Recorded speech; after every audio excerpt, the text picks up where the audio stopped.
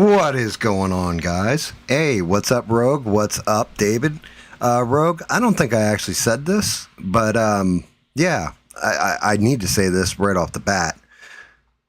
To Mrs. Rogue, welcome to the family. You know, I look at David, Smurf, Rogue, guys that we've been playing with for years, Twisted. You guys are like my family. And, you know, I don't think I ever appropriately or ever specifically said to Mrs. Rogue, welcome to the family. Glad to have you. Thank you for making Rogue complete and making his life better. We appreciate you. Oh boy, as David said, you know, early start. She needs to pass initiation first, according to David. Sorry about that one, Rogue. Yeah, so as you noted too, David, it's a fucking early stream. And the reason why is because tomorrow I have to get my temporary crown replaced. So I'll be getting up at like 8, 9 in the morning. I was feeling pretty good. I didn't want to wait 4 hours where I'm feeling like shit. Oh, she's got to go into a voice chat with Johnny first. And if she can still accept us after being in a voice chat with Johnny, apparently, according to David. But yeah, I was going to run a poll and say end this or change this because of YouTube and what's going on. And I'll go into everything going on with fucking YouTube because I've been doing a lot of research, not just AI research, which I was using, but actually watching different creators. And yeah, YouTube is fucking a lot of people over right now. A lot. So I'm watching guys with, one dude had 24.5 million subs and got hit with demonetization. Why? Because he ran an animation on his channel, right? That he animated himself, not made with fucking AI slop, but actually made it. Like all the music and the videos that I've just put up, they're for funsies and all that. And they're a complete AI slop, right? Like, let's get that straight. Like I may have written the lyrics, but they're AI slop. And those are just for fun and goofing around. As a matter of fact, I think I even said in one of them, no monetization, period. End of sentence. Like, do not monetize this shit. I don't want to make money off it, right? But not like YouTube's ever going to fucking monetize me anyway. But yeah, 24.5 million subs, has an animation in this video, and they demonetized him. Why? Because he clearly has it marked not for children's. This is not for kids. And somehow the AI that YouTube is using switched his accounts, that particular video, to made for children for some reason, and then said that it was misleading towards family content. And demonetized his whole channel. And he had to argue it out for like a week and got it back, right? Then there's these other people that are animators. They've been hand drawing everything this whole time. And they're hitting them. And demonetizing them, even though their shit is all made not for kids.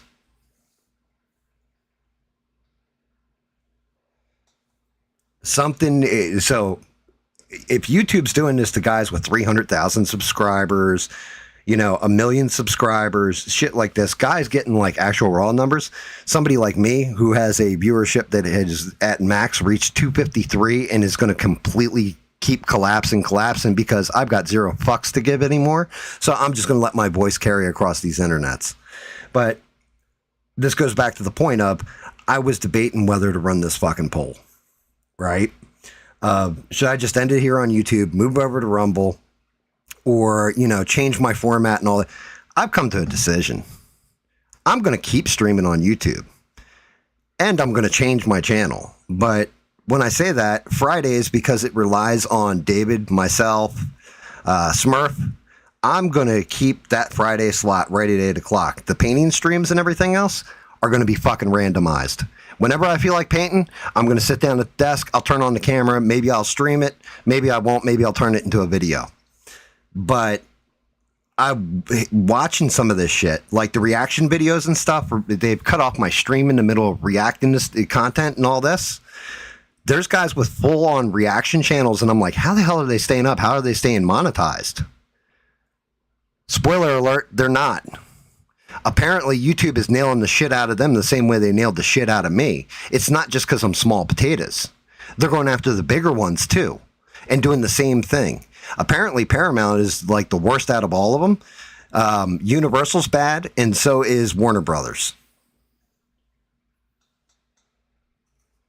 But yeah, the more I think about it, why the fuck am I going to retreat from YouTube and all this other stuff? You know what? I'm going to use my voice. I'm going to run my gums. I'm going to talk my shit. Everybody seems to have fun with it anyway. I never planned on making money at this shit to begin with. So, you know what? If you're just going to keep screwing people and all this other stuff, YouTube, you ain't going to make me quit. You're just going to make me talk about what a piece of shit you are. And then if you want to throw me off the platform because I'm not going to fucking comply, throw me off the platform. I'm anti-censorship. 1000%. If so, some of the stupid fucking people that run their fucking gums, sometimes I would have fucking muted them a while ago. I would have cut their voices out of my streams and all that. But no, I'm free speech. I've had this conversation about, well, when it was COVID-19, if you didn't say coof or beer bug or whatever, then you were, well, we can ban you off the platform and all that. Well, fucking ban me, motherfucker. Oh, delete yourself. You got grown-ass men saying delete yourself. No, it's suicide. They killed themselves. They took themselves the fuck out with a shotgun in their mouth. Like, what the fuck are we talking about here? You know what that is? That's slow censorship is what that is. That's the way it starts. You know where that shit happened? That shit happened over in Nazi Germany. That's how that worked. You slowly kill off people's speech. You slowly censor them. You slowly fucking weaken them. And then you break them down and it becomes a social norm. Transgender issue. Oh, well, you can't say a man's a woman and a woman's a man. Or, a woman's a woman and a man's a man. You can't call things what they are. Fuck you. So worst case scenario, you're just going to silence my voice? Well, silence me, motherfucker. Shut me the fuck up. Let me see you silence me. Do it. I fucking dare you. I fucking double dog dare you. There are other platforms that I can go to. And I started looking at them, and I started setting up a Rumble account and everything, and I'm looking at it, I'm like, why the fuck am I going to do this? If they ban me, if they kill me off, if they tell me to go fuck myself, I'm still going to, then all right, no problem. That's cool. I got other shit to do. I can go do yard work or something. You ain't pay me for this shit anyway. You're just going to have one less voice in the pool telling the fucking truth. What's up, Biggie? How are you? Hopefully you're still winning at soccer. I set this shit up so that it was a fun space where people could come. Also, I got more news for you, too. Because the guys that know me, like Rogue and fucking David, Smurf, they know what kind of asshole I can be and what happens when I get mean, right? So people saying, you're too mean to me, you're picking on me or whatever, go fuck yourself. How about that? You want me to really be mean? You really want me to pick on you? You really want me to put the fucking magnifying glass on your ass with the sun at my back? Guess what? You're asking for it. Because, yeah, shit's gotta change. It's not gonna be ending it. It's gonna be changing it. And I fucking had enough. I've tried to do the shit where I'm basically running with an angel wing. Well, the picture has a demon wing in it too for a reason. And now it's time for a fucking balance. Whether you like that balance or not, hey, whatever. Oh well, I'm going to make the content I want to make. I'm going to say the shit I want to say. I'm going to do what I want to fucking do. You're either down with it or you're not. And if you're not, hey, thanks for watching. Thanks for being here, all that stuff. But I fucking kind of had enough. I'm not playing these algorithm games. I'm not playing the, oh my God, my feelings are hurt games. Fuck you, dude. Biggie, a whole bunch of different shit, right? But also YouTube has been, and it's not just me. This goes way beyond me. This goes to bigger channels and stuff. YouTube is slowly demonetizing people and killing them off. I never thought I'd be monetized or big time or any of this stuff. I just got a voice. But I'm watching what's happening to these bigger YouTubers, way bigger than me. And it's like, if they're killing these guys off the way they are and killing off their monetization, screwing them on like copyright strikes, all this kind of stuff. And like, that's just it. Here's the new trick. They don't hit you with a copyright strike for showing their stuff, like a movie trailer. I want to review a movie trailer. Okay, so I show you guys the trailer and I start talking about it. It comes up, your streams have been blocked on all this stuff. Yeah, no, that's what they're doing is they do what's known as a soft copyright strike now. And all that does is divert all the money to whatever movie studio. So your commentary, your transformation, your, oh God, I wish Rebel was here because he would, fair use, right? They're stripping your monetization out of it and giving it to the bigger corporation. That's what happened to Billy Benjes? Yes, I can believe it.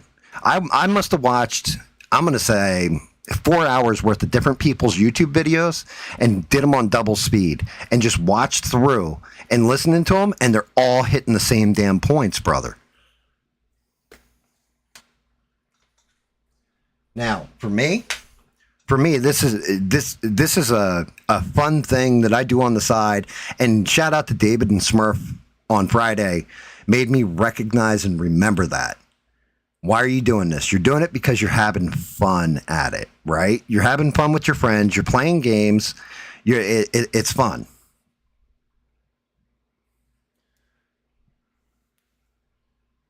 I'll search them up. And that's why we began doing this to begin with. And I'm going to continue to do that. And I'm going to continue to have fun. I'm just telling you guys now, the change that you got to be the change you want to see, right? And, remembering that David and I had fun, Smurf and I had fun breaking each other's balls. Listen to Bob. Shout out to Bob. I think Bob's all upset because I put up the one video, but he didn't even read the description or watch the video. Apparently, he just got all pissy pants, which, fuck you, Bob. You're a whiny bitch at that point.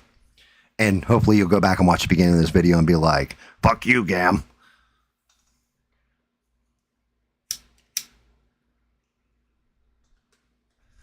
But yeah, I just, I've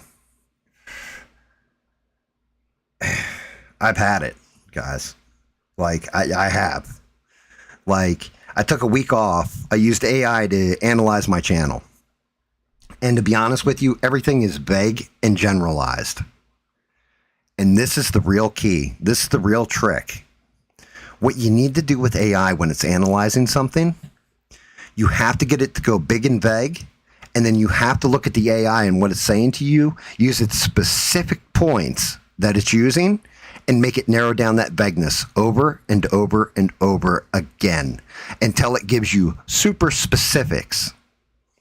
It told me different things like don't use certain language. It told me one person that watches my content, eventually when I nailed it down and kept nailing it down smaller, that said, you either need to be more sensitive to this person and what they're saying and the way you handle them, I'm paraphrasing, or you need to ask them politely not to watch your content anymore.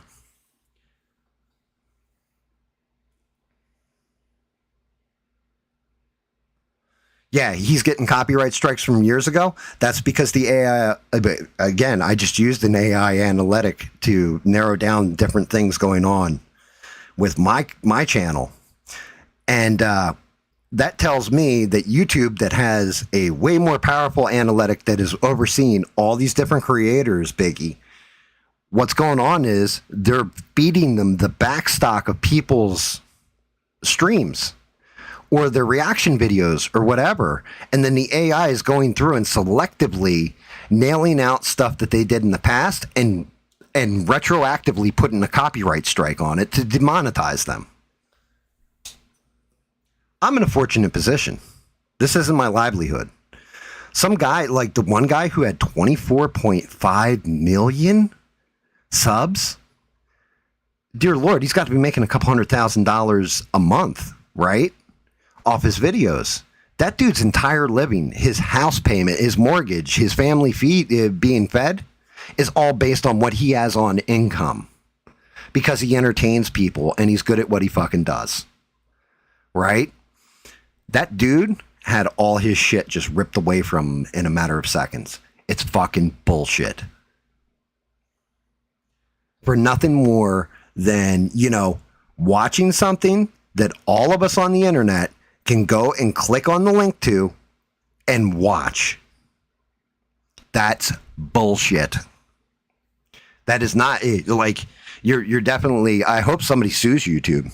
I'll be honest with you. I hope a whole bunch of creators come together and sue the shit out of YouTube and say, hey, look, you know, because what's the alternative? Everybody's like, well, I'm going to a different platform or I'm going to set up an alternative and everything else. What the fuck good does that do? How does that hurt the system? It doesn't. YouTube's still going to implement it.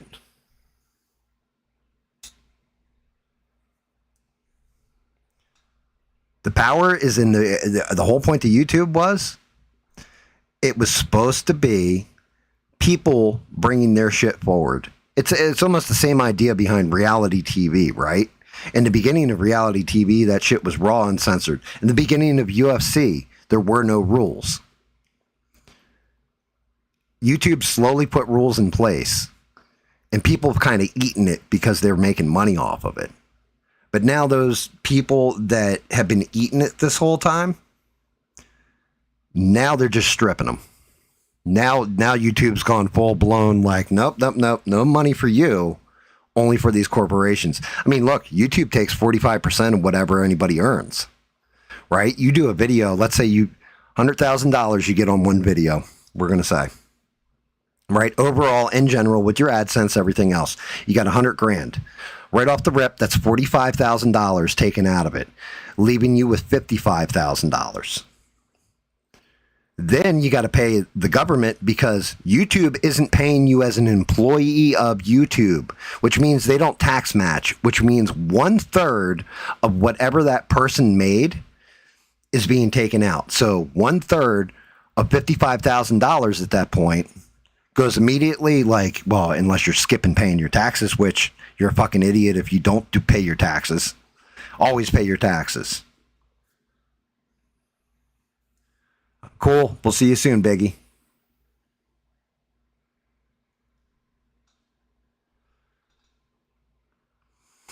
So, you know, like 50, so you're taking 30 and like 33%. I'm being a little conservative there. Really, you want to hold out 40% of whatever it is. So if we're really, really breaking that shit down, you know, let's see, 55 and a half would be what? 25,000, 27.5, right? Take 10% off that. That's another 2,700, 2,800, we'll say, off of that. So when you really break it the fuck down, you're making what, like 30 grand roundabouts off $100,000. Government gets their share. That's always going to be a thing, guys. Nothing we can do with that shit now. But YouTube taking their share out of it. And I get it. YouTube's got to pay for network traffic. They got to pay for the storage. They got to pay for the video hosting. They got to pay for a lot of things. And it's expensive. But it's bullshit. Because those people that, hey, you made 100 grand. No, I didn't. I made like 25. I made 30 out of that 100,000. And so now what are you going to do? You're going to divert that fucking loot to somewhere. Man, fuck you, YouTube. Now you're going to strip them all that money because you're demonetized, but those ads are still going to fucking run, meaning YouTube gets 100% of it. So why even cut the person making the content in for that much? Why let them say what's on their actual mind? Instead, they got to jump through fucking hoops. Delete yourself. You got to delete, you know, dude deleted himself. Oh, he raped that girl. Oh, he, you know, like, and you guys have all heard this shit. Guaranteed you've heard like your favorite YouTubers fucking say these different gay lines that, you know, grown ass men, grown ass adults can't say. You know, there's a point in time where you called somebody a retard. Saying somebody's retarded, you're not calling somebody who's clinically retarded. You're calling one of your buddies who is fucking saying something stupid retarded, because that's the way people talk. But you want to censor the language. It seems like you backed off of that one. The F slur, which, you know, has been said enough on this damn channel, where I don't want to be fucking like kicked off for, you know, that shit. You know, Bob likes to say it like it says his favorite day word. But why can't Bob say it? I mean, there's a reason why Bob says it. Because it just comes out of his mouth. He's not aiming at an LGBTQ plus IA minus sign divided and ampersand. You know, he's just fucking saying it because he's just talking. Because that's how fucking people talk. So you want some fucking changes? I'm making some changes. I've had enough. And then there's the AI videos that you know, the music and the videos that I popped out. I've said for a while I'm going to pop those things out, and they're going to be fun. They're goofy. They're just for laughs. They're not too. I'm going to do one on myself. If I'm going to be honest with you, it's coming. But I'm not going to turn into a content mill for AI either. And it seems like YouTube wants you to turn into a content mill for AI. Not going to happen.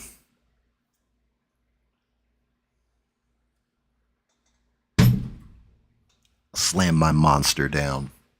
Get this party fucking started. I've got this big bad boy that he's coming along. He needs his work and everything else. I actually got one more model that I got off my resin printer. My resin printer took a shit again, by the way. The new one. And I took it apart. And it looks like it, because it started making the same noise as the old one. So something's going on with my resin printer where apparently and I spilled 0 resin this time. The old one, I can admit, like, I was being sloppy with it. I was being careless, all this other stuff. I babied the fuck out of this printer.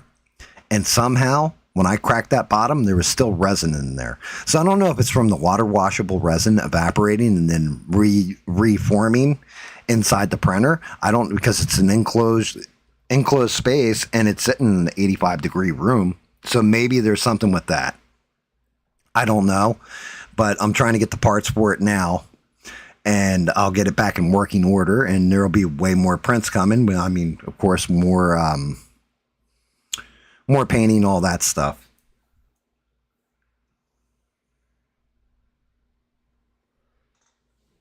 But yeah, I've had enough. Like, I've had enough. I've got people that, you know, want to whine about me not promoting them enough or not doing enough for them too. By the way, guys, just going to let you know that for free. That I'm not supportive enough, things like this, those people can go fuck themselves because they can't even take accountability for their own actions. Hey, I got an idea. Produce better content. Maybe then more people will come over and subscribe to you. You know, I'm pretty sure my entire subscriber base went over and subscribed to you. I'm pretty sure that I promoted you anytime you're in my fucking chat. You can go fuck your mother, sir.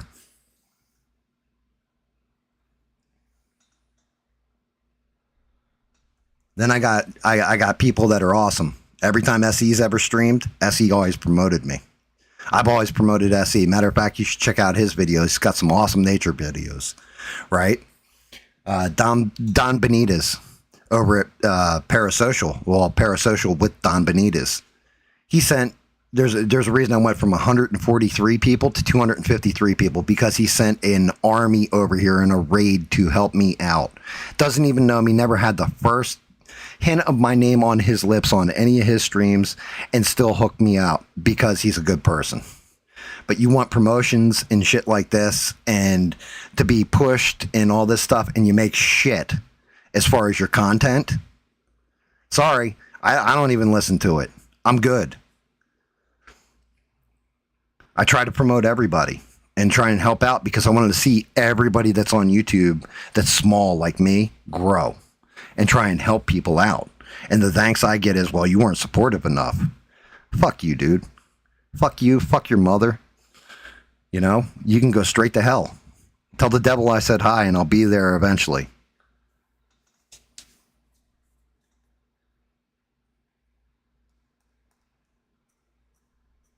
Well, Gam, your message is too harsh. I think I might need to unsub. See ya. Wouldn't want to fucking be ya. Done. Done putting on kid gloves. Done being like sweet, like nice and trying to fucking weigh everything. Like I'll still weigh everything evenly because that's my nature and that's the way I think. But if you want me to fucking coddle your ass or bend a show and all this, especially when I now have analytics that show anytime you get a bug up your ass, you derail the entirety of the fun that we're having. All these people are engaged. I'm watching the engagement, and then I watch a mouth run in the chat that goes, I don't like this. Oh my God, you're being mean to me. And all of a sudden, my fucking engagement rate drops because you made everybody feel bad in the chat for having fun. You're a wet blanket and a fucktard. Fuck yourself.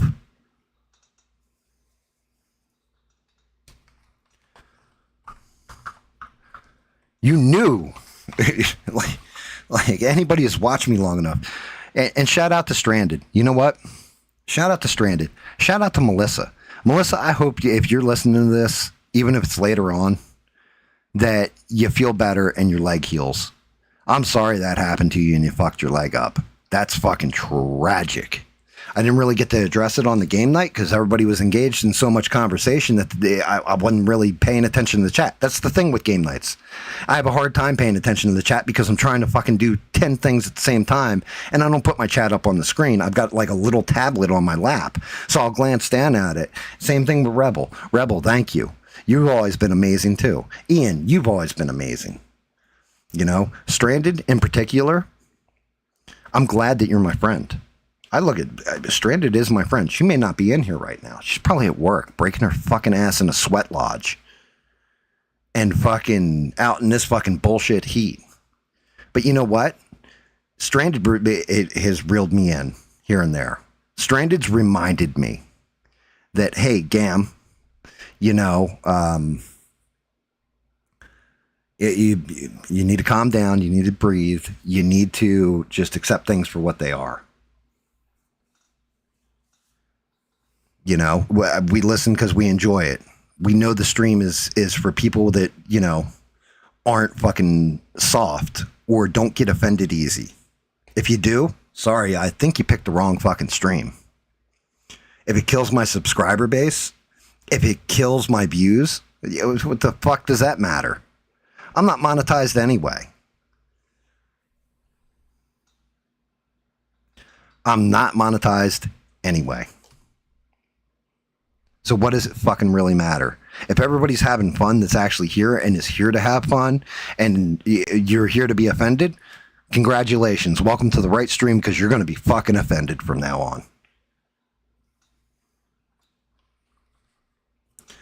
Like, and like YouTube, you the whole thing you did, YouTube, was I had a hope maybe one day I could build up a big enough subscriber base. I could be monetized. I take your money. I wouldn't take my viewers' money, all that kind of shit. And you fucking killed that hope. Well, guess what? One of my favorite quotes is actually written on an album cover. Bloody Kisses by Typo Negative. And it says, no hope equals no fear. I'm afraid of like one person in my entire life. That's my wife. Why? Because she is my rock and she is the greatest thing that ever happened to me. And she honestly, without her, I would have been dead a long time ago. That's the one person in this world I fear. As far as you, YouTube, I don't fucking fear you. And you've made it where I have no hope. So now you get my fucking mouth running.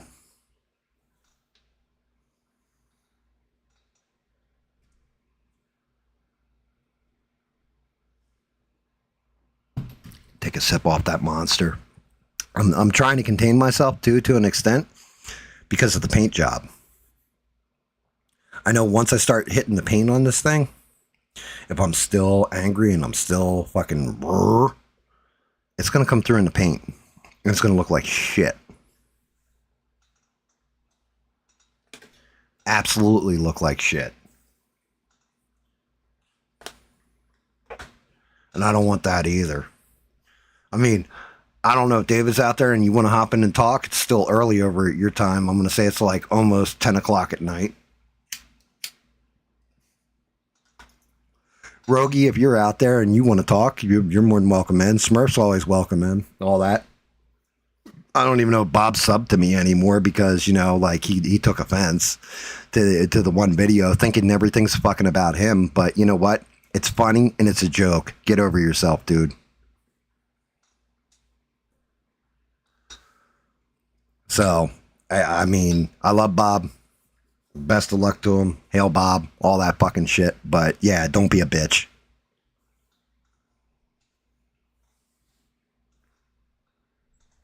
Because if you heard what I've got cooking in the background, you're going to be like, wow, you took it fucking easy on me.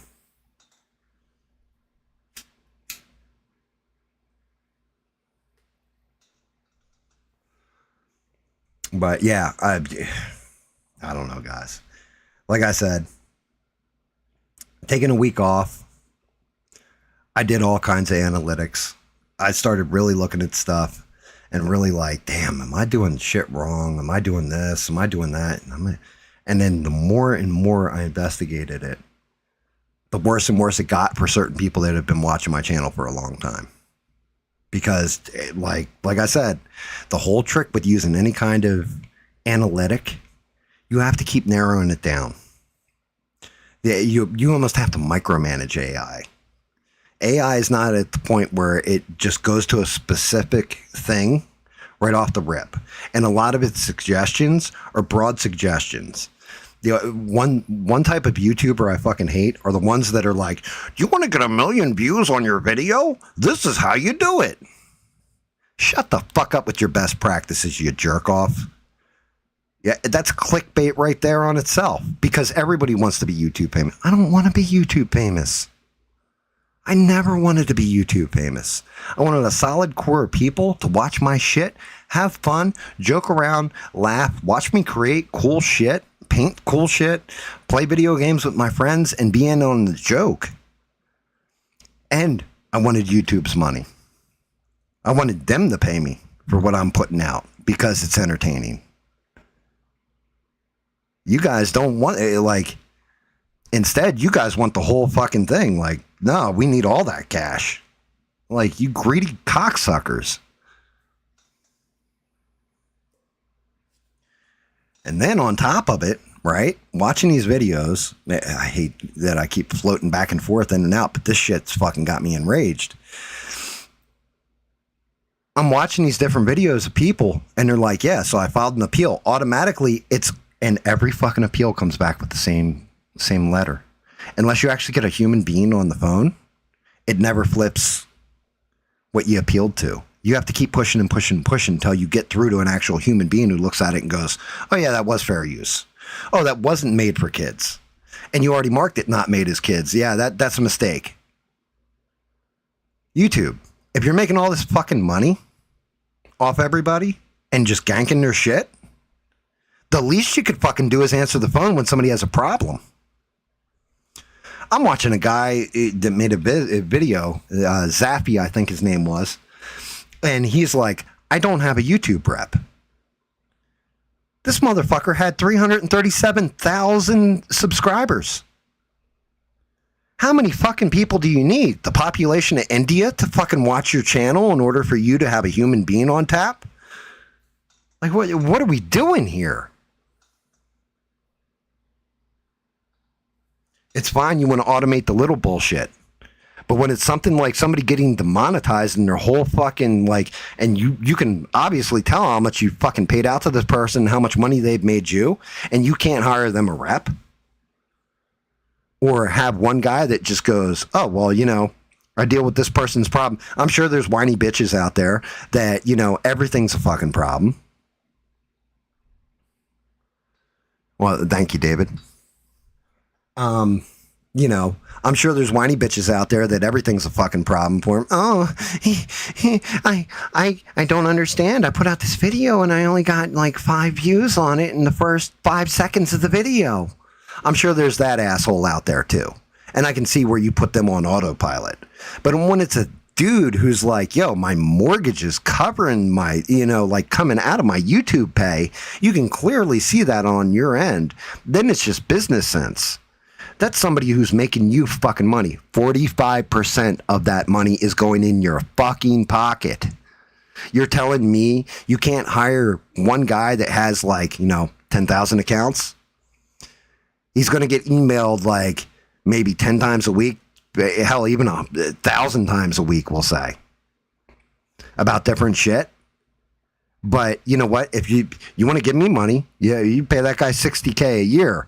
2 of your fucking guys that have over 1 million subs are going to cover his ass easily, far and above cover his ass for what you're going to be spending out. Instead, you give it up to a gimp ass fucking YouTube system made with AI that fucking doesn't know its ass from a Cheerio. And instead of beta testing that thing and having it learn in the background and, growing it and cultivating it, no, you're just going to throw it in real time and just watch it fuck everything up as it goes. You fucking lazy cocksuckers.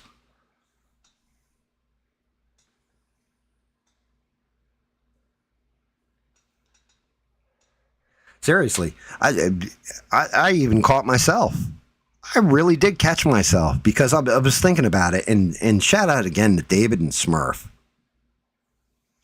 I'm on very early Stranded, and you're missing you're probably going to want to go back and listen to the fucking first 20 minutes of me just going the fuck off. But shout out to Smurf and David, and shout out to you too, Stranded. I said this earlier. Stranded. Thank you. Because honestly, you know what? Sheree was a great mod when she was here. You're an even better mod because you've stuck the entire time. You've stuck beside me. Right? And you've tried to calm me down in the fucking background since we've been emailing back and forth. You try to make me see reason, logic, and everything else, and not let me just be blind rage. And I appreciate you for that. But, where I was going with this is shout out again to David and Smurf, because if we hadn't played on Friday, we had 131 people watching us. Now, granted, one dude subscribed, 3 people unsubscribed, so I fucking don't know. And shout out to Mr. Teds, who is a new subscriber as far as I know. I think he's still subscribed. He actually plays Planet Crafters and all these other games and stuff, and he's a streamer too. Shout out to him. Thank you, dude. That actually meant a lot to me, and he's got way more subscribers than I have. But yeah, if David and Smurf, when I said, should I just fucking kill this shit? Should I move it to another platform? They didn't sit there, and this is how I know they're my friends. They didn't sit there and say, Gam, you're a fucking asshole. You just need to stick on YouTube and stop worrying about it and all this other stuff. They said, look, if you want to change platforms or whatever, that's fine. But we're here and we're down because we have fun playing. And that's what it's really all about. And you know what? It made me think about it pretty damn hard yesterday. Yeah, you know what? I do love that time with Smurf. I do love that time with David. It's cathartic. It's my relaxation. I get to goof around with my friends while we're playing a video game, talk shit, and then we let everybody in on the joke.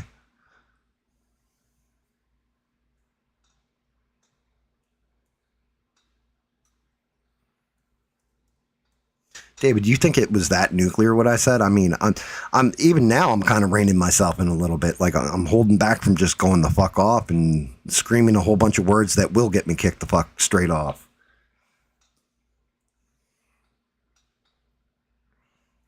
But yeah, I mean, seriously, SE hopping in, talking, everything, Bob talking, the whole 9 yards. Which, funny enough, I also was thinking about it because the whole thing I was telling Bob about, because he was like, well, Sharia law is going to take over and all that. Shut up, Bob. Get your gun and then go shoot people. What do you want me to tell you? Is that the only way you're going to fix shit? Stop being a bitch. But I thought about it and I was like, why did I take the stance I took? And I figured it out. I figured out exactly what it was. I have an old story from when I was in high school about an outside force. And yes, they were Muslim. They said, they walked around the school preaching about Allah and all kinds of shit. And they called themselves the gods. Welcome back, Biggie.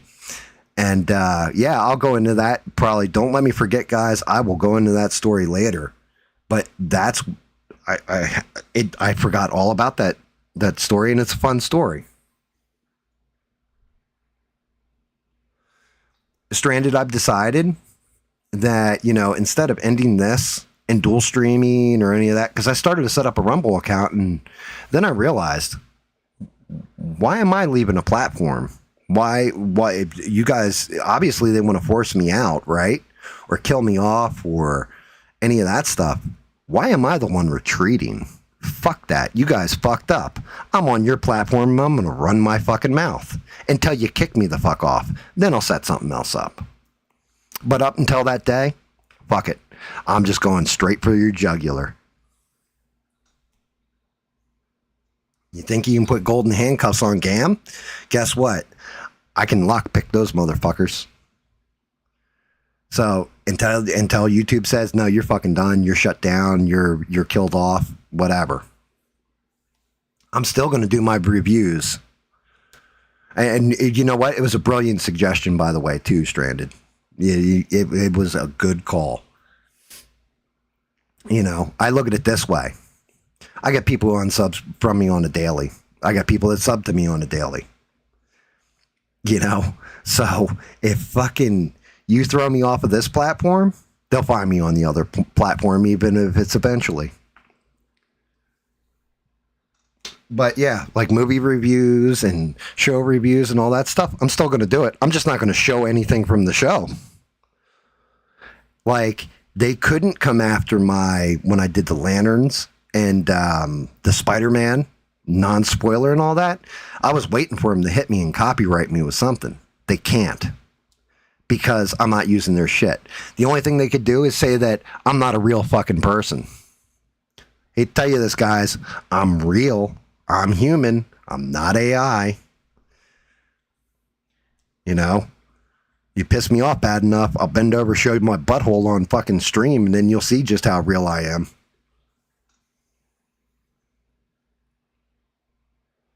Hemorrhoids and everything. I'll just show it to you. I don't give a fuck, dude. Like, YouTube is like I said, YouTube, you done fucked up now.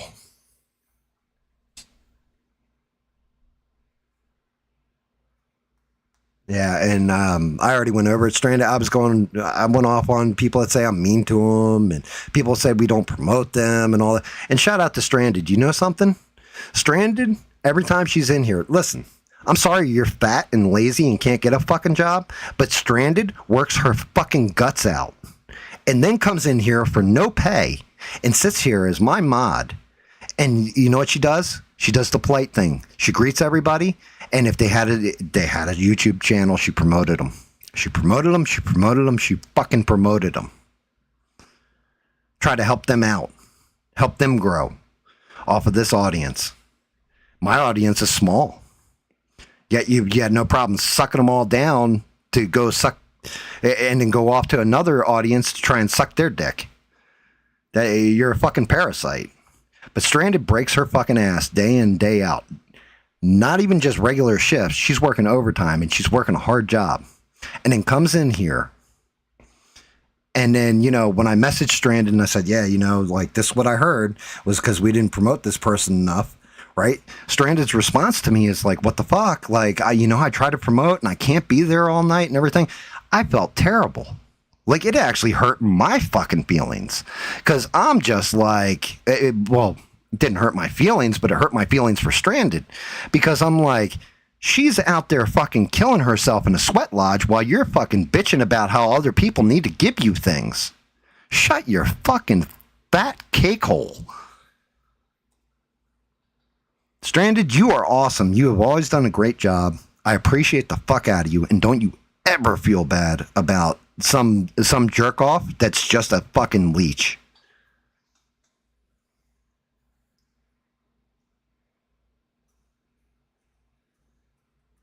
Some people are made of steel. Some people are made of fucking whipped cream.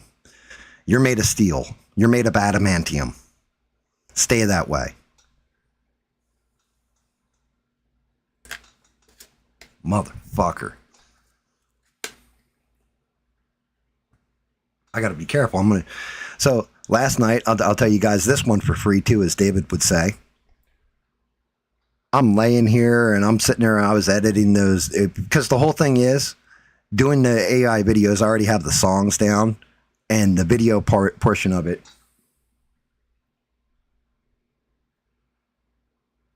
No, Devin, actually, to tell you the truth, here's what I like about you, Devin. You're actually one of the people I appreciate. I've noticed a lot of the people I got from ABL Stream are pretty much cream puff bitches, but you're not. And I'm going to tell you why you're not. Because when I say something that you don't fucking like, you know what you do? You say, Gam, I don't like that shit, and you still stick around and we still throw fucking popcorn to you. You used to just sit in the background, Devin, and you would be quiet and watch everything happen, which is where the popcorn even came from. Now, you know me well enough that you can actually be assertive with me and aggressive with me and tell me to my fucking face.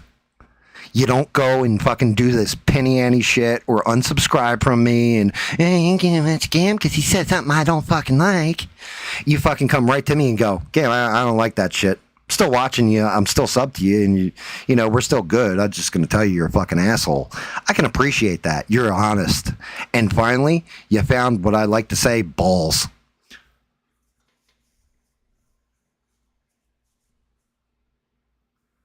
No.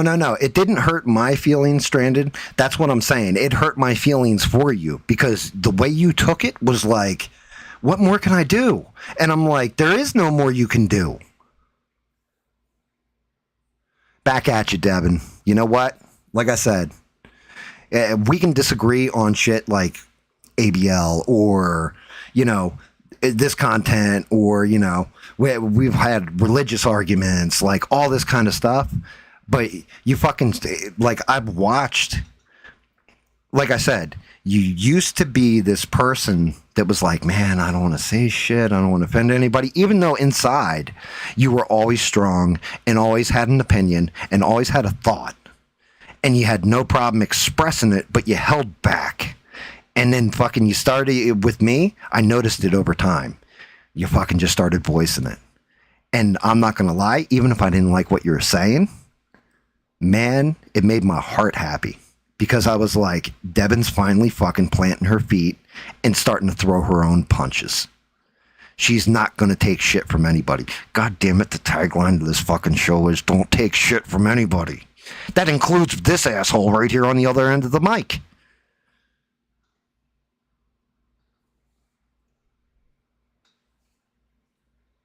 I knew what you were saying.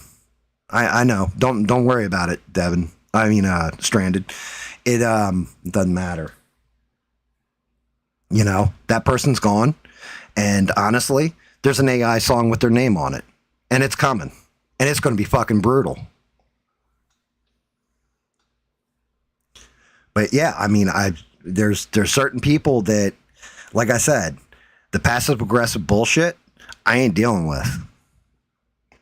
Thinking you're better than everybody else, or that this show is only made for you, that shit's done. Fucking donezo.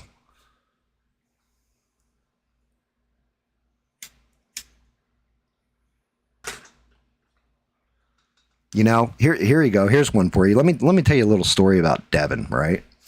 And I mean, I could go back to when I was first starting out and had to do audio checks and all this, and her and her husband sat there with me for like 3 hours trying to get the fucking microphone to work.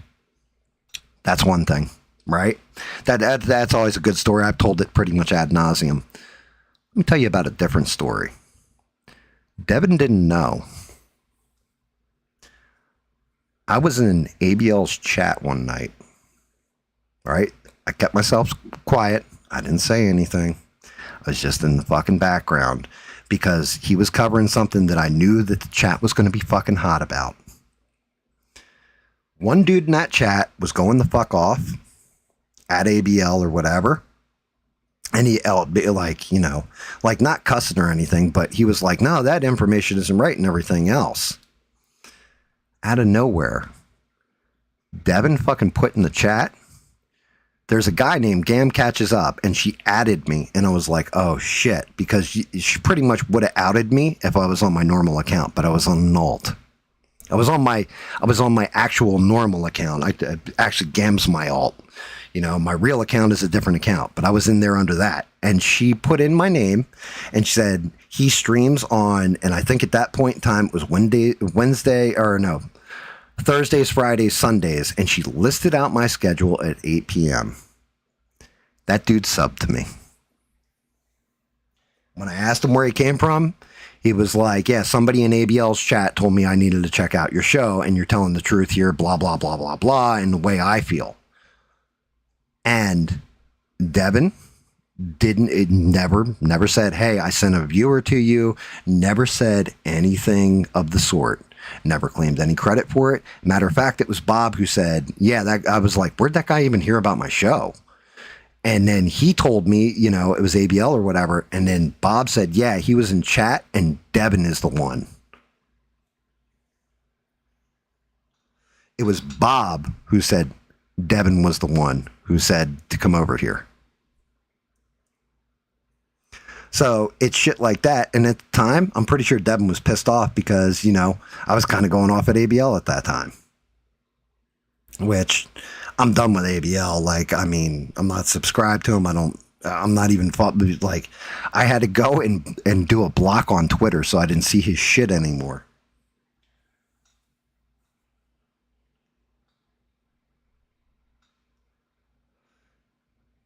You got the toilet ready? I don't even know what to get at Taco Bell anymore, David. Unfortunately, it's all that menu has changed. And yeah, I stopped eating it a long time ago.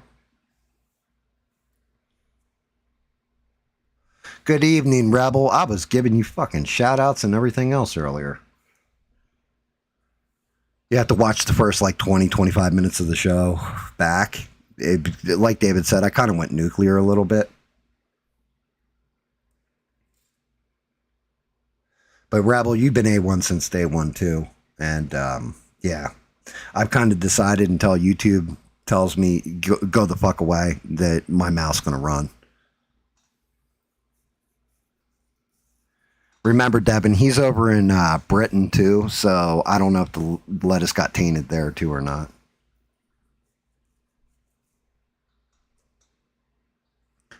But yeah, I've hit that point, you know. Again, YouTube has removed all hope for small creators at this point. They're damaging their big creators. So the platform is slowly turning into television. Again, the analytics on the AI that I ran when I got into specifics, one of them was that I need to curb my language. Fuck you. I'm not going to, sorry, I talk the way I talk. People don't like it, they're not going to tune in. People like it, they're going to tune in. I'm not worried about making your money anymore. There's a point in time where I started looking at those analytics like it was the fucking end of the world. If I didn't get, you know, so many subscribers, I didn't get so many views, I didn't have the watch time, this, that, and the other thing. That shit's gone. YouTube, you fucking shot the hostage. You fucking uncorked the genie from the bottle, motherfuckers. You're screwed.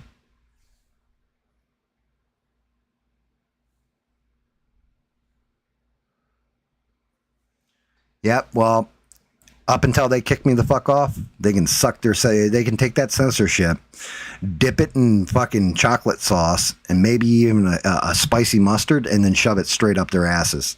Because I will not be censored. I'm not going to curb my language. I am not going to curb who I am. From now on, Reb, I'm making fucking content I want to make, and fuck everything else.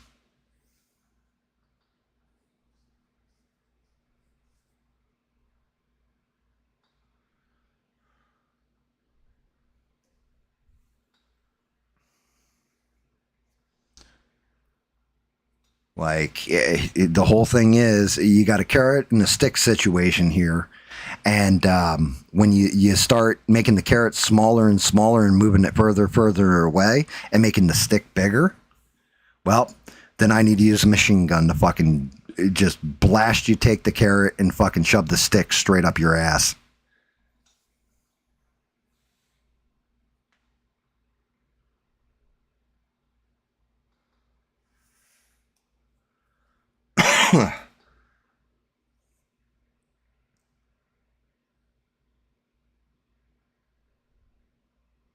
You're driving through Nashville.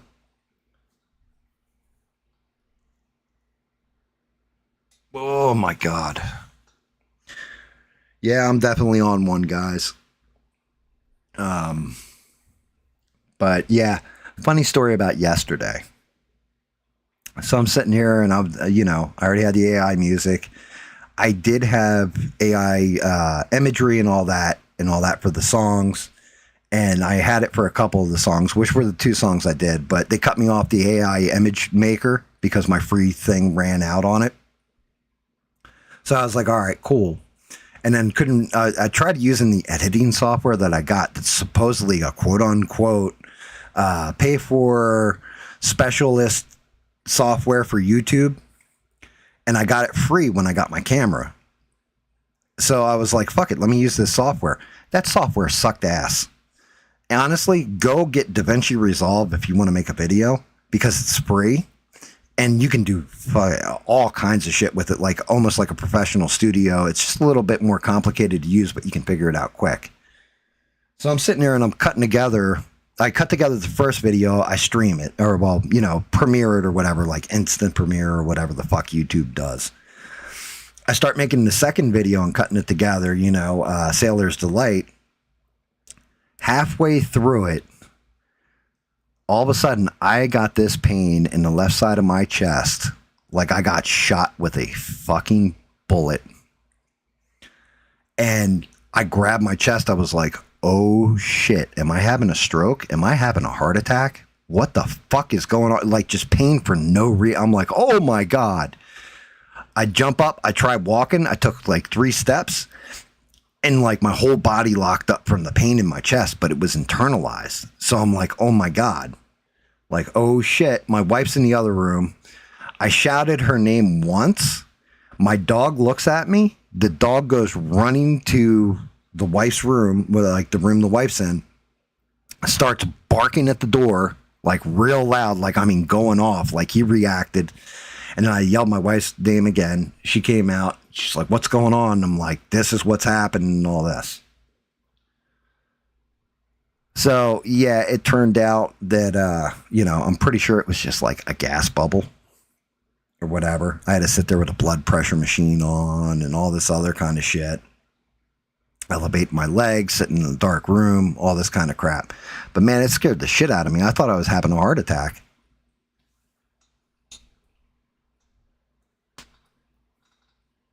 Like, I really thought I was like, fuck, I'm going to die. And I'm going to die while editing a video that's a joke video about a sailor named Bob that's going down, down, down.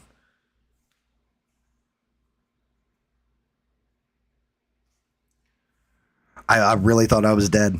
I thought I was dead on my feet. I thought that was it. And, then that put a whole, like, bunch of shit in my mind. And I was like, you, even though it happened last night, give me a little bit of time to reflect on things because I didn't know how I was going to address all this. And like I said, I was going to be a bitch and just go, oh, I'm running off the Rumble. No, fuck that. I'm planting my feet and I'm fighting. It's what I've done my whole life. So why the fuck, how's online different than real life? You fucking plant your feet and you stand. And fine, you might get knocked out, but at least you fucking fought. Don't be a bitch.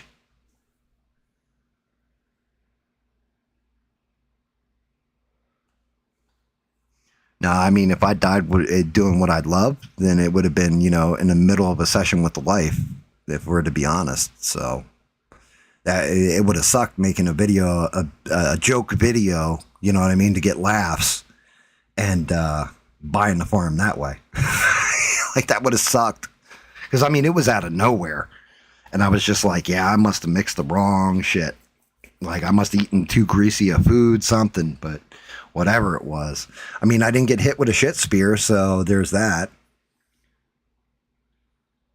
But the coolest part was, my dog got extra lovin's and treats and everything else after everything was said and done. The pain had subsided and all that. And the reason being is because the way I reacted, that dog went and got help. Like, that motherfucker was like Lassie when Timmy fell down the well. He just like, I mean, he jumped up. As soon as I shouted my wife's name, he was like, whoom, towards that door and fucking like barking, just going the fuck off.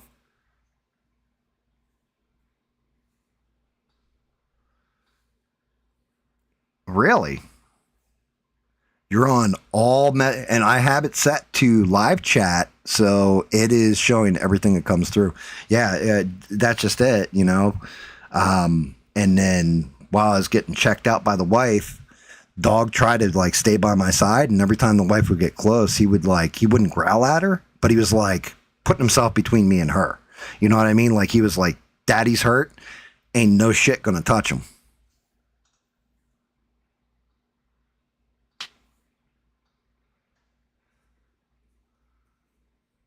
And you know what I mean? Like, he lays on the ground behind me when I do this stream and stuff. He knows at the end of it when I say the DTSFA line, which if I say it now, he'll act up.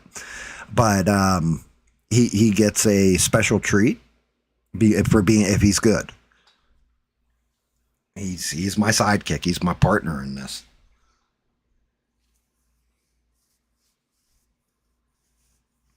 Dear fucking God. But yeah, that was craziness. Um, and again, I was like, man, if I go out, and I have protocols in place in case, you know, something does actually happen to me. Like, the wife has access to every one of my passwords, stuff like that. But there's certain people that she is to message immediately. So different spheres of people that I deal with, because not everybody watches the show. Not everybody games with me. Not everybody, you know, the wife has, like, there's people in real life. The wife has the list of protocol to break down. David being one of them, Smurf's another for like online stuff. David has control over the Discord. And she has my YouTube passwords, all that stuff. So she just passed that right on to David. And David could make a video like, right, Gam's an old decrepit knobhead and he's dead. Sorry, mate, no more streams, you know, whatever he wants to say. And then people in real life, she knows my friends in real life, so she can get a hold of them. But, you know, again, it gave me a little bit more self-reflection, and I'm like, it also made me realize, like, yo, you got to, maybe part of this is like a good warning, like just the universe's way of saying, like, why are you running away from YouTube and the shit they're going to implement and all this? Why are you going to go over to Rumble? Why are you going to, you know, go to a different platform without being kicked off first? And I'm not going to go out of my way to get kicked off, but eventually they're going to kick me the fuck off.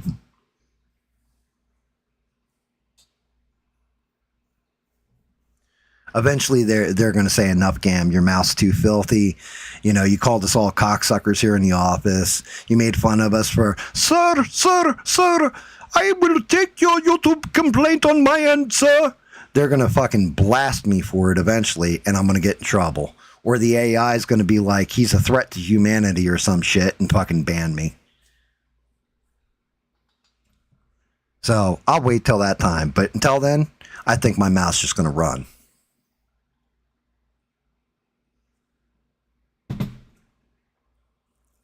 I think I'm just going to plant my feet and fight like I always have.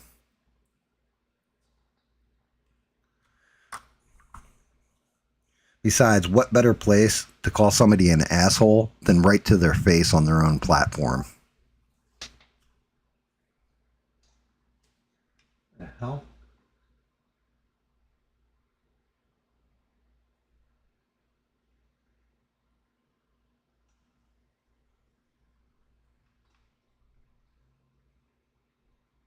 Wow. Devin's not lying. She just sent me over some proof.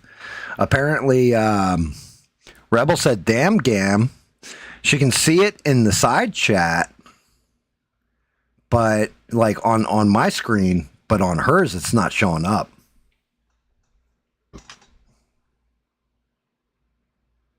That's fucked. That is absolutely fucked. Well, at least my mouth runs, so you'll at least be able to hear the audio unless they start muting that shit out too. You know, if all of a sudden I'm sitting here and I'm like, you guys are a bunch of ers, you know, like you'll know that like YouTube got me.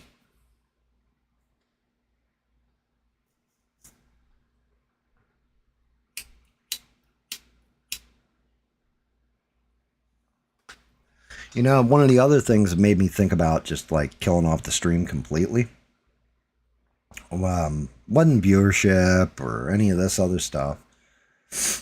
You know, it was like, am I really throwing any kind of message out there, or people actually having fun with this, or people just, you know, doing it out of like almost like an obligation, like, you know, like I told that dude I'd watch his shit, so I'm watching his shit, you know. And then I get stuff like messages from Stranded like, yo, I just listened to this episode and blah blah blah blah blah, or I'm at work right now and it carried me through a shift, and I'm like, those are the people I need to make this shit for.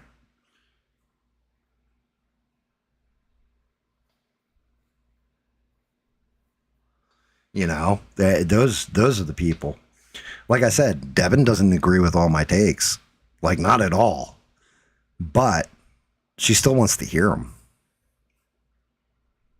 You know, David thinks I'm a complete knobhead and old, and he just wants me Lucky Charms if I pass away. So I think that's why David hangs in there, but the rest of you guys, you're good people. Like Rebel comes in, Rebel's, and I love the fact that, you know, when I first started streaming, and I definitely was a lot friendlier when I started streaming, Rebel would come in and I'd say something, and Rebel would just be like, you know, like say we were talking about Israel, Rebel would just come in out of left field and be like, yo, fuck Israel. And I always respected the hell out of him for that, because he just says whatever the fuck he wants.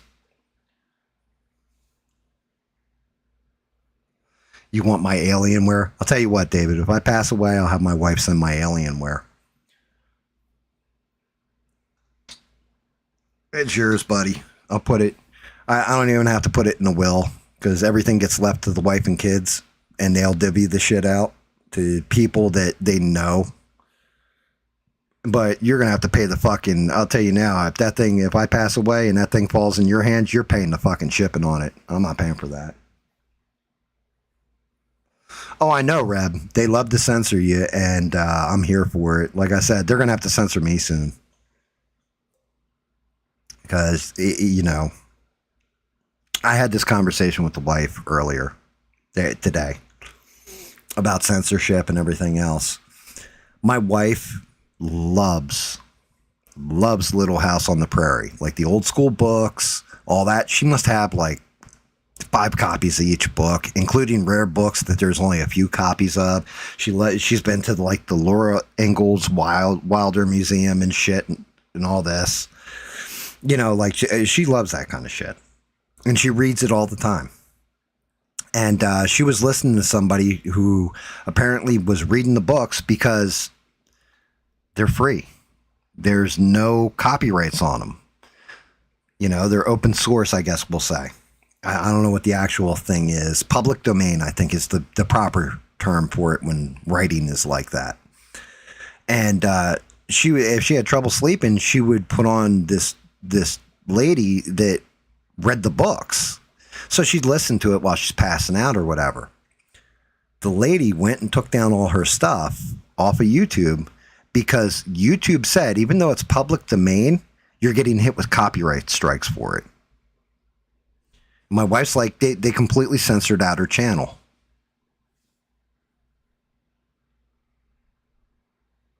You can post my search history. All you're going to find in there is like just bullshit. Like, that's just it. I actually, believe it or not, there's a point in time where I swear to God, I think my computer's caught venereal disease from how much adult content I would watch when I was younger. At my age, I don't need to watch adult content. It's fucking boring to me. It's like, yeah, whatever.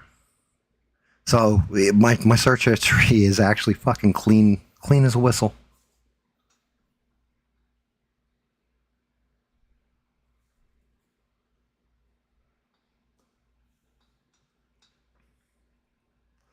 But yeah, I mean, it's hitting across the board. And, you know, I said this early on, I'll say it again. But guys with 300,000 subscribers, millions of subscribers, one dude, 25.4 million subs. And they demonetized his channel because he has all his shit listed as not made for kids, but he showed an animation in one of his videos, and they used it to demonetize his entire channel, saying that it was misleading as far as family content is concerned. There's another guy I was watching, and they all do like hand-drawn animations and all that. No AI. This dude in his thumbnail had a gun on the fucking thumbnail, like a handgun, and it was called something like The Wrong Way to Babysit or something like that. And it was a joke video, a joke animation for adults, marked not made for kids. And they fucking cut his whole fucking channel for a week and banned him and told him he has to take out the offensive content.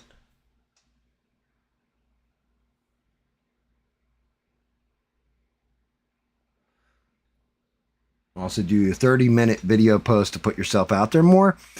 The short thing, I honestly was thinking about this earlier, Stranded. I was like, you know, YouTube wants to do shit. Well, I just put up 2 AI videos, so we'll see if YouTube promotes them, because apparently YouTube likes AI shit. So we'll see. You're offended that they're offended now. Exactly. You know, so I thought about doing a short, and the short was basically just me doing this the entire time. Just doing a middle finger and being like, okay, so YouTube tells me I get more subs for shorts.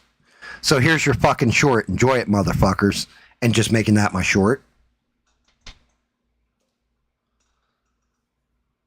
And, you know, I'd do it for the ha-has.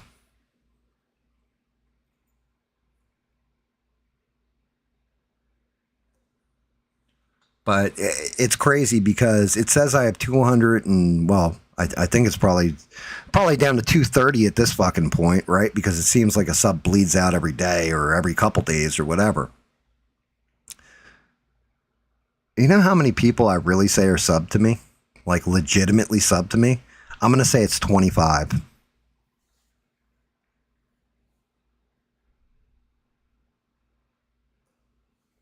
Yeah, I mean, like I said, Stranded, yeah, YouTube would definitely love it. Hey, look, We're Gonna Leaf just signed into Xbox. I forgot because this is my old system. Well, my system before the Alien, where I still have Xbox running in the background on it auto. 238, yeah. Well, I'm pretty sure Bob unsubbed out of protest about the Sailor's Delight song.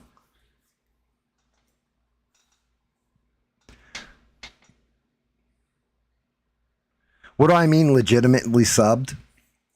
So, what I mean by legitimately subbed is, do you think there's, and I'm going to use them as an example, so don't take offense to this, Devin, but do you think ABL really has 1.08 million people subbed to him? He had somebody who came in, they watched a video or a portion of a video or a portion of a live stream, they liked what he was saying, they clicked sub, and then never watched him again. And it's the same thing for me. I say I have 238 people, according to Stranded, that are sub to me, but there's like 25 people that come on here and actually watch me or actually watch my videos. Then there's a whole, like, I mean, I can look at the analytics and it tells you flat out how many people, you know, like my subscribers, I think it's like 22% of them or some shit like that, usually watch every one of my videos, my live streams, stuff like this. The other ones, because it tells you what source people come from. Other ones see it, like it'll come up, YouTube puts it on like their homepage or something. And then they fucking click on the video and watch it, right? Or click on the live stream. Like, for example, Friday, it was like, Jesus, like 5:30 in the morning, my time. Smurf, me, David, we're all playing Planet Crafters. We had 131 people watching us. If all the people that weren't subscribed to me click subscribe at that point, I'd be at 400 and something like viewers at this point. There was like 3 of the regulars in there because they were talking, like Ian. Shout out to Ian, right? But everybody else will just click on something off of YouTube. They never fucking subscribe. And even when you say, hey, just hit subscribe, SE Wolverines and I had this discussion once about this. And we're like, you know, people can't just like, they like your content because they're watching it, obviously.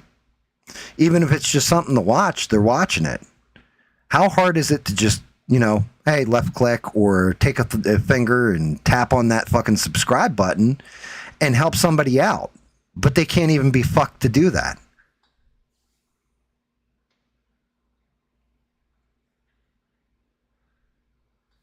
Bro, anybody even thought about shocking my dog on street? You could offer me like millions of dollars if you're like, yo, you shock your dog for $1 million. It's like, would you punch your wife in the face for $1 million? You know what I'm gonna do? I'm probably gonna beat your fucking ass and take that $1 million and start throwing it in the air to everybody, because there is no way in fuck I would ever shock my animal.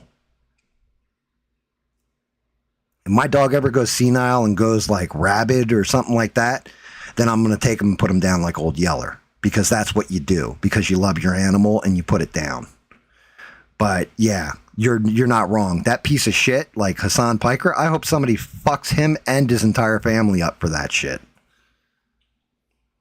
You know, allegedly. No, not allegedly. That's actually how I fucking feel. I hope somebody kicks the shit out of him on camera and fucking posts it to the world, puts that shock collar across his fucking throat and then one across his nutsack and just starts fucking holding the button down. Or starts tapping it like they're mash escaping from a zombie in a video game. That fucking piece of shit.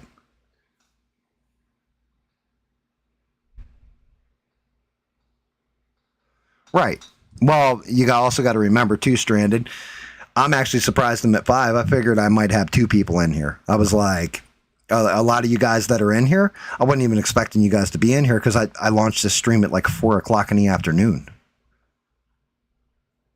You know, I did it. I launched the stream early because I said it in the beginning. I'll repeat it now because everybody's kind of here. But I got to go, and I have a temporary cap on. I got to get up and go to the dentist early in the morning, have the temp cap replaced with a permanent cap on one of my teeth. So I was like, I already had the energy. I was feeling all right. I'm already pissed off. So might as well just fire up the stream, knock it out early, call it an early night. You know what I mean? Like, go get off of here at like midnight, and I'll probably be as long as my normal ass streams. I said that earlier, Reb. If AI accuses me of not being a real human being, then I'm going to show my butthole. Hemorrhoids and all.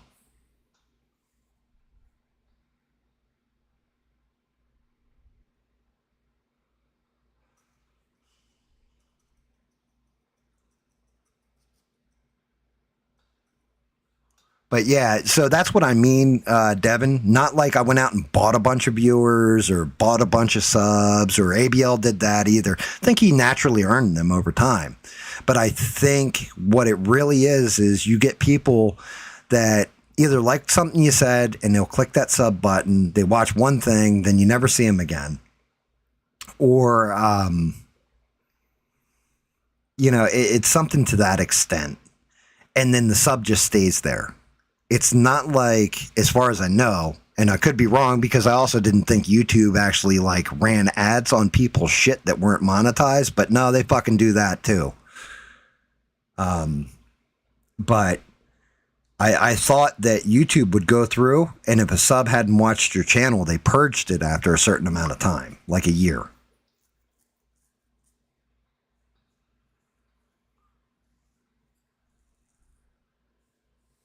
No, I'm not talking about bots. I don't think there's not bots that have clicked on me and subbed. Shit, if there were, Devin, I would have been like over 1,000 subscribers a while ago, right? And I'm going to be honest with you. I don't think ABL's ever paid for fucking views. I don't think he's ever paid for bots. I don't want to be a dick when I say this or sound like a dick, but I'm going to anyway, so fuck it. You know, he's kind of a tightwad with his cash, which I can't blame him on. It's smart. He manages his money, it seems, very smartly. Like, he doesn't buy frivolous bullshit. So I can't see him like, well, I got to be popular on YouTube, so I got to pay for views. Jeremy of the Quartering, yeah, that motherfucker buys bots and views and all that kind of shit, almost guaranteed, because I think Luther Morgan, Keno Casino, Kiwi Farm, shout out to all them, have pretty much proven that the Quartering does. I don't think ABL did anything of the sort. I think he legitimately just stayed on the grind for a long time during elections and shit. Like, he did election night. He had like 40,000 people watching him. I'm sure he picked up 20,000 subs there, for example. You know what I mean?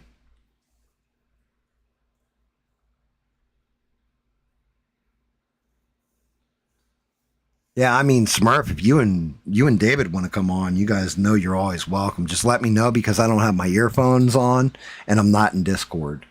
Matter of fact, I guess I should go into the Discord chat too, just in case you guys pop in. So this way people can at least hear you, even if I can't. Let's see, I'll go into the Discord. I mean, that's up to you, bud. Yeah, you guys don't have to come in, but there you go. I set up. God damn it. Fucking Discord pisses me off with that shit. How come you can't just auto update? Every time I log in, it's like, you gotta update. And it's like, yeah, well, you could have fucking done that before I fired the program up, you piece of shit.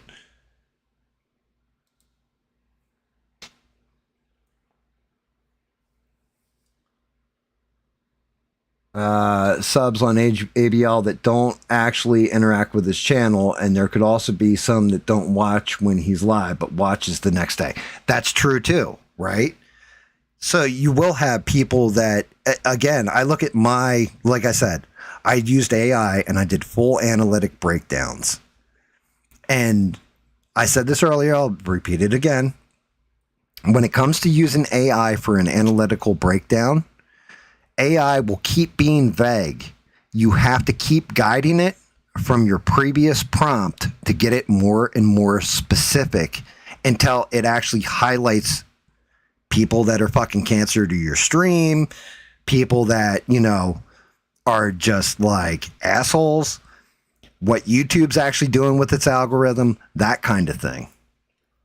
And it's a lot. Like, I mean, I must have spent, God, like 8 hours feeding it different streams, trying to narrow things down, trying to get things banged out. And like, the whole thing is, the worst part of it was that AI pretty much, even at that point, after getting super, super specific and like going in different ways and just trying to be clever with the way I was wording things to get it to tell me certain outcomes that I really wanted to know, it sanitized the results. Like, everything was kind of sanitized, trying not to hurt my feelings. And I'm like, yo, what kind of bitch made bitch is fucking programming this shit? Like, yo, just come out and tell me fucking numbers, motherfucker. Come out and tell me, like, bro, you talk like an asshole on stream. That's why people aren't subbing to you. You know, but it's like nice.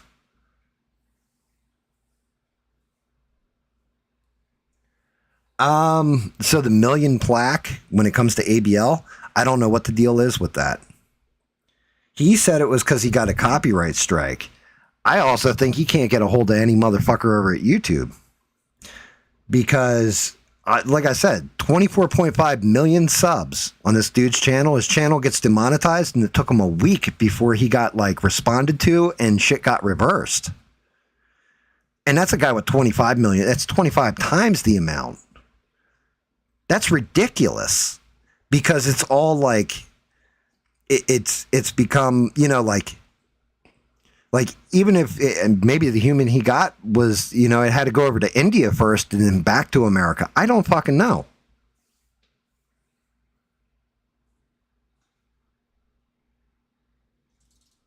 No, I saw that. I posted that on Discord about Carmelo Anthony.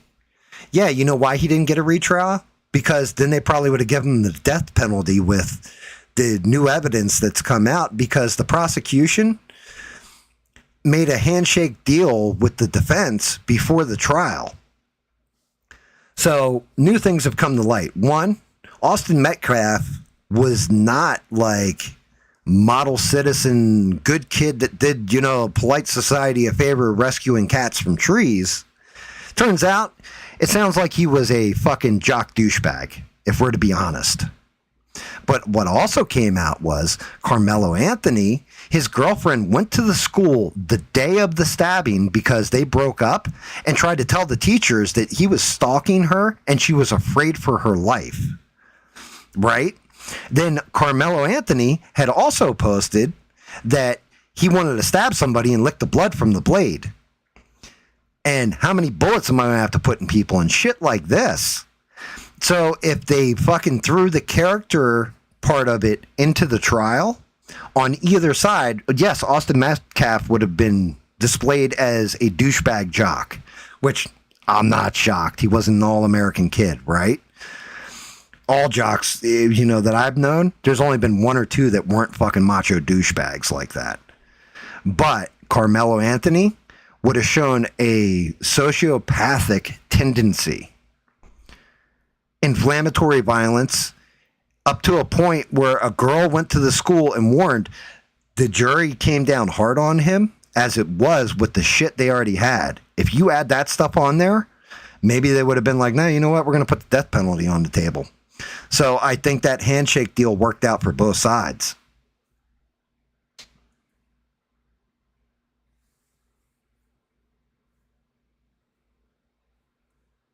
Yeah, I don't know. I don't know, Stranded. Like I said, ABL, do ABL. I'm not even going to take a shit on him anymore. He lost me. I'm done. So to me, he's a non-existent entity at this point. But I'm just using him as an example because he has a million, I think it was 9. Now I think it's 1.8 or something million following. And he's been having trouble too. That tells you something. No. Smurf, don't get that fucked up. Nobody deserves to get a blade to the chest for telling somebody to get the fuck out from under their tent. That's kind of the point. Like, he may have been a macho douchebag and all that. Well, that's good. You get these hands, and then at that point, like, you scrap it out. You don't fucking go into guy's life over it. Like, that's fucking psychotic. That's beyond a reasonable escalation of violence. You know what I mean? Hey, fuck you. Hey, fuck you. Okay. One guy goes ahead and pushes the other guy. Boom. Other guy comes back, throws a punch. Reasonable escalation of violence. Hey, fuck you. Get out of here. Here's a little push. I'm going to stab you in the fucking heart with it. I'm going to pull out a gun and fucking empty 16 rounds in your fucking face. Yeah, that's a little of an overreaction, I'd say, at best. Jail time, you deserve to go to fucking jail for murder at that point.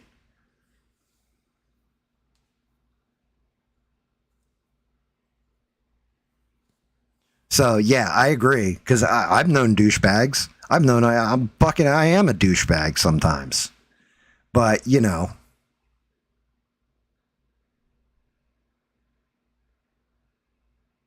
I only talk about how it would be great to delete somebody like that. I mean, you're not wrong. You're not wrong. I mean, but I'm not out there actively doing it, so we're okay.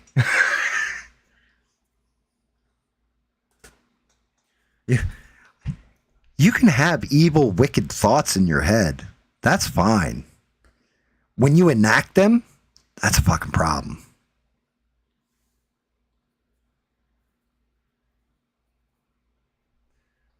Yeah.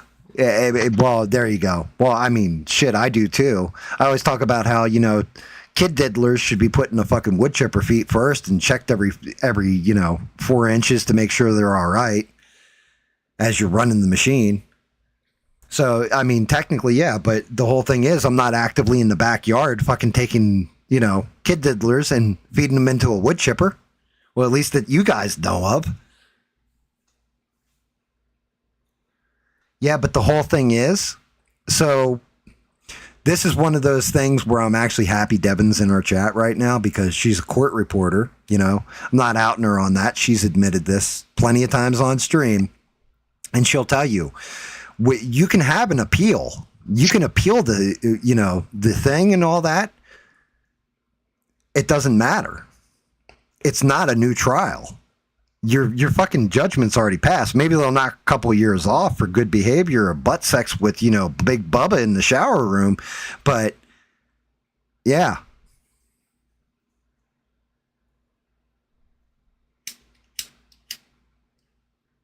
It doesn't overturn the verdict of the trial. It doesn't set you free even if you win on appeal. And the fact that the original judge was supposed to overhear this motion for a retrial, and they kicked him off it and brought in a whole separate judge, and the other judge was like, nope, that shit stands. That tells you all you need to know. I mean, look, people are fucked up. You got people that are out there like, oh, this poor woman that, is fucking killed all her children because she had her voice in her head. Oh, that woman, I feel bad for her and she's innocent and she should go free and all this. And I'm just like, what, are you guys people fucking like lunatics? Like, have you lost your fucking mind? I saw my desktop audio go up. And when that happens, that usually means somebody's in the fucking Discord. Let me see. Who's in the Discord?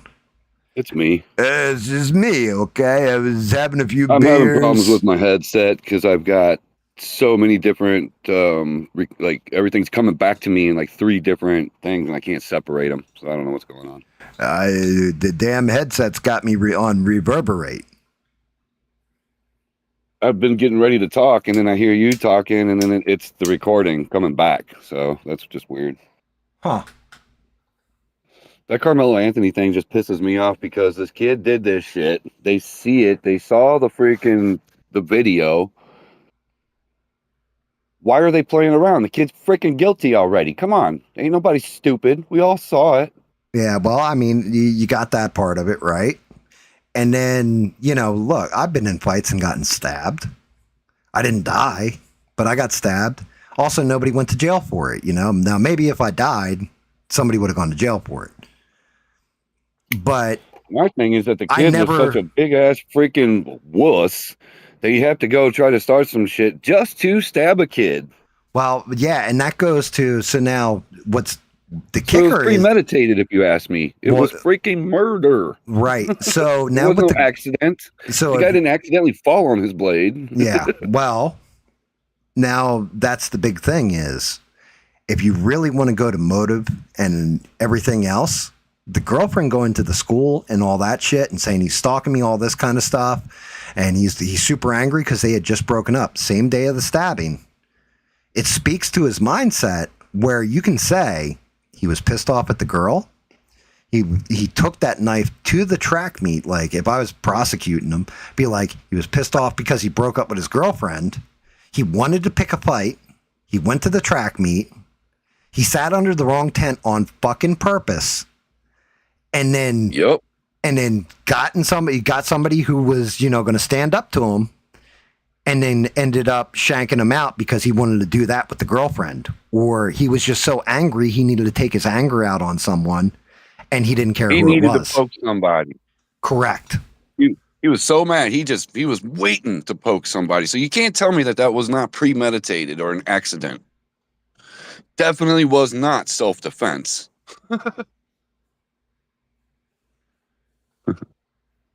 Yeah, Smurf's hearing voices now too. Smurfberry Pod, get out of the house now. Smurf's hearing voices. Yeah, fucking. But yeah, and to me, it's like you're entitled to your opinion and all that, but you start defending somebody, it's indefensible at this point. you know? Yeah, not to mention how much money did he make and spend and blow for his case? He didn't, though. His parents did. Well, yeah, still same Well, I thing. mean, Though, if I'll you be ask honest me. with you. Now having knowledge that that evidence, his character evidence, was suppressed because of a handshake deal, his defense attorney did him a serious favor. Because at that point, you can kind of proceed through reasonable doubt arguments, right? But if you throw that information that's just been released into the mix, everybody on that jury would be like, yeah, there's no reasonable doubt here. It would have guaranteed that he was nailed. So his Right. defense attorney technically bought him a little bit of leeway there. Yep, he literally helped out a murderer. How does that feel? Feels good when he's sleeping on that bed of cash because that's what defense is. Dude, don't you remember the line from Fear and Loathing in Las Vegas where he's talking about how he got the adrenochrome? And he's like, yeah, he gets it from children or whatever. He's like, I represented him on a case once and he gave me a vial of this stuff as payment. He goes, even werewolves are entitled to a good defense. It's the truth. I mean, I don't like it and I don't like the people that represent him, but everybody is entitled to that defense. True. But at the same time, the evidence is crystal clear too. Yeah. He did it and then ran. Yeah, but I mean, Like he was running for his life. so to play devil's That video. advocate with that one, it could have also been, that's the first time he's ever stabbed somebody. Yeah, I'm It's- sure the adrenaline was running quite high. Yeah, I'm you know sure what of I it. mean? You might be like, oh my God, what did I just do? And run because you scared yourself. Yeah, but while he was running, he stopped to talk to a girl and then took off running again. Mm-hmm. Well, you got to chat up the shorties after you murder someone. Like that's Right. I think that's written somewhere in a rule book that you see a hot shorty while you're running, you got to stop and have a conversation just in case she wants to visit you in jail. He's like, I'm fast as fuck, boy. I'm fast as fuck, boy. Oh, hey, how you doing, girl? Hey, what's going on there, shorty? Hey, look, you got a nice booty on you. How you doing? Hey, what's going on today? Yeah, fucking. Yep, you're right, Devin. That's still bullshit. Yep, even the devil But you're gets right. an advocate. You're not wrong. And it's that advocate, if they're good enough, they will sway a jury. If we're to be real with it. I don't think they need to waste a jury's freaking time or the courtroom in this case, to be honest with you. Yeah. Well, that's He's freaking guilty. they're not. Period. Yeah, but it's already done. So the whole thing was they did the motion for retrial. A new judge said, nope, no retrial. Now the appeal's going to go through, but the appeal, what are they going to base the appeal on? Because obviously if this other judge just shut down a retrial, the appeal's not going to matter. Like he's going to get an appeal because that's what we give people by law. It ain't going to go anywhere. He's fucked. Oh, yeah, he's fucked. Yeah, dude, Devin and her husband are dying over your, how you doing? I just saw that too. That's awesome. But yeah, Hey, I used to watch Friends all the time, man. Who doesn't love Joey? me, I refuse to watch that show because I'm not homosexual. I refuse to watch that show because I really didn't care how these people were living. I didn't care if they were friends or, gay lovers or anything else. Like, never watched it. I've never actually watched the full episode That of show Friends. was on when TV was still around, and I would just like be flipping through, and there it was. I haven't had to do that in so many years now. Yeah. Yeah, I mean, Seinfeld, I'll watch that like whenever it comes on. And that's a show about nothing. Big Bang Theory, I can't watch. For you. I used to love Big Bang Theory when it was first on. And then I completely stopped watching it because somebody went ahead and ruined it for me. They showed one of the episodes with no laugh track to it. And then I realized I wasn't laughing. And I was like, Yeah, you're just using some geek humor here to, and a laugh track, and people are supposed to laugh along with it.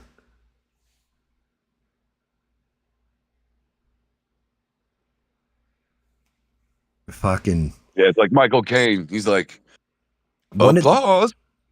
one of the other things I didn't get a chance to talk about because of course I take the week off the moment it happens was the Candace Owens Andrew Wilson debate with Patrick Bet David moderating, and That I everybody didn't see. Candace won some of it. He won some of it, right? The person who really won in that debate, well, the biggest loser in that debate was Charlie Kirk, right? The biggest winner in there was probably PBD's wallet.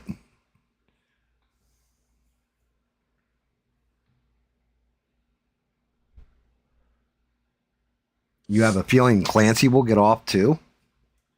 That chick who killed her 3 kids. I mean, you know what? You might be right. But that's one of those things where, and I'm not going to call for this, but I'm just saying, I'm just going to throw this out into the ether that, eventually street justice might have to start taking over this fucking system we got going on. Yeah, vigilante justice. I'm down. I mean, that's the weird thing. Why is it that like it's so weird? Women kill their kids, men kill their wives. Well, that's so fucked up to me. Yeah, I don't understand that either. Your kids are your life. Why would you want to? Like, that's so messed up. If you are willing to kill your own freaking kids, you need to be put away and throw that key away.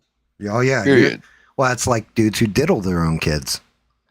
You should just be executed on the spot. You're doing crimes against nature. Dude, I had 2 friends in my life that ended up diddling their own kids. Right. Yeah, I know. You never know who people are, man. Dude, it's fucking disgusting. Like, I'm an asshole. I'm not that asshole. Oh, yeah. You know what I mean? I'll throw that out there. I'm definitely an asshole, but I'm not somebody that's going to go and hurt innocent people on purpose. Yeah, I mean... At all. Like, man, well, I'll hurt yeah. a fly.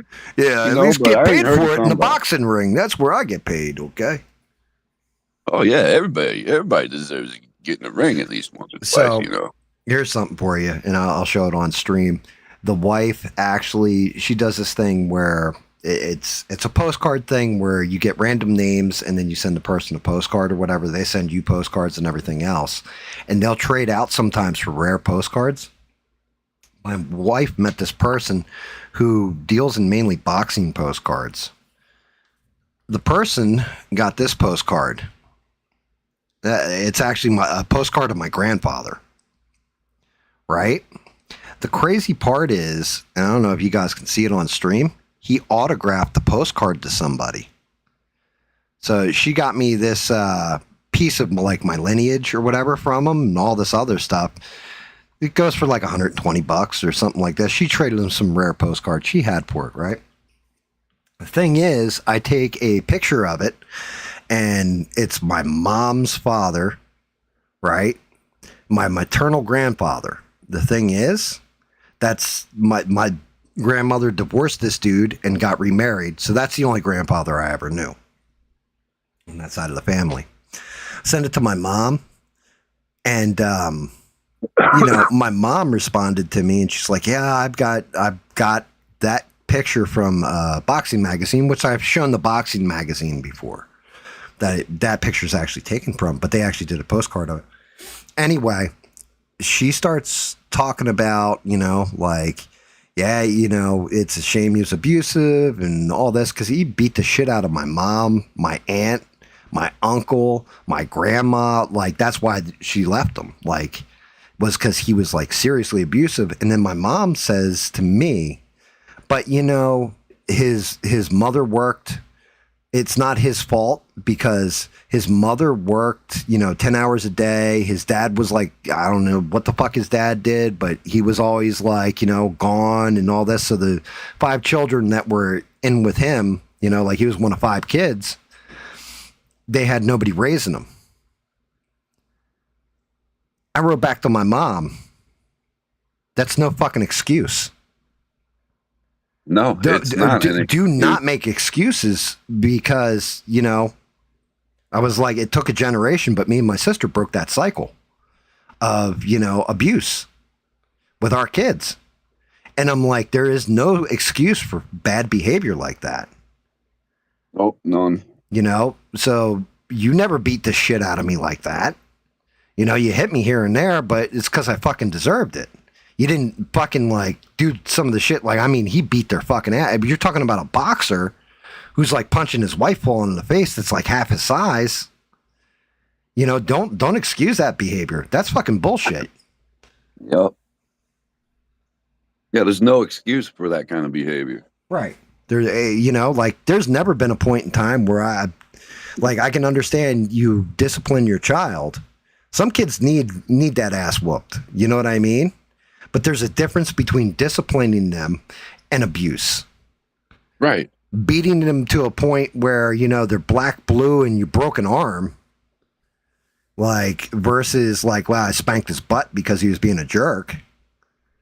There's a big difference in there. I never once raised a hand. I had to raise a hand to my kids. And I got lucky because of that, because if they were little assholes like I was when I was a kid, I probably would have had to beat their ass, But, it's one of those things where I think in our society, I'm trying to remember, I think it was Rebel saying it. He was like, because Carmelo Anthony's black, the other kid was white, they look at it like it's reparations. Like, mother, is that the standard we're setting? You know what I mean? Like, is that the actual standard? Because if that's so, I don't agree with your standard. So, you know what? I think it should come to a point. It's got to come to a point where turnabout's fair play. And if that kid had been let free, that means that anybody could stab anybody in the chest over a simple argument at a football game or a track meet or whatever the fuck Nobody's it was. fucking safe at that point. Right. Nobody's safe. Me and my neighbor got into it because, his dog took a shit in my yard, so I shot him in the head. What? Oh, well, why aren't you in jail? Well, his dog did shit in my yard. Make that make sense. Yeah, but when it comes to something like that, that's terrible. But fucking Rebel, that's fucking brutal. The guy that shot the dog would just get animal abuse, and that's it. They have to pay some type of a fine. Yeah, no. Because animals don't fucking count. Well, I mean, that's just it. What I've learned is if you have an aggressive, vicious dog in your yard and it's coming at you, then you can put it down, right? I had the whole thing with the pit bulls with the kitten. I don't know if you heard that stream. Oh, yeah. Right? I actually found the owner of the pit bulls. How I found it is because one of those pit bulls came in my yard and I fucking went after it and chased it back to its home and saw the other ones. And I had a conversation. And I doubt it works, though. It did. He's going to chain up his dogs now and not let them out of the yard? Dogs are all chained up. Wow. Because the conversation I had, at first, I was like, I'm going to go scorched earth. I'm going to fuck this person up, everything else, as I'm chasing this dog back to its home. Your dog came in my yard, killed a fucking cat. That's correct. So I got You're going to have to do something, bro, or next time it comes in my yard, I'm going to kill it. Right. Well, actually, the conversation went more like this, which was pretty much it. As I got up to the person's yard, it was a little old lady. Oh, and she said, "Sir, don't worry, the dogs don't bite." I said, "I disagree, ma'am." And I stood on the street. I'd never crossed into the driveway, nothing like that, didn't break the plane. And I put my hands up. I said, "Ma'am, I disagree." And she said, "What do you mean?" She's like, "They don't bite." I said, "Ma'am, those dogs, your dogs, came into my yard and killed the kitten in my front yard. I called the police. The police were out. They told me that I should shoot your dog. Next time it comes in like that and is aggressive, because it almost bit me as well." And she said, "No, you really?" Oh my God. And like you could see, she started welling up with tears because she really thought her dogs were just running off into her backwoods. She didn't realize what they were actually doing. And I said, yeah. I was like, they get aggressive. I was like, especially in the pack. And as I'm saying that, her dogs are growling and moving towards me. 4 of them. I thought it was 3 because I only ever saw 3. It was 4. And they start coming closer and closer to me. And she's like, oh my God, I am so sorry, sir. You'll never see these dogs again and all this kind of stuff and all that. And I'm standing there with my hands out. And I said, ma'am, I already lost a cat. I don't want to see any more of my cats get hurt. I don't want to have to hurt your dogs. I don't want any animal to lose its life. And she picked up she started yelling at him and they weren't listening to her at first. And then she came in between me and the dogs, got them back in the yard. She's like, you'll never see these dogs again. Damned if them dogs ain't chained up now. So she simply didn't know. And I came home. I told up because, you know, if somebody came up to me, I would have to apologize and I'd do the same damn thing or not let my dog outside except to go to the bathroom, but on a leash, you know? Mm-hmm. But she's old, so. Right. She couldn't, you know, the whole thing was, I mean, she was super apologetic, all that kind of stuff. Doesn't bring the cat back. And I'm still pissed off. I'm still getting the fence, all that kind of stuff. But I told the wife's like, she's like, now you know what happened. She's like, those dogs would be back in the yard tomorrow. So now I think, you know, and it's been 2 weeks, 3 weeks since then. And I have not seen hide nor hair of them. So I feel like the issue's corrected. However, I did make sure that I punctuated that if they do come in my yard and they are aggressive, I'll be coming back here and putting it on your driveway. Like, I will just put the dog down at that point. So we'll see. But yeah, like at first I was like, how do I handle this? You know what I mean? Because if we're going to be realistic, if it had been a dude, and a younger dude, the moment I said your dog came in my yard and killed a cat, he probably would have been like, and what's it to you? I'd have beat the fuck out of him right there. Yeah, would have got would have gone to jail, dog, right? You know what I'm saying? But it was it was an older lady, and she just like, you could see it, like her eyes started welling up, like she didn't realize her dogs were actually going that far down the street and everything else. Because it was a good like 4 or 5 blocks away from my house. She didn't realize. She thought old lady. Like, was she dressed or was she like in a nightgown or something? She is sitting out front in like, you know, like just summer kind of fucking dress. Well, I was gonna say she's probably too old to just go take off. Let's go walking to see where her dogs are. Yeah, and like Rebel said, you know, she probably beat him after you left. Oh, I guarantee she did. She was definitely like, I got that vibe, like she's going to beat the shit out of these dogs and then chain them up. You said she picked up a stick? Yep. Yeah, she picked up a stick and everything, like she was going to hit him. But yeah, I mean, that shit happens. I'm grabbing a lighter. Devin says, I hope she had clothes on. That's not what I meant, Devin. I just meant like, what was she wearing? Like, you said old lady, so I in my head I just pictured like a little old lady with just like a nightgown on. Yeah, like she was like summer dress, you know. It was hot as fuck out. It was like 97 degrees or something. But she was out there with her dog. She's talking to, I don't know, like her son or somebody on the cell phone. And I just, like, my brain, I was like, how do I handle this? And it was really like her response to what I was telling her. You know, it was 1000% my response to her was just like, okay, however you take this energy that I'm throwing to you and telling you the truth, like you're like, fuck you, Whitey, get the fuck out of my yard. You're, you know, like, get them dogs, you know, something like this. All right, now we're going ham. But it was nothing. It was, if anything, a lot of apologizing, a lot of, you could tell it, like she was clearly upset about it. So, well, all right.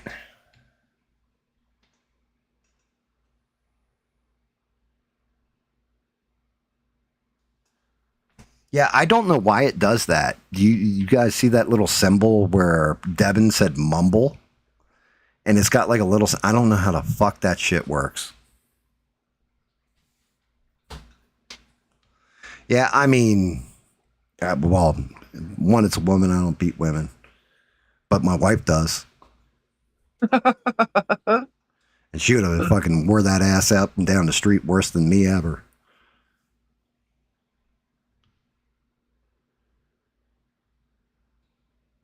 Fucking.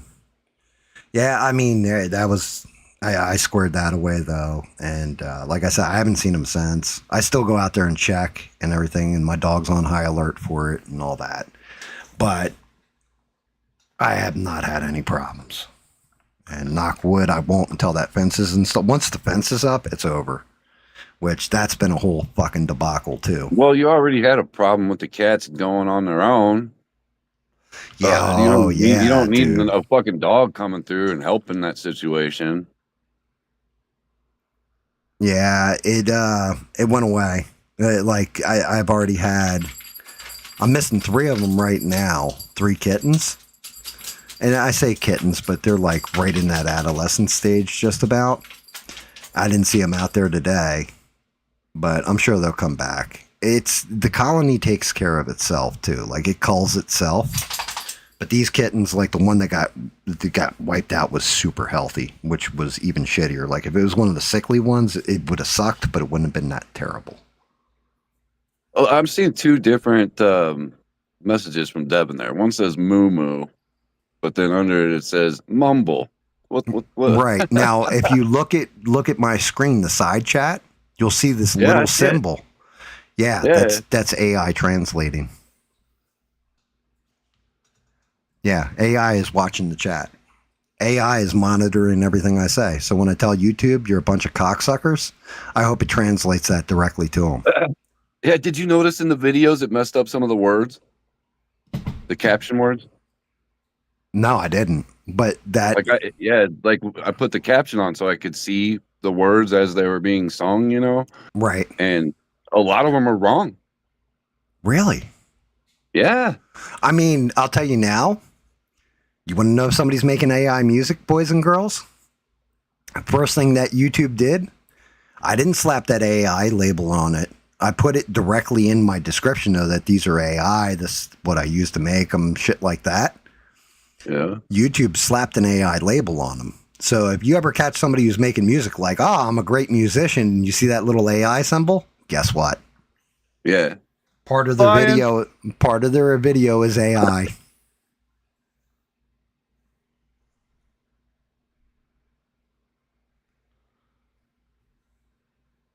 What the fuck's up with these symbols? Yeah. Yeah, I mean, that's just it.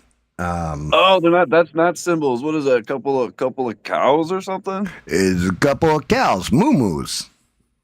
Hey, yeah, drink your milk. You know what I'm saying? It makes the body good. It does the body good. Makes you healthy, so you can get stronger, so you can become a big football star and get stabbed in the chest. Okay.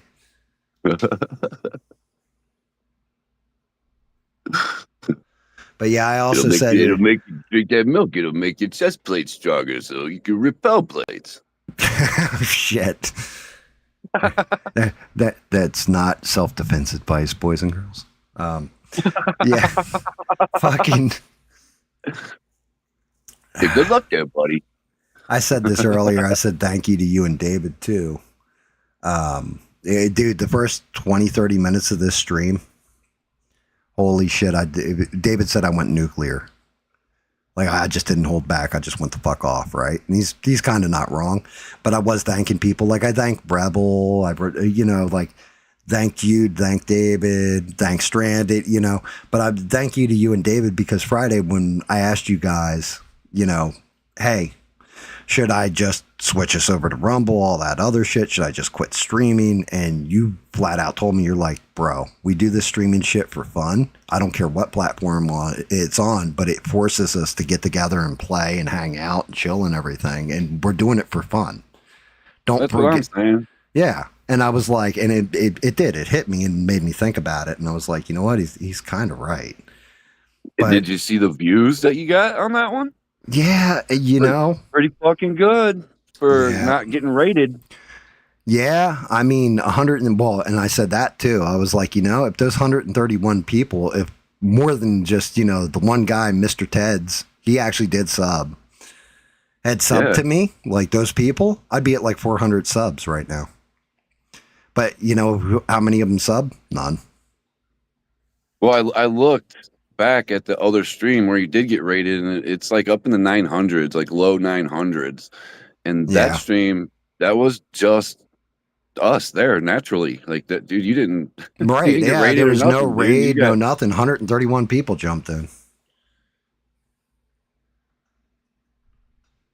yeah, and your views are up to almost 500 on that one. Yeah. That's fucking nuts. That's good. But like the whole thing is, and that this is part of the change that I was talking about too, because I'm not ending this.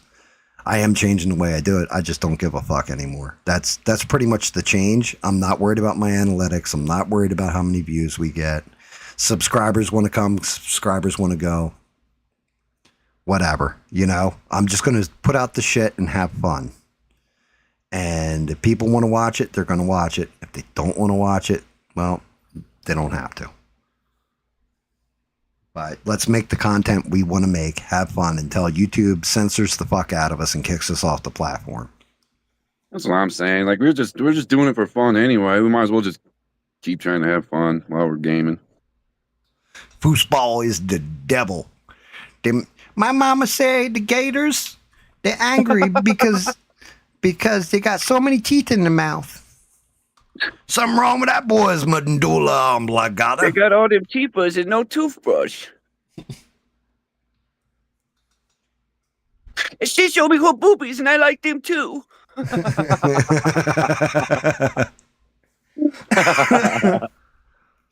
Yeah, I had that discussion with my wife. I was like, Adam Sandler, he either makes a movie that's like fucking hysterical and you can quote it, or he makes just dog shit. Like it's never an in between where it's like, that movie was serviceable. To be honest, her boobies were probably the best thing to look at on her. Fareza Baluk or whatever her name is. Yeah, man. Every time I see her, I just think The Craft. This evil little witch chick. You know what I'm saying? Dude. And you know what ruined her for me? If you ever saw American History X. No. Oh, dude, it's a good movie. It's a rough movie. Are you talking about the bald chick? No, Edward Norton Jr. Yeah, he's in it, right? And so is Eddie Furlong and Farizu Balok or whatever her name is.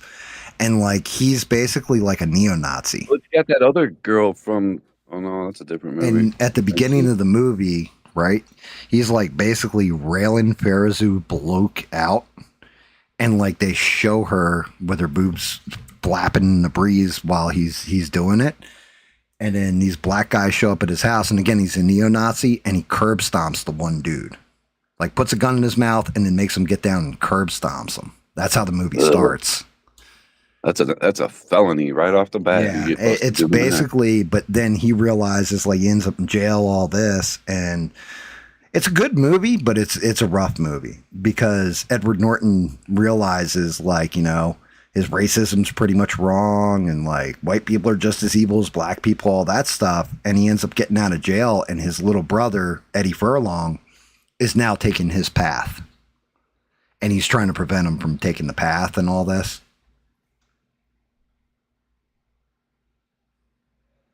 I never watched that movie. Yeah, dude, if you get a chance, check it out. It's a good movie. I'm not cool with that kind of violence. Like it puts me in bad places when I see shit like that. That's why I stay away from like the horror flicks and shit like that. Have you ever seen somebody actually get curb stomped? It's fucking brutal. Yes, I did see that one time. It was like watching somebody's teeth shatter out of their mouth. It's not like in cartoons where like, little tooth goes flying here or there. I mean, it's fucking jagged, nasty shit. And you can hear them bouncing across the concrete. Like it's crazy. It's like crazy. Glass breaking. It's like glass breaking. And then seeing this dude standing there with his mouth all fucked up and just blood dripping out. Like, if they can stand up. Yeah, I saw that happen to a guy and saw the cops snatch the guy that did it to him, and he straight got a felony. Allegedly, me and my buddy Guido did it to a guy. Well, actually, Guido did it to him, but I just kind of beat him a little bit because there was a girl, true story allegedly, but yeah, true story allegedly. There's a guy who girl was drunk at a party and did his thing with her, but she wasn't willing and nobody was paying attention. Oh, Jesus. And she can't abide by that either. And she didn't know who to tell, so we were at a different party and the guy was there and she kept trying to dodge him and kind of hid behind us. And then finally it got broken down to us what had happened and transpired. And the girl wasn't lying. Like, it wasn't like she was a liar, you know what I mean? Yeah. And so Guido and I kind of, hey, why don't you come outside and smoke this with us? And then, the beating ensued. And then Guido said, you want to see some shit? Get him on that curb. And, a football kick from, allegedly a football kick from a Scottish guy that he was probably about 375 at that point, in the back of the head against the curb. And then, of course, my mouth allegedly was running and saying stuff like, go ahead, go to the cops, tell them what we did to you. And then we're going to have her go to the cops and tell what you did to her. You did to her. Yeah. And because she came out and watched it when we did it. So that resolved itself. Allegedly. And but I mean, fucking brutal, dude. Like, I've never seen anything. It was not what I imagined. I'll say that much. Dude, I went to a party one night right down the road from my house, and I go in there, and it's guys that I hang out with all the time, and dude comes running out, and he's like, "Hey, man, we're getting ready to nail this chick back here in the back, man. You want to come get in on this?" And I was like, no. And then I heard a female voice back there that I recognized. And I'm like, what the fuck? And I go walking back there. It's my now wife. And she looks at me and goes, "Get me the fuck out of here." I said, "Come on, right now. Let's go. Get up. Come on." Grab my arm.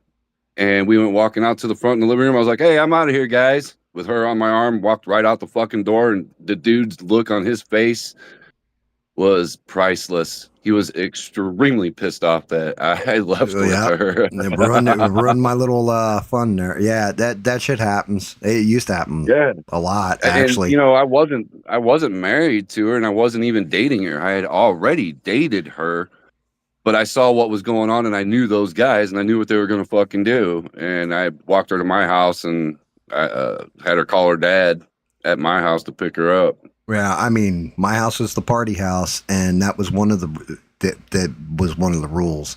If you really wanted to get your fucking ass wrecked, because we figured out early on, right, when a girl attended your party, if she wanted to hook up with a guy or whatever, that's fine. But if you're going to start being creepy and forceful with girls, you're going to get fucked up pretty bad, because the whole thing is, how are you going to have girls come into a house that, throws parties on a regular if they're afraid to come? So girls, that's why I always had girls at my house for all the parties, was because they knew they were safe unless they wanted to do something. You know what I mean? And again, Guido is a big boy. And dude, rapists I don't understand rapists. I don't like that. Really fucks with me, because how can you even get it to a point to where you can use it dude. by using forced trauma on somebody? What's like up, Melissa? Like, good to see you. I wouldn't even work, to be honest, dude. Yeah, I don't know. Part of the brain, like, that should not work. Right. That is so crazy to me. Like, those kinds of people are extremely fucked up, in my opinion, because if you can hurt somebody and get off on it, you're fucking psycho. Yeah, then there's something fucked in your head. See, you need to cut their, like, everything off at that point and turn them into a Ken doll, in my opinion. Right. What's up, Melissa? Good to see you. But yeah, that's some dark subject matter right there. Yeah. True story too, and I got to give a shout out to the guy, because I rarely mention him, right? I had this dude when I was a store manager. He was a store manager, and I used to make fun of him mercilessly because, you know, I always called him like a little bitch because basically his wife left him for another dude and took the kids. And he like packed up, helped her pack and helped her move to the guy's house and all that. And I was just like, you fucking bitch. Like somebody ever did that with my wife and so I used to break his balls all the time. I liked him and he was a good guy, right? Like he was just one of those people, you know, you have those people that are really good in general, good natured. And, he like, you know, like, bro, like you bitch, like you stand up, be a man and all this kind of stuff. And I used to always rip him. But he was like an actual good dude. So I was friendly with him, but would break his balls. And always called him a bitch because of what happened with his wife and his kids.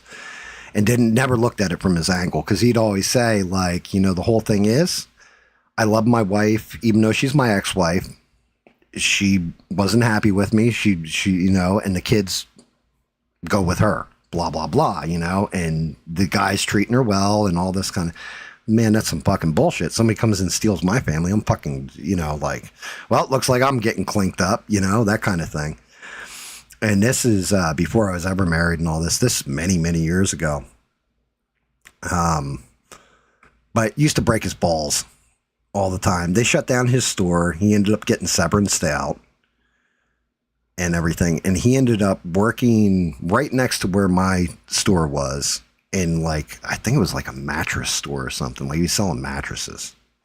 Right. So he'd come over and he'd bullshit with me here and there because we were still friendly, even though I'd break his balls. Again, just good natured dude. The guy's name was Lou Beaver. And,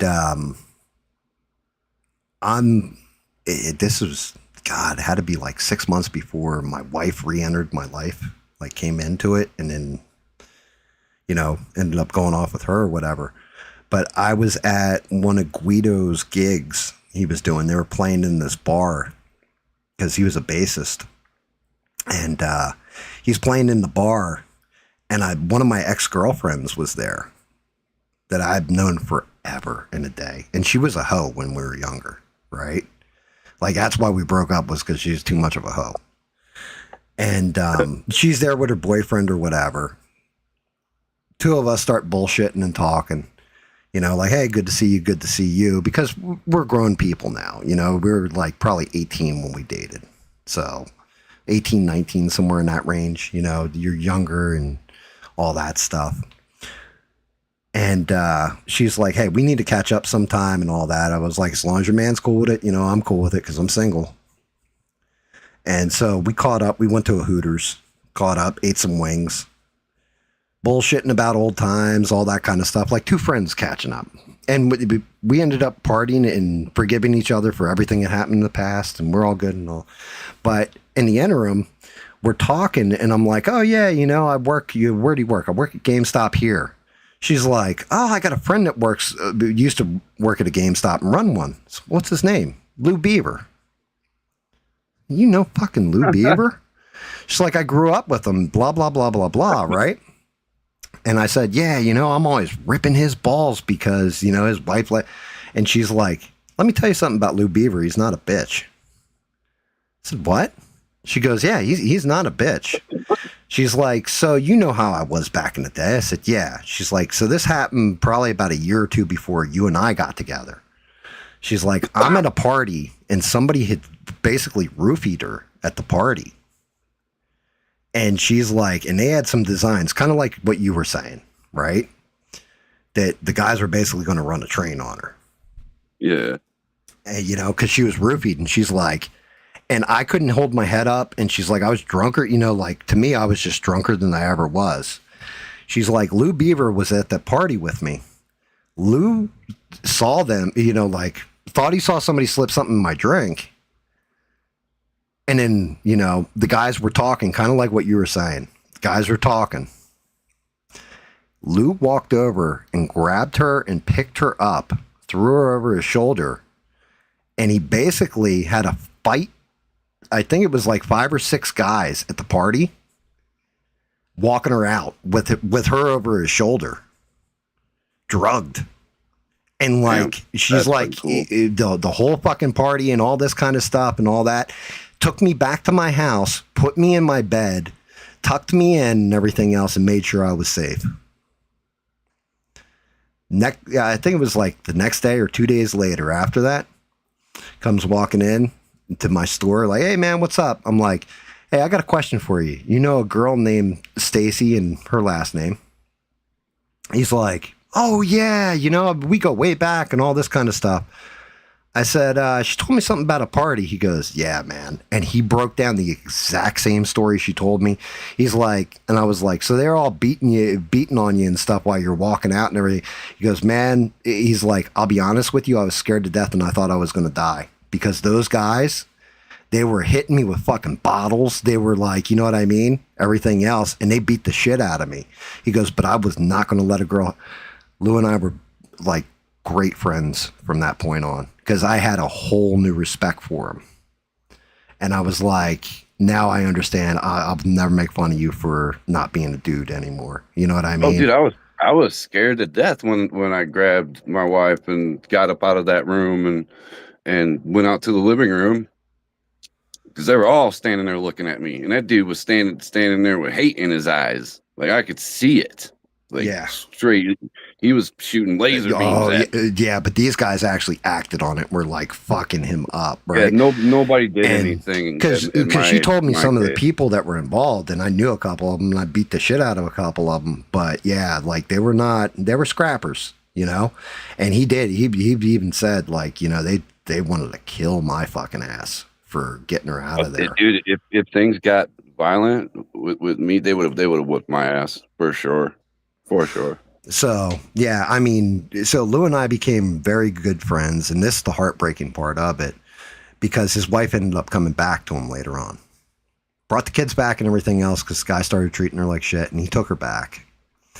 And, you know, like, but even when I got married and moved away and everything, he always kept in touch with me after that. And we were like, there was something about it, like we just bonded at that point. And you know what I mean? I was like, look, I misjudged you. I'm a fucking piece of shit, because if I had known this, if I had ever heard this, why didn't you ever tell me this story? He's like, it never came up in conversation. You know what I mean? It's not something I think about on a daily. It's just something that happened when I was young. And Lou ended up getting cancer. Right. This is the saddest part of the story. He ends up getting cancer, and he's posting on Facebook, you know, and following the stories back and forth and all that. And then his cancer went into remission. And he starts posting on Facebook, like, you know, doing well with the cancer, everything's in remission and all this other stuff. And then it must have been about like 2 months later, he posts like, yeah, back in the hospital, but it's routine. It's nothing big, guys. Don't worry about it. All this other stuff. And then one of our mutual friends, a guy named Mike, they used to call me House, and he was my Wilson, because, you know, like I'd always thought outside the box and was kind of an asshole when I worked. And he was always like on the level and, you know, all that kind of stuff, up prim and proper, but we were actually close friends. Mike messaged me. He goes, yeah, I just want to let you know Lou passed away. So what the fuck? So what'd he die of? He goes, it's cancer. He goes, he went into remission. He came out of remission. He didn't tell anybody about it because he didn't want people upset and worrying. And he didn't want to go out with pity. And went back into the hospital, never came back out. Like the cancer got him. The cancer won. And he's like, but you'd be proud of him, because at the end there, he fucking took it like a real man, and he legit kept it from everybody. He apparently died with a smile on his face, because his children came in to see him right before he passed away, and he told them everything's going to be like, man, I'm getting teared up just even fucking talking about it. But he like Melissa said, real man. Yeah, he is a real man at the end. And like, he was in his life, and like, I took the ever-loving piss out of him any chance I could get at one point of it. And I was just like, God damn, thank God you know, if I had never reconnected with my ex-girlfriend and heard that story, I would have broke his balls to the day he died. But yeah, Yeah, it's fucking. That is fucked up. Yeah, actually, it did. It got me. I'm like misty eyed talking about it because he was brave facing his death, and not everybody can say that.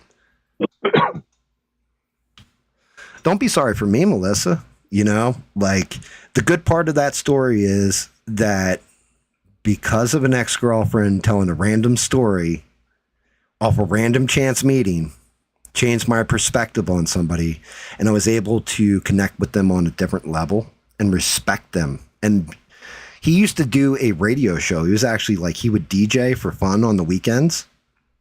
And I'd tune into his radio show every time he did. And he used to shout me out constantly, like my actual name or whatever. This song goes out to, you know, and that kind of thing. I'm sending this one directly to you. And like, we got to be good friends because of it. And yeah, like it's a heartbreaking ending to a story. But yeah, I can honestly say I was proud to be Lou Beaver's friend. And he died, like he lived and died a real man.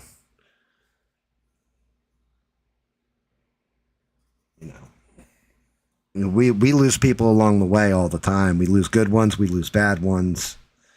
But I was fortunate enough, you know, looking outside of myself, and because of somebody else saying, "Hey, look, you're not looking at this right," I was fortunate enough to get to know a person and actually become their friend, and that's good shit. Like, we need more of it, not less of it, I think. But I don't understand, to Smurf's point, how men that hurt animals, like small animals on purpose, you know, children, women, people weaker than them because they think it's fun. I'll never understand it, man. I never understand that shit. Nope. What kind of man are you to get off on causing pain to somebody else? That I mean, hey, look, two consenting adults in a bedroom and they have a safe word, that's fine. That's different. But when you're forcing on somebody else who doesn't want it and you're still going and can function. Well, I mean, David tried doing that with me, you know. There's something wrong with your fucking head. Yeah, I mean, David he was like, right, mate, Vaseline and motor oil. Come on, drink another one of these, gum. You know, that's why I don't hang out with David anymore.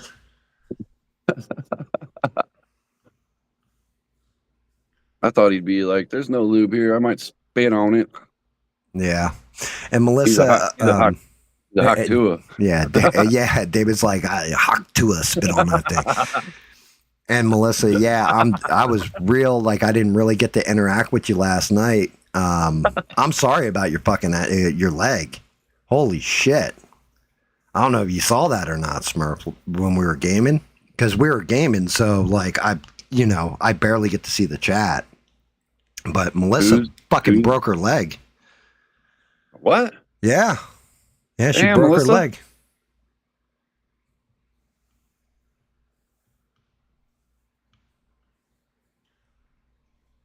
Cam's early Alienware early release.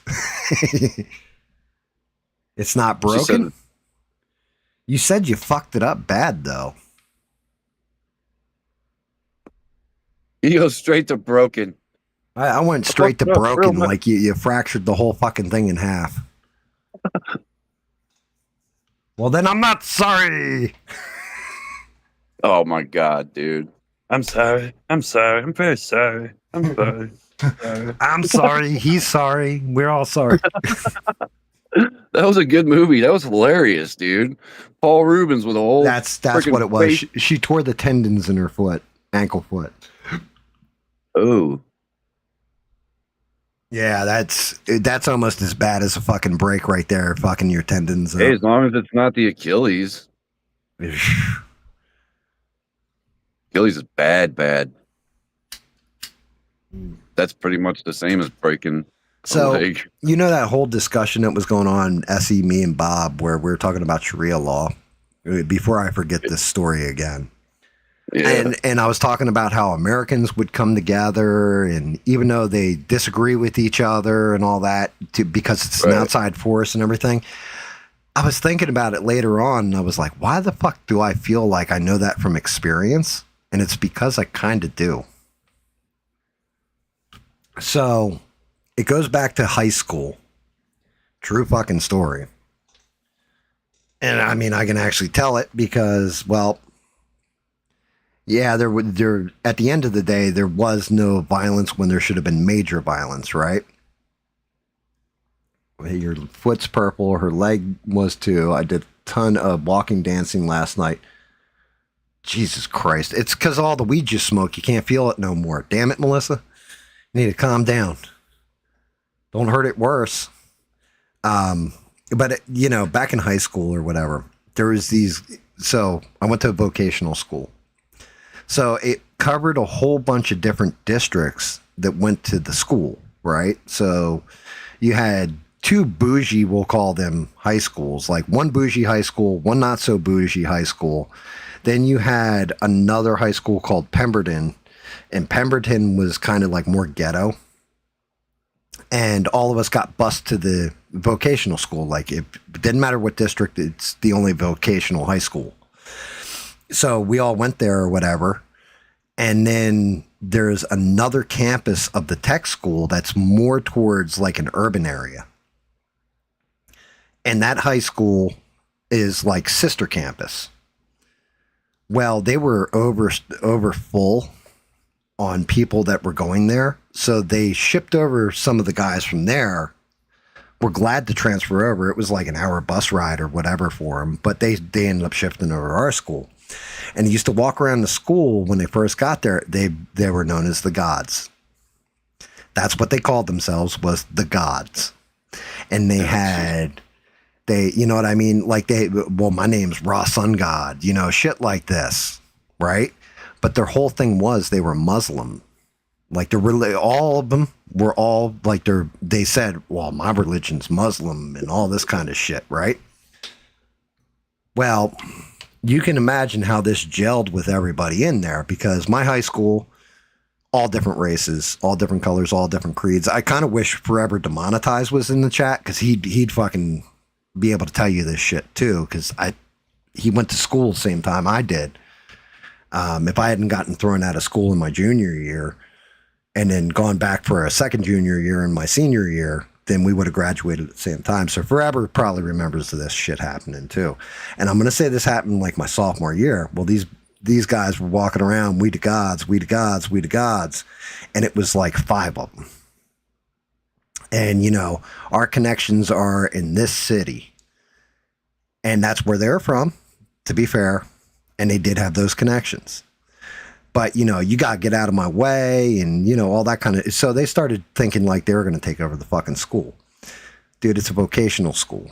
My high school was basically like, you know, you have all the different shops, automotive, welding, computers, advertising, like all kinds of different shops because it's tech school, you know, like vocational. So you're learning a trade for half your day. You're doing your schoolwork for the other half. And these guys, you know, thought their shit didn't stink, all that kind of stuff, that they could just, you know, talk shit to everybody because, well, they're tough like that. Well, everybody got kind of sick of it. So one day, wait, hold on a second. Let me see what Stranded just said. That's what must have been what you guys were getting loud about and woke me up. Took a few seconds to realize you boys were being boys, so I rolled over and went back to sleep. I don't think we were getting loud over it, but maybe, I don't know. But these guys, so a bunch of us all decided, okay, tomorrow during lunch, here's how we're doing this. All them guys sit down, they eat lunch together and everything else.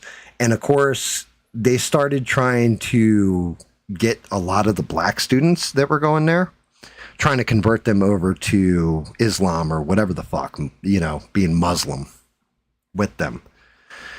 And some of them it was working on. So they were starting to build this set in the school.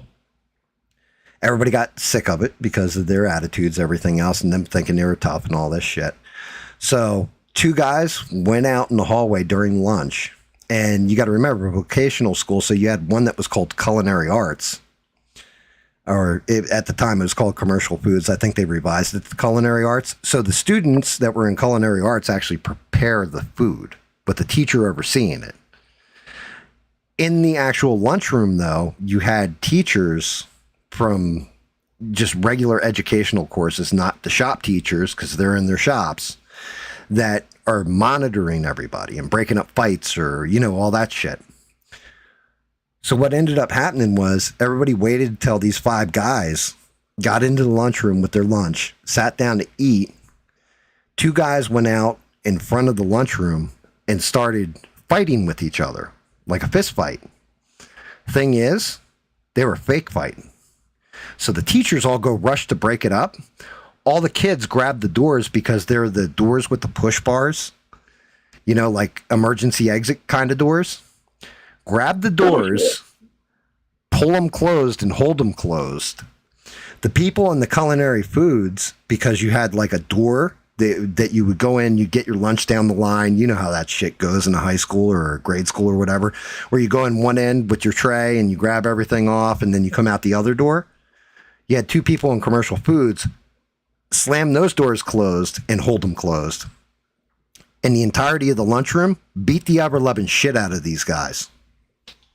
I mean, beat their fucking asses, hit them with the chairs, everything, like just mud stomp them. So, who gets in trouble for it? No one. You know why nobody gets in trouble for it? Because everybody was in on it. So, what are you going to do? Suspend half your, you know what I mean? You can't throw everybody out, and nobody would say whose plan it was or anything else. It was a couple of the students' plan. So anyway, these guys disappear because, 2 of them got sent to the hospital. So they get thrown out of the fucking school. They're out of the school now. And because they were the only ones that everybody had a problem with, they're like, yeah, we can't have this violence in our school, where all the students are probably going to do this again. They get booted out of the school. Fast forward a couple weeks later, all 5 of them come walking back into the school, walking in the middle of the lunchroom. Everybody's just staring at them. And they go, yo, our boys from the city, they're all coming to get you motherfuckers today. The problem was it was senior cut day. So all the big guns, all the real motorheads, fighters, and all that kind of shit are all down the shore points. They're like 2 hours, 3 hours away. We've got about 3 hours before school ends. And it's like, we're going to go out into the parking lot and there's going to be, you know what I mean? We're thinking there's going to be this whole city coming to get us. And we're like, yeah, these motherfuckers are probably going to be using guns. They're probably going to be coming in here hard at us, everything else. So everybody, the moment that happens, those guys leave. Like they actually just walk the fuck out of the school. And everybody's like, now everybody's a buzz. And you had people, like I said, not everybody liked each other. None of the shops really fucked with each other much. Like you'd have like advertising and computer shop, for example. You had some layover there. You had guys that were real friendly with each other because you're nerds. Motorheads and, like welding shop, they needed parts fixed. So you kind of have that layover. Electrical construction and carpentry, you have some layover there. You know what I mean? But carpentry doesn't fuck with computers or advertising because those guys are the fucking nerds. Like I'm a nerd, right? Right. So the buzz goes through all of us. Oh shit. Well, it's now us versus them. And yeah, carpentry starts making fucking baseball bats, 2x4s with nails in it. Welding is cutting down metal into shivs. Fucking everybody, like all the fucking like crafting shops are making weapons. Electronics that forever demonetized this in was making like stun gun weapons with capacitors on them. Like taking the electronics and fucking, so everybody starts making these weapons and starts, now it's like, in between classes, passing them to each other. At this point in our lives, because again, this is my high school days, and I'm old as fuck. No such thing as cell phones. Pagers are a thing, and there is a fucking payphone in the cafeteria. People are on the payphone, it was like 411, 911 to the seniors. Going off. Oh my God. So everybody's like getting weapons made, all this kind of shit. And then comes the fear. The teachers know what's going on too. So we're like, and they then do it a public announce over the PA system that they're going to dismiss classes in a certain order to go to the buses, and there's going to be a teacher to escort you to the bus because they know these people are supposed to show up or whatever. So now it's like, well, shit. If my shop, computer shop, gets out there first, you got maybe 2-3 fighters in there. The rest of the kids are going to get fucking mauled. You know what I mean? And those 2-3 fighters are probably going to get mauled. If you do something like welding, electrical construction, something like this, those are your fighters. But they don't have those seniors there either with them. So shit, it's going to be, you know, like we got to pray. So of course, you know, between the last period bell, we all come up with a solution and we start passing around. If they dismiss your fucking class, and you're in a weaker shop, and everybody knows the hierarchy of the shops. You know what I mean? Who are the biggest badasses? Who are the weakest ones? The weaker ones will stand because we have this bridge that goes over like a little moat. Like, no joke. It was like a little moat. And you're to stand on that bridge until one of the harder shops gets dismissed. And then you go out as like basically like a team. You get the weaker kids on the fucking school bus, and the hardcores will go fight. But, you know, the weaker kids, give them, you know, like basically like the shivs. Give them the ones that'll actually do the most amount of damage. So everybody's got like, you know, basically battle plans, all this kind of fucking shit. The bell rings and like, you know, we're getting, everybody's starting, you know, you get the bell ring and then they're like, okay, we're dismissing this class. And it was a weak class. They go to the doors. They don't even go out to the fucking bridge. Teacher's like, come on. They're like, no, we're not moving. And they already see there's cars that have rolled up into the parking lot. Like, these motherfuckers are there to fight. And it's a good 20, 30 of them. And we're like, oh, motherfucker. Like, not good. Then I think another weak class got dismissed. Well, my class got dismissed second, right? So I go out there, but me and like the 2 other guys that could scrap, we're like, all right, we're going out to the bridge and we're going to wait there. So we go out to the bridge and wait there. And there's a teacher supposed to escort us to the rest of the way to the buses. And we're like, yeah, we're not moving from this spot or whatever. And then they started dismissing, like, I think it was like carpentry next. So now it's like, okay, here comes some scrappers. They come out. And now they're on the bridge and they're all like walking out, and you can see the bulges in their back where the bats are, and 2x4s with spikes and everything out. You know what I mean? Like, everybody's like ready to go. About the 5th class gets dismissed, and now we have a bunch of scrappers there. So like, all right, you ready to go? Let's do this. And next thing we know, out walks the fucking vice principal of the school, Mr. Porter. Mr. Porter, he was, I'm trying to think the best way to describe him. He was like raw muscle, right? Like, he looked like something out of an anime where the main character works out all the time. Cock Diesel ripped. He was the state champion arm wrestler for like 3 years in a row. Like, had won the title 3 years in a row. Like, and he was a nice guy, but a very big guy. And we're like, oh shit, here it comes. Cause now everybody's getting the weapons ready. Cause we're ready to go out there and scrap. He walks out onto this bridge and he looks at all of us and he goes, all right, so you guys ready? And we're like, what? He takes off his fucking tie, throws it over the side of the bridge, starts undoing his shirt with his wife beater underneath of it. And like, he's all flexing and shit. Like, you know what I mean? As he's taking off his overshirt, throws that off the side of the bridge. He goes, gentlemen, are we going to handle this or what? So we're like, fuck yeah, right? Like, everybody's like cheering now, like, yeah, like our VP's in on this, so we're not going to get in trouble for fucking these cats up. Next thing we know, we see the first one come ripping into the fucking parking lot. Here come the seniors behind them. And these guys are like in their trucks, in their pickup trucks, shit like that. 5 guys getting out of a fucking car. The trucks, you can see like guns in the back of, you know, like hunting rifles and shotguns. And like, they start ripping into the parking lot behind these guys. We're like, oh yeah, it's on now. Let's go. Right. So now we start following Mr. Porter. Everybody's behind him, just walking towards the buses. All the little guys are running to the buses now. You know what I mean? Because you have a wall in front of them. So now we're starting to walk the fuck like, all right, let's get this done. Woo, woo, woo. Into the fucking, in behind the seniors comes the fucking cops. And where my high school's located, it's that town where there's too many police officers. They're bored and they just bust kids constantly, right? The fucking cops come out and get out of their cars. So now all the seniors are like, oh shit, getting back in their trucks. You know what I mean? All that kind of stuff. And, but the seniors have these other guys that have come in are all trying to get in their cars and get the fuck out, but they can't because they're blocked in. So we're all looking at each other. Everybody runs back to the bridge and starts throwing all their weapons in the moat.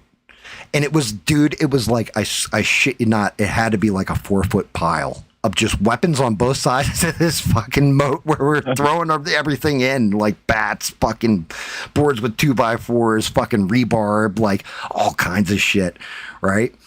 And then, you know, we're like, fuck, the seniors are going to get nailed.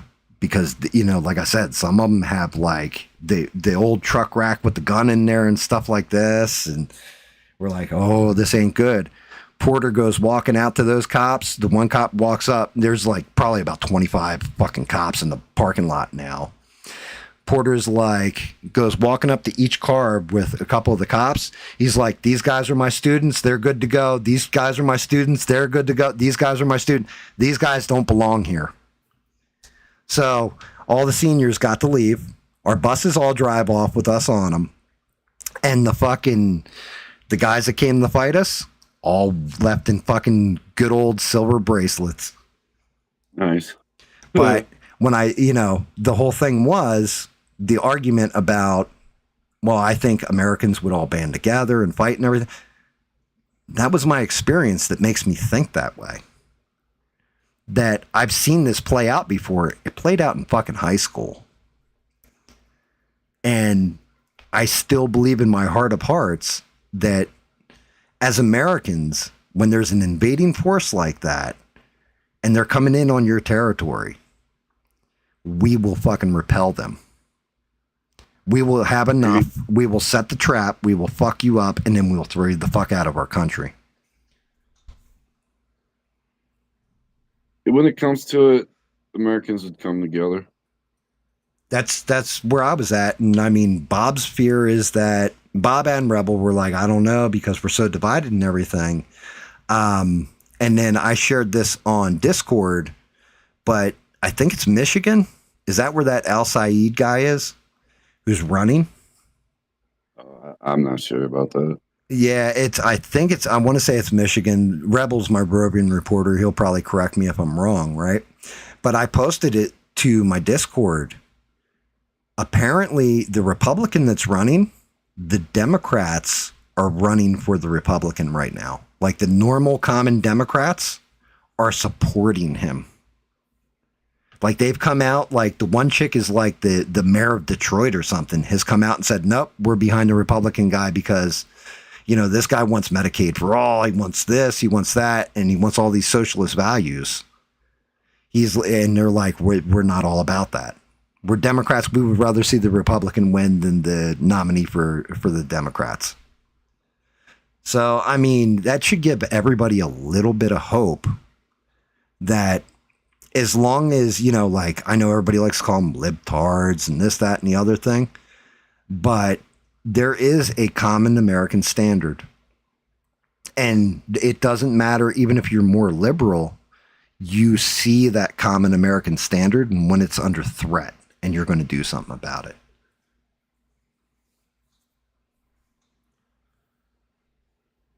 So, agreed. So it gives me hope. I think the Democrat Socialist Party bullshit, I think they're going to get annihilated because of that. I hope.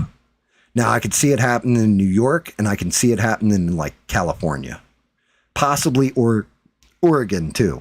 Right. But I can't see it taking hold in middle America. I can't see it taking hold at all in the South. I can't. I think even And I feel like Pritzker would probably embrace that shit. yeah, I mean there was well maybe Pritzker would embrace it, but he's only a governor. You know, maybe the mayor of Chicago would embrace it, but I think all the outliers, anything outside of like a major hub like that are Democrats, would be like, this is too far. This is not what our party's about. And that's honestly, in my opinion, a smart move. Because it's like, look, I'll help my enemy win because we're, you know, like we have American standard. I could definitely see it happening. I haven't even put a brush, paint, nothing down yet, guys. Just my mouse running. And Stranded said, keep in mind, when we were in high school, we were proud of our country and proud to be Americans. Most of the generation today would gladly bend to communism for their virtual signaling. I think that is, I think you're right, Stranded, to an extent. But I also have this feeling that, and I'm trying to think how to phrase this. Even the guys that were getting swayed by those guys in my high school because they appealed to, you know, the black community in my high school is the best way of putting it. When push came to shove, the American standard kicked in and they were like, yeah, no, what you believe and what we believe are two different things and you need to fucking go. I think the big thing is going to be educating people and showing them this is what happens if you try this shit. Show them fucking what happened with Stalin. Show them what happened in like Germany, like with censorship. You know what I mean? Show them these things, but you have to explain to them and make them understand and comprehend. You say it can't happen here. It can happen here very easily, but only if we allow it to. And maybe you'll strengthen those people's minds enough where they're like, yeah, you know what? This is fucked up.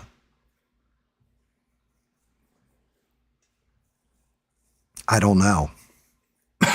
I just have this feeling that even though the younger generation is not my generation and weaker, you know, than we were.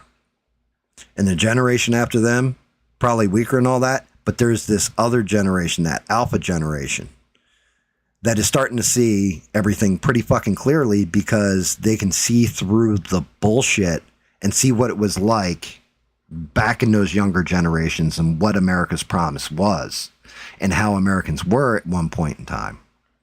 And they can use phrases like, you know, well, it was more racist, it was more this, more that, and more the other thing.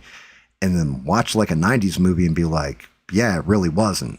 They figured out, it took a generation or two, but I think the younger ones, their bullshit detector knows. And those are the ones that are your first time voters. So I think there's a chance here that legitimately the youth might be able to extinguish the two generations, like my generation and that new generation might be able to compress the other two because let's face it, they're bitches.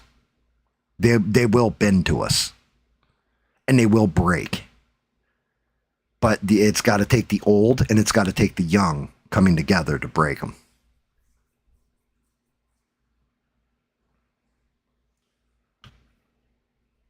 I agree.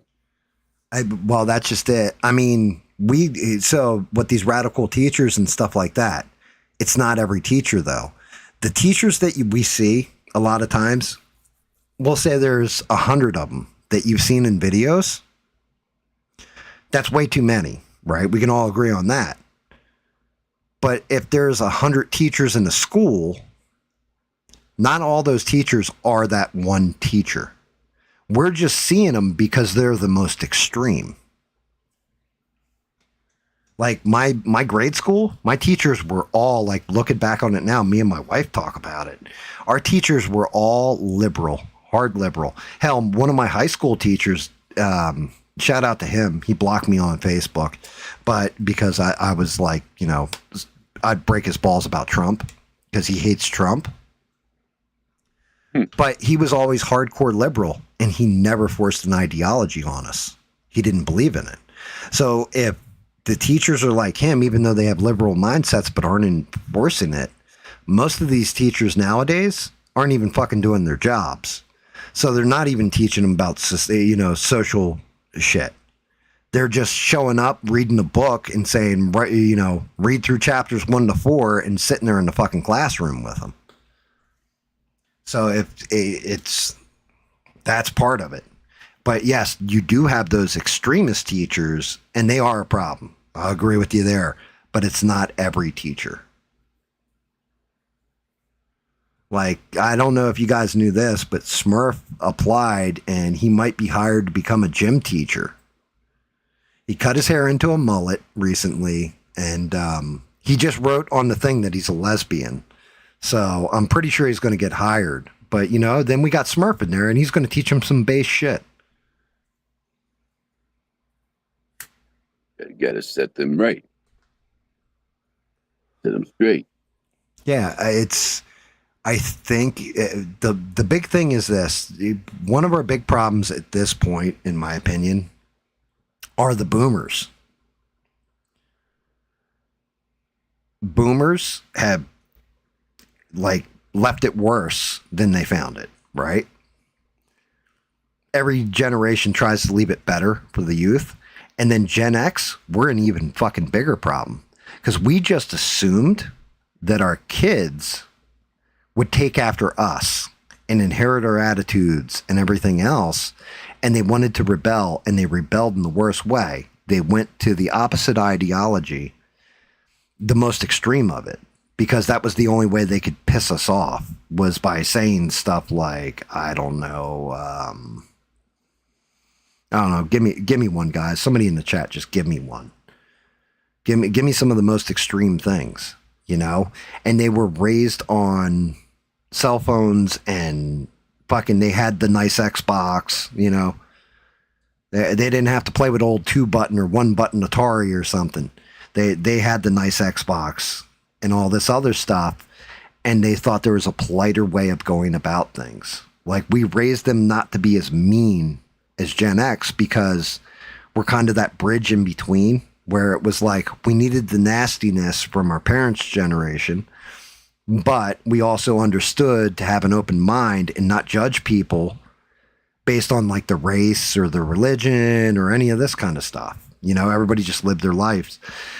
The generation after us took that part to an extreme where it was like, we need to right the wrongs of an unjust system, and pushed it forward. And the generation after them kind of learned from that generation instead of Gen X of a balance.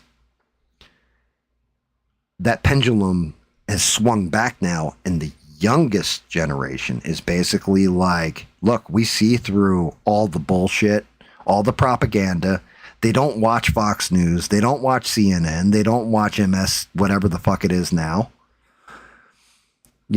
They watch, like, if they're watching news at all, it's some fucking YouTuber, and they pick their favorites. The unfortunate part is you have a Hassan Piker, and then you got a Candace Owens, and you've got a Patrick Bet-David, and you've got a Tim Pool, and you've got, you know what I mean? So it's really what flavor of ice cream they look at. But for everyone that watches like a Hassan Piker, you got another one that's watching a Nick Fuentes to offset it. Always going to be an opposite. Right. There's always going to be a pendulum swing. The thing is that one of these two ideas, so the extremists on both sides, they're balancing each other out. It's what's in the middle that's going to decide everything. If the extremists pull more and more and more from the middle, That's when there's going to be a problem. But at this point, everything is contained to that middle, I'm going to say. You know, I look at like Melissa sorry, Melissa, you're always my fucking example because you're ideologically, like politically aligned differently than goddamn near 80% of the chat, I'm going to say, right? Smurf's in the middle because he's too stoned to care about politics. You know, I'm in the middle because I see evil on both sides. But the thing is, Melissa can sit here with all of us, have a conversation. We all accept Melissa, even though she believes differently than us, because she's a good person, and we all see that. It's going to take a lot more of that consideration from both sides. And she sits here with us because she sees the good in us. It's going to take that kind of consideration from both sides to fix us. That's what fixes America, is that. And making sure that that outside force that wants to come in and shit, my first alarm's going off to let me know I got to set up for stream, guys. Can you hear it?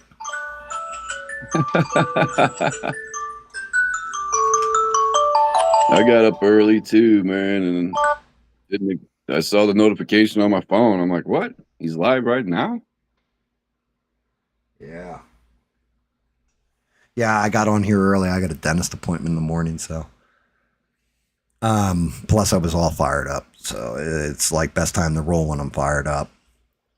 But yeah, I look at it and it's like, it's going to take that balancing act, but we also have to look at, not that they're evil and they're an outside force and we shouldn't be tolerant. I think we should be tolerant of other people's religions and points of view and all that kind of shit. It's not about an intolerance. But if you think you're going to affect our national identity, we're assholes. We're Americans. You guys ain't better than us. If anything, you're fly shit. So you need to be like, shut your mouths and, you know, either accept what we got here or get the fuck out. And I think that's the point we're at, is that we're going to see people that don't agree on things coming together because we're assholes and we're Americans. And it's going to push that faction out. And I'd like to believe that.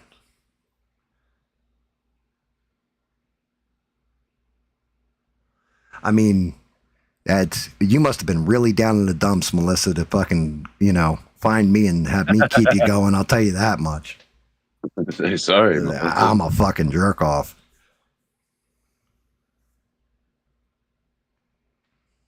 You know, but dead serious. Like, I have that belief because I've seen it happen when I was younger, and there's enough of people from our generation, my generation, still in this world that aren't going to just surrender. That aren't going to let that national identity go away. We do live in the best country in the world. Our government may be fucked up. People may be assholes. We have different factions that always want to fight with each other. But you know what? You don't fuck with one person in the trailer park. You're fucking with the whole damn trailer park.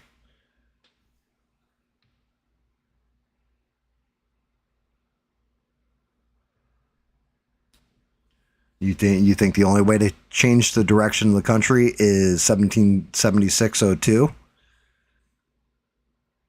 I mean, it's possible, but that was the Revolutionary War, unfortunately, stranded. So, you know, the whole thing was you had another country that we were throwing everybody back to. Shout out to David for being, you know, coming from that area and giving us America. We appreciate it because you guys couldn't fight right.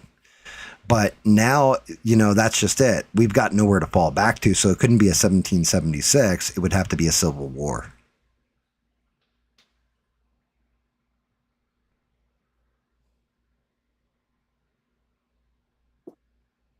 Jesus, Melissa. Nah, you ain't garbage. You're good people. You know, I just see somebody that had a bad run of it. That's all. And, you know, you've never been anything less than nice, polite, kind. I love David.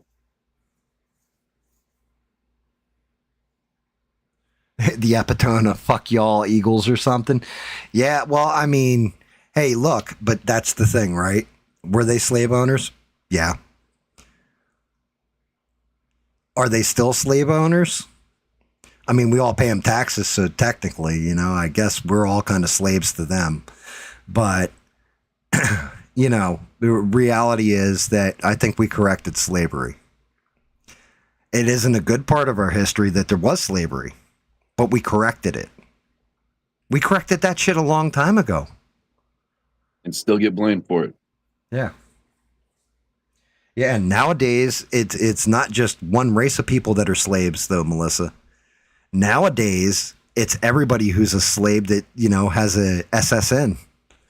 If you got a social security number, you're a slave. And all of us have them. Well, all of us that are here legally have them. So, I trust me, I'm there with you. You got to pay your taxes, but some taxes, I'm like, what the fuck am I paying for? Telling you, pretty soon they're going to tax us on the air we breathe. That's okay. At that point, I'll just erect a biodome. Pay an air tax. I got enough plant life that can sustain me, so I'll just build a biodome.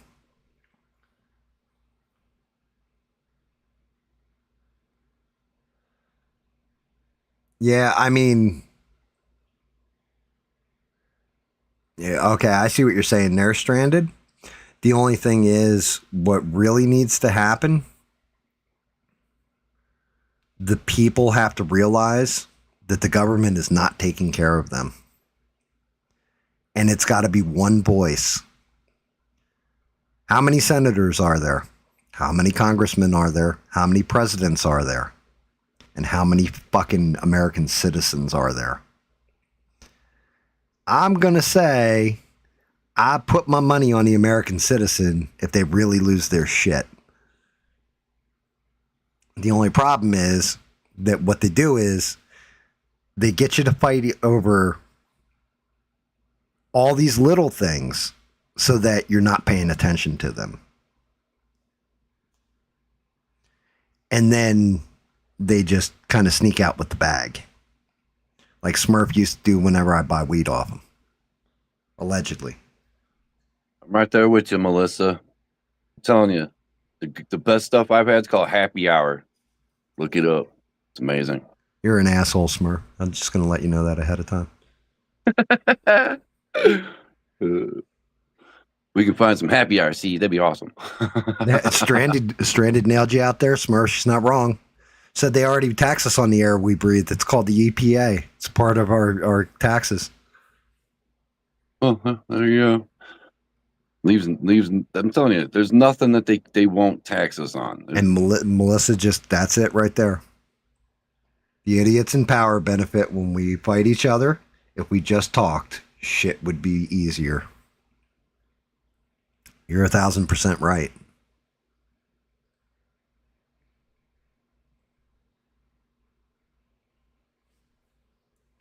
So, yeah, that's it right there. You know, a little bit of understanding like goes a long way. A conversation can go a long way. And you know, because I'm an asshole like this, and it allows me to tell YouTube, you guys are a bunch of cocksuckers. I think that's why they censor is the shit they're censoring. I think that's why they're pushing promotions on certain stuff and not on other stuff. Because they don't want you having those conversations. They want you in their sect. Each different little section. Because then they make the money off of it. You don't.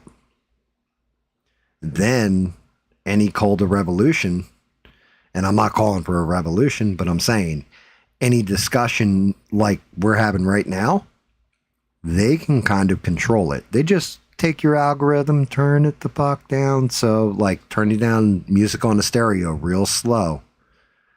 Nobody realizes until the music shut off.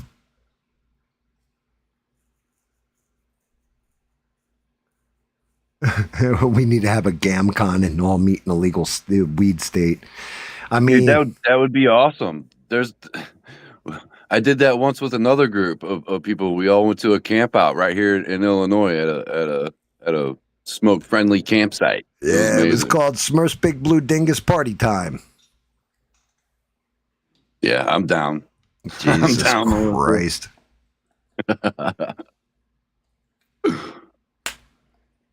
I got a fucking house for a tent too. There'd be like 5 people there, Melissa. I'm just going to tell you that ahead of time because I think that's, my real number of subscribers is probably what you guys see currently viewing the stream.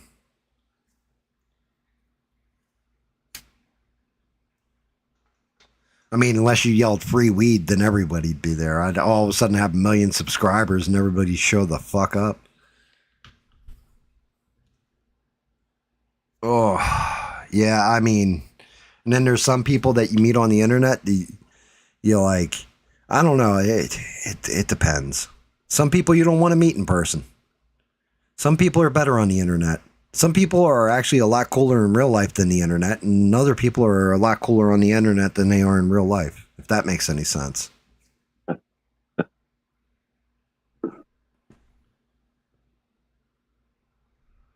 It's all right, Stranded. We'll get you a new job. We're going to set you up with your own stream. It's called Stranded Don't Give a Fuck. Zero Fuck Stranded, I think, is what we're going to call the stream. And it's just you, like, talking to people about how bad they suck. I just get her on at Amazon, and we'll call her Stranded at Amazon. Yeah, there you go. Smurf could help you out, get a job at Amazon, Just stay away from the fucking testing department. I mean, Smurf gets paid extra for that, but Jesus. Oh, they do a test there, but it's not for that. Yeah, I know. I'm telling you, man. People will be outside and burn through a blunt and then put that blunt roach in their pocket and go walking back in. So you can absolutely smell it. They don't say shit at Amazon. They don't even test for it. Stranded said I don't know. I heard last time Smurf had a campground, people woke up with mushroom stamps on their heads. I don't think so. Hey, if anybody tried to do that to me, I use their tea bag for a speed bag. You know what I'm saying? They know get on my foot. Smurf was walking around after everybody was nice and passed out from a good old smoking, and he was just like, "And I got a mushroom stamp for you, and a mushroom stamp for you, Big Blue Dingus."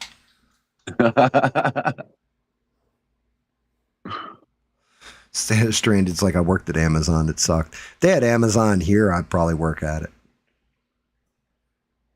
I mean, at least I'd have a weed connection then. Yeah, just go to the store down the road. I'm better off just holding out and waiting for them to legalize it here, if I'm going to be honest. Too much risk. I got too much to fucking lose. That's the shittiest part right there. 2 states away, probably be all right. A slap on the wrist or something like, oh, it's a misdemeanor. Here, that's what I don't understand, the difference between federal and state. Like, that's so crazy. Didn't Trump make it a Schedule 3 instead of a Schedule 1? Yep, but in that case, the state law is still the state law.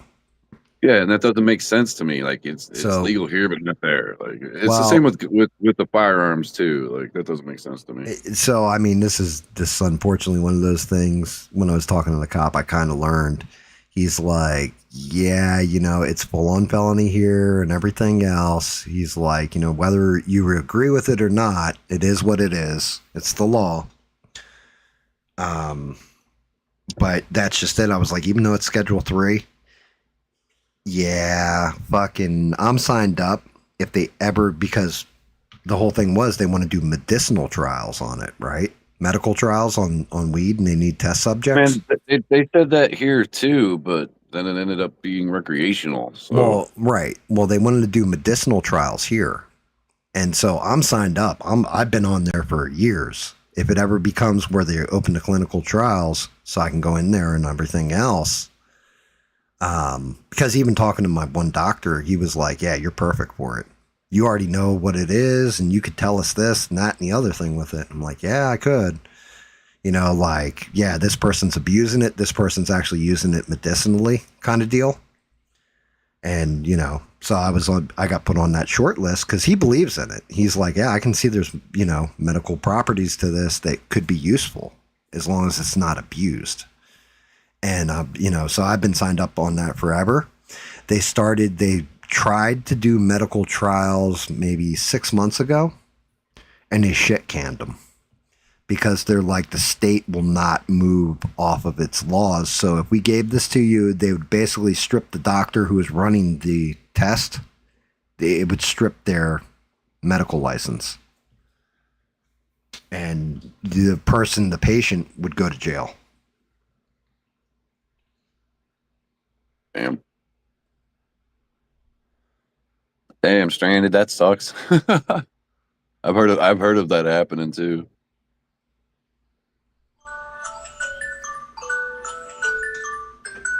Hear that? That's the second alarm, guys. I'm going to be late for stream if I don't fire it up right now. No, that's not, you know, a new song from a certain YouTuber.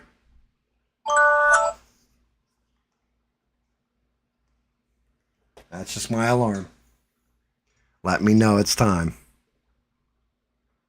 The video was accidentally erased. Jesus Christ. Well, the managers are pricks at mine too, but they still can't do anything about the weed.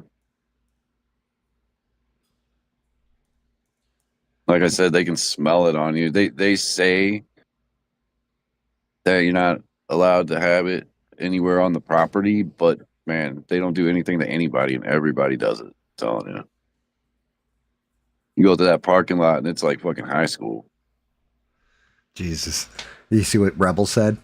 Just tell them you're transitioning and you need it to help you feel more in line with your identity. Brother, I'm in South Carolina. They'll beat the shit out of me if I say that. Like, then they'll be like, oh, you think you're transitioning? Well, let's stick you in there in that cell with Nick the Grip. He'll take care of that. He'll help you with that transition all the way.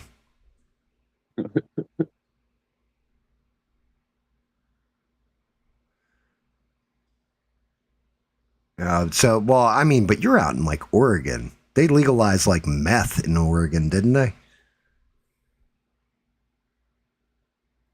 I don't remember the order of the states that legalized it, but I know my state was pretty early in that list. I'm not going to lie. It's like, well, recreationalized and legalized it are two different things.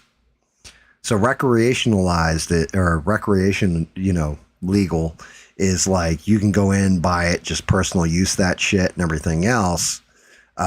Medicinal, you have to have the card and all that stuff to go get it. And then you got fully illegal. And I think it's like 43 states, maybe more. For some reason, I think it's 43 states have at least a medical program going on. And then I want to say it's like 15 or 20 of them are full on recreational. But up until Trump turned it to a class, you know, scheduled it down or whatever, that shit was still like if the FBI got a hold of you, Smurf, like showed up in your state and you had that shit on you, yeah, you're going full on to jail, you know? Like they'll put you in the Fred prison. Let me look. I gotta now I'm doing some.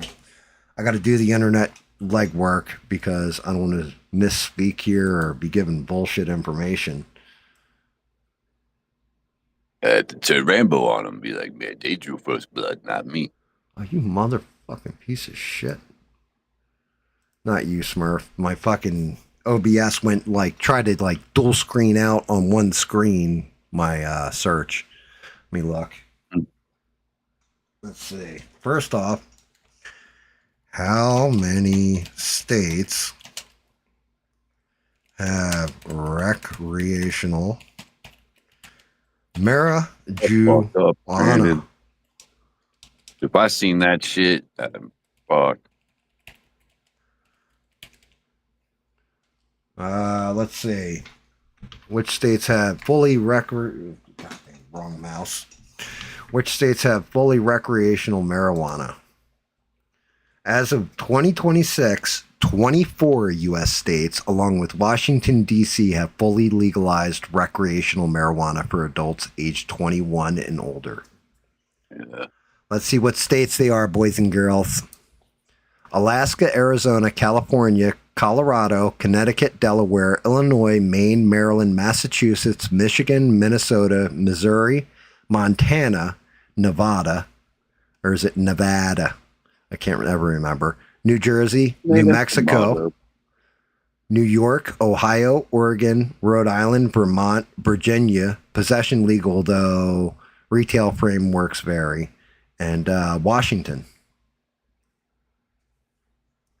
All right, so how many states have medical marijuana laws?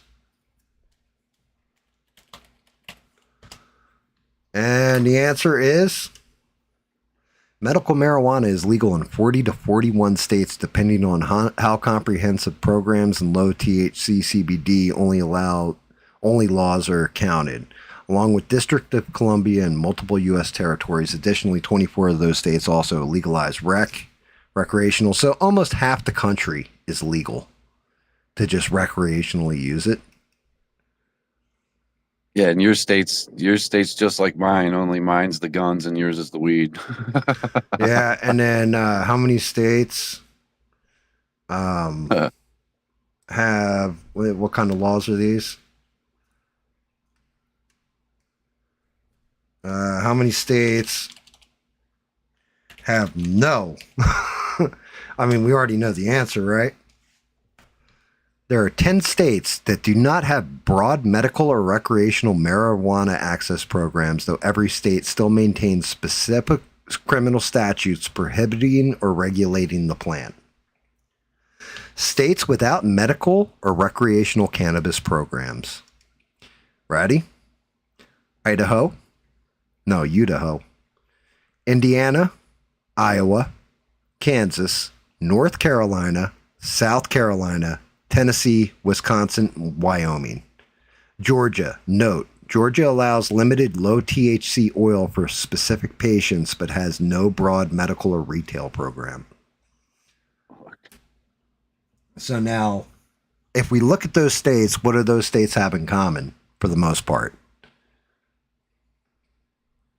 North Carolina, South Carolina, Tennessee, Georgia. You know what they all have in common? All South. Tobacco. Tobacco. Yep. And guess what else comes out of all those states I just listed? Moonshine.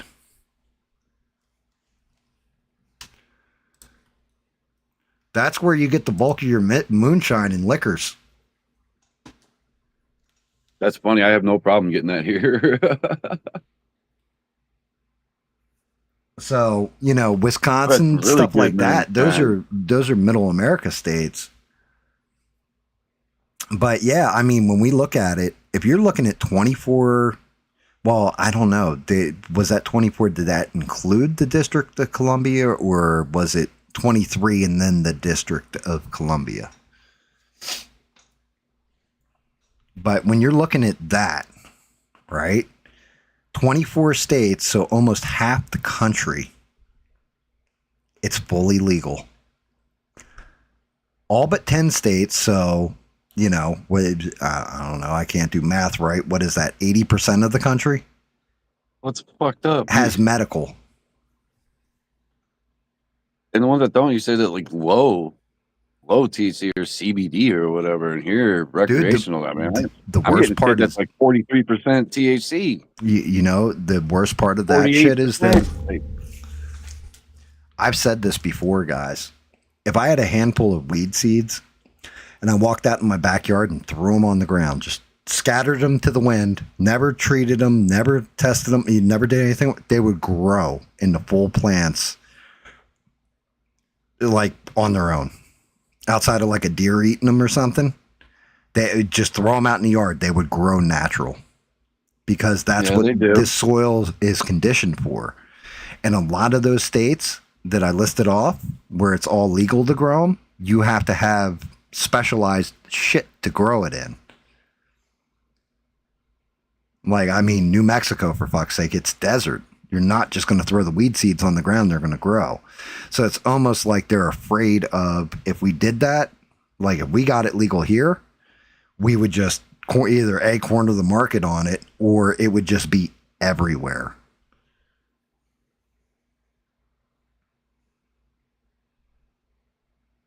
Well, I mean, here I've never seen just a field of it. I've never seen like people with it in their backyards. I'm sure there are, but I don't know anybody. Stranded says Indiana has rope dope weed. Tastes like shit and you got to smoke a ton of it. We call that 70s weed. We call that hocus pocus here. Yeah, we used to call that beat bag. Swag. Give you a headache. Yep. Yeah. I mean, you had swag, you had mids, and then you had your highs. And now that it's recreational here, I'm only going top shelf. You know what I mean? Like, well, yeah. I mean, I'll be honest with you. Even if I had a connection here, I wouldn't go through them. I wouldn't, not because I'm afraid of getting arrested or something like that, because I don't trust the weed. You don't have swag there. Get the fuck out of here. You got like fucking, I got some purple sticky punch, man. You got like, if it has a name, that's not swag. Unless it's just called swag.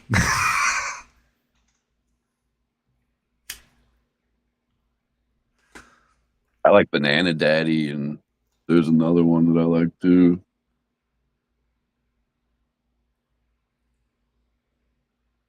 Oh God. That's actually a true story. You know, I can probably tell that because of statute of limitations. There was this girl, and I can't remember her fucking name. And my buddy Keith was like, she was a mall rat. And most of the mall rats that we were around, not all of them, but some of them, had that rich daddy. Tons of money in their pocket. Let's say the chick's name was Tanner.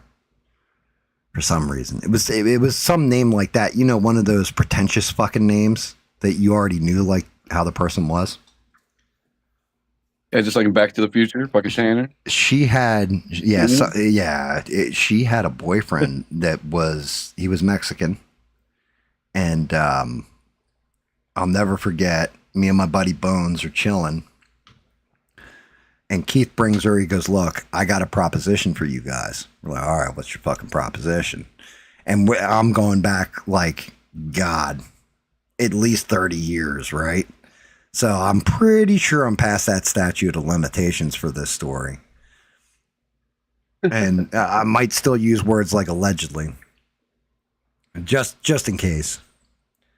But he shows up with this girl, and this girl was clearly spoiled rich chick.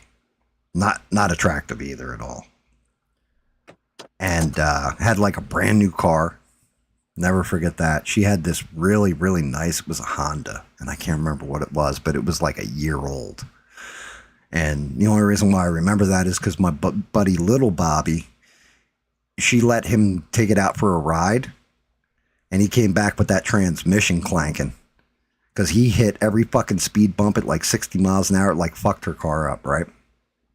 Damn. Yeah, just being an asshole. Like we do dumb shit like this. But anyway, Keith walks in with her.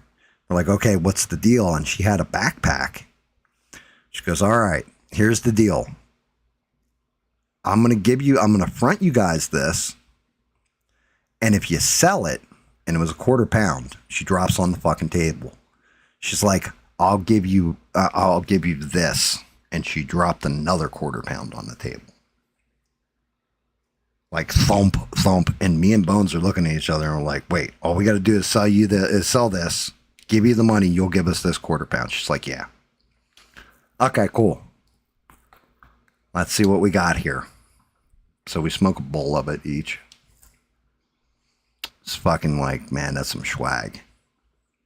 That's some shit weed, you know what I mean?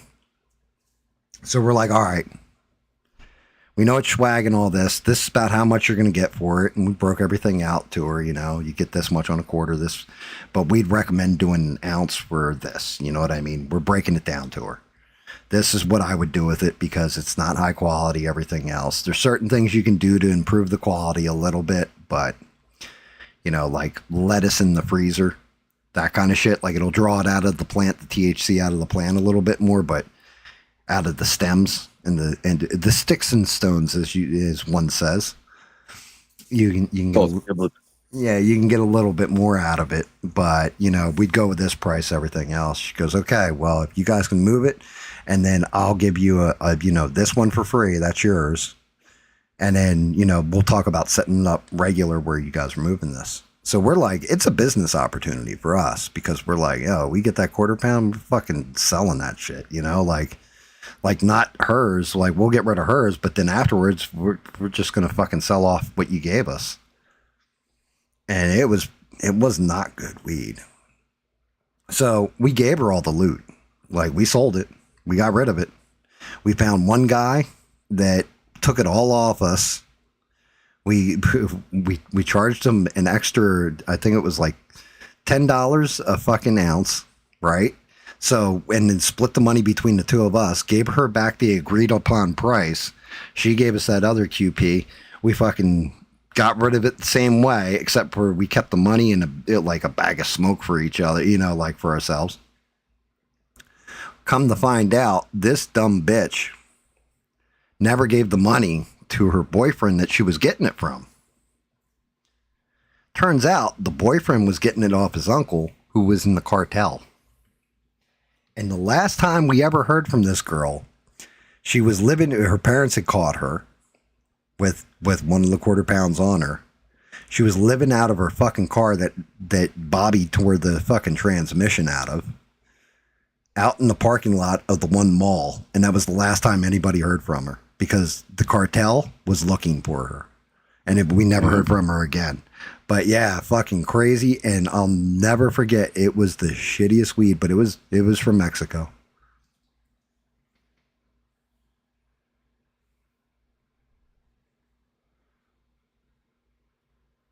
But we honored our end of the bargain. We gave her every dime too. Because, you know, of course, Keith shows up with the boyfriend and is like, yo, where's my fucking money? And we're like, yo, we gave it to your dizzy bitch. That's your problem, not ours. And of course, that's, you know what I mean? We got Keith sitting there like, yeah, dude, it's verified. She got all the loot. I don't know what she did with it.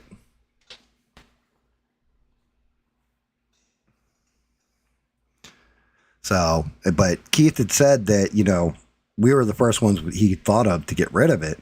And we're like, yeah, we can pull it off. But then she had other people that I'm pretty sure she had more weight put out to. You know what I mean? Yep. You weren't the only one. She probably had multiple. She had multiple people trying to get her some money.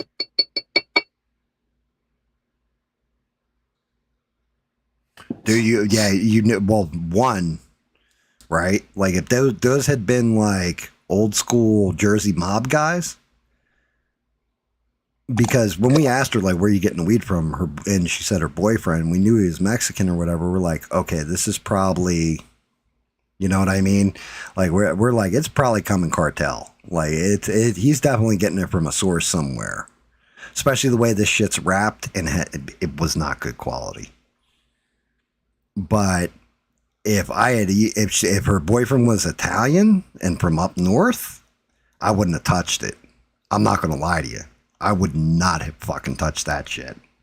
Because those motherfuckers, they would have just come in shooting.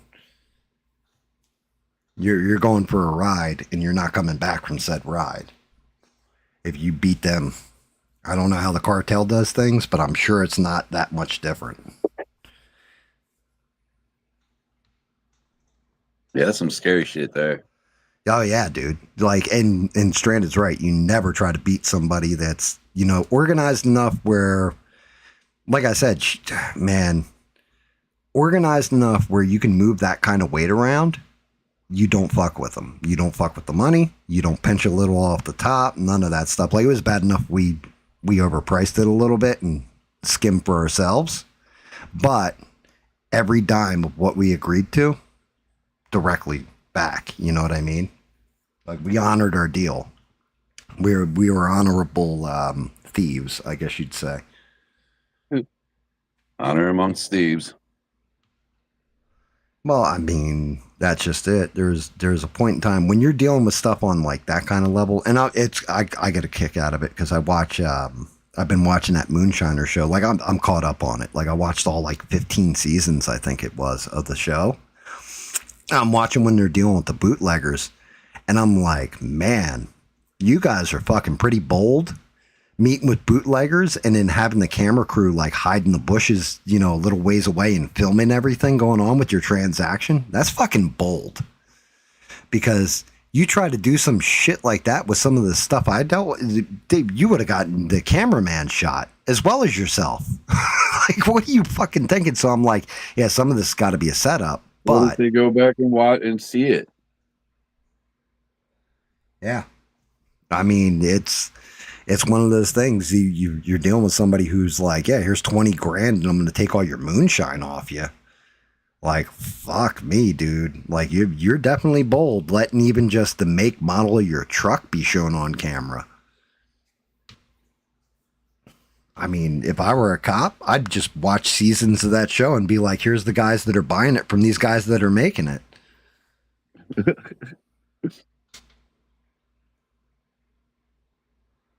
Which is funny because there are a couple of them where, like, my two favorites on there are these two old heads, Mark and Digger, and they make like really, really incredible moonshine because they learned from Popcorn Sutton.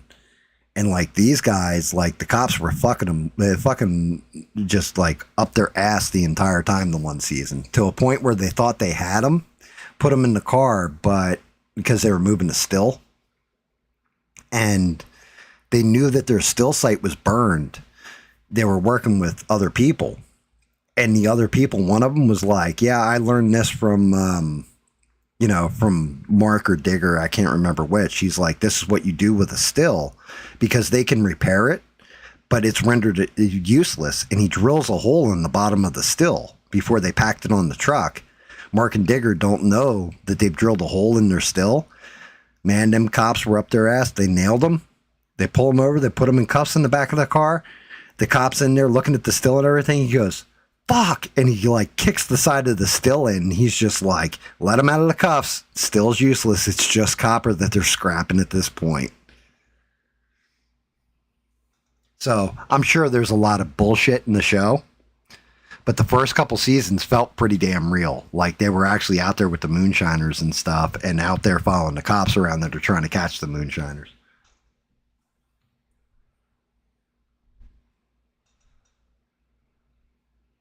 Yeah, boss wouldn't care if you overpriced a little for pocket lint, as long as boss gets every penny he expects. But I don't know anything about that stuff. I was always an upright, lawful Christian. That's Stranded right there. So yeah, that tells me everything I need to know. Stranded right there, and that first part of that sentence. I was just a dumb hick from the sticks. So what the fuck do I know? I don't know nothing. I know nothing.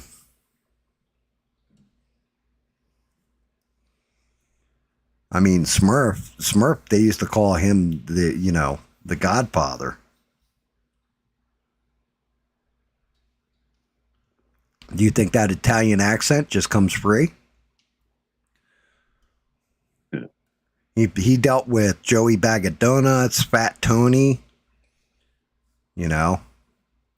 Two Finger Pete. Like, he dealt with all them guys back in the day. They call him Two Finger Pete because the rest of his fingers got cut off for stealing.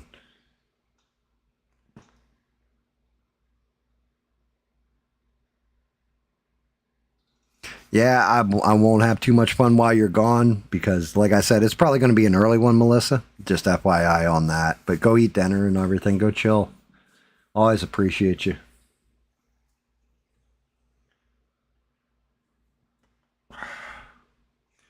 Yeah, I mean, there's never going to be a point in time where I ever stream and just let every bone that I know drop out on a stream ever either, guys.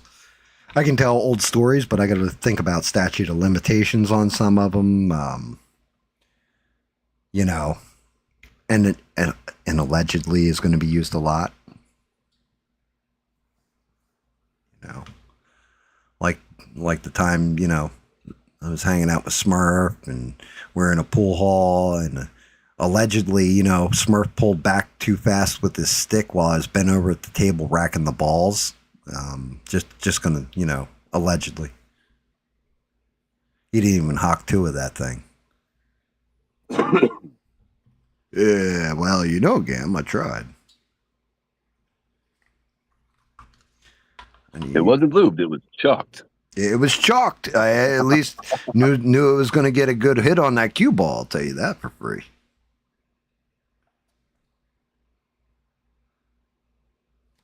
His pants actually weren't too bad. I actually didn't do too bad of a fucking setup on this guy, did I, Smurf? Gotta figure out what I'm going to do with these. I'm going to make them like dew claws. I haven't painted shit. That's not good. I haven't seen you paint a lick since I've been on here. No, I mean, like, tell you what, the first like half hour of the stream is an interesting half hour. I went the fuck off. Hey, I'm not even joking, Smurf. Like my tongue waggled.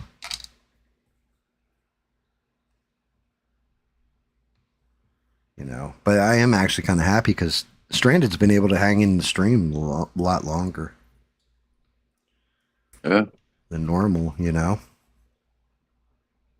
She's actually been able to hang out and chill and, you know, tell jokes and make fun of people and all that good stuff.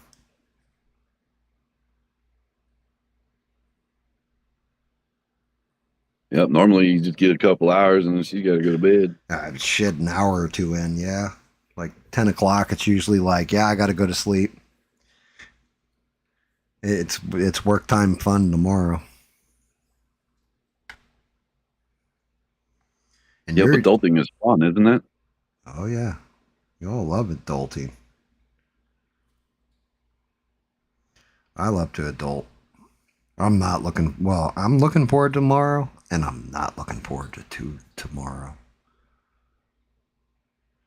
Because I know, like, I finally get the permanent crown put on or whatever, cap or whatever the fuck it is. And then I'll actually be able to chew on my left side again, you know, because it's that temporary one. I'm afraid of it like snapping, breaking, or anything else, and then you're fucking exposed, and it's gonna hurt like a bitch. But once they put the permanent on there, it's like pretty fucking solid, and you can chew on it after a couple days.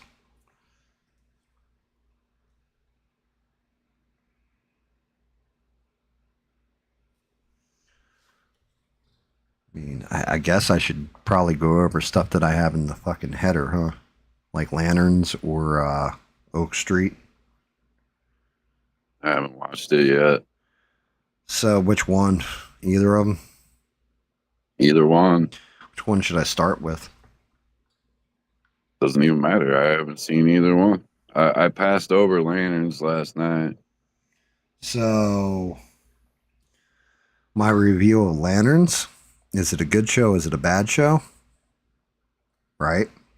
Depends on the way you look at it.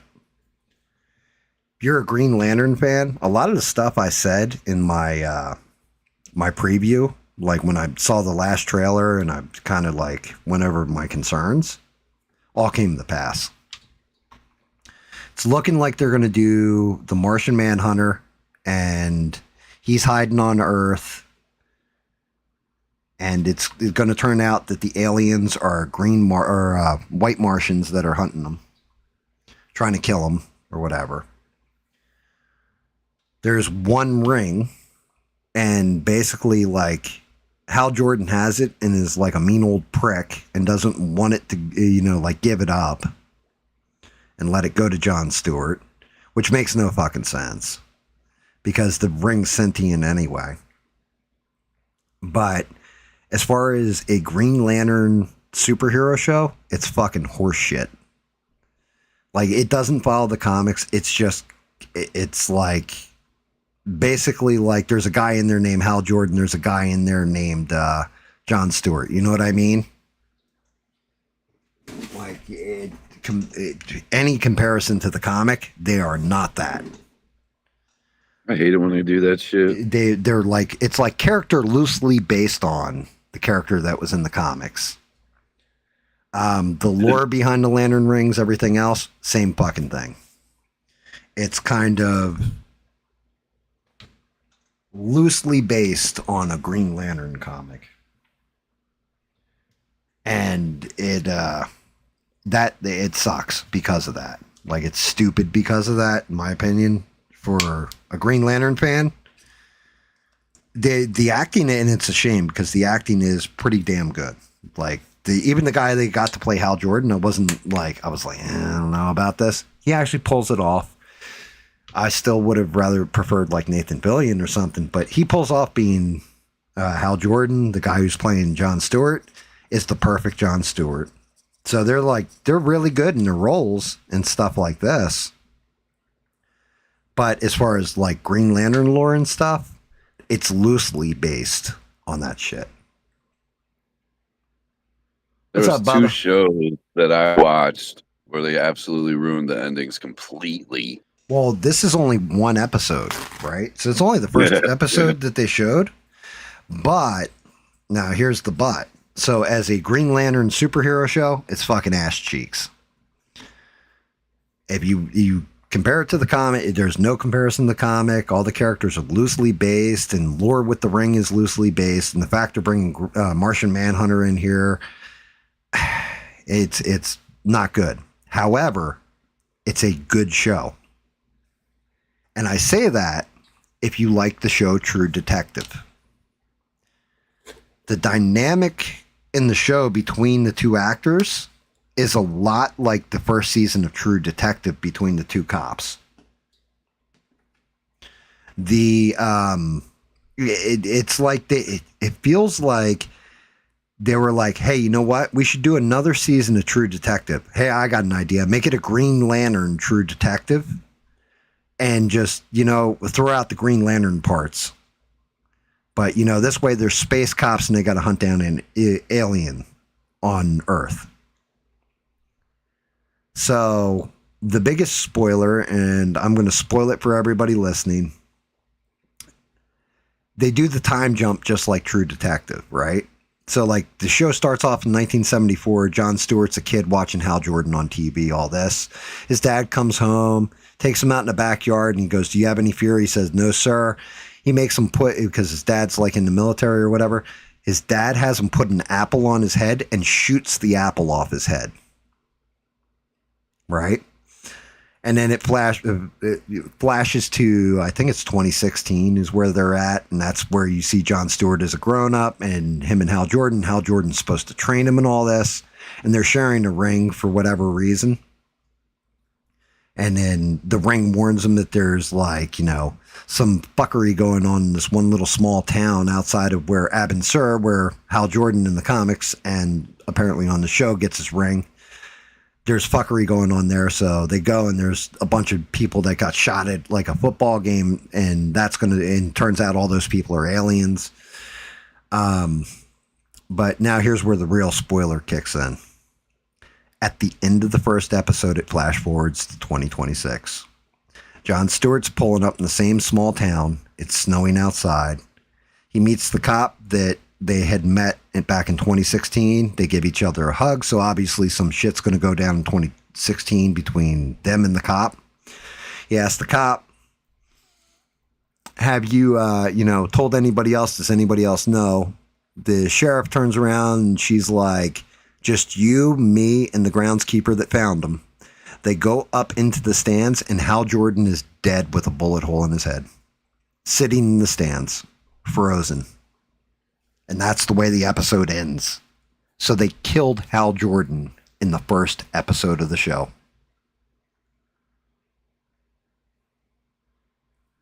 Well, they can't have two people sharing the same ring. Well, no, that's just it. Jon Stewart got his own ring in the comics. The whole thing was, right? So in the comic book, yeah, this is the bullshit, right? Here's your bullshit. The initial crash with Abin Sur in the comics. You know, it's the alien that had Hal Jordan's ring before Hal Jordan. And this was one of the parts I really had a fucking problem with, too, in the show. And why I say it's loosely based. So Abin Sur gets all fucked up, crash lands on Earth. Basically, he tells his ring, seek out a suitable replacement. In the comic books, the ring went out, found Hal Jordan, brought him back to the crash site, and then shot like a beam and pulled him out of like a test plane and brought him to the crash site. And then the ring chose Hal Jordan. What you find out later on in the comic books is that the ring actually had two different people it was looking at. It was just Hal Jordan was closer. The other person was Guy Gardner. The ring decides because the ring has its own sentience. In the show, what they did was the ring came to Hal Jordan and said, "Do you have any fear?" And Hal Jordan saw it floating there and said no. And then the ring basically brought him to Abin Sur, and it plays out same kind of way, right? So in the comics later on, what ended up happening was Hal Jordan couldn't charge his power ring beyond 5%. So he thought something was fucked up with the ring. Like everybody thinks that's what they make you think in the comic book is that the ring's fucked up. So he has to find a replacement. And he chooses Jon Stewart as a backup lantern to him because his ring won't charge past 5%. So therefore Jon Stewart would get his ring. The ring was originally supposed to the backup lantern status was supposed to go to Guy Gardner, but like right before he was going to get the ring, before, you know, he's told he's getting the ring, he gets hit by a car or in like a car accident, I think.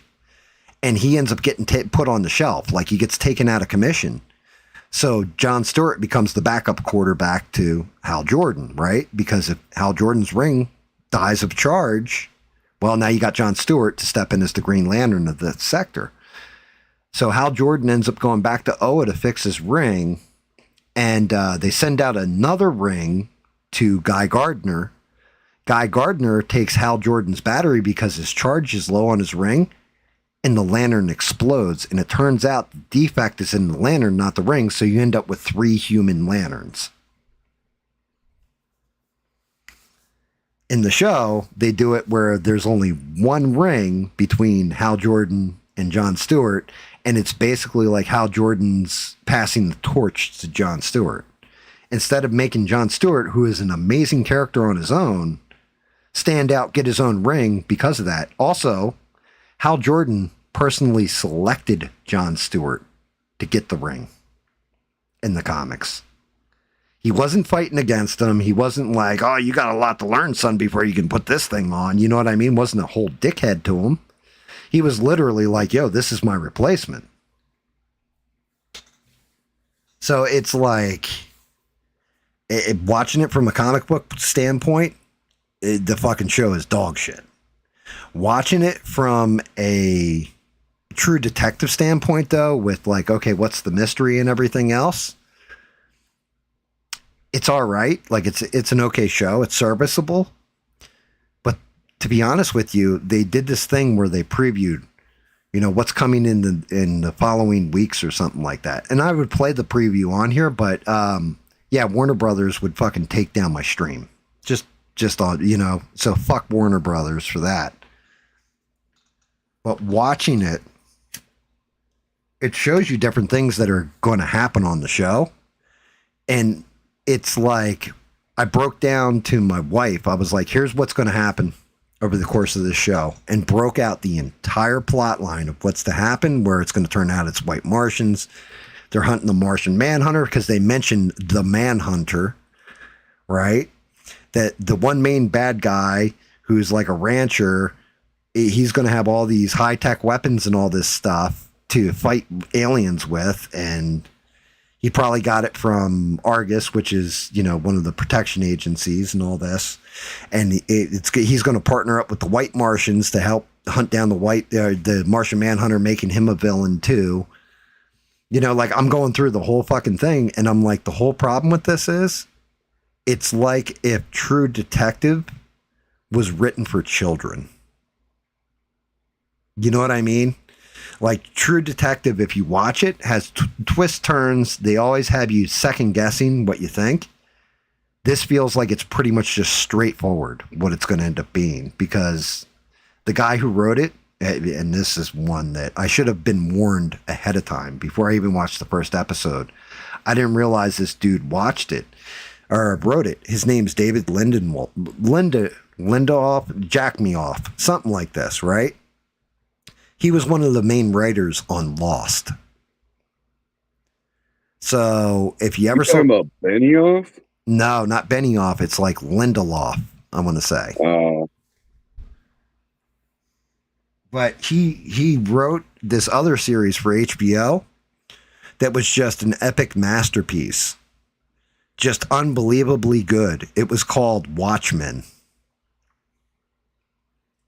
You know, that was the show that Dr. Manhattan felt that he needed to connect with somebody who would be looked down upon by society, so he turned himself into a black man. And then at the end of it, he switched all his power, his, you know, omnipotent powers and stuff like that out to a black woman because he felt that she was marginalized and deserved it.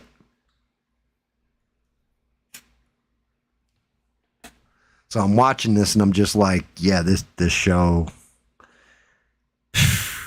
I'm going to watch it all the way through. But yeah, when I say I was, again, if you like True Detective kind of style, you can enjoy the show if you don't know the Green Lantern type lore.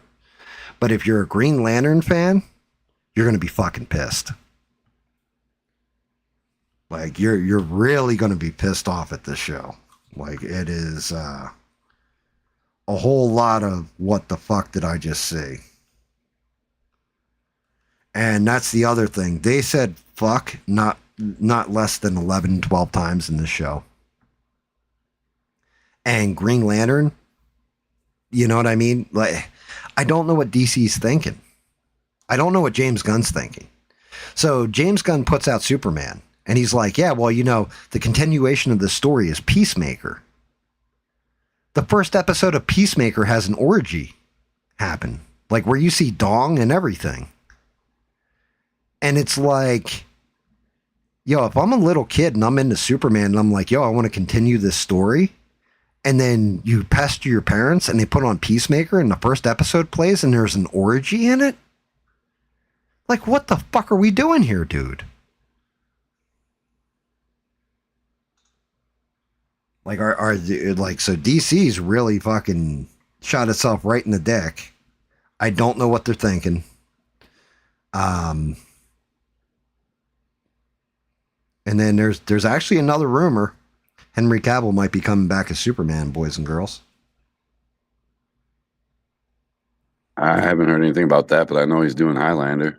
So yeah, and that actually, I'm amped for that one. It looks good. You know why I'm amped for Highlander at this point? Why's that? Because the guy who's directing it is one of the guys that set up and coordinated all the shit in John Wick. So if you think yeah, I did hear that. Yeah, the sword fights in like John Wick 2 and all that, it's going to be badass. That can be really, really, really good. But yeah, apparently, because Supergirl bombed so hard, they had an Amanda Waller show planned and a couple other shows that were female-based shows. They canceled all of them. And also, they went to Zack Snyder and asked him if he wanted to come back and do a movie. That's a rumor at this point, but the rumor has it that Zack Snyder wants to do The Dark Knight Returns. And Alan Rickson, again, this is all allegedly, and rumor and all this, but allegedly Alan Rickson, I don't know if you know who he is. Are you talking about Reacher? Reacher is going to play Batman. And Henry Cavill is going to come back as Superman. What? Man, every time I see that dude, I just think of Blue Mountain State. He was Thad in that show. Yep. You know what's funny to me? Every time he was an idiot, absolute idiot. Yeah, so like Blue Mountain State, and I've watched through all that too. What I saw him in first, so that's what sticks in my mind. On Smallville, he was Aquaman. Oh yeah, he was. I do remember that. Yep. So that always, I'm like, yo, so fucking Aquaman is Reacher, and he, he may be potentially Batman. The dude's really good in the show Reacher, and he was also good in that movie with Henry Cavill. What was it? Ungentlemanly Warfare? Or something? Yeah, the Department of Ungentlemanly Warfare or Butt Sex or whatever. I can't remember what it was called. Yeah, that was, I like that actor. I actually like that dude. He's good, and he was in that one, I can't remember, I think it was called War Machine or something like that they did on Netflix, which was an okay, like, made-for-TV kind of movie. But he was good in that too. Like he's pretty good, and I could see him like. Yeah, we saw him. The problem with that I have though, if they're going to do Dark Knight Returns, and all that, is that Zack Snyder already kind of did the Dark Knight Returns. It was called Batman vs Superman, right? When he did that Batman v Superman. Part of that movie is The Dark Knight Returns, and the other half of that movie is where, like Doomsday kills Superman. What is it? Death of Superman or whatever? He did those two comic arcs mixed together in that movie. But who knows? We'll have to wait and see. But that's one of those rumors that's out there. And I could see Alan Rickson as Batman. I'd be all right with him as Batman, actually. Because I wouldn't want to get in a fight with that motherfucker. I say this all the time. I do not like, even Ben Affleck's version of Batman was a good Dark Knight version of Batman where he's old, grizzled, and fucking had enough of shit. But, like and I, what kind of slur I like to use for the other Batman, Robert Pattinson, that Batman. I don't like Batman that I feel like I can beat the ever-loving shit out of. Yeah, that you can just make cry. Was it a good movie? It was not a good movie. No, they fucked up. He tried to mash too much shit together, and fucking it was dog shit. Yeah, like, the Robert Pattinson one. Well, me and the wife tried to watch that when we got like 15 minutes into it and had to turn it off. I was like, man, I'm bored with this. I can't even watch it. You know what the best part of that movie was to me? Catwoman. Yeah, we didn't even make it that far. Dude, Catwoman looks and acts like Catwoman in that movie. And I like that. Like, it was cool. Like, the chick I think it was Zoe Kravitz. She played a great Selena Kyle / Catwoman. She was fantastic. I always hated, what's her name as Catwoman? Anne Hathaway or whatever. I did not like her version of Catwoman, but, like, she was kind of more annoying. And then, Zoe Kravitz in that movie, though. She was actually really good as Catwoman. And then, surprisingly, the show that they spun off of that, called Penguin, was actually one of the best superhero shows I've seen. Like, it was really, really fucking good, and it didn't have Batman in it. It just followed, and I hate him. Like, I hate the actor, Colin Farrell. I'm not a fan of his at all, but he is amazing in Penguin. Like, he really is. Like, I was like, well, shit, I got to change my opinion on this guy a little bit.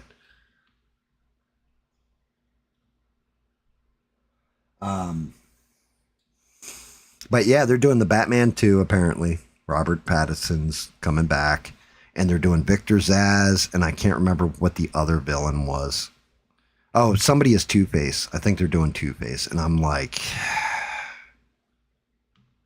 Yeah, I was gonna say I heard Robert Pattinson's got another Batman movie coming out in like 2028 or something. Yeah.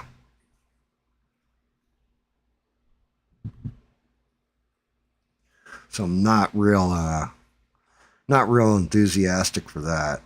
No, not at all. Robert Pattinson is absolutely not a Batman. No. He's not at all. No. Now, anytime you get a Batman that yells at Alfred, "You're not my father," you already jumped the shark. You've already fucked things up. You know what I mean? Batman would never say that to Alfred. He would never disrespect Alfred like that. Never has disrespect. As old as Alfred gets in the comics, as bitchy, like no matter what, Bruce Wayne always looked at Alfred like he's the glue that holds the entire Bat family together. He's the one that brings him back from that fucking like stepping over that line. He's his moral you know what I mean? He is his, not his father figure, but his father figure, his mentor, his everything. He loves Alfred. Like Gotham got some shit right and some shit completely terrible. One movie that is coming up though from DC that I'm like, I think this could actually be good is Clayface. They're doing it where it's like a body horror kind of creature feature type movie, and I think it looks interesting. Like I think if they they could land that plane. I'm over all superhero shit. Well, Avengers Doomsday, especially Batman. Man, I'm over Batman. They've well, made so many Batmans over the years. Avengers Doomsday. Well, there actually is an animated one coming up that will probably be pretty damn good, that I'm looking forward to, and it's called Nightfall. Nightfall's where Bane broke Batman's back.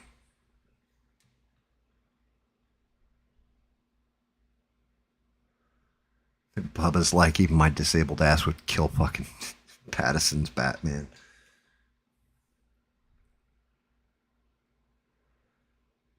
But yeah, I mean, I feel like you could just look at him wrong and make him cry. You know what I mean? Yeah, Avengers Doomsday. Like I would have a heyday with Robert Pattinson as Batman, because I don't feel like Batman's a superhero anyway. He's gadget man pretty much. Really, I mean he's cool. So but Batman's superpower is that he's an apex human. That's what technically is superpower. Like he is the perfection of humanity, basically. Like the perfect human machine is the best way of describing him, because he trained his brain with Detective Chimp, and I can't remember what else for like investigation. He learned from a con man on like disguise and all that kind of shit and illusions and everything else. He learned from not Mandrake. What's his name? Zantana's father, I think. Is it just Zantan? I can't remember. Martial arts and all that. He trained with the fucking League of Assassins. So he's trained and honed his body to perfection. You know what I mean? And his mind to perfection. That's supposed to be Batman's. Like, even though he doesn't have a superpower, that is his power, is that he is the ultra human, like the perfection of humanity in a vengeance form. So I don't know. You have to do him a certain way. Same thing with Superman. With James Gunn, the one point I give him is that he definitely made it light hope. You know what I mean? Superman was a Boy Scout in the movie, that kind of thing. Still should have used Henry Cavill as Superman, though. I think the guy who played Superman, what's his name, Cornsweat? I think he was a good choice for the role, but Henry Cavill still exists, so you kind of fucked up. You know what I mean? Everybody's already accepted Cavill as Superman. oh yeah, he was Superman. Right. Like he's the best Superman that we've seen so far. I don't know about that. I still say Christopher Reeves was better, but that's well, yeah, but older. Well, yeah, I mean, but then again, we're also talking about Christopher Reeves isn't around anymore. So It's one thing because Christopher Reeve died. Yes, Henry Cavill Superman, right? And that's the same thing. Henry Cavill's still alive, but you cast this other dude as Superman, so it doesn't land as well, you know? Yeah. Like,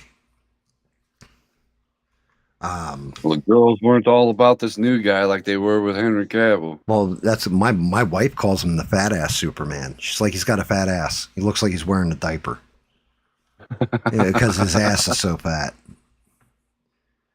Like, I've told this story before. We're in the movie theater, we're watching Dark Knight Returns, and out of nowhere, my wife's like, when Henry Cavill saves everybody on the oil rig, and like comes walking out of the water and he's got no shirt on, my wife was just like, damn, that boy's put together. Like, so loud in the theater, or every other girl was just like, yep. And every guy in the theater was like, fuck. Like, we're all kind of like, shit. Well, we're fucked. But no, Henry Cavill is Superman. Like, that's just it. And even if we just pay attention to what he does outside of being Superman, like, he's the same way as like Christopher Reeves was. He does nice things for kids, and he's a nerd, like kind of nerdy, but you know what I mean, built. Because everybody always forgets this, right? Like Henry Cavill, they just put the suit on him, right? Yep. Same thing with Christopher Reeve. That was in a time where they didn't do like Hollywood muscles, like wearing to stuff your suit. That was all Christopher Reeves, junk and all, in those shorts. She don't want none unless he's got buns, hun. That's fucking great. Nice, Reb. But yeah, the Lantern show, unfortunately, was exactly what I thought it was going to be for the most part. They just disrespected all the lore. And I had that feeling from the word Well, that's jump. what they do on TV now. They do it with everything now. Yeah, and you know, I say this every goddamn time too. You got Batman the animated series. You got Superman the animated series. Just do that. That's all you needed to do, was just do those, but do them in live action. It's not fucking hard. You already know the source material works. Take 3 episodes of Batman the animated series, crush them together, and make it into a movie. You know what I mean? I heard Henry Cavill's supposed to be in another movie as well. He's supposed to be the king in Voltron, Defender of the Universe. Stranded said, I just off material material villains and do side characters, basically like Mad Hatter, Killer Croc, Poison Ivy, to name a few. Well, that's just it. The next Batman movie, Stranded, is going to have Victor Zsasz in it, but not the one that you saw in Gotham where he was kind of like a gangster. They're doing the serial killer version. The only thing is, the picture I saw of him, he's got marks all over him, like he's writing in Sharpie marker on himself and doing like, you know, the 5 score. In the comics, he would cut himself, and that was part of the thing. But the whole problem is that he's just a serial killer. You know? Like, when Batman gets a hold of him eventually, he just beats the shit right out of him and throws him in Arkham. Because he's just a serial killer. There's nothing special to him.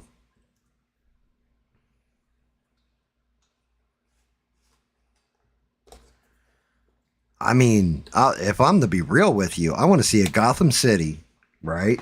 Like, if they want to modernize it for modern audiences, this is what I would do. Batman's got to take down Antifa, right?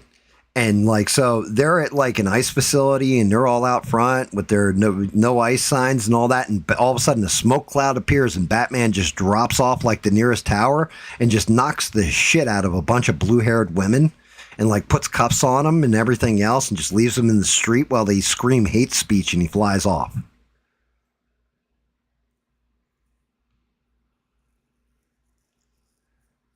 Oh, dear Lord. You see what fucking Rebel just posted? Max officially orders Jimmy Olsen series in the People vs. Gorilla Grodd.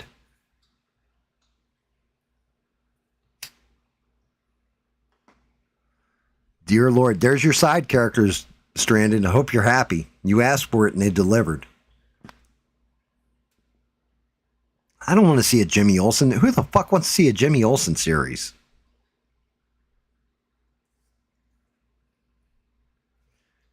Damn. This is your fault, Smurf. I don't know whose ideas you've been feeding to, but dear Lord, bud, you got to stop. See what they're doing? Jimmy Olsen's the little guy on the Superman shit, right? Like he's the reporter kid. Yes. That's what he's always been in the comics too. Gorilla Grodd is the Flash's like one of his enemies. That's what I'm saying, dude. I'm over all the superhero shit, man. I'm like over it. Like I'm not even interested anymore. A mockumentary centered on Daily Planet staffer Jimmy Olsen. The 8-episode show will show Jimmy directing and starring in a true crime show that investigates, and I'm afraid what's coming next, whether Gorilla Grodd was wrongfully convicted in Metropolis' most famous murder trials per the show's logline. Well, I can tell you now, if the brain's missing and Gorilla Grodd ate it, then he's guilty. That's it. Case closed. Because that's what Gorilla Grodd does. He eats people's brains.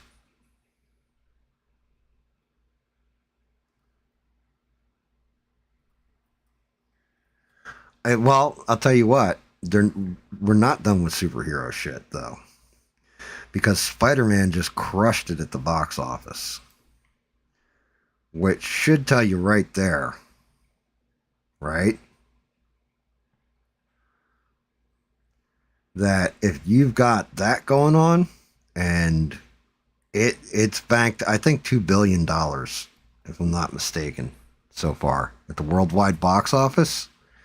Spider-Man's now like, so there is no superhero fatigue. It's got to be a decent movie. That's all.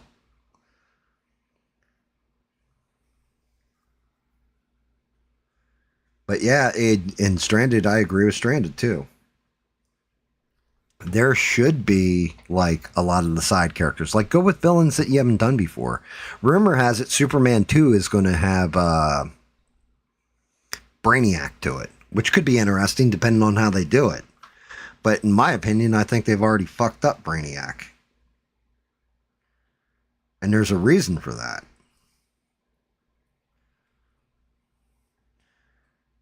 Reason being that you should have done it where they doubled down in Supergirl about the message from Clark's parents about ruling Earth, taking over Earth. Like Superman's actually, his parents had bad intentions for him to rule the Earth and form harems and all this kind of shit.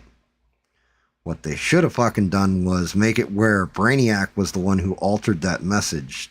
You know what I mean? Trying to manipulate him into taking over Earth.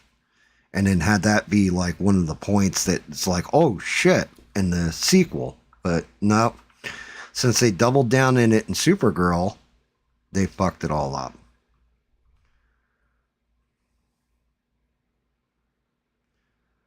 But yeah, Lanterns, we'll see. Tonight I think it's the second episode. I think they're doing the second episode tonight.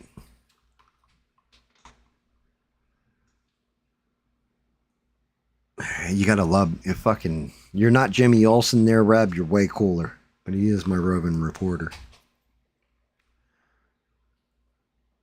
But now the end of Oak Street. Predictions for that there, Smurf. What'd you think? I know you ain't seen it, but what do you think? Good, bad? Is that the one with all the dinosaur shit? Yep. I think I may have seen a trailer. I have no interest in watching it, to be honest. So, set in the 80s. Small town America. Wife's writing a book about how she's going to divorce her husband, Ewan McGregor. She's writing it on the side, hiding it from her husband. Husband's working a secondary job as a pizza delivery guy. And one night, the neighborhood just magically teleports into the land of dinosaurs.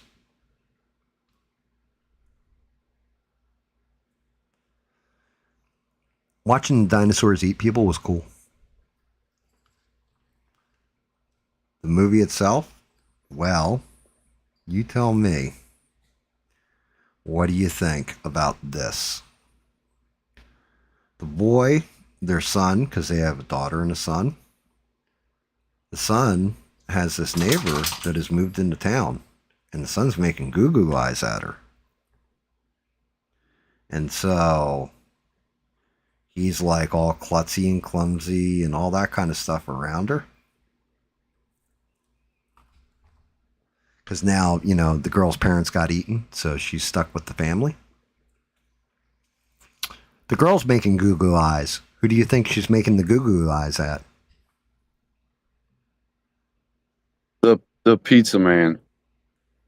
The sister. Okay. Yeah, it's one of them movies. Basically, the wife, Anne Hathaway's character, is a girl boss through the entirety of the fucking movie. Smarter than everybody, you know, just pretty much better than everybody at everything. You like very intelligent. The husband's just okay, dear. And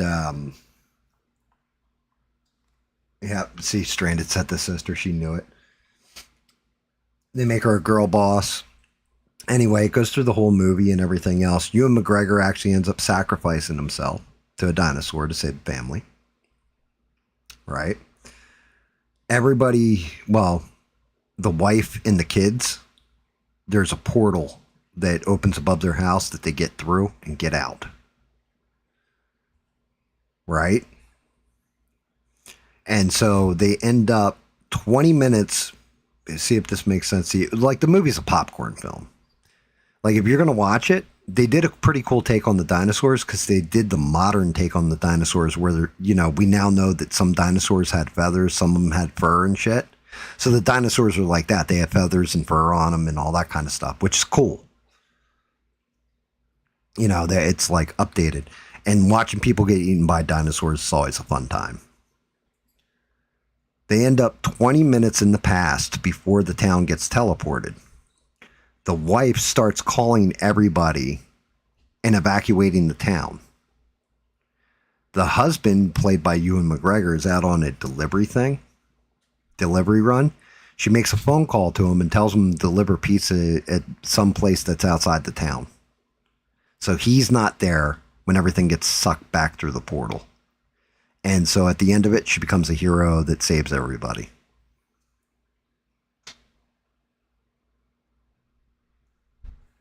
So yay, whammon. In a 1980s movie. So, yeah, like I said, problematic if you're going to go turn your brain off for a couple hours and just, well, it was like an hour and a half. It's like watching an episode of The Twilight Zone.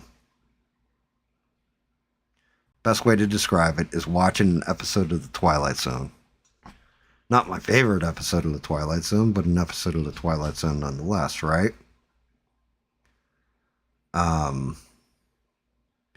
Is it worth your time on streaming? But yeah, know that about it. It had woke, like, I hate to say the word woke, but it had that kind of bullshit to it. You know what I mean? Like, it turns out the next door neighbor is really into the sister, and the sister's the next door neighbor.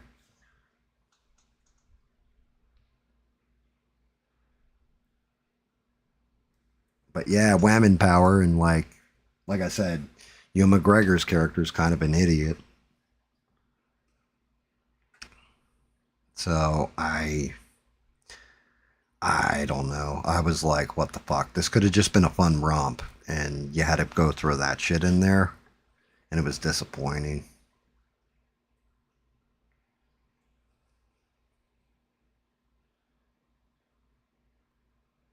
Like, it's unfortunate. I had high hopes for that movie too. Like, it could be something real just fun and turn your brain off, and it is. It is a turn your brain off, but when you start looking at it, she basically even undid the husband's sacrifice. You know what I mean? By the end of it. Like, Smurf, they ain't going to eat no bullets for no one. Instead, we're just going to have him show up over here.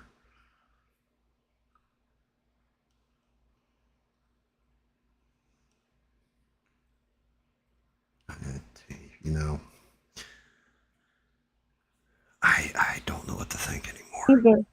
Fucked up strand says surprised it didn't make the brother trans. That, well, yeah, especially in the 80s, because, you know, every girl was a lesbian that I can remember in the fucking 80s. Right. Every kid was, you know, every woman fucking told her husband. Big hair bands and shit back then. Shit. You know, like, it was always the guys in the 80s that were like, you know, taking the back seat to their wives driving the car. Like, if you're going to make an 80s movie, you got to make it an 80s movie. Or you're going to try and capture that 80s tone, Don't give me this fucking bullshit. They were showing. I thought they did pretty good with Dazed and Confused, man, as far as that kind of shit goes. Dazed capture in the 70s? Yeah. Yeah, it did feel like you caught a day out of the... Well, then again, I didn't grow up in the 70s, so... For all I know, there's somebody out there like, yeah, you don't know what the fuck you're talking about. End of it. Yeah, you know. I was born in 77. But you have to ask Bob. I think my first memory was in the 80s. I think Bob's old enough to remember Prohibition and all that, so you should remember what happened in the 70s. You know, if you ask Bob, he'll probably give you a story about how he snorted cocaine out in a strip club or a disco with Rick James at one point in time or something.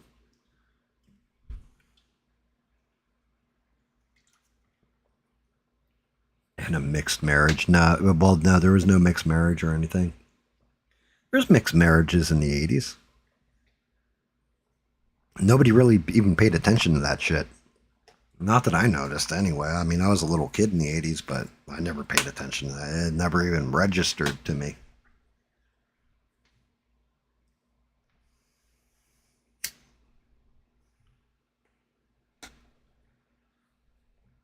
I mean, shit. Even in the podunk town I grew up in, there were black kids. There were Asian kids.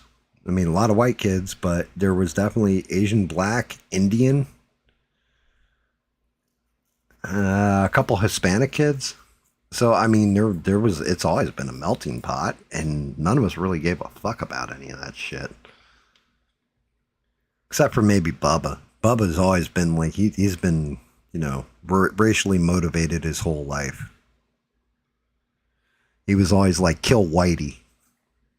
I only grew up around one mixed marriage, and he was military.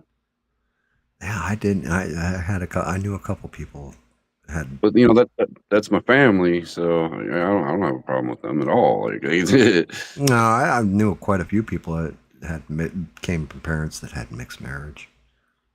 Now I'm thinking back on it. Yeah, one of my uncles, I was like the only one around that I knew growing up that had a mixed marriage. Huh. I didn't really know it. Everybody else was like all. Like even my parents, man, they're still together after all these years. Yeah, I mean, some people are ride or die, and some people aren't, you know. Marriages fail all the time. I just always thought it. What always. Oh, don't I know? Yeah, well, yeah, I was gonna say, Smurf. Fuck. For me, what's really, really funny to me though is when I was a kid, like my parents split when I was like 7, right? And everybody else, it was like, oh, well, my dad, my mom, and all this, and everybody had like that happy family life. And then when I was a teenager, everybody's parents started getting divorced, and they're like, how did you deal with this? Like, I was fucking 7, asshole. You just learn to live with it. You didn't have a choice. What are you talking about? Yeah, like what are you talking about, Still had to make do. So that's just it, though. The agenda is slowly dying, Stranded. Like, I'm seeing it more and more. Like, you still got, like, these last... Well, they don't even know what to do in Hollywood anymore. They're just... All they know what to do is make a remake of something else that's already been done. I mean, yeah, I'd need Rebel to look it up for me, but I'm pretty sure, I think it was, like, Paramount. Was it Paramount? Was it Universal? One of them apparently has threatened that they're moving all their production outside of Hollywood. Like they're literally abandoning Hollywood, like a movie studio, and it's a big one. And I want to say it's Paramount. It's like, yeah, we're fucking leaving California. Bubba said exactly, Smurf.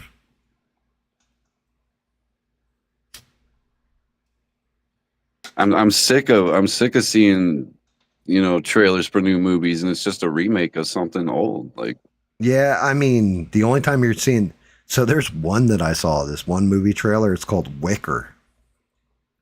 Oh, I saw that fucking trailer. What the fuck, dude? That's exactly where I was going. It's like, you want something original, and like, what the fuck?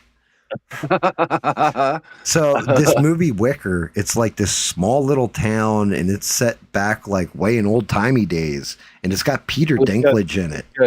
Yeah, and it's got Skarsgård, dude. It's got Eric from True Blood. Yeah, Eric Skarsgård apparently is in it, right? But basically, like, it's this woman, and she tells Peter Dinklage, I guess he can do magic or something because he's a midget. I don't know how that fucking works out. Oh, I'm sorry, little person. I don't want to hurt his fucking short feelings. But she tells him, like, hey, can you make me a husband? And he makes like a wicker man, and that's who Skarsgård's playing. And like, yeah, Alexander Skarsgård is playing the Wicker Man. it is Paramount that's leaving Hollywood. Okay. The whole movie, she's basically getting like, he broke the bed with her, like he's just banging the hell out of her. Like, she's been looking for a husband for a long time, and then Peter Dinklage makes her a freaking Wicker Man, and that's great. And he just humps the hell out of her, and like the other women in the town are jealous and shit. Like the one woman in the trailer is like laying in bed with her husband, and they're just laying next to each other, and she's like, is somebody getting murdered? It like, because you just hear boom, boom, boom, and like her moaning. Was like, what the fuck? And yeah, so Rebel looked it up. I knew Rebel would find it right away. Yeah, Paramount is apparently leaving Hollywood. Kind of like a Pinocchio, yes, but like a rip Pinocchio with a big old Schwanzen. Well, they made a Pinocchio movie like that too. I think it was called The Erotic Adventures of Pinocchio. I never saw that one, but I did just watch Pinocchio Unstrung. Man, that was a fucked up movie. It's a horror movie.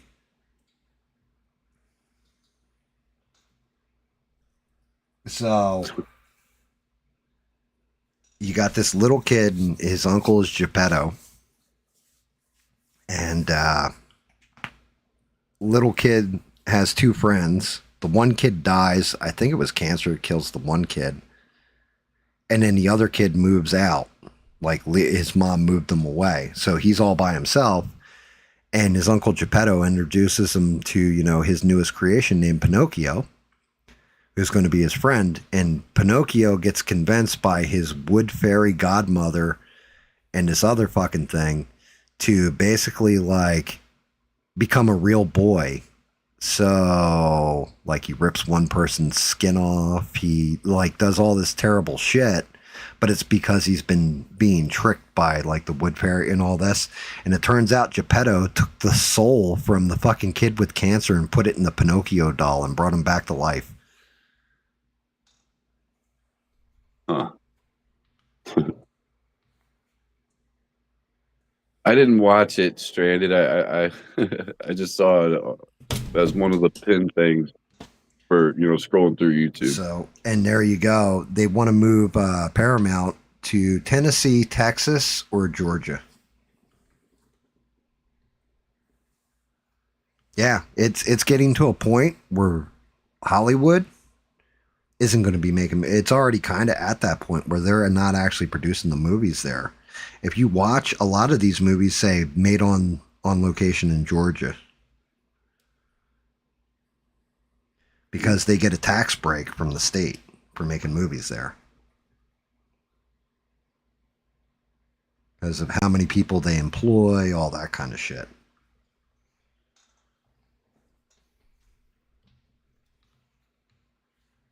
Spits on Ham. What kind of sick shit are you into?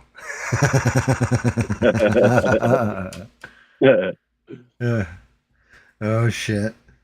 Yeah, I didn't watch the movie, but I know. I didn't watch it, but it came up, and I may or may not have fired up the old Pleasure Master 3000. Just saying. Oh, I see all these little programs on YouTube when I'm scrolling through, and that was one of the things when I was scrolling through, and the wife was sitting next to me that day. I remember that, and I was like, "What the fuck? What kind of shit are people making these days?" Yeah, well, that's just it. An erotic fucking version of Pinocchio. That's just crazy. Yeah, well, I mean, the same people that did that Pinocchio film also did one that was called Winnie the Pooh, Blood and Honey. And then they did one with an evil Bambi. Like when all the shit became like public domain and they could make movies out of it. Like anybody could make a movie. These guys, and I want to say Robert Englund's a part of them, but they did like 5 movies, and then they're supposed to do a movie called Monsters Unite. And Monsters Unite is going to be like all of them in it, kind of like the Avengers. So you're going to get like murderous Winnie the Pooh and, like weird shit. I'm like, God, this is what we did. Like, no wonder Disney doesn't want Mickey Mouse going free.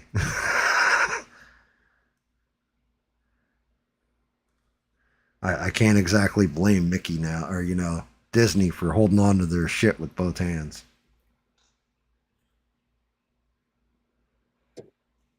Hey, fucking, you see what Stranded said? As if the algorithm doesn't exist.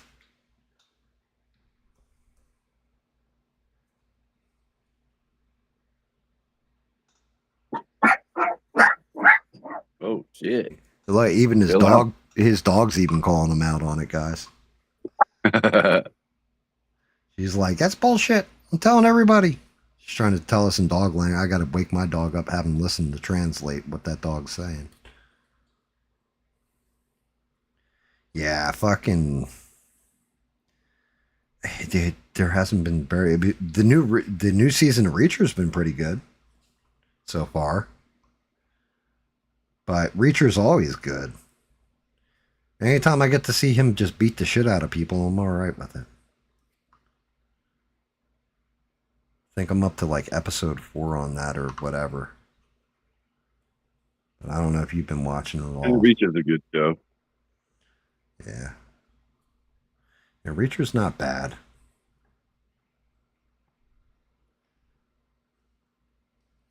Reacher's been... I saw that one too, Stranded. What's that? The trailer for Santa Claus. Yeah, but that's been a thing since like the fucking 80s, I want to say. Silent Night, Deadly Night. I've seen a few different movies where Santa is a monster or a killer of some kind. Well, I mean, of course, because then, greedy little kids will stop asking for Christmas presents.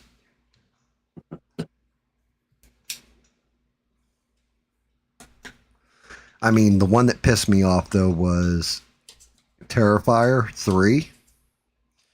when they made Art Santa Claus, like dress up as Santa Claus and all that shit. Art the Clown. And it pissed me off because the guy who made the movie, right? Like, I loved the first two Terrifiers, but the third one was like, eh. And They were all fucking he said he weird. took inspiration from the old Tales from the Crypt episode called All Through the House, where you had the killer that was running around dressed like Santa Claus, and the wife kills her husband, and the little girl at the end of it lets Santa Claus into the house. And that's the way it ends. It had the guy who played Arnie on L.A. Law. I can never remember his name. The same dude who played Dr. Giggles in The Bad Guy. Played Durant in Darkman. That dude. Mm. Yeah. Why are they trying to destroy wholesome kids shows? Because those kids are now adults. So the adult is like, oh, wow, like Winnie the Pooh is a killer. This could be cool. Or Popeye as a killer. Like I haven't seen it, but I know there's one where Popeye's running around as a serial killer too. Because he ate some radioactive spinach or some shit. I'm not even making this up.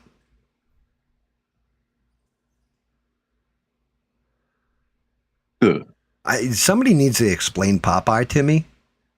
Why in the fuck were he and Bluto fighting over olive oil anyway? Was she like the last bitch on the planet? Because, man, like, you want to talk about a piece of spaghetti walking around.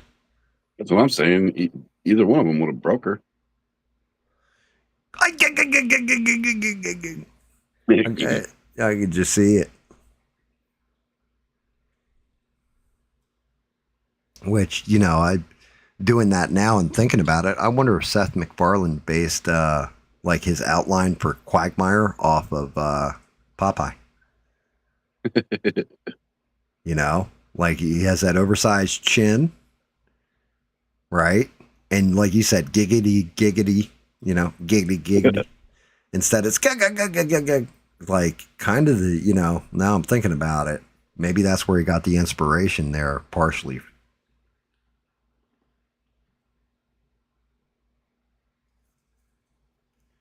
Stay Even strong.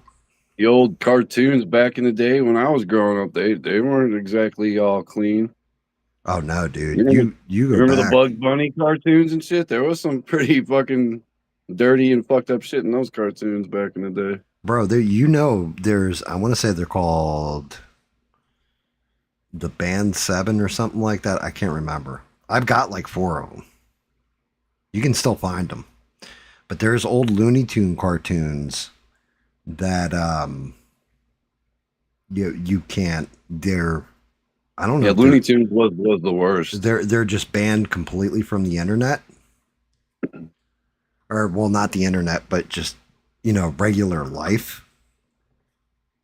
Like for example, Elmer Fudd wasn't the original hunter of Bugs Bunny. You know that, right? Yeah, I don't know. Yeah. The original hunter, and you guys can look me up on this if you think I'm fucking lying to you, was a stereotype on an ignorant black person. I'm not joking. He was a real Elmer Fudd. He's not called Elmer Fudd, but it was a black dude that was hunting. And like, we're talking old school, like original old school, actual fucking racist stereotype of a black person that was hunting Bugs Bunny. Well, I feel like they did that on like Tom and Jerry too. OWT out. Thomas. Yeah. Yep. But you don't understand. This one was so bad that Warner Brothers banned the. Like, I'd have to look it up, but they did. They did these cartoons that are just so fucking like. You're watching it and it's fucking hardcore racist shit back in the day. And there's one with Bugs Bunny and the person hunting him. Because there was another one. They had like a transition before it became fully Elmer Fudd. But there's another guy who's kind of goofy that's hunting them. No, they can't do the Three Crows now. Yep. Yeah, that's like Song of the South's band. Song of the South, I used to love that. But the whole thing is, I loved it as a kid and never understood like what era it was supposed to take place in and what was going on in it. But that was Uncle Remus. Everybody knows the fucking song from it. Everybody knows zippity doo dah, zippity yay, my oh my, what a wonderful day. Everybody knows that song. But the cartoon it's actually from, because it was live action crossed with animation, and they're old Gullah tales from the slave days. And that's what it is. Uncle Remus was actually a slave on the plantation. And that's why it's banned. Like, Disney has even said, like, we will never bring that ever out.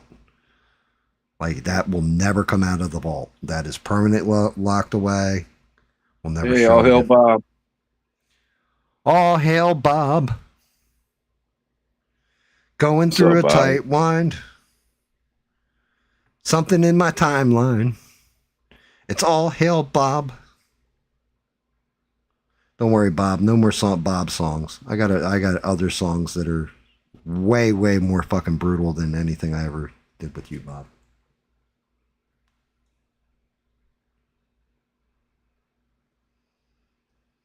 Hopefully dinner with your daughter and Tony went well tonight. Won't get all upset about stuff either, Bob. Stop being a bitch, Bob. Just saying. We love you here, Bob. You're our kind of guy. God damn it. I cannot get the layering on one on this.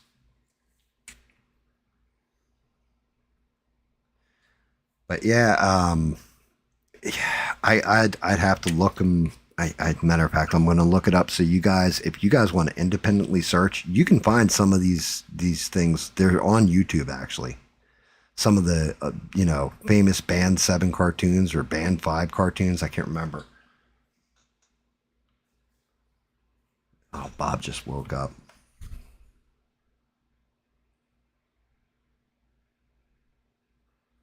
How the hell would you fall asleep at like 6:30 and wake up at 9 o'clock? How the hell did you go to dinner? Or was that yesterday? That's a question. I told the story earlier too, Bob. You have to go back and listen to it. I'm not retelling the whole fucking tale about high school and everything else and why I figured out why I think all of America will come together if there's an outside fucking force. But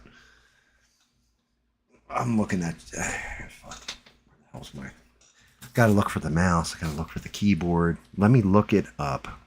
So this way I can point you guys in the right direction if you want to see some of these cartoons and see what I'm talking about with the stereotyping and everything in them.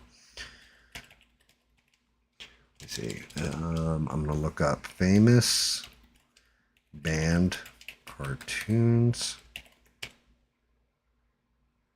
Include entire historical blocks pulled from television, individual episodes restricted due to dark or suggestive content. There it is. It's called the Censored 11. 11 pre-1948 Warner Brothers cartoons such as Coal Black and D7 Dwarves were officially withheld from television syndication by United Artists in 1968 due to heavy, explicit racial and ethnic stereotypes. So that's, if you guys want to find them, that's what you would look under is the Censored 11.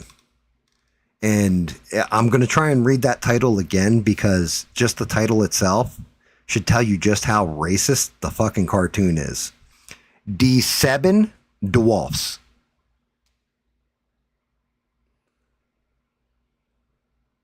As a matter of fact, I got one right here. It says the infamous Censored 11 cartoons. Hey, Bob's in Discord. I'll pull him in. I'll pull his fucking ass in. Hold on. Wait. No, he's not.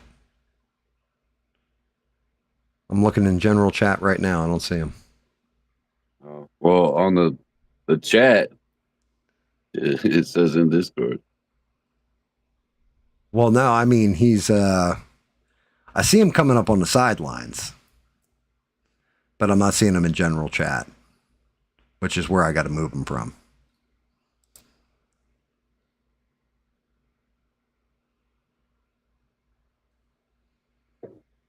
Yeah, I'm not seeing him.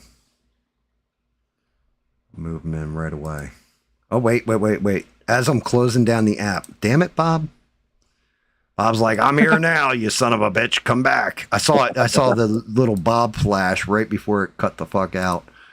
So, yeah, the censored 11. Let me type that in so I can get the actual list. What's up there, Bob? Hey, Smurf, how you doing? What's going on, Bob? Who's that? Was that Stranded? What? Bob, what the fuck? Hitting the trail for Hallelujah Land. Sunday go to meeting time. Clean pastures. Uncle Tom's bungalow. Jungle jitters. The Isle of Pingo Pongo. All this and rabbit stew. That's the one that I was talking about where it's Bugs Bunny. All this and rabbit stew. Coal Black and the Seven Dwarves instead of Snow White and the Seven Dwarves. Tin Pan Alley Cats, Angel Puss, Goldilocks, and the Jivin' Bears. Those are your 11. That's called the Censored 11.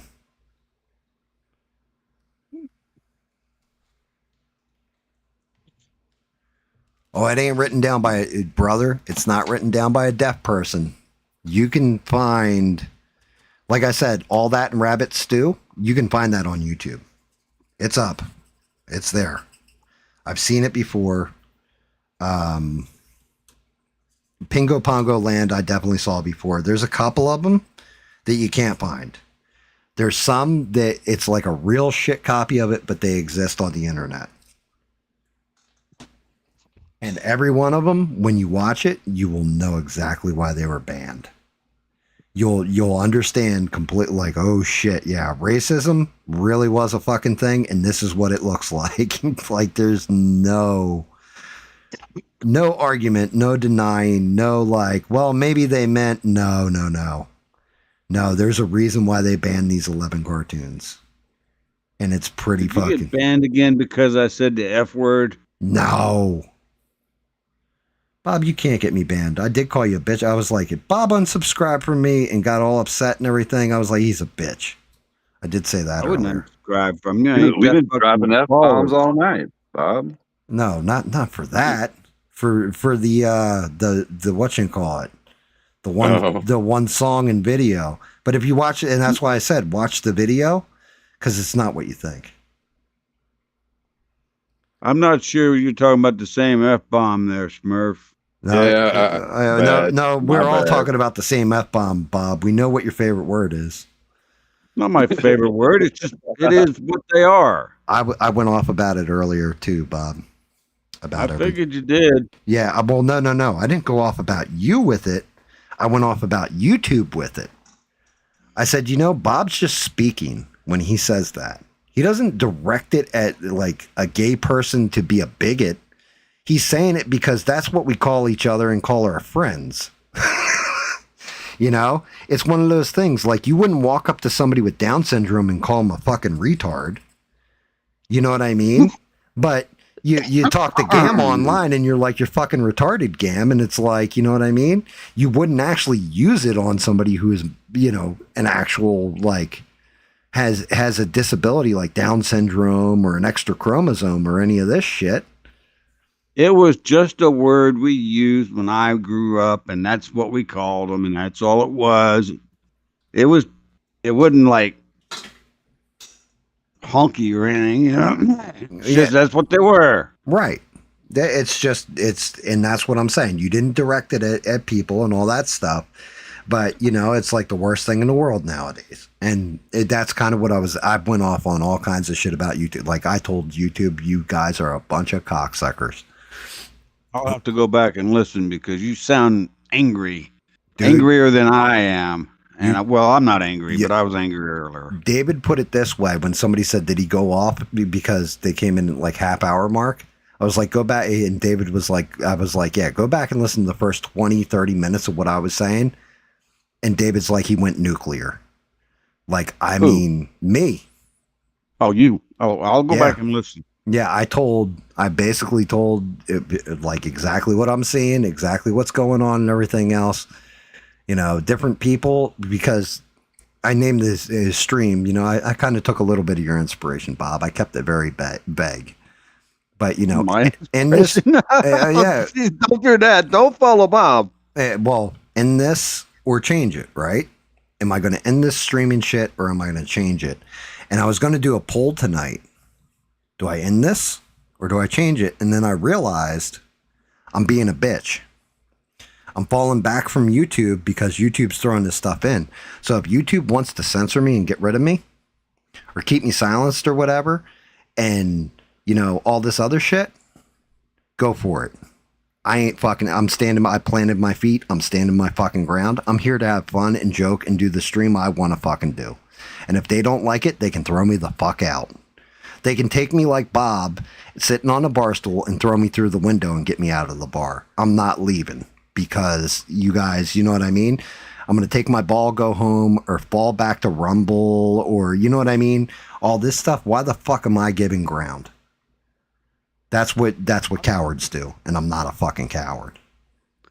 I hear you there, and I can't disagree with you. The only thing I got to say is it is their platform, and you're just living. I agree, but you know what? Same as me. Right. If they kill me off, then they kill me off. But that's the point. I'm also going to kill you. If they kill you off, it doesn't turn off your light bill. It doesn't have your car repossessed. There you go, bud. That's all shit I said. I was like, I feel bad for the people that are making a living on here and they're just randomly shutting them down. And I went through a bunch of cases, everything else, and I was like, I think Bob's mad at me. I think he's being a bitch because I think he even unsubscribed because I fucking did those videos. From you. I appreciate that, Bob, and you're not a bitch. I was saying if you did, then I'd call you a bitch. But I'd call you a bitch to your face, too, Well, yes, but that's the problem with you, not me. I know what I am, and I don't have to worry about what you think I am. I know what you are, Bob. We all know what you are, Bob. Although that second video did piss me off just a little bit. Well, it shouldn't have pissed you off. The song maybe, but not the video. If you looked at the video, it's a young, handsome man.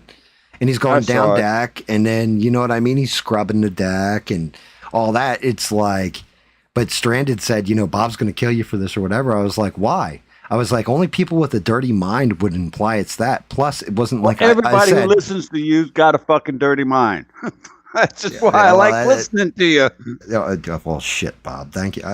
I appreciate that. Oh, is Melissa online? Melissa went to go get food, I think. Right, Smurf? Okay, good timing.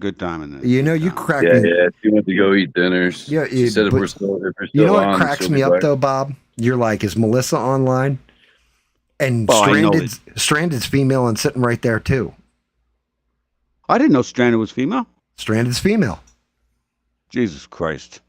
No, you don't understand. So, and I gave a lot of thank yous and shit too earlier on, Bob. You know what I mean? I personally, I'd like to thank you for being part of this. Same thing with Smurf and David and everything else. You guys. That's the bad thing about when I first wake up. I don't know about you, but when I first wake up, you got to clear everything out. Yeah, I got to clear that shit out. Yeah, that's smoking, bud. But I said this about Stranded, and I'll say it 1,000 times again and again. I talk to Stranded on the side now. Because I got her email, she's got my email, so we can go kind of talk offline because she doesn't have Discord. Oh, and I turned my Discord off before I went to dinner. Well, I don't blame you. But yeah, talking to Stranded, you know, the whole thing is Stranded even said to me on the side, she's just like, anybody who gets offended by you now, they're in the wrong fucking stream, because they should know this isn't a stream for snowflakes or people that get easily offended. It never has been. But, you know, I give Stranded a lot of credit because, yes, she is female, but you know what? She hangs with the guys. She's not a lesbian. I don't care what that chick is. That dyke's got a hell of an arm. You know, she's not gay or anything, but you know what? She fucking can throw down with the rest of us. And I appreciate the hell out of her for it. Okay. I just try to. I know. Kurt, you try to be a nicer person around the opposite sex. That is true. And I think it's just the way I am. Jesus Christ. I'm going to start calling you Gentleman Bob. Well, to some extent, you're not far off there, but then I'm an asshole too, but I ain't changing for nobody. Bob, we're all assholes. That's kind of the point of the stream. I got to get a Diet Coke. Be back. I got to wait for Bob to come back to read what you just wrote, Stranded.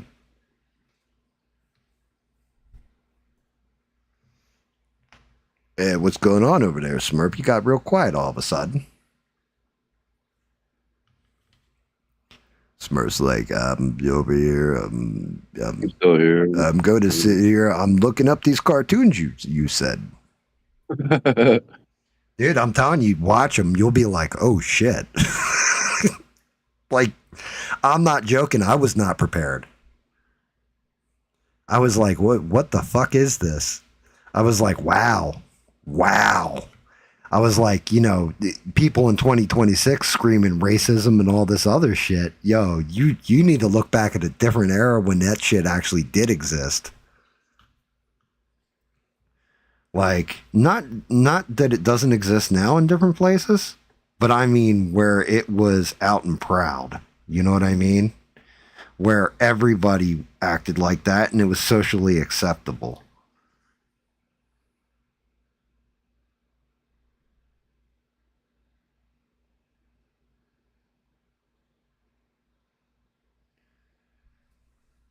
Like, I don't think I ever saw the Coal Black and the Seven Dwarves. I don't think I ever saw that one, for example. But I know I definitely saw all that in Rabbit Stew because it has Bugs Bunny in it. And like I said, it's the original Hunter before Elmer Fudd was a thing. And it will shock you.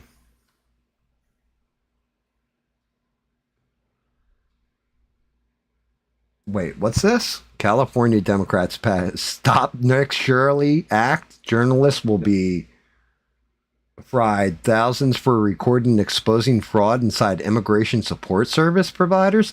How is that even fucking legal? So what if the federal government comes in and audits your ass then? How is that even fucking legal?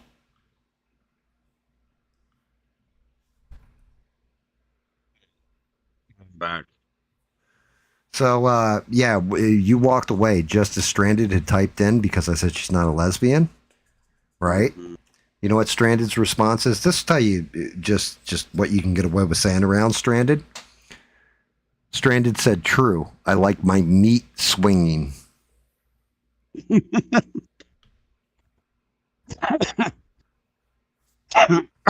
Okay.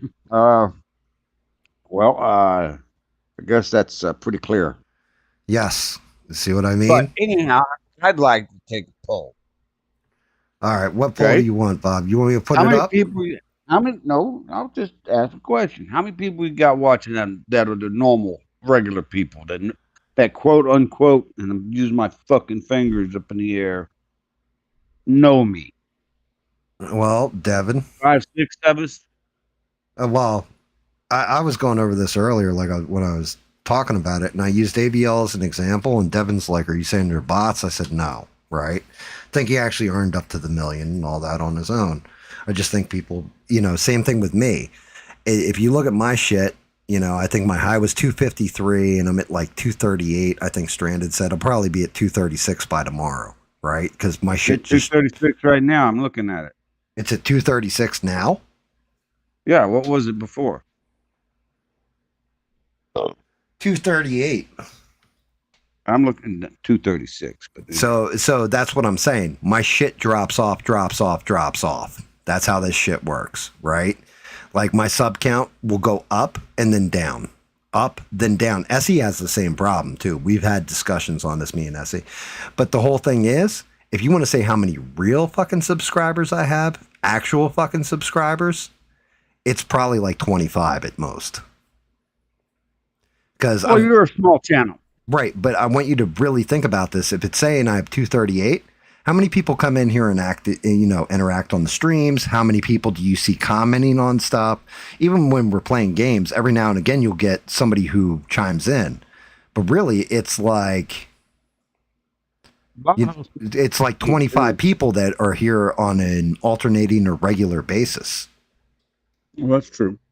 So when I break it down, that's my actual sub count. It's probably like 25 people. I'd say it's probably pretty close. You know, but yeah, and the same thing with ABL. His is probably right around 10 to 20K or 10 to 40K, I'd say. I'm going to say actual people that used to watch him all the time, I'd say it's closer to about 600, maybe. Yeah, I mean, religiously watching, and then they're there and they tune in time to time.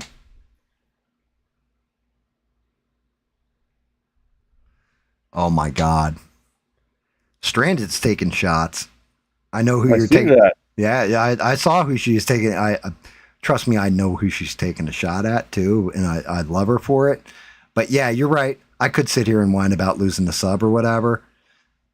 Again, those 20, 25 people, whatever we're going to say, my actual subs are, I'll keep those instead.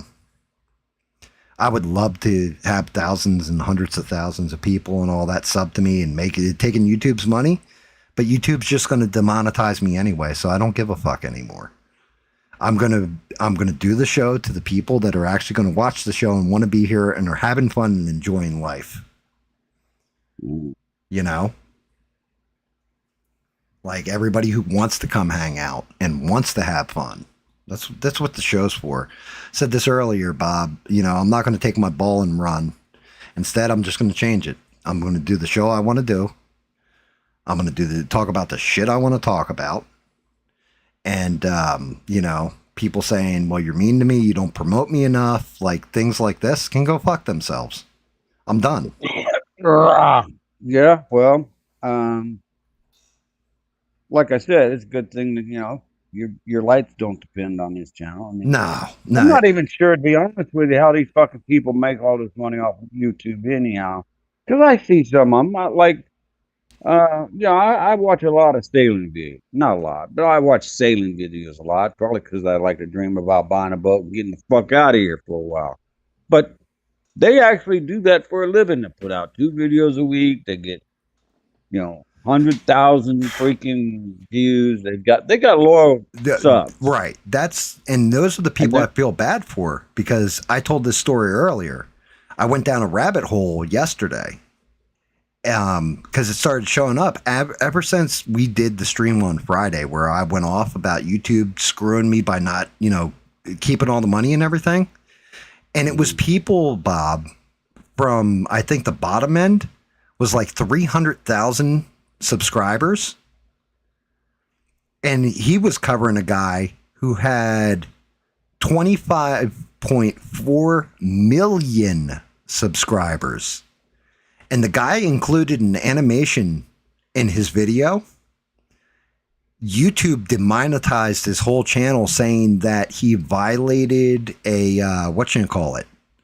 violated their policy and demonetized him instantly because he had it marked not for kids, but they said it's, disinformation towards, or something like this. I can't remember. I knew the exact verbiage earlier, but basically it wasn't family friendly content. and he had it marked as family friendly content, and it took him a week to get his monetization back. So they've got some sort of COVID-like Right. bullshit going on. Remember back in COVID days when you said something about COVID or Fauci and them fuckers? Then they would strike you and give you 3 strikes, you're out or whatever that shit. But I can tell you, most of these big channels that I watch, and they're not big, some of them big, some of them small, they're not making money on YouTube. That's where they get their Patreons.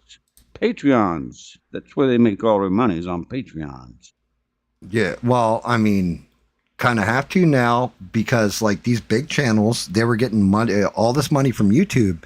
And it's not just that one. There was like, I'm going to say there's like 25 channels that are all, like I said, the smallest one I saw was like 300,000 subscribers. And they were all making their living on YouTube. And all of a sudden, YouTube's doing this thing. They're hand drawing their animations and everything and just crapping everybody. Well, I watched the other ones not because their content is all that great, it's because they always got a bunch of girls in bikinis. Yeah, well, that's fair, Bob. Nothing nude, just in bikinis. And Stranded just informed me that my likes and dislikes and shit aren't, well, dislikes, YouTube did that itself, right? Yeah, your likes don't show. But my likes aren't showing again. And I went in and made sure that shit was on. Like, made sure that you could see the likes on every video and all that. And granted, I don't have the ability to do the dislikes, which really pisses me off because people hate something. I can kind of see it on my end, but I'd like other people to be able to see that. You know? They do that by channel because I can't see it on your channel, but I can see it on my Sailing Videos channel. They always have the right. But the whole thing is they were on at one point, and then something happened, and it killed off how many likes my video got or my stream or whatever. Because I noticed it because I use a tablet when we're gaming to read the chats because I don't have it up on screen. I'm looking at the full screen of a video game. And I noticed the likes were missing. I'm like, is the likes missing for everybody else? And Stranded's like, yeah, they're missing for me too. Everybody chimed in. And then I went into the settings on the stream settings because that's set up ahead of time when you first start streaming. And I clicked on, I went down and looked, and sure enough, because they had done an update to YouTube, and I had to turn on my likes again in the show. And I turned them on, saved the settings, so it should show on every stream, every video, and it's not showing again.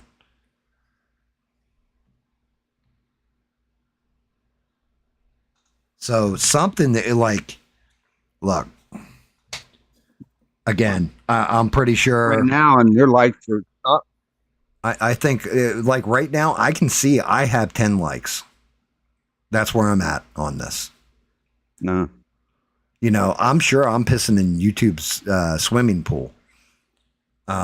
Even doing the earlier shit I did with the Bob videos, right? It's because I already had all the shit down and all that. Sorry, Bob. But I cut them all together and everything and put them up. And I kind of did that, like, one, because I already had the fucking shit to just do a video. But the main reason why I did the 2 of those videos is because I put AI on my channel on purpose. Well, see, the last time I was on, like, what was it, Friday?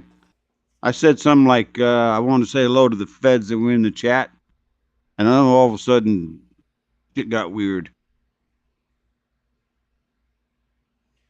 Yeah, I did that on purpose. Bob's right, too. I'm down to 236 subs, so 2 people unsubbed since this stream started.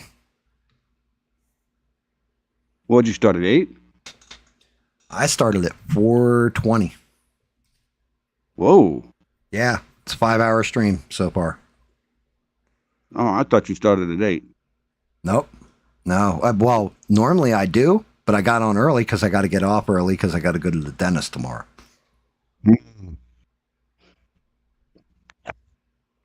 Yeah, it's so I'll fuck with the like thing. I can't find any kind of setting while I'm in the stream. Like, I'd have to shut down the stream and restart it, I think, to do it. I don't know because I'm not seeing, like when I click on the one box, it says channel level settings. Hold on. You know what? Fuck it. I can do this. You guys should probably be able to see everything when I do this that I'm looking at. Let me see if it'll let me. So you can kind of see this. Here you go. There you go. 9 watching, 10 fucking likes. But off to the left of it is the settings. And I don't have a setting that I can go into. I have one that says channel level setting. And it just brings up if I want to take a break and it'll play like an ad.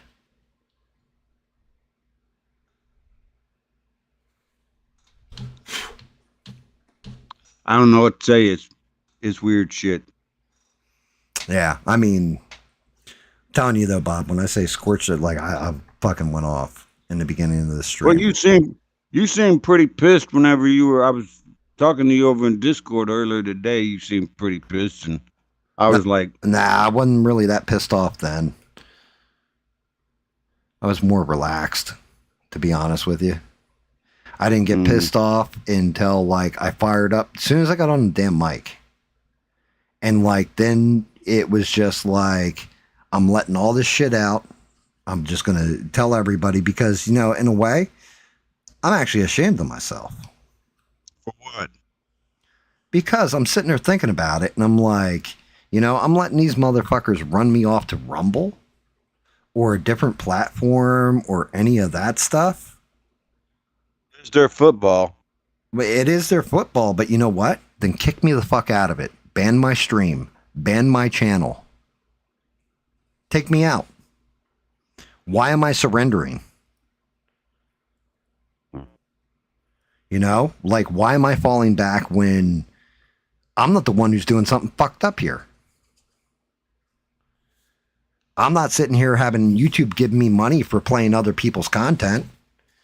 You go over to Alien's channel, you want that shit. You know, I created a show where it's my mouth fucking running. I'm painting something that I pay for. These models, I pay for the design of them. I pay for the paint that goes on them. I pay for the resin that makes them. I pay for all this. You know what I mean? I'm creating original shit with my own original take. What's up, Biggie? How are you? Yeah, you better win that soccer game. But, you know, I'm not, like, why am I surrendering and retreating? I'm not taking YouTube's money by playing other people's shit and then, you know, rooking them for their AdSense. I'm making my own original content, 100% not AI. Like, I even put on the AI videos, you need to read if you read the descriptions on the AI videos I did earlier, like the cuts, I actually had to do editing on all that to make it fit because it didn't fit. So I had to cut it and make it all fit. But I even put in there, this should never be monetized. This is AI for fun. This should never be monetized.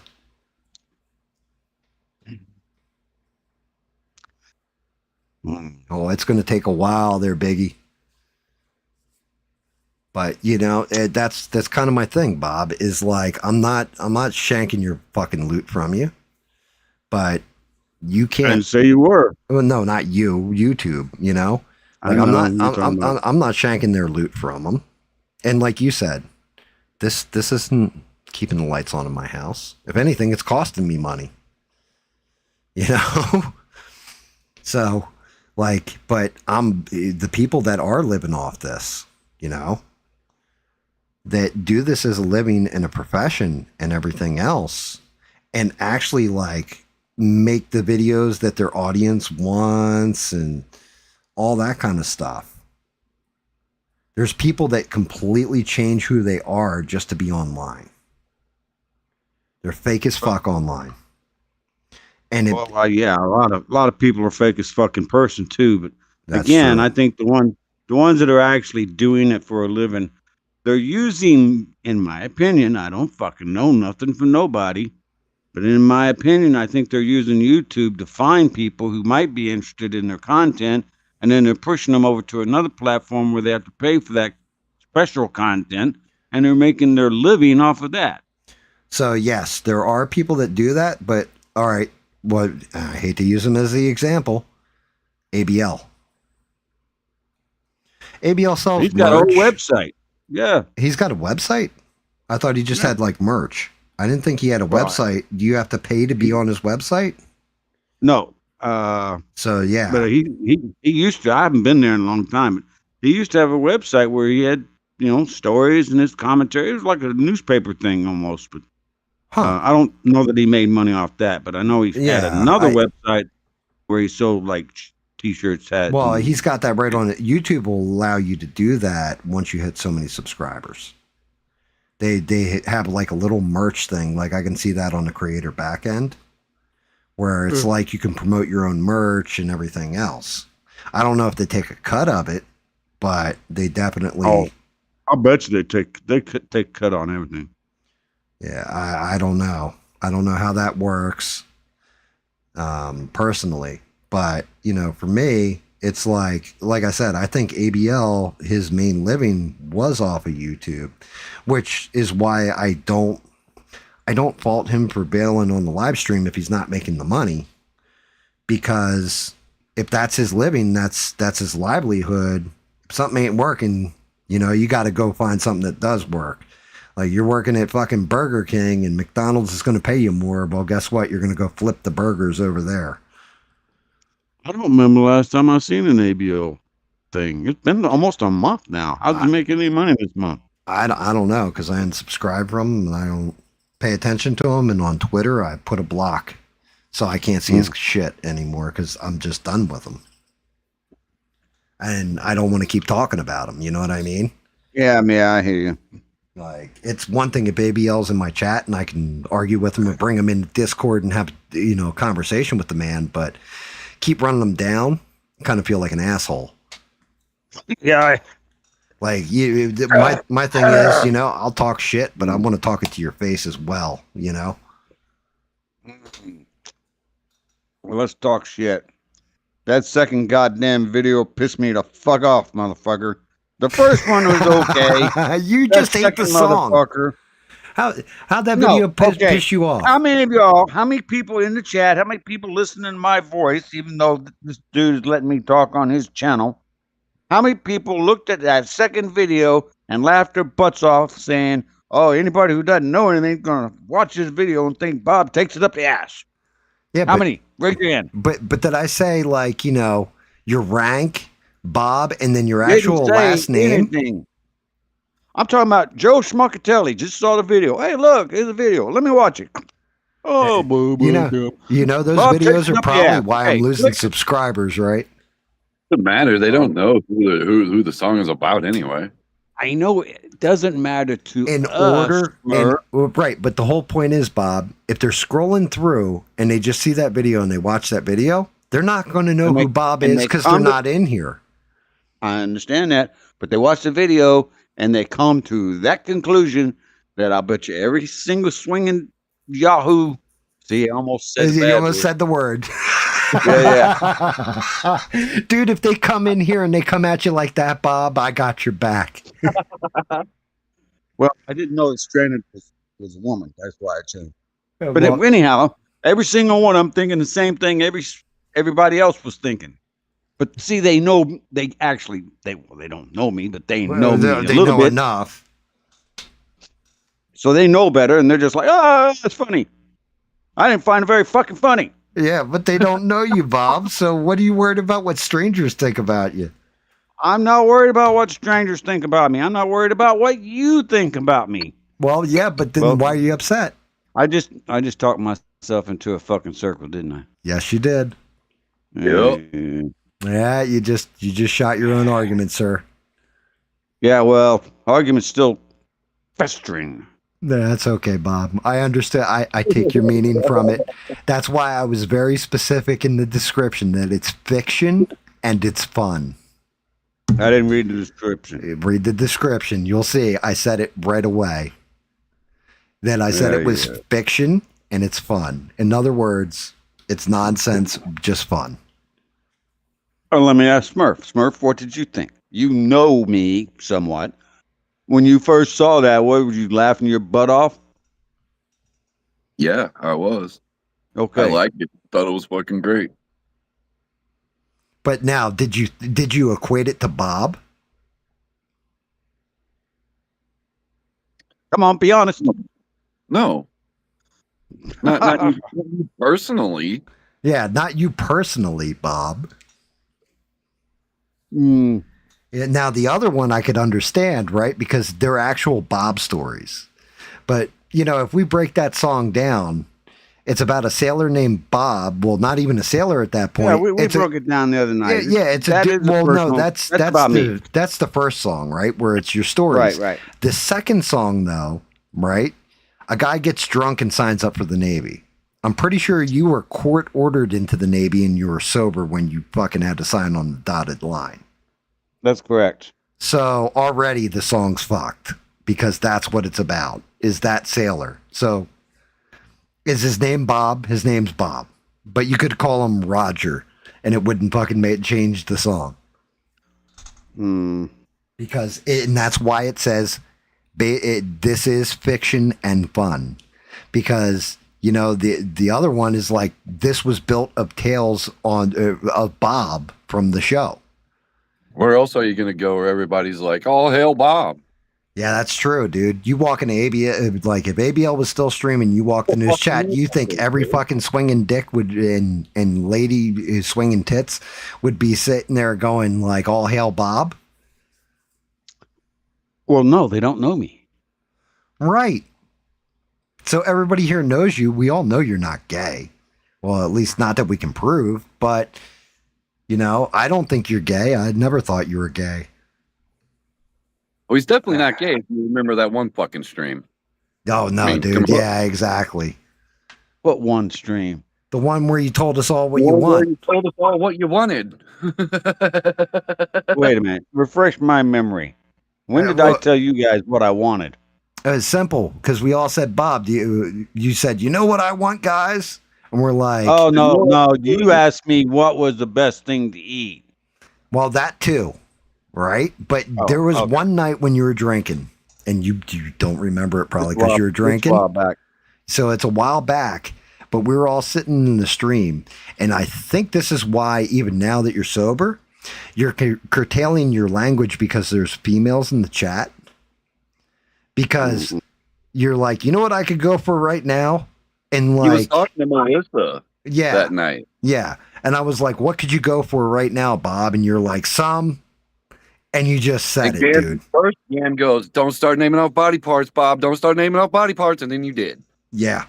And the first thing you said. I don't remember that. Yep. It's the first thing you said, bud. And so trust me, anybody who thought you were gay, that just put it all fucking in the past right there, because Smurf and I belly laughed for a good hour. I had to mute my mic because I was laughing so hard. I was It was crying. fucking like just out of nowhere. It was like, and Smurf's right. I was like, Bob, don't start naming body parts. I could go for some. At least I know what I like, even when I'm drinking. Yeah. Yep, and so do we. We know what you like too, Bob. Okay. All Yeah, right. the whole Well. internet knows what you like. So, like, It's not the whole internet. Like you said, you only got like 25 people, or hell, 25 people. I used to get up. I ever tell you the story? I think I told you the story. I probably told you the story.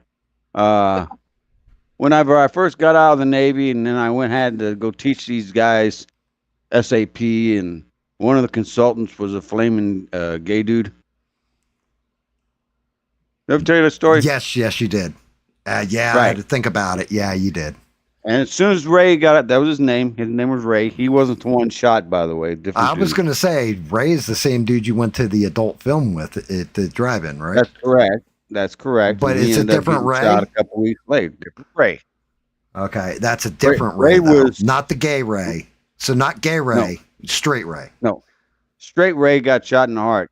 Okay. Gay Ray is gay Ray, although he has So wait, passed which one away. did you go to the drive-in with? Gay Ray or straight Ray? Straight Ray. Okay. Anyhow, but he was smart as a whip. Gay Ray. Well, I mean, he's And, gay, not retarded.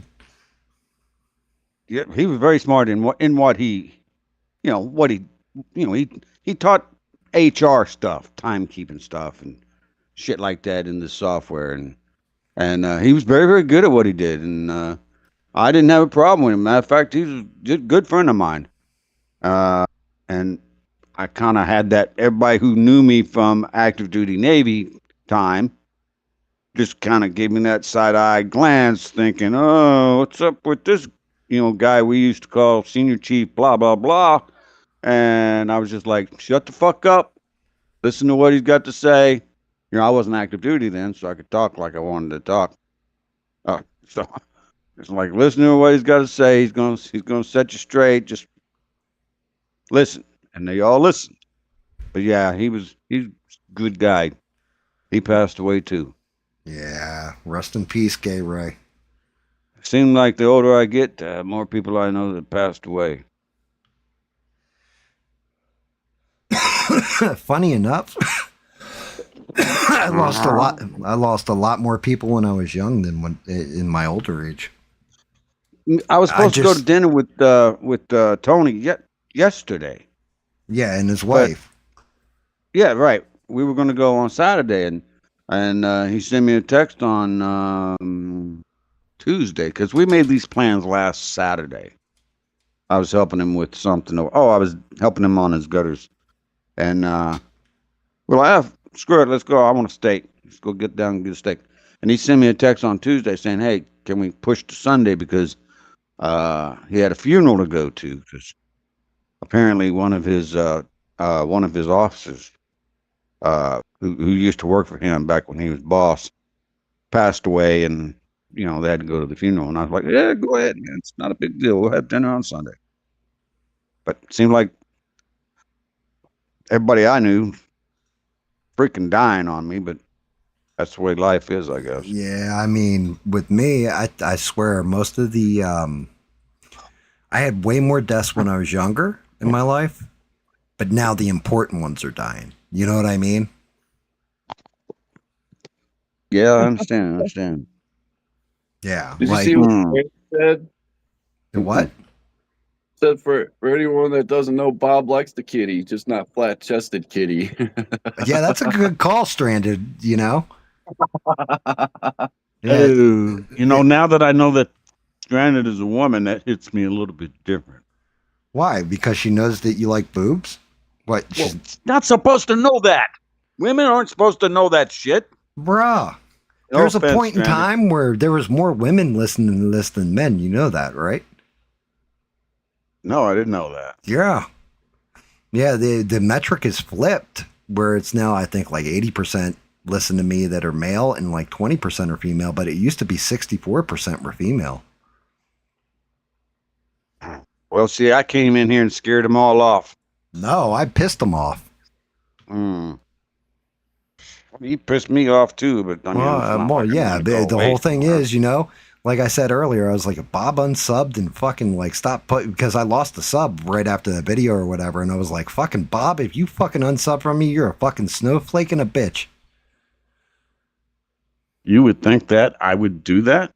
No, you not fucking know me at all, motherfucker? What? At the same time, he's holding his hands over his nuts. Yeah, seriously. But no, I mean, that's just it. I was like, shit, did I piss Bob off in that way? Because you were like, I am not gay or whatever, and flipped out on Discord and never answered back to any of the other stuff afterwards. Because I turned Discord off and freaking took a nap and then went to dinner and then took another nap. Well, now I know that, Bob, but I didn't know it at the fucking time. I'm sorry you didn't check with my fucking social calendar. Well, that's not my fault. You took it offline. You didn't post it on your social calendar, you son of a bitch. Okay. But that's okay because, like I said, if Bob did this, then Bob's a bitch, and I would agree. Right? I would agree. That's and a bitch fucking move. Right. So I'm happy to say Bob is not a bitch, and Bob is not a snowflake. Bob can take a fucking joke. Bob has balls that hang and clank. They go tong, tong, tong. Goddamn too close. Bob has balls that hang low and clank. Bong, bong, bong. Yeah. Are It's you all happy, right. sir?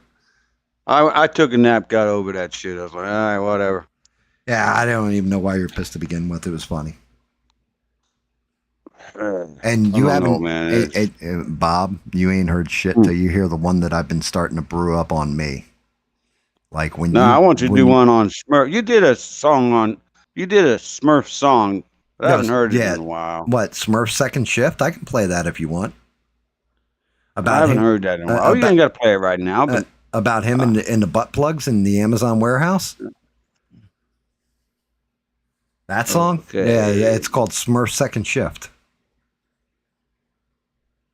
But no, I mean, yeah. Well, So Stranded just wrote me a note that I read, which is amazing that I can read that fast, and I appreciate it, Stranded.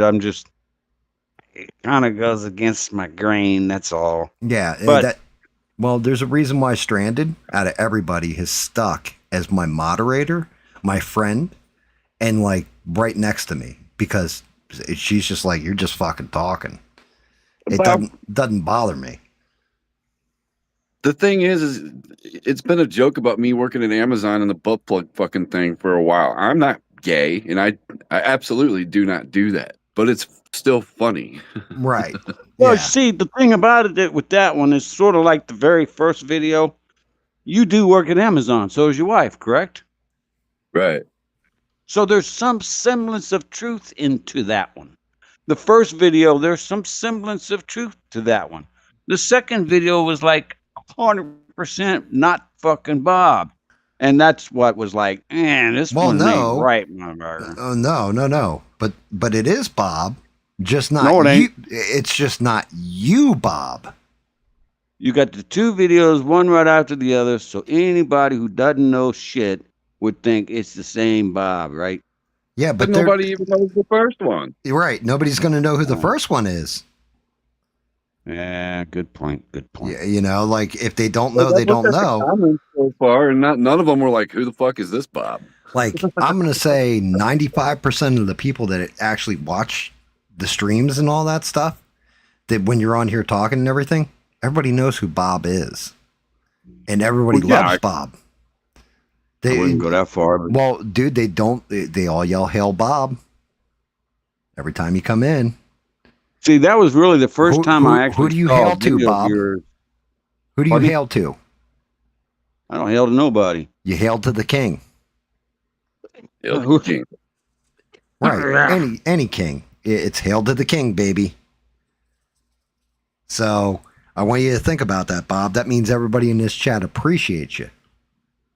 Oh, I know that, and I understand all that, but you know, it's not a big deal. I want to beat a freaking dead horse in the fucking ground. Well, that's okay, Bob. You're allowed to be pissed off about it too. I wasn't pissed. I was a little pissed at the beginning, and then I was like, oh, fuck it, I'm going to take a nap. Yeah, see. But I mean, that's the way it works. That's just it. The whole thing is, again, there's certain stuff, right? Like there's certain lines where if I'm joking and it's fun, that's great. If I'm being like really nasty just to be nasty, that'd be a different story. But I'm having fun because I consider you a friend and I can joke with you like that. Same way I can joke with Smurf. Well, I love Smurf's my brother, right? But, you know, I made a whole song about him testing butt plugs and getting paid for it. And Smurf laughed, belly laughed while we were listening to it. Which has been a long running joke in this community for a long time. Yeah.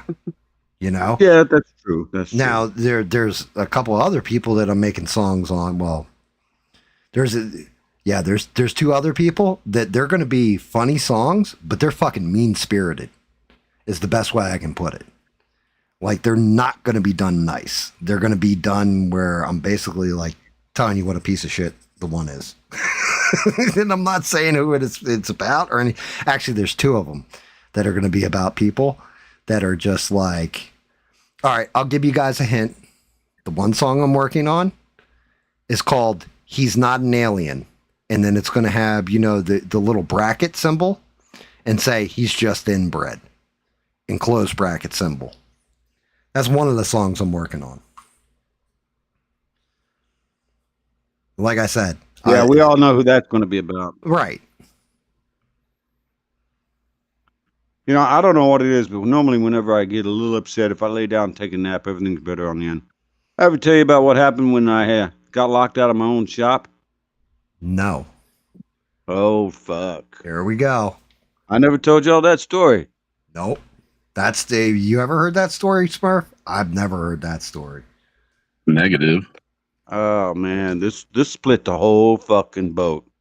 Well, it didn't really split the whole boat, but it caused some shit on a boat. All right, it's a little bit long. Y'all want to hear it? Yeah, go ahead.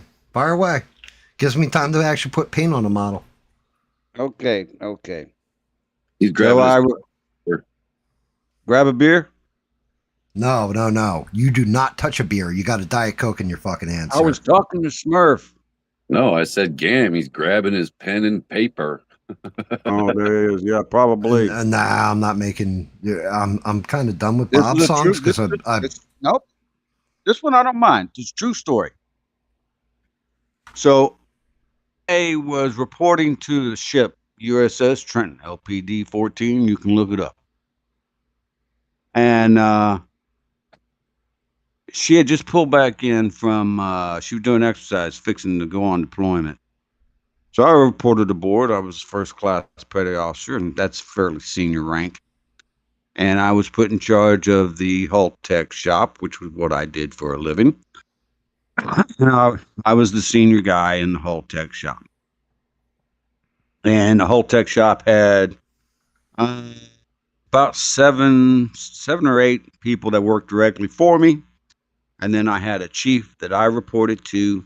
And then I had a division officer that everybody reported to, and he was called the DCA.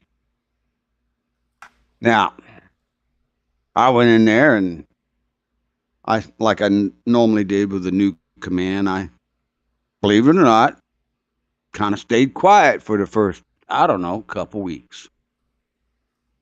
You know, just kind of figured out my way around the boat. I had a first class mess that I would go and set in, heard all the gossip, all the rumors, all the bullshit going on, who does what. Well, I found out that my particular shop did not have a very high admiration from the other people on the ship. Somebody drop in or somebody drop out. Somebody dropped out. Carry on. Oh. So anyhow, I asked them, well, what's the problem? Well, every time we have a fucking shitter that's clogged up or a pisser that's clogged up, it takes us a month to get it fucking fixed. Excuse my language there. If you're a woman in the chat, I'm just going to talk the way I talk. And I'm like, what do you mean it takes you a month to get a pisser fixed or a shitter clogged? And like, yeah, go down to this berthing down here. And that berthing, sure enough, there were two shitters, had plastic tape on them, had signs that were turning yellow. That's how long these signs had been on there, staying out of order. And I was like, this is BS. One of the first priority jobs at a hull tech, and he has lots of hats, okay? Hull techs are plumbers, hull techs are firefighters, hull techs are welders, you know, they got a lot of jobs. But number one job is to make sure everybody's got a place to go take a shit, take a dump. Right? That's kind of important.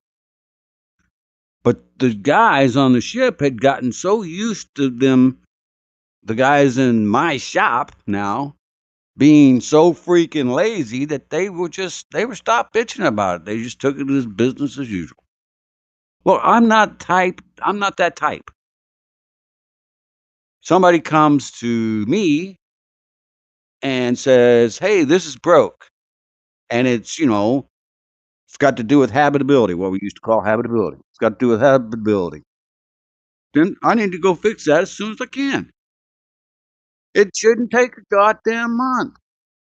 Well, after I kind of got the jibe on the boat about what the other people on the boat thought about my division, my crew, I was like, this is not going to work. So I had a meeting with the guys in the shop. And I had 2 second classes. Second class directly underneath me. Had 2 of them. One dude was white. One dude was black. Okay, that's the way it worked. I didn't care. I treated them both the same way, like shit. I looked at the whole shop. I said, look, motherfuckers, this shit bullshit. If somebody comes up and says my shitter's broke, you're going to get it fixed within 24 hours. Within 24 hours, or we're going to have parts on order for it, and I'm going to know when they're going to be delivered. And they're like, well, we don't do things that way. I said, you do now, goddammit. I'm in fucking charge. Well, you know, I left the shop and went up to the first class mess, and apparently there were some grumblings amongst the shop. So I went by 2 weeks. 2 weeks went by. And we're at quarters, muster. That's where in the morning everybody meets, and the division officer comes down and the chief comes down. They pass down the orders of the day. And we all nod our head. Yes, sir. Yes, sir. Yes, chief. Yes, chief. And then we go away and do our own fucking shit. That's what happens, right? Well, they come down and the DCA, the officer, comes down and says, we're going to make a change. He's doing this at quarters in front of everybody. We're going to make a change. Petty officer, such and such, that would be me. He's like, we've got a special duty we're going to put you on. And petty officer, let's call him Sticks. You're going to be running the shop. Petty officer Sticks is one of those second classes, okay? Anybody want to take a guess which one? Wait. Take a guess which one what? There were 2 second classes. One was white, one was black. Anybody want to guess which one was picked to run the shop? The white one? Negative. Really? Well, that's good. Anybody want to take a guess on the race of my division officer? I'm going to say he was African American. That's correct. Now, he's the division officer. He can do whatever he wants. His division, right? Just my shop. So, the problem we basically had here was a failure to communicate.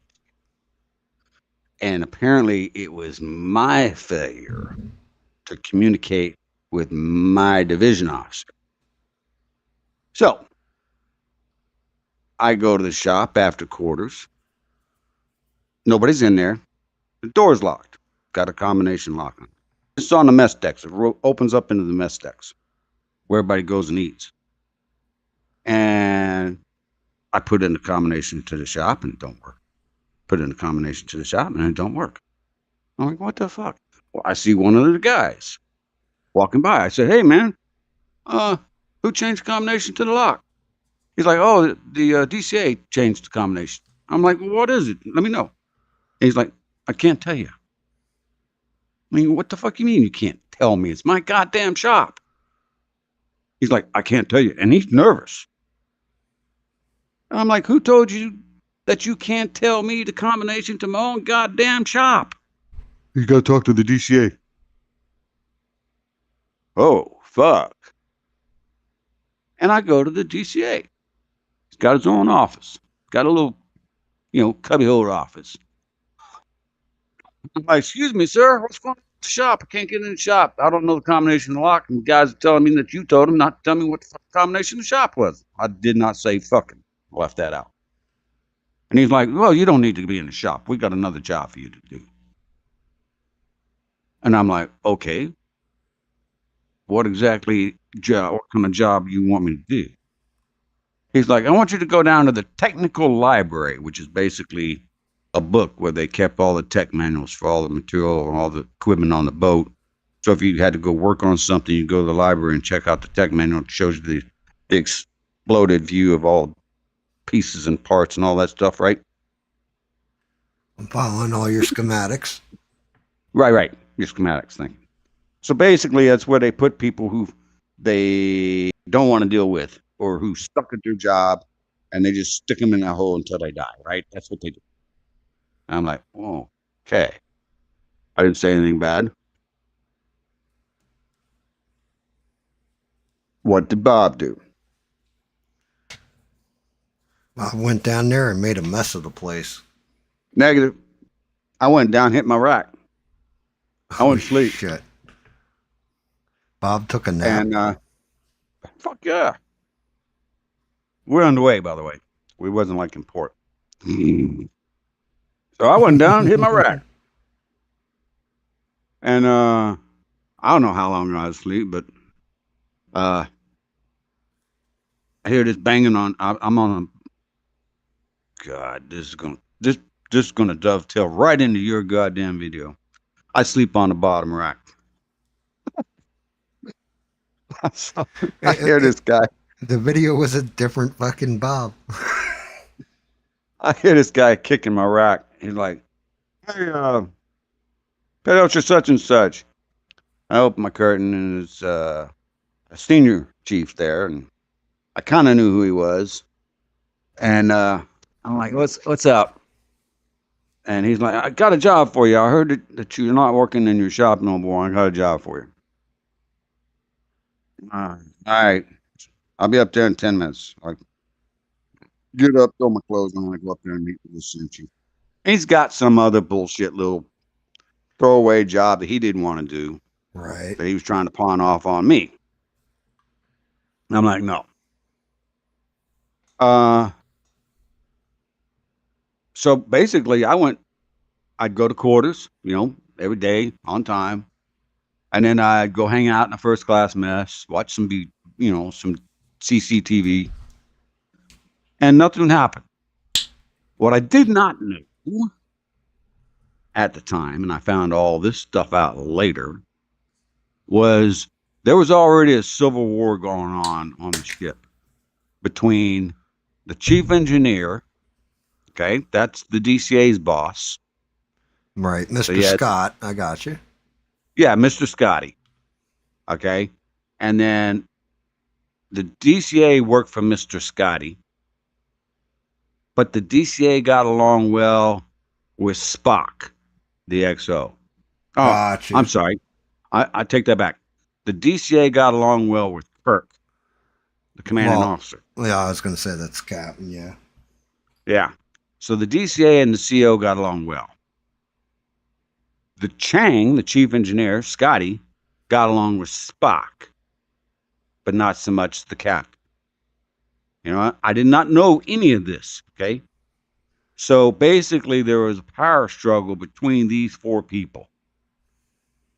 So you got the CO, you got the XO, you got the chief engineer, and you got the DCA. And way, way, way, way down at the bottom, you have this brand new first class petty officer who walked in and kicked everybody in the freaking nuts and stirred up a freaking hornet's nest between all of them. I'm not shocked by any of this. Well, I was just not, I didn't understand why I couldn't get into my own goddamn shop. Yeah, that is I'm bullshit. the senior vault tech on the boat. It's my freaking shop. Well, apparently not. So this went on for a little while with that whole conflict going on. So now you've got a junior. So I had two second classes.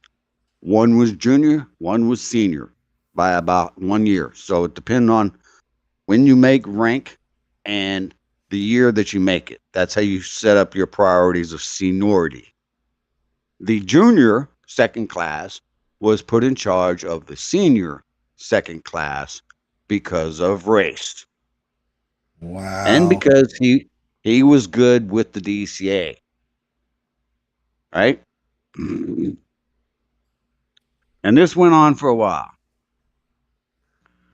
Then one day, God shined down and brought us something new. You know what that was? A big blue dingus?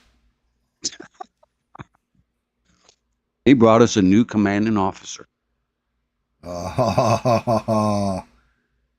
So now, the DCA's boy, the CO, he went bye-bye. Wow. and a new commanding officer came in.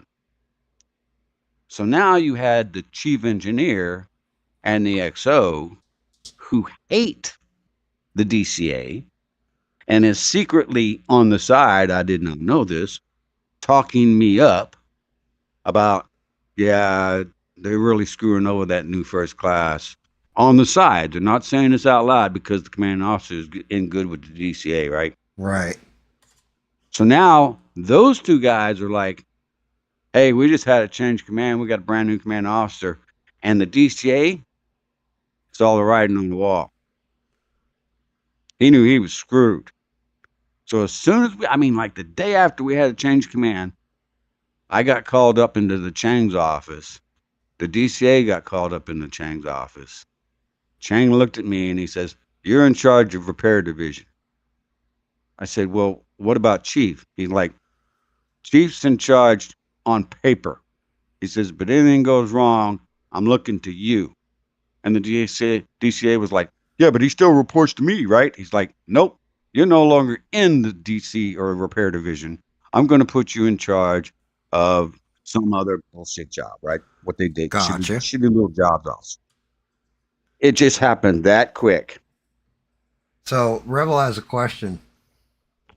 He wants to know if the unrepaired toilets were part of the war. Yes, they were. There you go. Absolutely. That was actually the there's a word for it whenever something just some immaterial sets it off. Something unimportant, but it sets off the whole explosion. You know what I mean? So that's what it was. What you're saying it was is, a clogged shitter. So what you're saying is the one petty officer was being, petty. Well, I don't think he was being petty. I think what it was, well, I know what it was now because I learned all this later. It was this whole power struggle above us that we really didn't have any knowledge of at the time. And I was kicking shit over because you're right. The one second class didn't think there was a problem with having a shitter that was clogged up for 30 goddamn days. They didn't think that was important. That was a basic conflict between me and him, but I didn't know it was conflict between me and him at the time. Wow. Well, it was. So as soon as we had a change command, DCA went away. We got a new quote unquote, not DCA because that was a skill set you had to go to school for that. We had a new repair officer. That's what he did. He split the rate. He split the whole division. And so I went back in my shop. Obviously, I cut the lock off the door, went back in my shop. And my first day back in the shop, all the guys are sitting there after quarters, are in the shop. And they're just looking at me like they don't have a clue what's going to happen. Because this whole time, their ass is being protected by the DCA. Now he's out. I'm in charge of the shop. And it's been made very, very, very, very clear to everybody. There's no questions about who's in charge of that shop. Nice. Out of that 7, over a period of 6 months, after about 8 months, I had 2 left out of that original 7. Wow.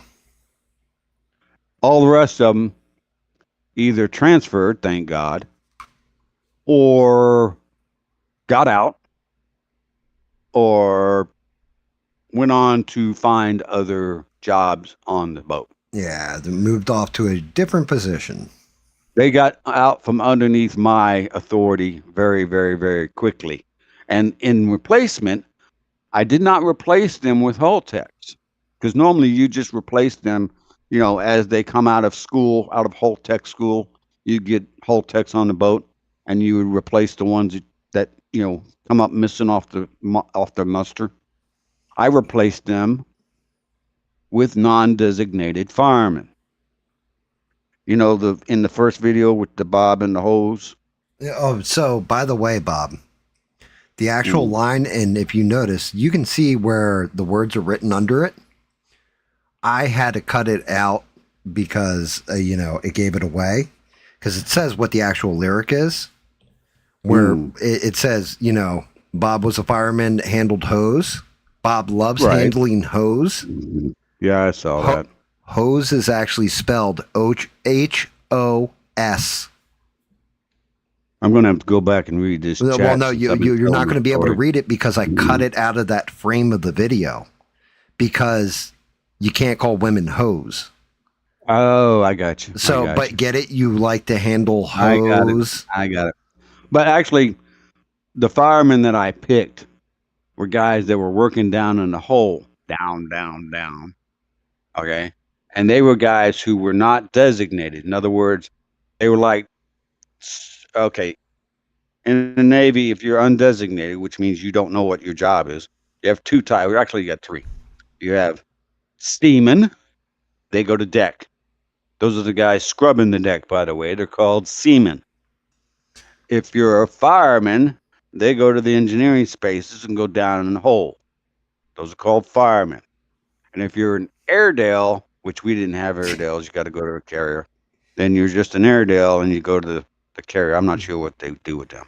But that's what they do. I know you're not reading chat right now, Bob.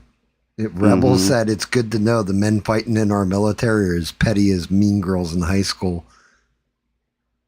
I don't know how they are now, but they were back then. Now I bet you they're freaking pansies for a lot of them. They're just starting to toughen them up a little bit, I guess. Yeah, but anyhow, Bob said that word, and I'm impressed. He said pansies. Well, I got stranded in the chat here. You know. I'm just kidding. But so anyhow, I got rid of all them motherfuckers.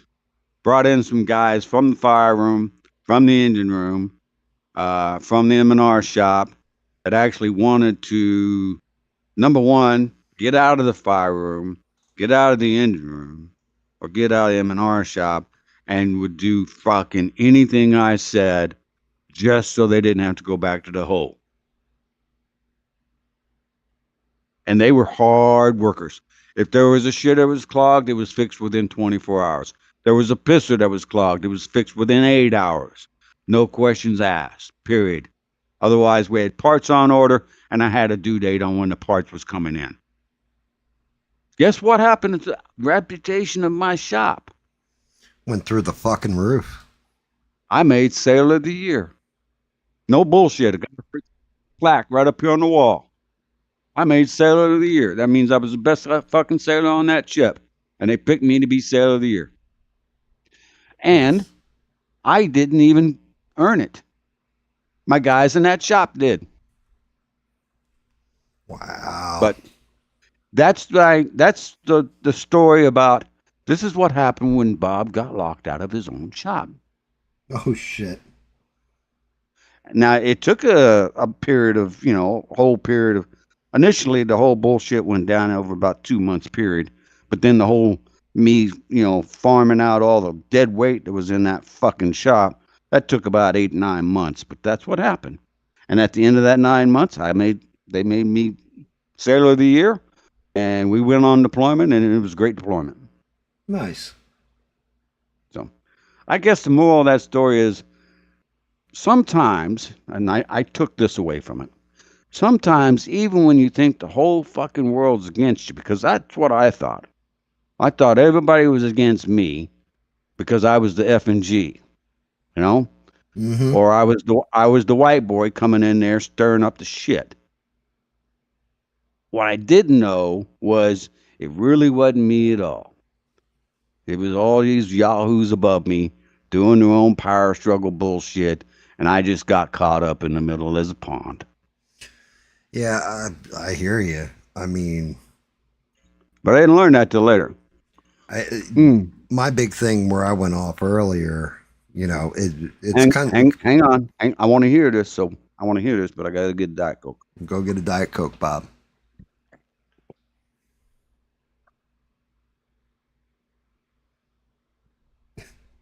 Bob getting shit done, literally. Pretty much.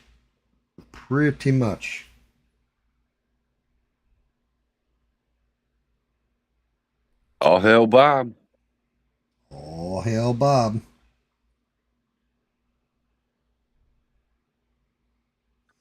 Dear Lord. Those teeth are actually coming out pretty cool. Mouth needs a little bit more work, though. That's what she said. Oh, I'm back. Yeah, so, I mean... I'm surprised I never told y'all that story before. No. Yeah, my thing isn't me, right? Like, I'm getting screwed, yeah, all that other shit. But again, you said it, Bob, and you're 1,000% correct on it. I'm like a small cog, right? Like, I'm nobody. As far as YouTube goes, like I said, I'm nobody. But when you've got guys, I watch videos from people, and it had to be like 25 videos, no exaggeration, about 25 different videos of everybody saying kind of the same fucking thing about them getting demonetized, screwed, all this. And it's been over the last, I think it was only like 12 days that all this has been going on. And like looking at it, and I'm like, the lowest one that I saw was he had 334,000 subscribers. That means all these people that were making their money and feeding their families and paying their car payment or whatever and have been relying on YouTube, they're done. Like, they're screwed. They shut down their monetization and they have to argue to get it back. So say they put up like 3 videos. Those videos get like, I don't know, 1 million views. All combined. We'll just say all combined, 1 million views. All that AdSense revenue that they put up in that time they were demonetized does not come back to them. They don't retroactively give you that money. No, they put that money in their pocket. So this is what I'm saying, you know, like, I may be pissed off, but those people have a reason to go and want to burn shit down, you know? I don't know. They might have a reason they're upset, but again, well, they're football. Yeah, but the thing is, what they're getting demonetized for in certain cases isn't current content that they put out. Like, say you put out a video and that's what got you nailed, right? The AI is going back and retroactively handing them. That's the best equation I can put it to is, in some of these cases, it's like you back in the 80s, you know, said the N-word and it sat there all this time. Now, granted, the 80s, it didn't exist, right? But you said the N-word in the 80s, and in 2026, they're going back and finding it, that you said the N-word at this point in time, and then they take away your entire livelihood for it. Well, I get that. And I see that with politicians all the time. I personally don't think I've actually ever said the N-word, but I might be wrong. But I've said it. I know what you're getting at. I know what you're getting at. Me personally, I've said it quite a bit. So, but you know, like I don't lie about that shit. I said it quite a bit. I worked in the inner city. I did shit. That was just how people talked. Yeah. But I was just, it was a little story about a time in my life that actually I couldn't understand, because I'm always well liked. Everybody likes me. But I couldn't understand when I got to this brand new boat for me, brand new for me, that nothing I could do all of a sudden was good enough for anybody. And then it wasn't until, a couple months had gone by where I started to learn the politics of the bullshit command, because that's what it was at the time, was a bullshit command. Right. And I just got caught up in the middle of it.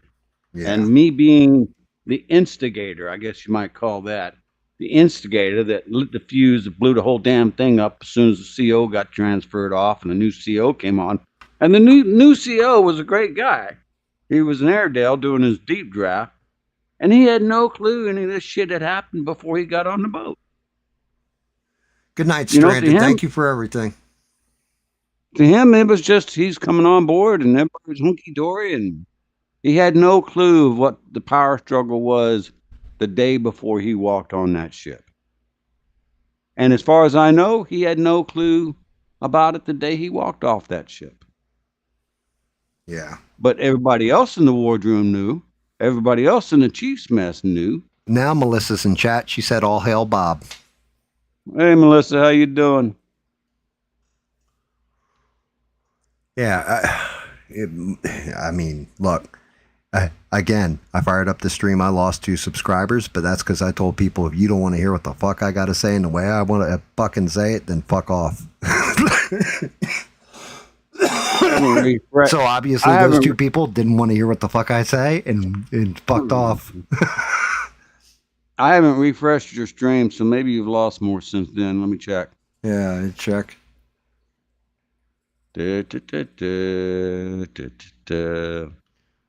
Okay. Nope, 236. Still there. Yeah, I mean, and that's fine, because those people, those are the ones that I have to dance around I tiptoe around the tulips, and well, we can't say negative thing. Fuck that. Say some negative shit if you got it on your mind. You're pissed Melissa, off. I'm doing good. Let your anger out, otherwise you're gonna shit yourself. I'm doing good, Melissa. I just told a long story about something that happened to me a while back. And I also expressed my opinion about the second video to Gam.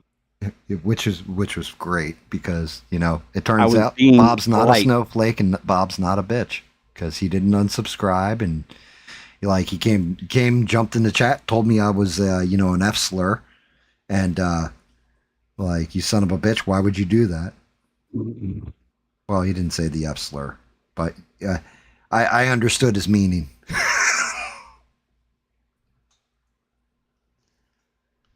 But I'm surprised y'all didn't know about me getting locked out of my own shop. No, that's the first time you've ever told us that. You told us about winning Sailor of the Year, and I actually won it twice. Yeah, right. The other time was because you were in the barrel for that month. I remember. I wasn't in a barrel. That was the joke I told when you told us that. Oh, okay. I was at a different command. Yeah, you called me a son of a bitch for that one.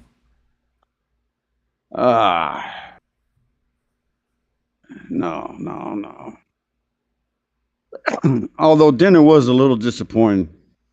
Because Tony didn't go?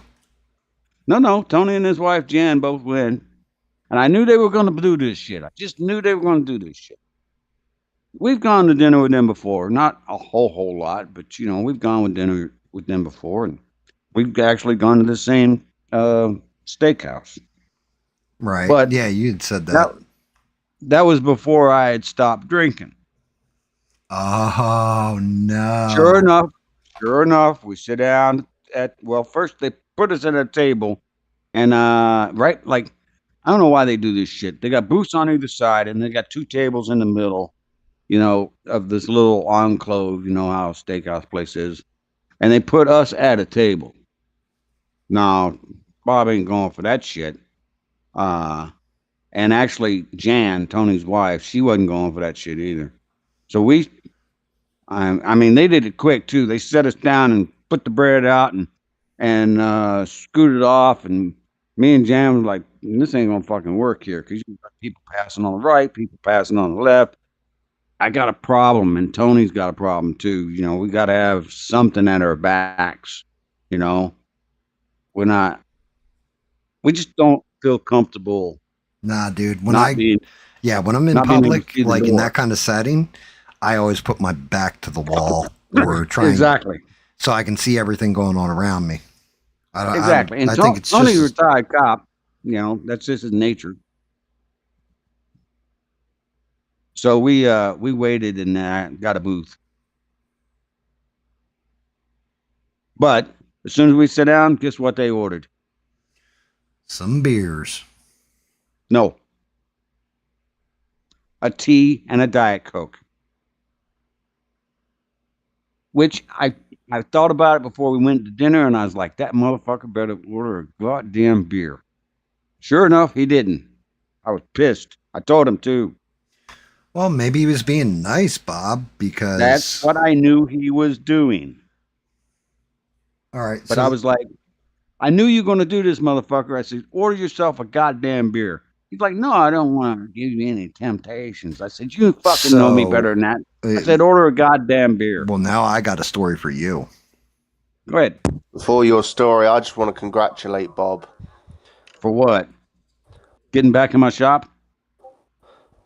No, well, yesterday, when everyone was in Discord and I was in mute, I said I was going to bed. I did fall asleep on mute.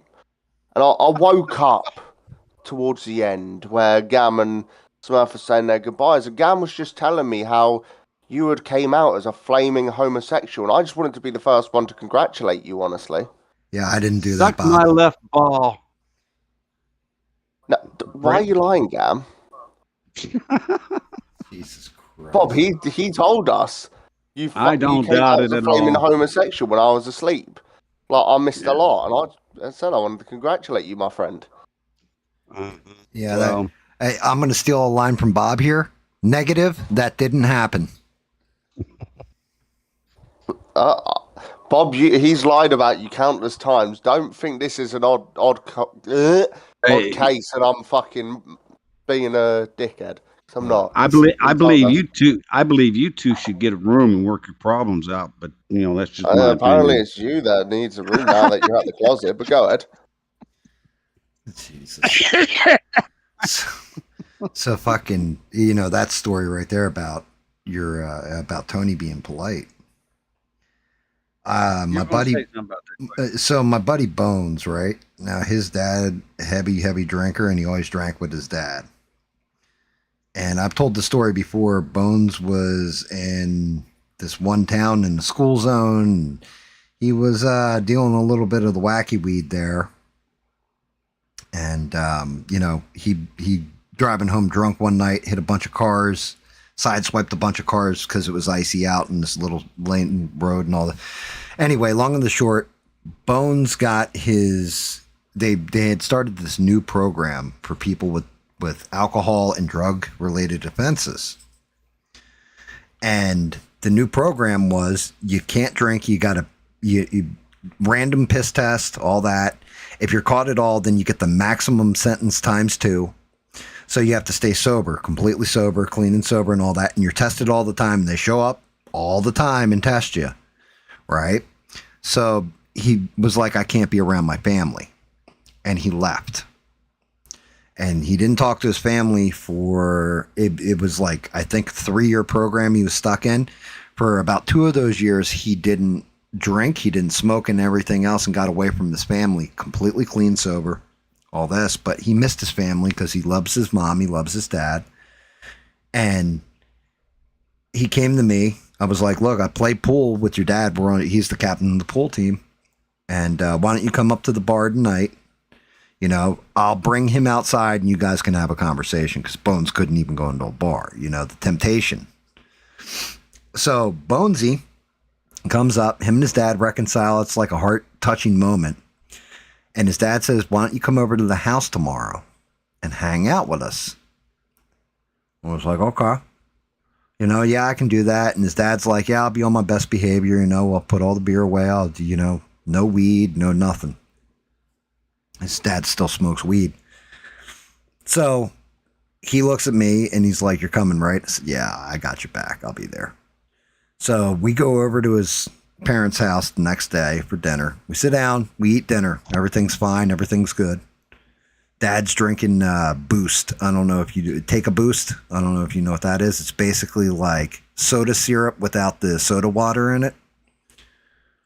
And is that little white can with the blue label? It's like not a can. It's actually like a carton. It comes in like a big jug, right? Oh, okay. But it's basically soda syrup without soda water in it, just plain water, so there's no bubbles, and it's kind of thick and syrupy. Anyway, a non-alcoholic drink. It's caffeine Boost. So his dad's like, well, why don't we go down and play some pool? Because they have a pool table in their basement. So we go down there, and that's where the bar is, and the little mini fridge and all that shit.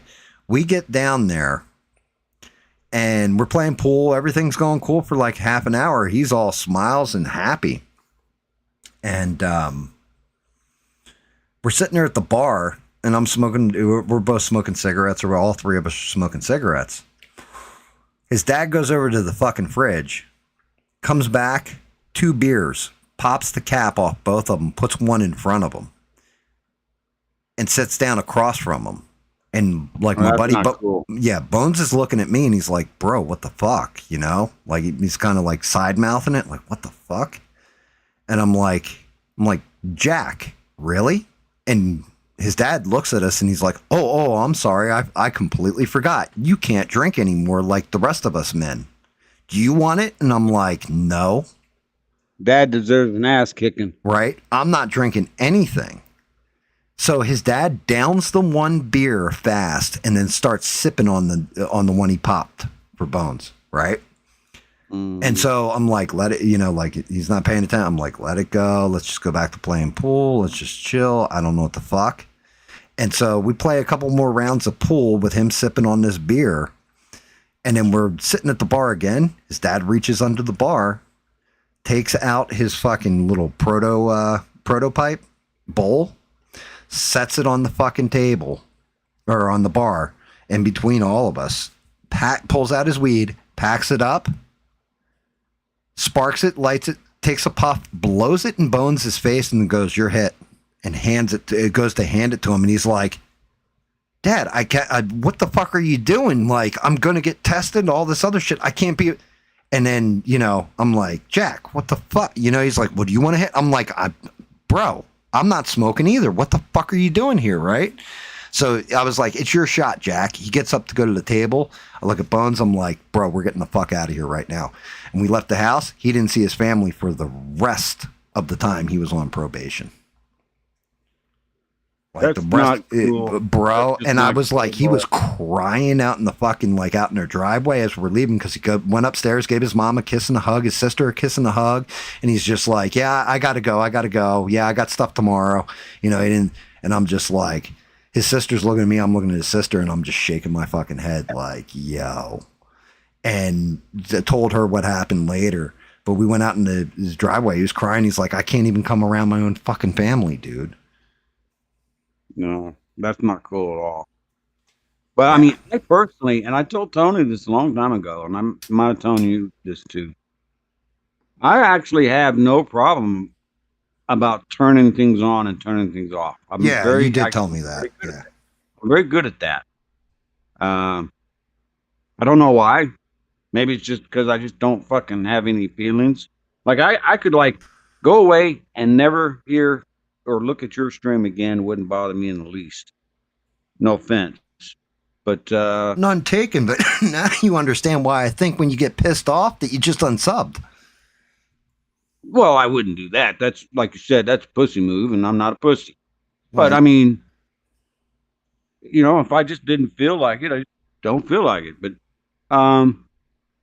having somebody in that situation, particularly if he's got to go, give your analysis like you have to do all the time when you're on probation. Dude, just like they showed up at his job. He would be out and about. They'd call his cell phone and he'd be like, "Yep, I'm coming in right now." Like, I mean, when I say on the spot, they would on the spot that motherfucker.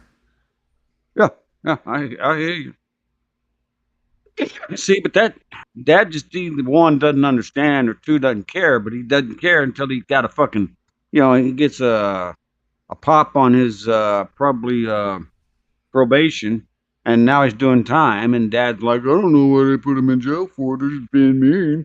No, motherfucker, it's your fault because you he's got a weakness for it, and you shove it in his face, and then he gets popped for it, and now he's in jail for it. I blame that on the dad. Right. And you want to talk about the weakness for it? That's the same dude who just got popped for his 3rd DUI at like 53 years old and is in jail. Okay. I like to drink. I'm sitting here right now, stone cold sober for I don't know how many months. I like to drink beer. Okay, that's all I drink anymore. Can't drink liquor. Fucks me up. But I like to drink beer. But I don't have to drink beer. The difference between me and somebody like his dad, I think they can't survive without it. In their minds, they can't survive without whatever that crutch is. Oh yeah, you're not wrong. Some people are That's really the like difference that. between I get it, but what I'm saying is, you know, Tony being polite like that, even though you can handle it and you're like, Right. okay with it, maybe it's still, at least he had the consideration for you as his friend not to put that shit in your face, because the whole thing is, I was still drinking and token at that time. And I went totally like, didn't drink a beer, didn't smoke any weed, because I didn't want to insult in front of him. You know what I mean? Because Well, I had consideration. Well, you understood the difference between somebody like me who can turn it on, turn it off, and somebody who actually has to struggle with staying sober. Some people, most people, I think, who have that affliction, it's a struggle for them to stay on the straight and narrow. With me, it's not. But I'm weird. That's just weird. But most people who are in that boat, they have to struggle with it every day. Yeah. At least from what I hear. Yeah. Oh yeah, dude. There's some people that they can't.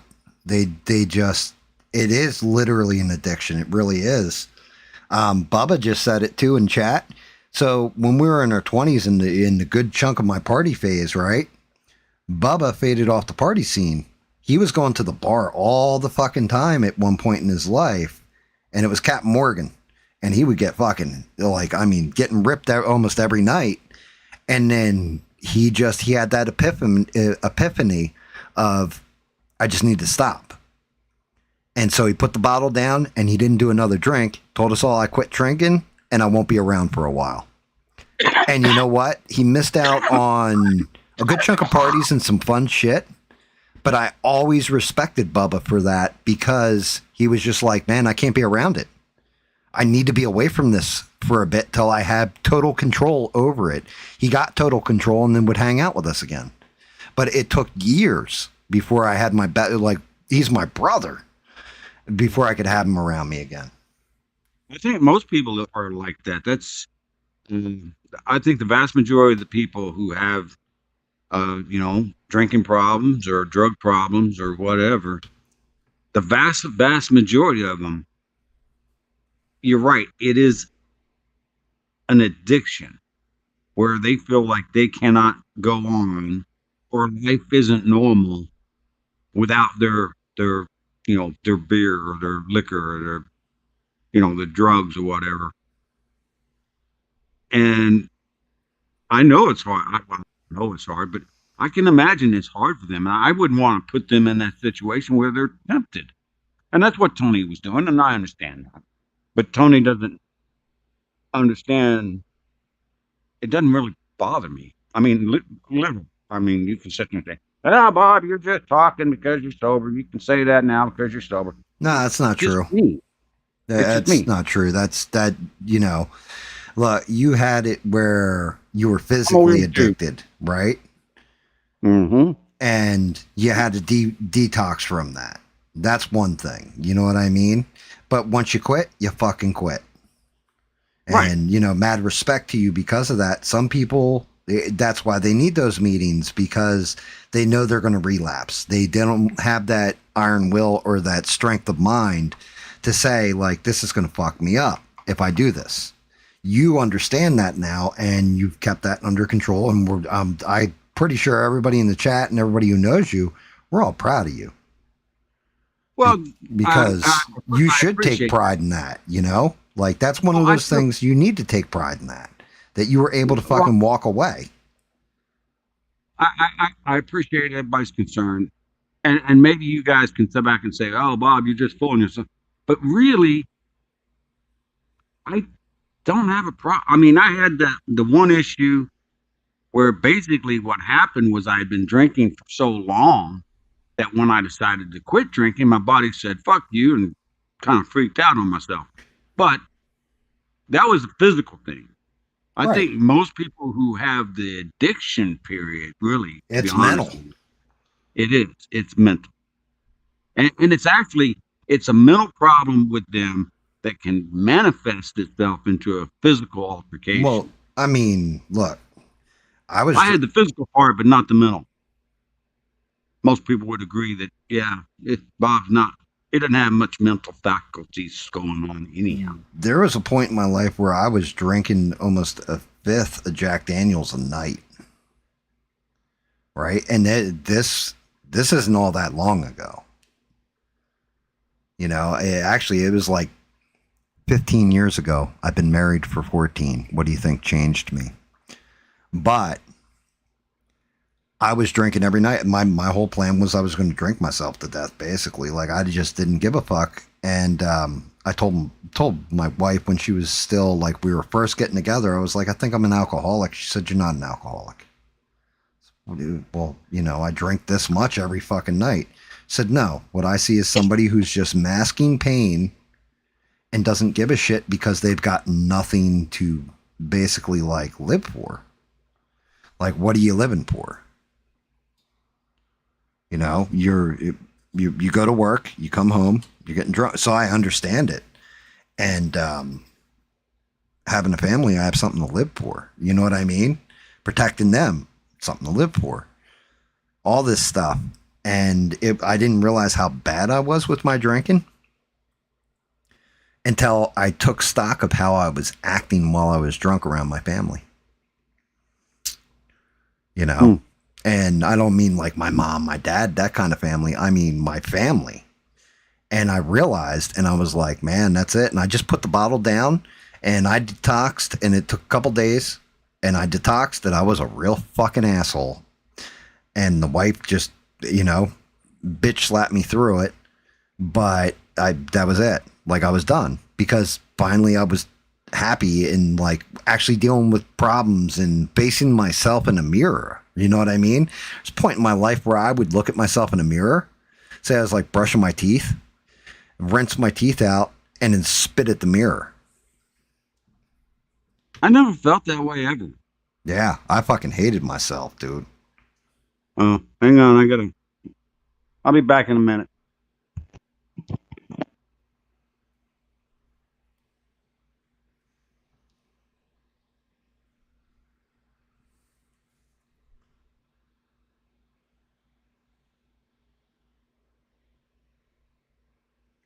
Yeah, as a matter of fact, I know Bob's away from the mic or whatever, or from the mic headset, phone, whatever. But yeah, Bubba will tell you, Bubba had heard what I was doing.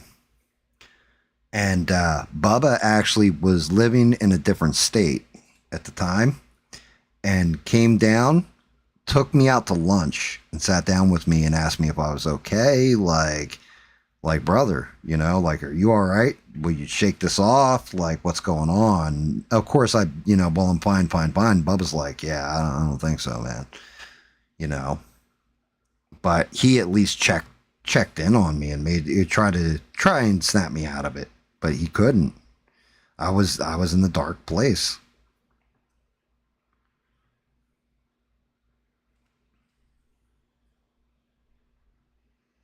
You know, but the saddest part is this.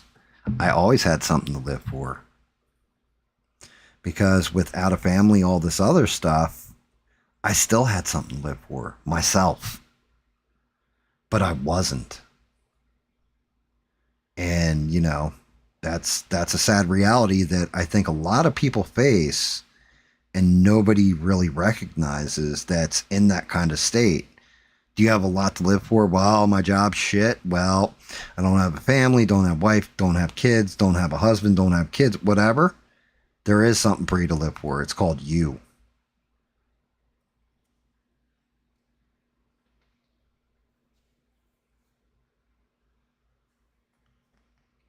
Sometimes it takes just you recognizing you're worth something.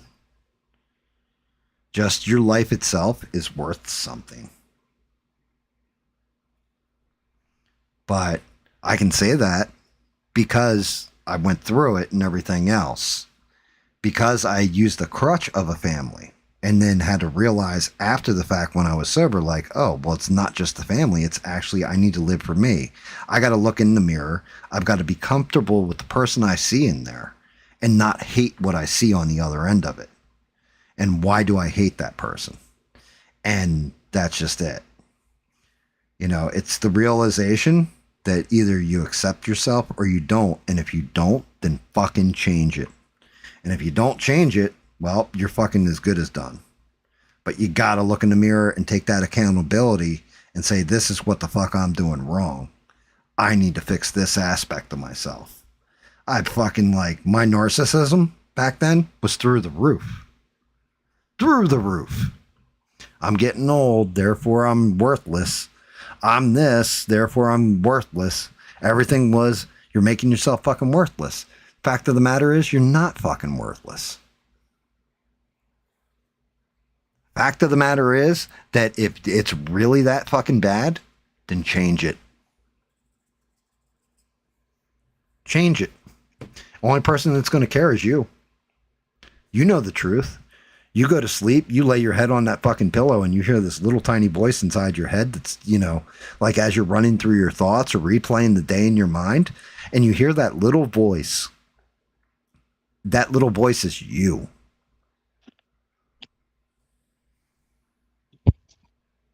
All right. Welcome back, Bob. It was It was an interesting dinner. Whenever I sit down, I knew that motherfucker wasn't going to order a beer, and I was just like, get a goddamn beer. Of course, it took him 15, 20 minutes to get over to the goddamn table because he's Tony, you know. Well, yeah, you should have just ordered him beer. Well, it was just me and Luke and Jan sitting at the booth once we got the booth. And then Tony was chatting, and there was like 3 dudes up there talking to him. Tony can't really go anywhere without somebody chatting him up. You know, because they all know him from his old job. Sit down. Oh, I was just talking. Sit down. We want to order. Even Jan's like, come on. Yeah, guys. But yeah, you know, Bubba said it. He's like, it is that simple. It's literally looking in the mirror and living for you and knowing that it's okay to live for you. And if you don't like it, you fucking change it. You fix what's wrong. Some people don't want to change it. They're like, no, but I'm happy the way I am. Okay, but you're going to fucking die. You're obviously miserable. What's crazy to me is, Bob, it says I got like 3 people watching, 2 people watching, then 1 person watching, right? But there's more than that in the fucking chat. Go figure that. Yeah, YouTube, great fucking system you got here, you fucking jerk-offs. Yeah, I noticed the theme for you tonight is YouTube sucks. Yeah, okay. And you're right. It absolutely is. It does. I mean... Look, YouTube's a great thing. Gives us a platform where we can all talk. People can watch. People can join in. People can kick back, listen to a Bob story. They can listen to a Gam story. They can hear Gam go the fuck off. They can hear Gam have fun. They can hear me make music. You know, like, well, not actual music, AI music. But it's the way it rolls. Yeah. You know, it's just the shit that they're doing because of fucking corporate greed is the bullshit. What they're doing to the people that are actually making YouTube, that's the bullshit. That's what I'm calling out. And they're allowing it to happen, which means this is by design.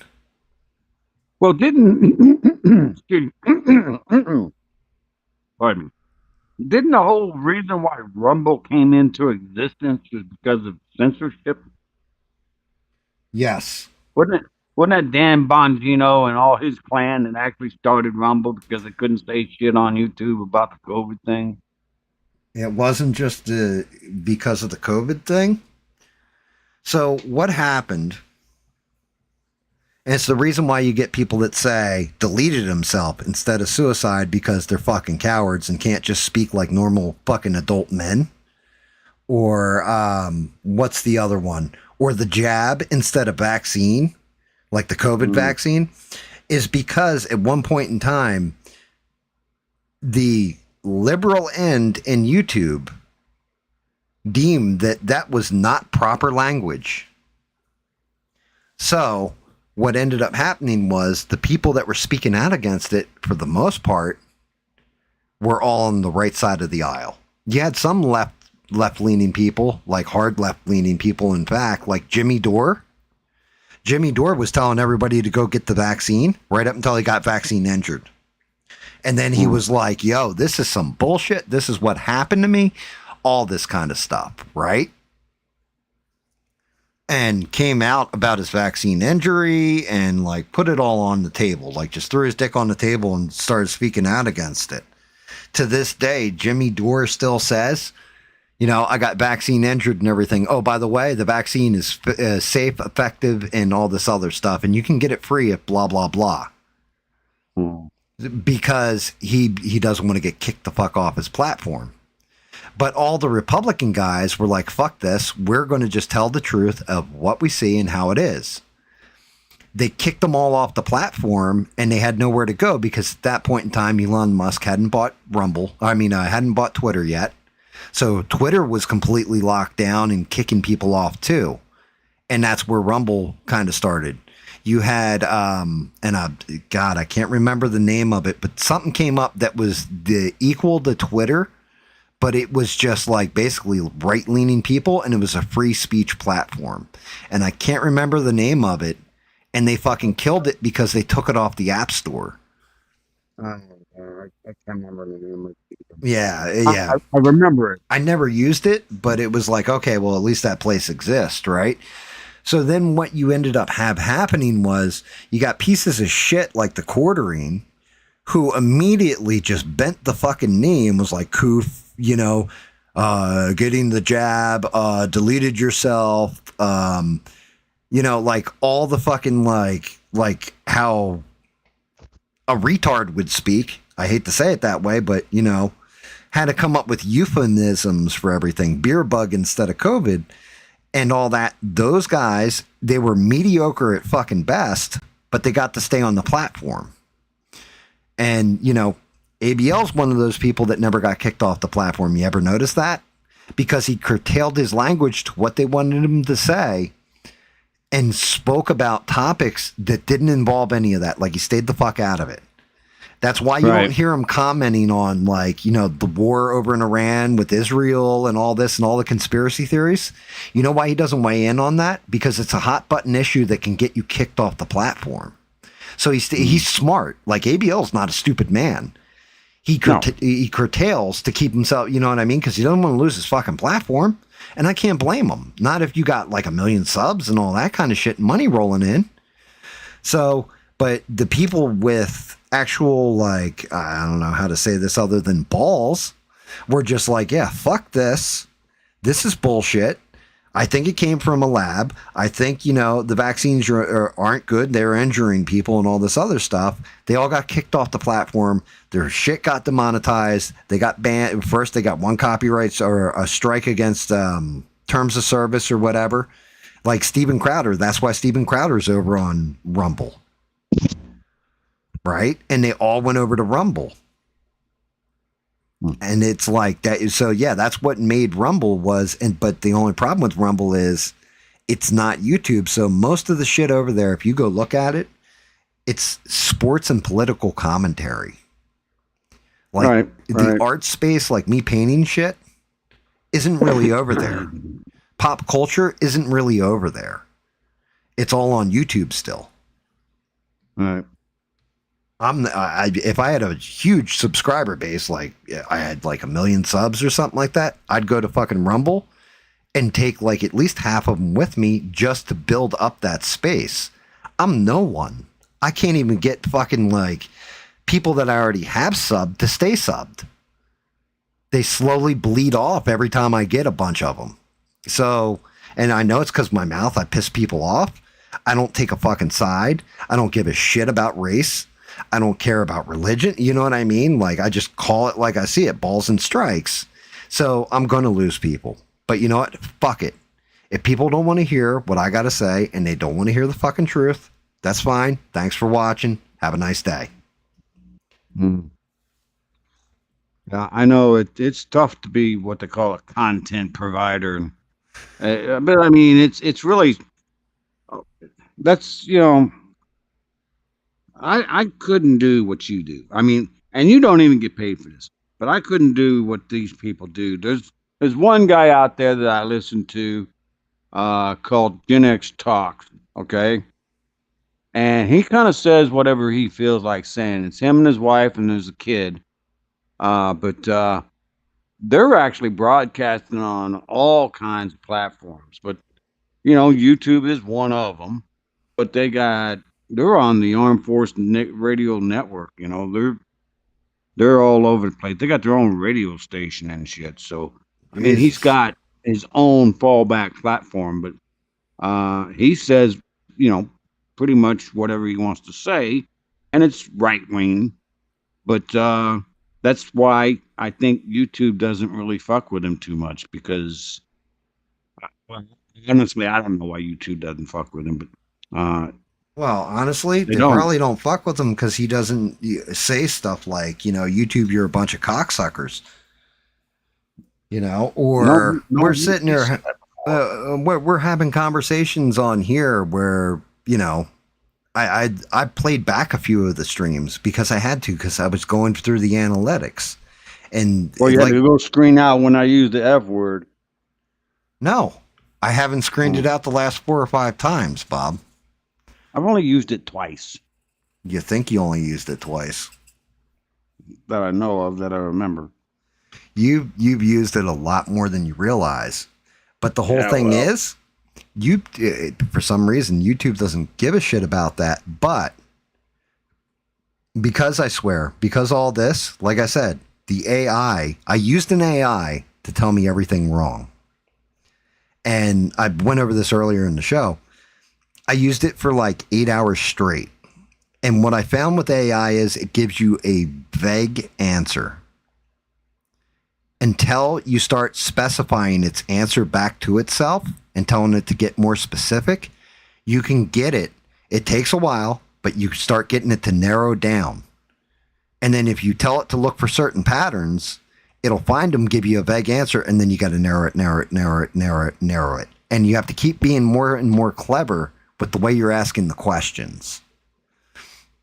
But eventually AI told me stuff like, for example, it told me there's one user, either I have to be more considerate in the way or sensitive. I can't remember if it said sensitive or considerate, but same difference, right?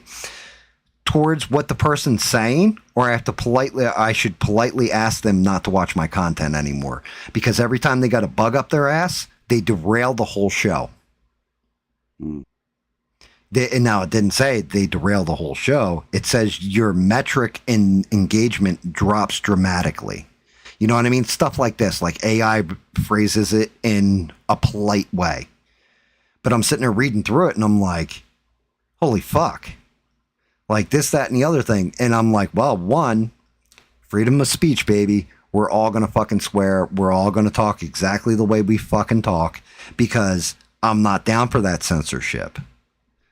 I'm not. Why am I censoring myself to a low? This shit ain't made for kids.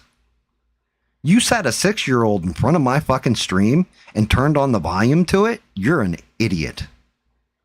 Well, yeah. And you're a fucking neglectful parent too. I'm just going to flat out tell you that for free.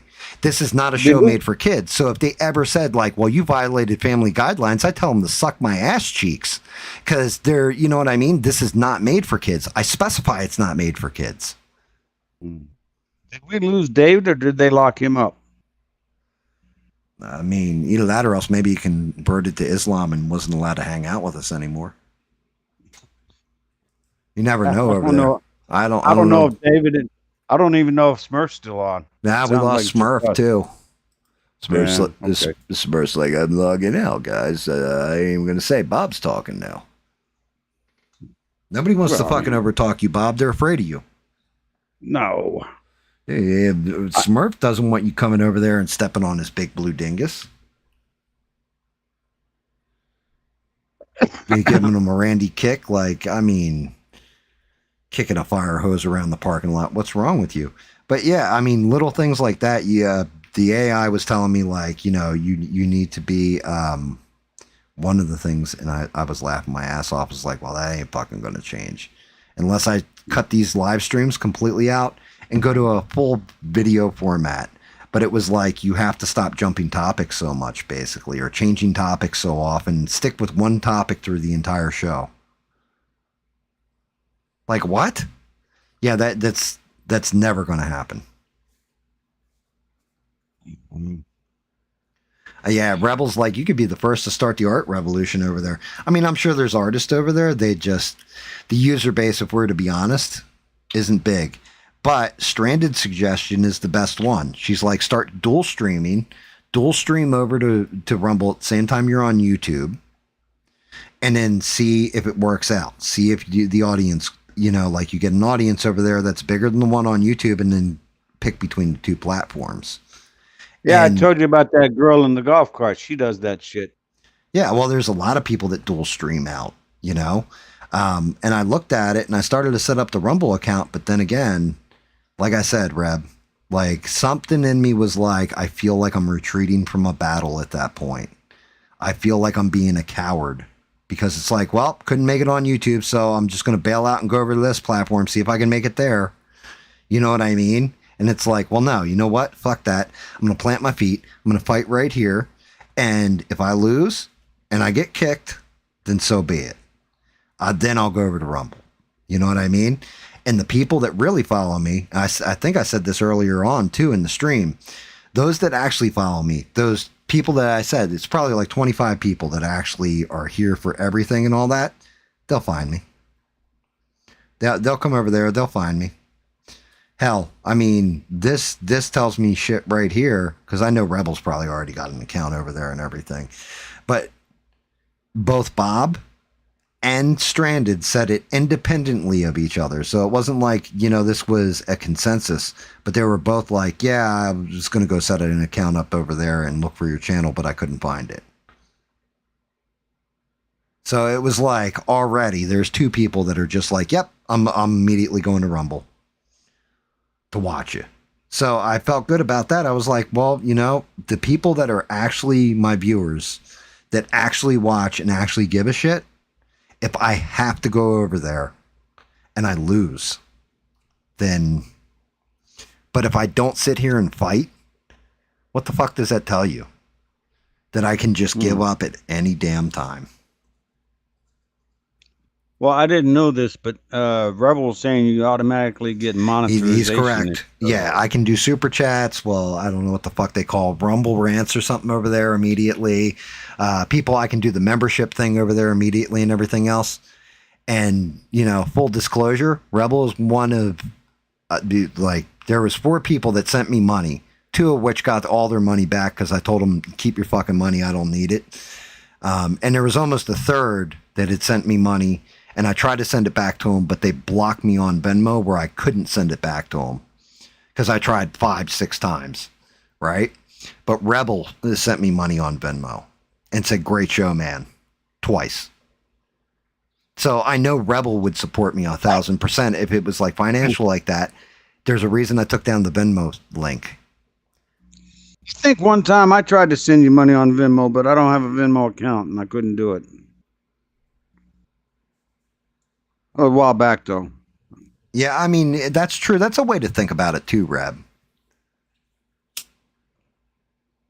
Maybe I'll do this week. I'll set up the entirety of the Rumble account because I got to resize like my logo, all kinds of shit, because I tried uploading my logo and it only shows the one wing. I was like, what the fuck is this?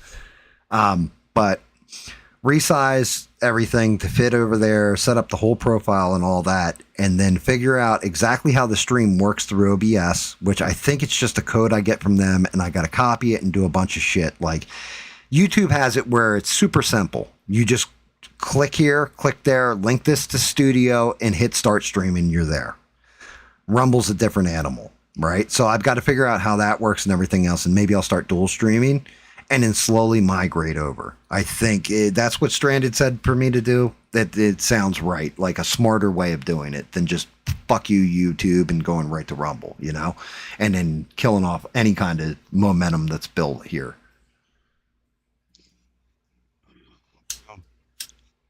Anyhow, I'm not long for this evening. I won't be up at 4:00 in the morning talking to you. That's for sure. Don't worry about it. I won't be up at 4:00 in the morning anyway, Bob. I got about another hour, maybe 2, and then I got to hit the rack myself. Yeah, did you say you got a dental appointment or something? Yeah, I got a temporary. I've had a temporary cap on for about a month, and they got my permanent one that I'm going to get put on tomorrow. Yeah, I remember those. I had to wear temporaries, I don't know, about 4 or 5 times. It's a pain in the ass. Melissa, I will never go to Twitch. Twitch is terrible. Like, you think the ads on YouTube are bad or any of that shit? So, full disclosure, I've been on Twitch before because Xbox used to have it actually has it real easy set up where you can just click and you're linked to Twitch and you can stream out to Twitch at any time. I don't use Twitch because they run ads every I'll be talking, I'll be like, okay, Bob, tell us a story. Bob will go, okay, this one time when I was in the Navy, and it'll cut to a fucking ad for like 5 minutes and then cut back. And he'll continue talking for about 5 minutes and it'll go to an ad. It's fucking dog shit. Yeah, I saw something on Twitch about that. And it was always some like, I don't know, super or something or other. But it was like you said, about every 5 minutes. Right. And I was like, okay, I'm not watching this no more. Yeah. And I thought it would, the whole thing is I have to use Twitch here and there because you'll get drops on like Fortnite or Marvel Rivals or Sea of Thieves. And you have to watch somebody who's streaming there for hours, for like 4 hours to get the full drop, right? For whatever the little, cosmetic or widget is. I set up my old tablet. I tune into their show, mute the volume, and just leave it alone for 4 hours. Because it's so bad with the ads over there. And like David said, the censorship is even worse. Mm. But YouTube right now, again, the shit they're pulling, I thought it was just little creators having problems. It's not. When I look at a guy who's got 300,000 subscribers and he's like, yeah, I'm a small channel, because he's holding himself against a standard of somebody with 1 million subscribers, right? Like me, I look at somebody with 2,000 subscribers. I'm like, damn, hopefully I get there someday, right? The guy who's already at 300,000 is looking at like 1 million, like, shit, I hope I get there someday. Guy at 1 million's looking at somebody that has 10 million and is like, I hope I get there someday. If they're fucking with people that have 300,000 subscribers, I'm no one to them. What, Mr. Beast got 500 million or some shit like Right. that? Yeah, some ridiculous number on Mr. Beast, right? Everybody wants to be Mr. Beast, not me. I just want to be, where I was taking YouTube's money. He's not an e-thought on Twitch. He's not an e-thought whore or a communist. That's why I couldn't go on Twitch. Dude, Asmongold. Asmongold right now is one of the big names in streaming, right? Like, he's on the tip of everybody's tongue. Twitch banned him the other day for something he said. And he didn't even say anything really fucked up. They banned him. Like, kicked him off the platform, everything else. And it's like, it's censorship in general, just across the board with some of these platforms. But that's the whole point, right? That's not, it's not a glitch. That's what they want to happen. Because the whole thing is, it's not supposed to start fast, guys. You don't just cut off people, cut off their freedom of speech real fast. They tried that. It doesn't work. Then eventually, there's a rallying cry against it. They lose money, everything else. So the way you do it is you do it real slow, real gentle, and you take your fucking time with it. And so, hey, look, suicide's not allowed to be said on here. Hey, look, this isn't allowed to be said on here. Okay. Well, we can't say the word gun. We're going to call them pew-pews. I'm a fucking 51-year-old man. You want me to call a fucking pistol, a revolver, a rifle, a pew-pew? How about no? Two motherfuckers got in a gunfight and shot each other to fucking death. How about that? No, they pew-pewed each other. What are you, fucking like retarded? It's that kind of shit. So, but the whole thing is, if you look at some of the streamers, they're conditioned to it now. So Jeremy from the Quartering, he's a fat piece of shit. Who? He's Jeremy from the Quartering, right? Jeremy Hambley. Yeah, you've mentioned him before. Yeah, he's a big fat sloppy fuck that a flagging fuck because he flagged channels down because they were making fun of him, like bullshit like this, right? So he's a piece of shit no matter what he does in my book, because you don't go kill somebody's channel. You don't say that channel needs to be demonetized or whatever. There's plenty of people I don't like in this fucking space. I've never said they don't have a voice. They can say whatever the fuck they want. They can call me a fucking scumbag for all I give a fuck, right? I'm going to just fire back. That's all. But I'm never going to call for you to lose subscribers or, you got to all unsub to him or, this kind of shit or cancel his fucking channel. This dude, Jeremy, did that. But the whole thing is, he still talks like that a lot of the time. Pew-pews. And they deleted themselves and all this kind of stuff. He's on fucking Rumble. The whole point of being on Rumble is it's a free speech platform where you can pretty much say everything, including the N-word. Because I've seen guys that are on there that say the N-word. The F slur, no problems. You can say all this shit. And this dude's so conditioned by YouTube that he still curtails his language like he's a 12-year-old. Or an 8-year-old that's not been told by their mommy, no, you can't say. It's fucking disgusting. It's the beginning of being able to control you. Well, I hate to tell you this. There's a reason I'm friends with Bob. Because rule number 1 is Bob's always right. Rule number 2 is the stupid will be punished. Rule number 3 is the smoke will always go to go towards the smoker. Non-smoker. Towards the non-smoker. Gam's rule number 1, don't take shit from anyone. Gam's rule number 2, don't be a cowardly bitch. Stand up for what you fucking believe in. Stand or fall for anything. Stand for something or fall for anything. Rule number 3. I always did like the way you signed off of your streams. I always did admire that little staying there. I got that from Billy Joel. I hate to tell you this, Bob. That was stolen, I guess. Well, kind of. I mean, I'd heard it before, but I was like, yeah, I like that. That's one of the very first things about your stream I noticed about. Yeah, that don't take shit from anyone. I mean, and just speak the truth. Not your truth, the truth. That's probably my last rule. You know what I mean? That's a good one. Yeah. Speak your fucking truth. But that's why Bob and I are friends, because Bob's not a coward. I'm actually disappointed in myself. I'm going to be honest with you guys right now. Because I was like, I saw you get pissed on fucking Discord over that video, and then I saw the unsub, and I was like, yo, Bob fucking bounced on me. This fucking bitch. And like where I'm disappointed in myself is I should have known better in my fucking head. And even Stranded said, she's like, yeah, I don't think Bob would do that. And you didn't disappear from the Discord either, like completely just unsub from the Discord. No, I just put it right. I got you. Yeah, don't disturb or something like this, right? Yeah. But so Stranded was right. I was wrong.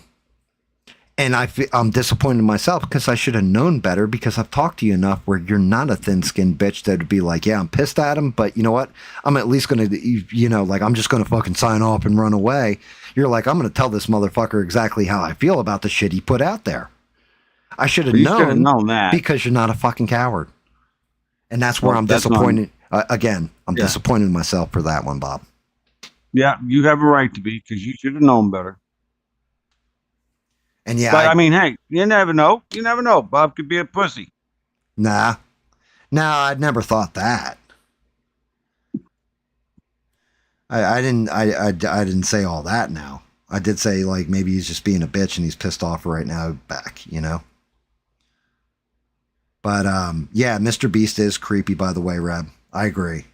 I've never watched any of his content. I've seen him like 2 or 3 times, and every time he does kind of creep me the fuck out. And everybody wants that. The whole thing is, that's part of it. That's part of it too. I swear to God, it is. Everybody wants to be YouTube famous. Everybody's like, if I can just get that viral video, if I could just be YouTube famous.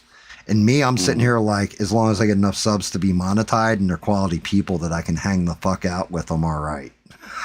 Like it's a nice little bolt of income coming in where I could, you know, pay for paints or pay for like 2 or 3 more extra Patreons or something a month, you know? But like you said, Bob, this isn't what keeps my lights on. Right. Yeah, this isn't what pays my mortgage. It's never been.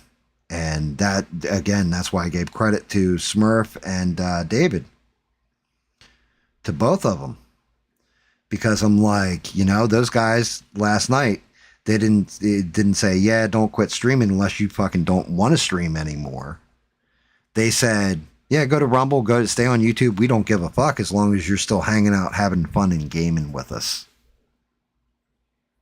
You know what I mean? Like, Well, I understand that exactly because I mean, you guys go back a long way. yeah, we do at this point. I'm relatively new to the party. Yeah, it's true, but you fit right in, Bob. So that's awesome. Even though you never played a video game probably in your life, maybe here or there, like Pong or something. Actually, I have. Believe it or not, back in the day, you actually mentioned it. I don't remember when, but you did. Back when you used to have the games and you had to get the floppy disk. Yeah. About the only game I ever really played was Wolfenstein. Oh, Wolfenstein 3D or just regular Castle Wolfenstein? It was just Wolfenstein. Yeah. Didn't have any 3D or anything like that. Yeah, that's Castle Wolfenstein. Yeah. I played that for a while, but I don't know what happened. I think it was, I know what it was. It was on, somebody had downloaded it because this was back when it was your PCs were all the tower PCs and all that shit. Yeah, you're talking about so yes, back then it would have either had to have been, if you played the original Wolfenstein, it would have been DOS. DOS. Yeah, it would have either been DOS or I think it was the Apple Macintosh. No, this was DOS because computers were only at certain places on a ship. So you only had computers in certain work centers, okay? And one of the work centers that had a computer was the engraving shop because they needed it for their CAD program back then. Gotcha. They had to have a computer for that. We didn't have a computer in the Holtec shop, and we didn't have a computer down in the pipe shop.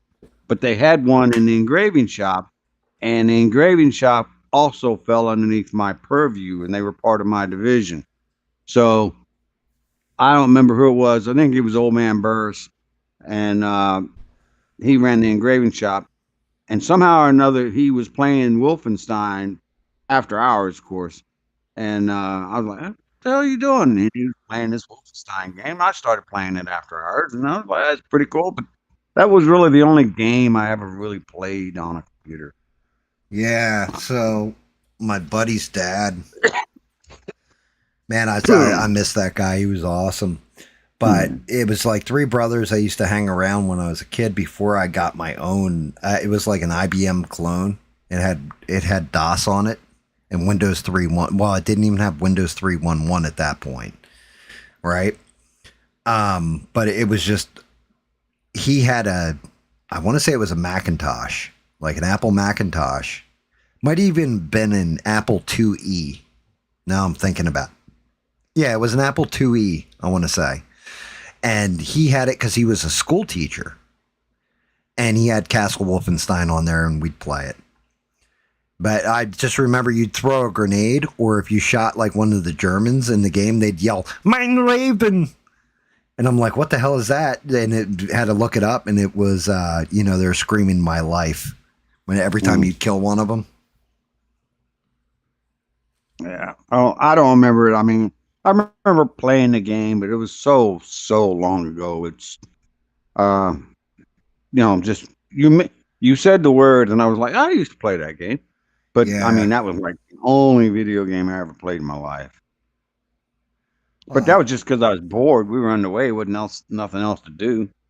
Yeah, we had all kinds. Well, I mean, I was in computer shop in high school, and so we had somebody would come in with a game on floppy, and then you'd get like half an hour lunch or whatever in the shop, like a break period, and everybody was allowed to play games.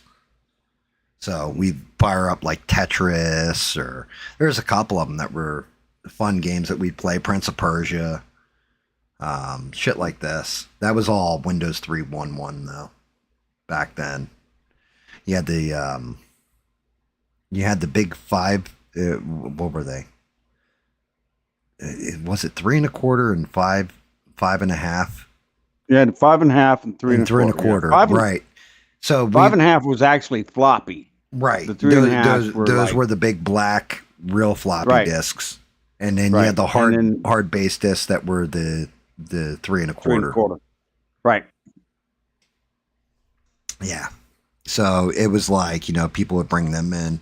I still have, allegedly I have the Anarchist cookbook that, and it's second time he's getting mentioned tonight, forever demonetized, gave me the Poor Man's James Bond and the Anarchist cookbook on a 3.5 disc. I haven't seen Forever demonetized in a long time. He's been on hard times, as far as I know. He checks in here and there on the Discord and all that kind of stuff every now and again. But yeah, he's been in a rough way for a minute now. He got all fucked up from COVID, all that kind of stuff. And then he's been traveling a lot. Like basically like almost like van life, kind of deal. I know what that's like. I used to travel every fucking week.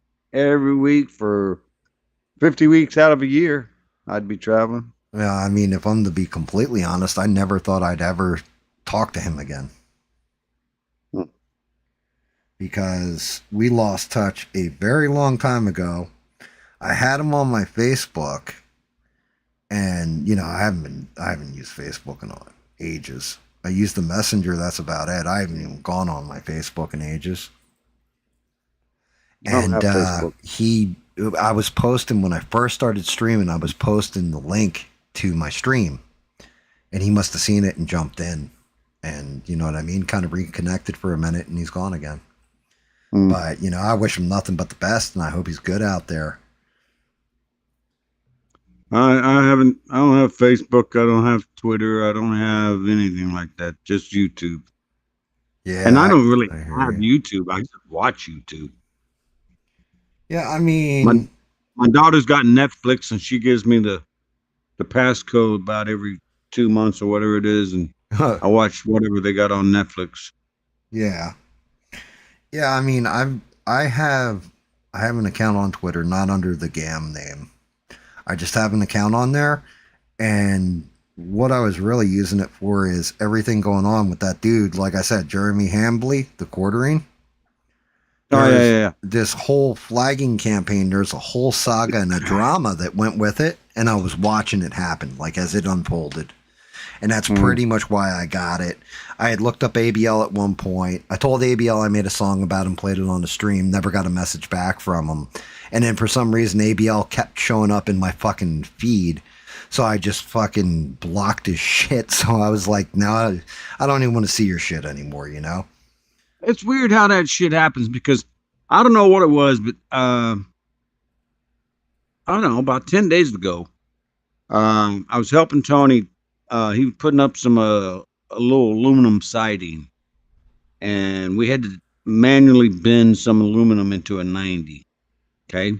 Yep. And we didn't have a brake.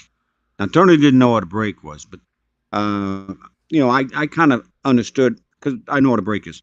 But I figured out how to do it with some 3-foot long metal levels. And so I Right. bent it. But anyhow, I came back after I put it all up, and it fit like a glove, by the way. And Nice. I came back and I looked it up just for shits and giggles how much a brake would cost. And, it's okay, whatever. Some hand brakes and some portable brakes and stuff. And then it wasn't 2 days later, I go on YouTube, and sometimes YouTube would throw up an advertisement or whatever, or they'll put Right. it off to the side, they'll put it at the top, some advertisement. All of a sudden I started getting advertisements for hand brakes. Okay. And I'm like, somebody has talked, because I typed this into Google, okay? And now all of a sudden over here on YouTube, I'm getting advertisements for something I was looking for on YouTube. So there's a link there somewhere. Yeah. Maybe It's my called computer. Google owns YouTube. Oh, I didn't know that. So your search history and stuff will be shared. Okay, that makes sense. Yeah. But I noticed it just the other day. I'm like, that's fucking weird. I was just looking up a handbrake. And all of a sudden, boom, there's an advertisement for a handbrake. The machine is always fucking listening too. So Well, that I didn't doubt. Yeah, that's one of those things where your microphone on like your phone and stuff, you don't realize it. It'll turn on its own and just listen to your conversation. See, I looked at that because I heard that. My phone That's true. is an SE, okay? It's an iPhone SE. So I looked at the mic, the mic settings and shit, that's all turned off. But I don't know, maybe it's because my phone is pretty fucking old. But No. it never, as far as I know, it doesn't turn itself on and listen. It does. You just don't know it. So, and one guy actually proved this. And to be honest with you, I think Tim Pool told the story too. But it was the same kind of story. So at one point, I think it was Samsung had developed this thing with their camera, and they only did it on one phone because it was too expensive and kept breaking. The mechanism kept breaking. Where if you wanted to take a picture, the camera would come out of the back of the phone. Like it was only a one-way camera, and if you wanted to do a selfie, the camera had to like push out of the phone and flip over and look at you, and the camera has the microphone in it too, right? And the phone's just sitting there on the table, and all of a sudden the camera goes, opens and flips over. Just out of nowhere. On its own. That's weird. Yeah. Because somebody's listening to the conversation. Ooh. I wasn't real like, I always thought that shit was kind of just hokum. Like, oh yeah, they're always listening and all this kind of shit. And then you had the guy who had the smart house. Like his house was, all hooked into Alexa and all this kind of shit. I don't have Alexa either. My daughter's got all that shit hooked in though. This one's in it. Oh, damn. This one actually happened too. Yeah, this one's actually a news story too, I believe. I had seen this on the news. Dude was like, I want to say it was a black delivery driver. And for like Amazon or some shit. And tossed his package on the porch or some shit like this, dropped it or something. And the driver drove off, and he, kind of went into a tirade, calling him the N-word and all this kind of shit and like really going off. And Alexa heard it and locked him out of his house. Oh, wait a minute. Was it the Amazon driver that went off, or was it the dude who owned the house? The dude who owned the house got locked out of his own house. How the hell you got locks that don't work with a key. Smart houses, Bob.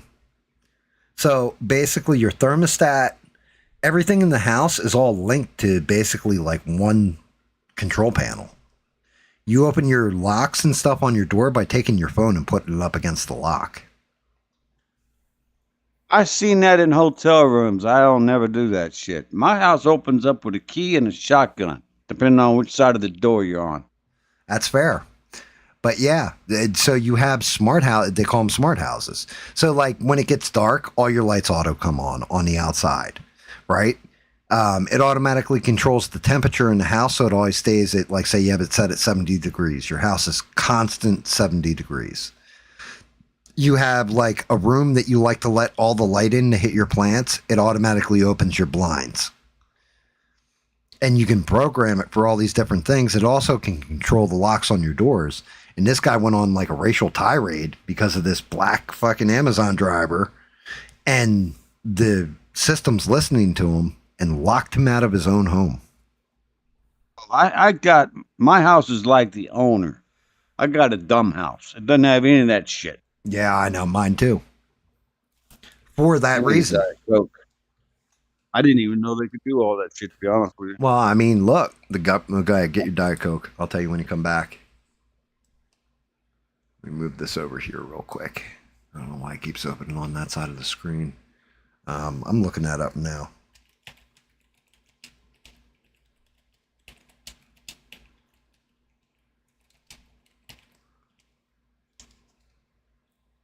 Yep, there it is. So now I can actually... So he didn't go on a racial tirade. All right, cool. So I got the story half right here, guys.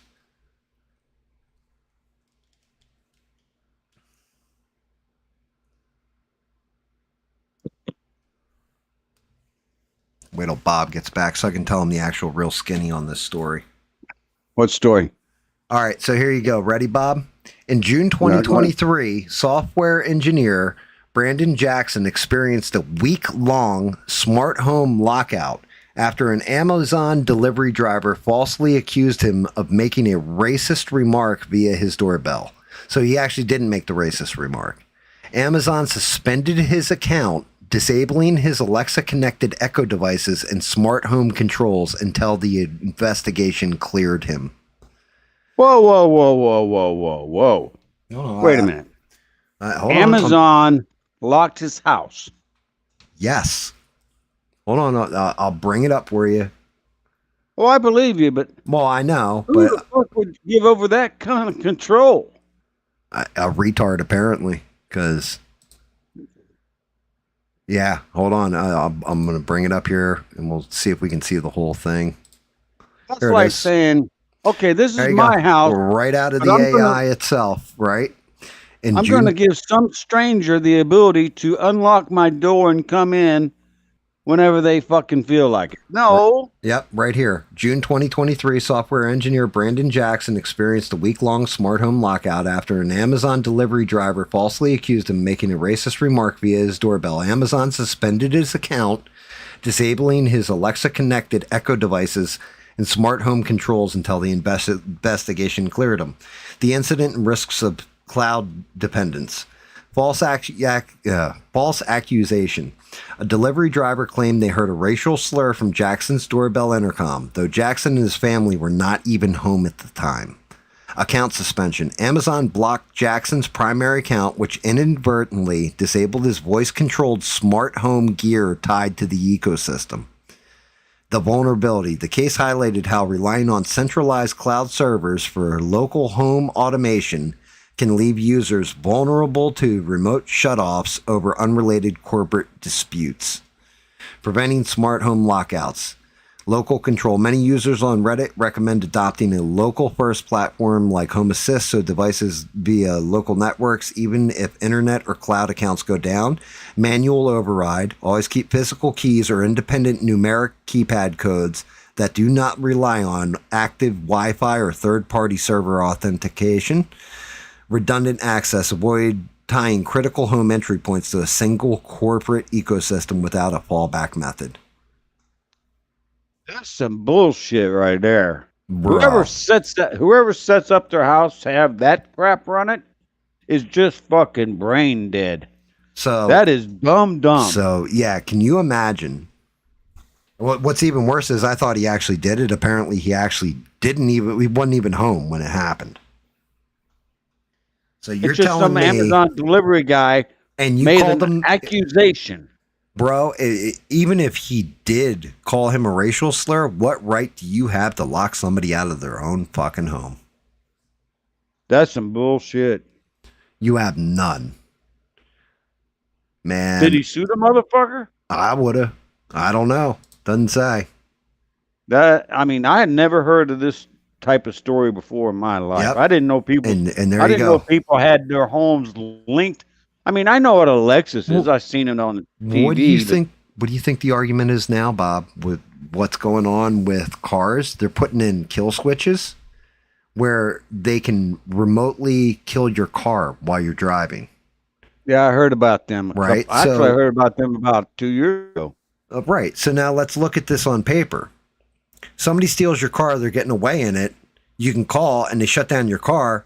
That's a good thing, right? Because now your car can't, you ain't driving that fucker anywhere. But now let's look at the negative of it. You're accused Big brother. unjustly of a crime. You're driving home from work on the highway. The cops get close to you, and all of a sudden your car shuts off mid-drive. And Now you got no power steering. Well, even better. From what I think about it, if you can kill a car like that, what's to keep you from fucking setting it up where it auto locks the car and you're locked in your own car with it shut off and the cops just come and fucking take you away? Or auto driving cars. Who's to say that you can't fucking just tell it? Yep, tell them you're taking them here, but bring them right to the police station. Now, that shit's scary. Yeah, I don't commit crimes. I'm not real worried about it. But I'm also let's go under the assumption you're falsely accused. You're supposed to be presumption of innocence until proven guilty in a court of law. So what the fuck? Say like I'm borrowing, I go, hey, Bob, let me borrow your vehicle. You got one of these chips in there, right? And I didn't know this, but Bob's actually like, he's running for the cartel. He's been smuggling heroin. And they're just like, yeah, Bob's on the move. Well, we need to arrest him. And they shut the fucking car down on me, lock me in the car while I'm out, like trying to get a little something, on the side from a woman. I've heard about this with the cars, and it bothered me at the time that I heard about it. And I actually went out, and I'm actually fairly good with cars. Right. Both of my cars are almost 25 years old. Yeah, right? I know. Both of them. And they ain't nothing like that on them. Because I actually went through the Pontiac, which is the new one, when I was hearing about all this shit, and I was tracing down. I traced it out the hard wires all the way down. I don't see anything in there that can do that. Maybe the electronic control module. That's about it. But, yeah. Well, I mean, Rebel just said it too in the chat. He was like, probably couldn't sue him either because it's probably in the fine print that you give them permission to access all these systems. Yeah, when you buy it in the title. Yeah. Mm. Okay, here you go. Here's one for you. You know how I'm bitching and complaining because I'm like, yo, they're running fucking ads and everything else on my shit, and I'm not monetized, so they're just keeping 100% monetization. Fuck you, YouTube. Right? Mm-hmm. I had to sign off somewhere when they updated their terms of service. So technically, I signed off that they could do that. That doesn't surprise me at all. Whenever they update their terms of service, it's like the government. They always sneak shit in. Well, here you go. Here's one for you right now. I'm looking at my screen. It says 0 concurrent viewers. What do you mean? I'm on here. I know. Hold on. Look. Hold on. Ready? I know, but I'm going to hit this fucking shit real fast for you, Bob. Let me turn off my camera real quick so you can see. Now it says 1. Well, I'm delayed. Now it says 1. It's okay. The stream's going to be delayed, but you'll see it. It says I have 1 person watching and 10 likes. There's more than one person because Rebel just fucking chatted. And you're watching. So that's at least 2. Like, what's that fuckery? Yeah, I see it. Now I see it. Yeah, okay. There's something fucked up with that because I bet you, don't you have your own stream going somewhere? Well, now it says there's 2 watching. Right? Okay, well. No, well, I'm reading right from my screen, so I don't have to. I don't need I don't need the login from here. Hey, Six is online. And 6 is here too. So what the fuck? I just saw him. What's up, 6?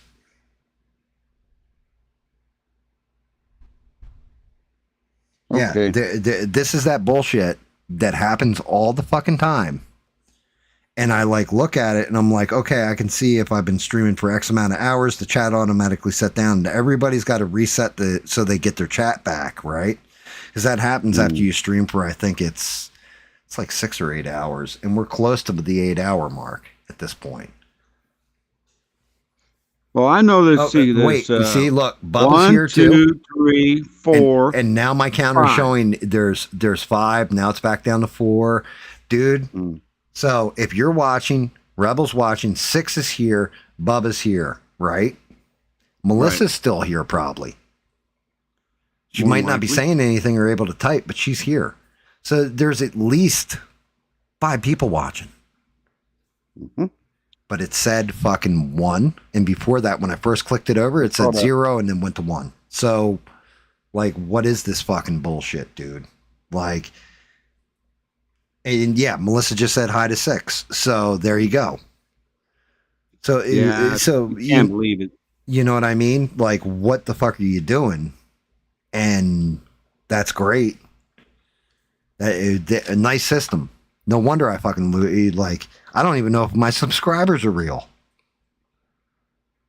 Good point, but you know, and this is where I say things like, how come it's always bigger streamers when they lose subscribers? It's always marked in tens of thousands. It's never an exact number, right? That whole story about that dude getting locked out of his house, that's some scary ass shit right there. Bro, this is what I'm saying. This is one of those things where, you know, and agree, disagree, or whatever. That's what I was actually afraid of with if Kamala had won the presidency.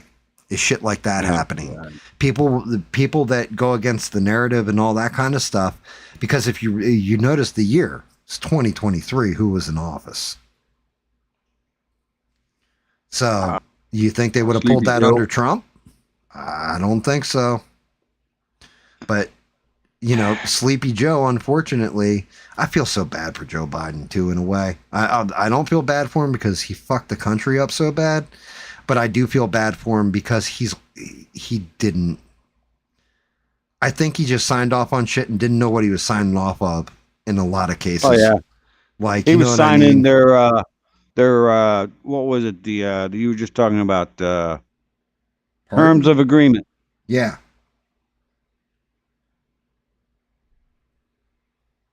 So in a way, regardless of anything in how it's all played out and stuff like this and stuff I'm pissed on Trump about, the one good thing I can say is when Trump ran that third time, got in, at the fucking very least, YouTube reversed course on censoring people. So did Facebook. Right when he got shot, and it was pretty much guaranteed he was going to win the election, then all of a sudden all the big tech guys started flipping over to him. All of a sudden they started kissing the Republicans' ass because the whole thing they didn't want was the Republicans coming in and going to him and being like, look, you censor everybody. You guys are now falling under this federal regulation, that federal regulation, the other one. You either play ball or we're going to put it right in your ass. Yeah. That's why, like I said, we don't use this to keep our lights on, right? Yeah, you're goddamn right. And I'll be damned if I ever get one of those fucking Alexa things. They're never gonna. Yeah, now that I saw that news story, ain't never gonna be in my goddamn house. Right. Mary, my daughter's got one. I don't know what all she's got plugged into it, but She still calls me whenever her lights don't fucking work. Yep, go figure that one. You know, this is what I'm saying, man. Like, imagine, and this is where I'm pissed off, but again, not putting food on my table with this, never have been. But somebody that actually is. Like, again, I use them as an example. I hate bringing them. ABL. ABL fucking worked for 15 years building up his platform and all this stuff to get money so that he didn't actually have to get a real fucking job, right? Right. He could just talk, but he put in the work, he put in the time, he built up a sub base and all this. Let's say they come in tomorrow and just take it all from him. You know, then what? They fucked. 15 years of your life down the toilet. So I can understand. I ain't never given nobody that kind of control. Well, that's why people are diversify, go to the different platforms and everything now, because it's like, well, if I get kicked in one, I can go to the, you know, like I'm already established on the other.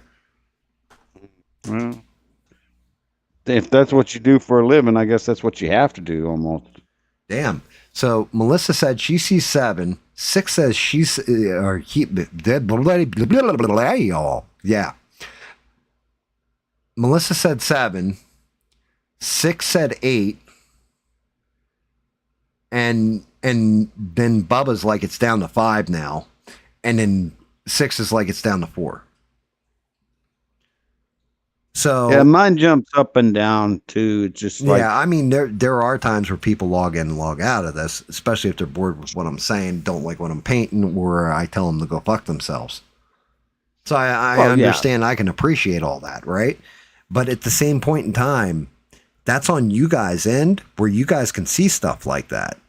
On my end, like I showed, you guys can't see my likes. I have 10 likes. I've shown it to you. I can see that stuff on my end.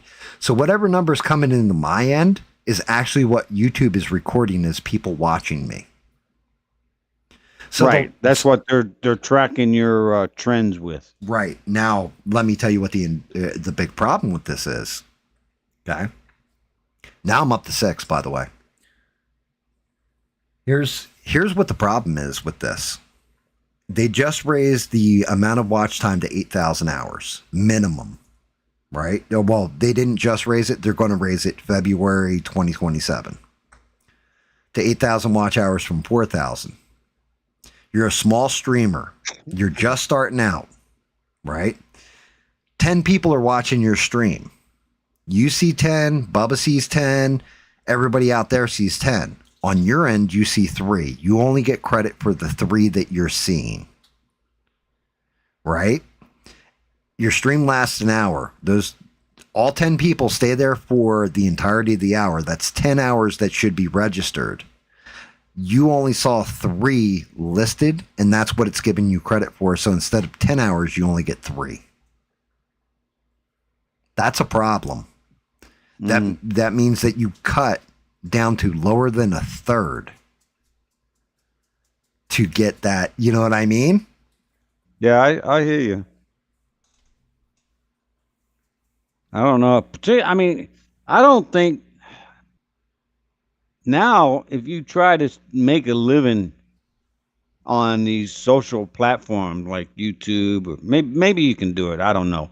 Maybe if you're a good-looking chick and you're wearing Daisy Dukes and halter tops and shit like that, you can make a living at it. They're called the e-thoughts. The what? The letter E, T-H-O-T, thought. E-thought. I don't know what that is, but it stands for E, like electronic, that hoe over there. Okay, well, that's other than that, I don't think you can make a living if you were just starting out in these social media platforms now, because they got so many restrictions on them. Nobody can build up a base. Oh yeah, you can. Only if you're a half-naked girl. Well, no, you can even as a dude. You just don't do what I do. You go and you play by every fucking rule. You never say the word fuck. You never cuss. You keep your language clean. You stick to a certain topic and grind it. And the reason I know all this is because the AI told me exactly how to do it the other day. And I'm not listening to the fucking AI. Because it would have me doing a stream, Bob, that I wouldn't want to watch. I wouldn't listen to. Right. You wouldn't want to listen to all the people that are here. Would you like to hear me, talk about the good and the bad involving Marvel Comics? No. You want to hear me say that, this show sucked because it didn't fucking stay like the comic book. This show was great because they captured this from it. But sanitize it and make it friendly. And also, all your viewers, you should be super duper nice to your viewers and your subs and talk in an upbeat manner with lots of energy. Is that what it told you to do? Yes. Jesus H. Christ. Because that's what's successful and that's what drives the algorithm and the AdSense revenue. Wait a minute. Okay, take that away. Let me ask you this.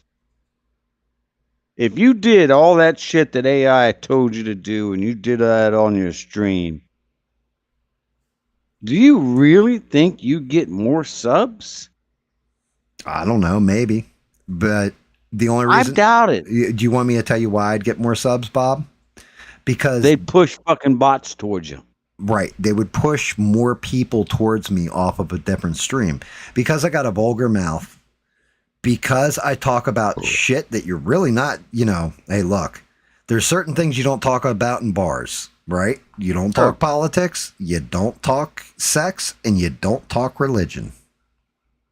Well, I talk about you all can talk three. sex. You talk sex about that bitch is hot. Yeah, I'd do her in a minute. That's a little different though. Right, but you don't talk about but you definitely don't politics and religion. You keep that the fuck out. You keep that shit out of there, right? And YouTube's kind of the same fucking way, unless, of course, you're going to register. Remember, I'm registered as entertainment. If I registered myself as like a political pundit and just talk, I didn't know you had to register. Well, if you look, it'll tell you what the title of the stream is. It tells you what category you fall in. My category is entertainment. Because it's supposed to just be fucking fun. Right? If I had it registered as political commentator and I'd have to talk about nothing but politics. They're going to boost me in the algorithm for politics, people searching for politics and all that kind of stuff. I'm in the category of entertainment, which could cover a whole lot of shit. But yeah, I'd have to just do like a politics show. And if I was a staunch Republican, then I would just talk right-leaning points. If I'm a left-leaning one, then I just do like from that stance. And that's pretty much how AI suggested that I build an audience, is by picking one category and sticking to it and stop doing multiple categories. But fuck that. I talk about everything here. We talk about conspiracy theories. We talk about the fucking political situation, religions, wars. Like, we talk about news. We talk about pop culture. We talk about, painting and art. So the algorithm can't just nail me down to one thing. And because of that, it's not going to promote me as much. Yeah. Before I went to dinner, I was watching start of this freaking IndyCar race up in DC, and I really don't care why I was watching it. Did we lose Bob? I'm here. Oh, there you go. You cut out for a minute. It's Discord. Is it Discord? Yeah, it was Discord fucking with you. But I mean, the reason why I was watching this IndyCar race was because it wasn't because I like IndyCar. I was like, they kept showing Melania Trump, and I think that woman is nice. If Donald drops dead, I'd try to hit on her. Hey, Bob, did you ever see the modeling spread she did? Of course, I've seen it. I looked it up. Oh, okay. Just and making sure. I expect Secret Service to be knocking on my door tomorrow. Nah, those things have been out there in the public forever. Her old modeling pictures where she's You gotta in the admit, bed with the I other don't chick. know how. I don't know how old she is even now, but she still looks freaking Oh, no, pretty she's- goddamn good to me. Brother, I think Holly Berry's older than her, and I'd still like, I'd get a hall pass from the wife for Holly Berry, and it definitely. That's why I was watching the car race today. I was like, damn, that woman's good looking. But yeah, But then they were just showing it on the TV. That's why it came to mind. I drew you off your track. Your training, bro. no, you didn't. No, you didn't. My thing is that, again, like AI made some serious suggestions, and I really went down a rabbit hole fucking analyzing everything that I do and all this other stuff. And it told me a lot of stuff that I do wrong. And looking at it objectively, taking myself out of the equation, if I was looking at somebody else's channel, is it telling me the right things? It did. It actually did, because it's basically telling me how to cheat the system and get YouTube to push me more. It's telling me things that should just be common knowledge, right? Like your thumbnails, for example. Build a catchy, more colorful, simple thumbnail. Put a woman on a bikini on it. Well, I mean, it didn't tell me that, but yeah, that would work too. But I don't talk about women in bikinis, so it wouldn't work, Okay. If we do if Bob starts streaming, then we're going to have bikinis, women bikinis on every one of the fucking thumbnails. Well, yeah, but I don't see women in bikinis in real life. Well, yeah, but you can fake it, Bob. It's okay. We live in a digital age. They won't know any better. Well, I'm just saying they seem to get a lot of views. Yeah, well, of course. Women that dress scantily and all that kind of shit and, have their boobs hanging out and everything are always going to get views. That's just, look, you got a lot of young men nowadays that don't even know, like, they're going to go to have sex for the first time and they're going to be like, oh my God, you got a cut. Let me get a Band-Aid. Like, they don't know what the fuck they're doing. It's a sad state of events and of affairs. I agree 100%. So you got that going on.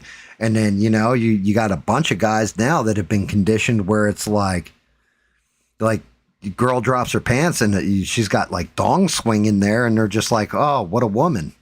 Because, they don't know what a male and a female are. They don't know the difference because men can be women now, things like this.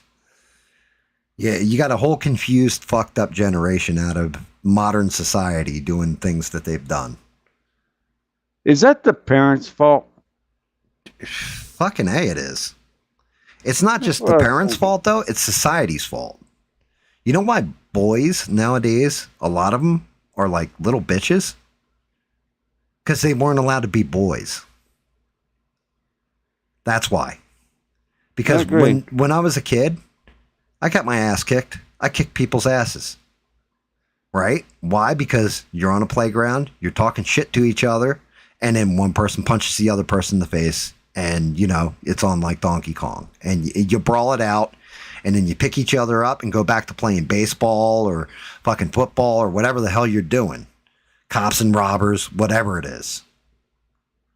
Nowadays, you get shit like, oh, go ahead, push me, and stab somebody in the chest.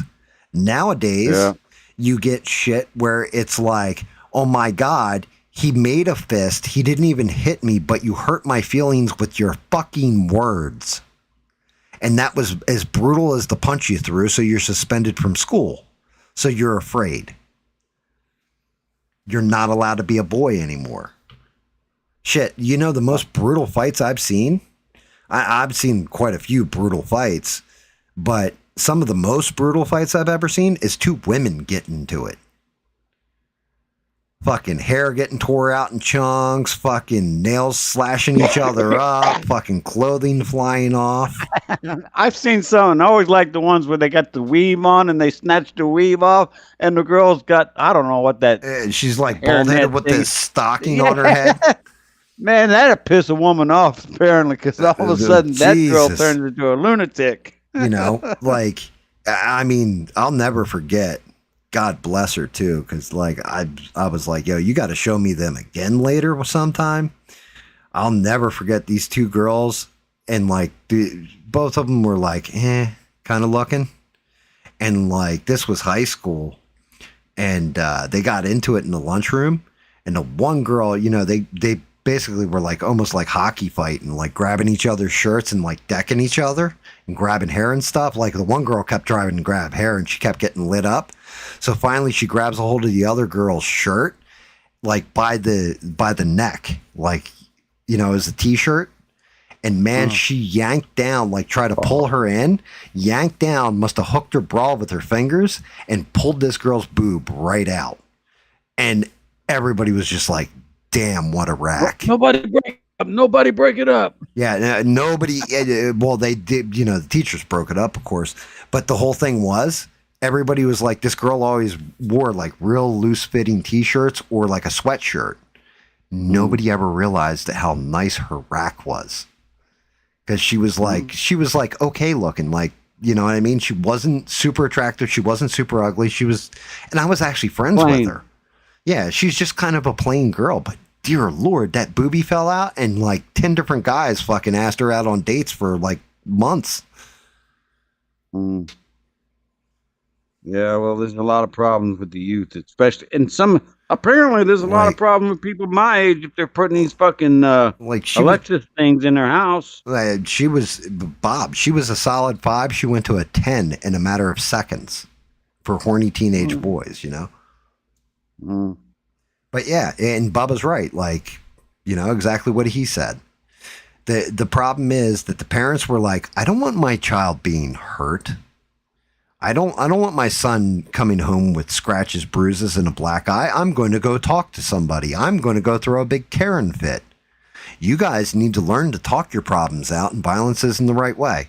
Sometimes, unfortunately, violence is the right way for young men, because they have all these hormones raging, they're coming into their testosterone, and they have an aggression. And sometimes you're going to come to a head with another male.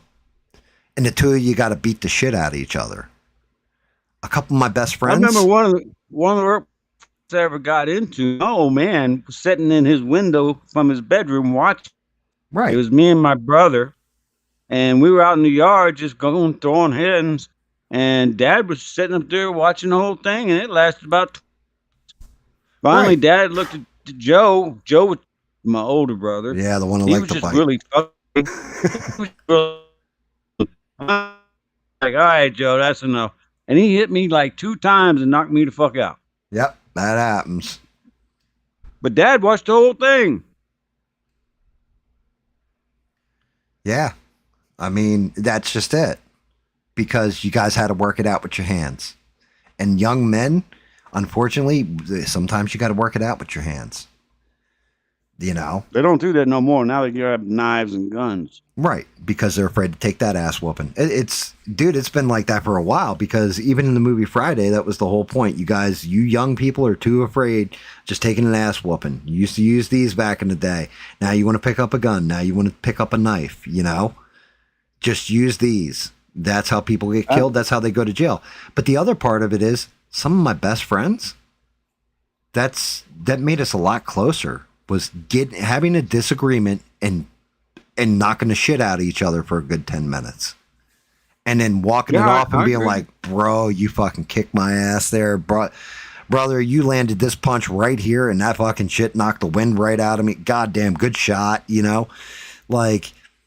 But it's your aggression, it's your testosterone when you're young and all that stuff. And instead, because they have to control their rage, well, not even control their rage, they're forced to not admit that they're angry. They do shit like they stab another kid at a track meet in the chest. They do, you know, they do shit like, They lose their mind and then just beat the shit out of whatever girlfriend they're with and beat her unmercifully. See, I cannot. I can't either. But the whole thing is, you also squared up and threw down a lot when you were younger. I wouldn't call it a lot, but yeah, occasionally now and then. compared to what's going on now in this world, a lot. Well, yeah, compared to what they are nowadays, yeah. But I don't know. I look at some of the shit going down now. You got like you talked about that dude with the knife at the track meet and all that shit. It's just all over stupid stuff. When a simple little a shoving fight and a couple punches thrown will sell a whole goddamn thing, and everybody moves on. Yeah. Well, that's just it. Again, with that thing, with the text messages coming out, basically the one dude was basically a jock douchebag. He wasn't an all-American good kid. He was just all that. He was a douchebag. He was an asshole. The other guy was a fucking I want to stab somebody and lick the blood from the blade. I'm going to say you're a little bit more fucked up than the other guy, sir. I just don't get the mentality. I just don't. I'm sorry. Too fucking old. Yeah, well, I mean, you've met guys like that, Bob, throughout your life. I guarantee it.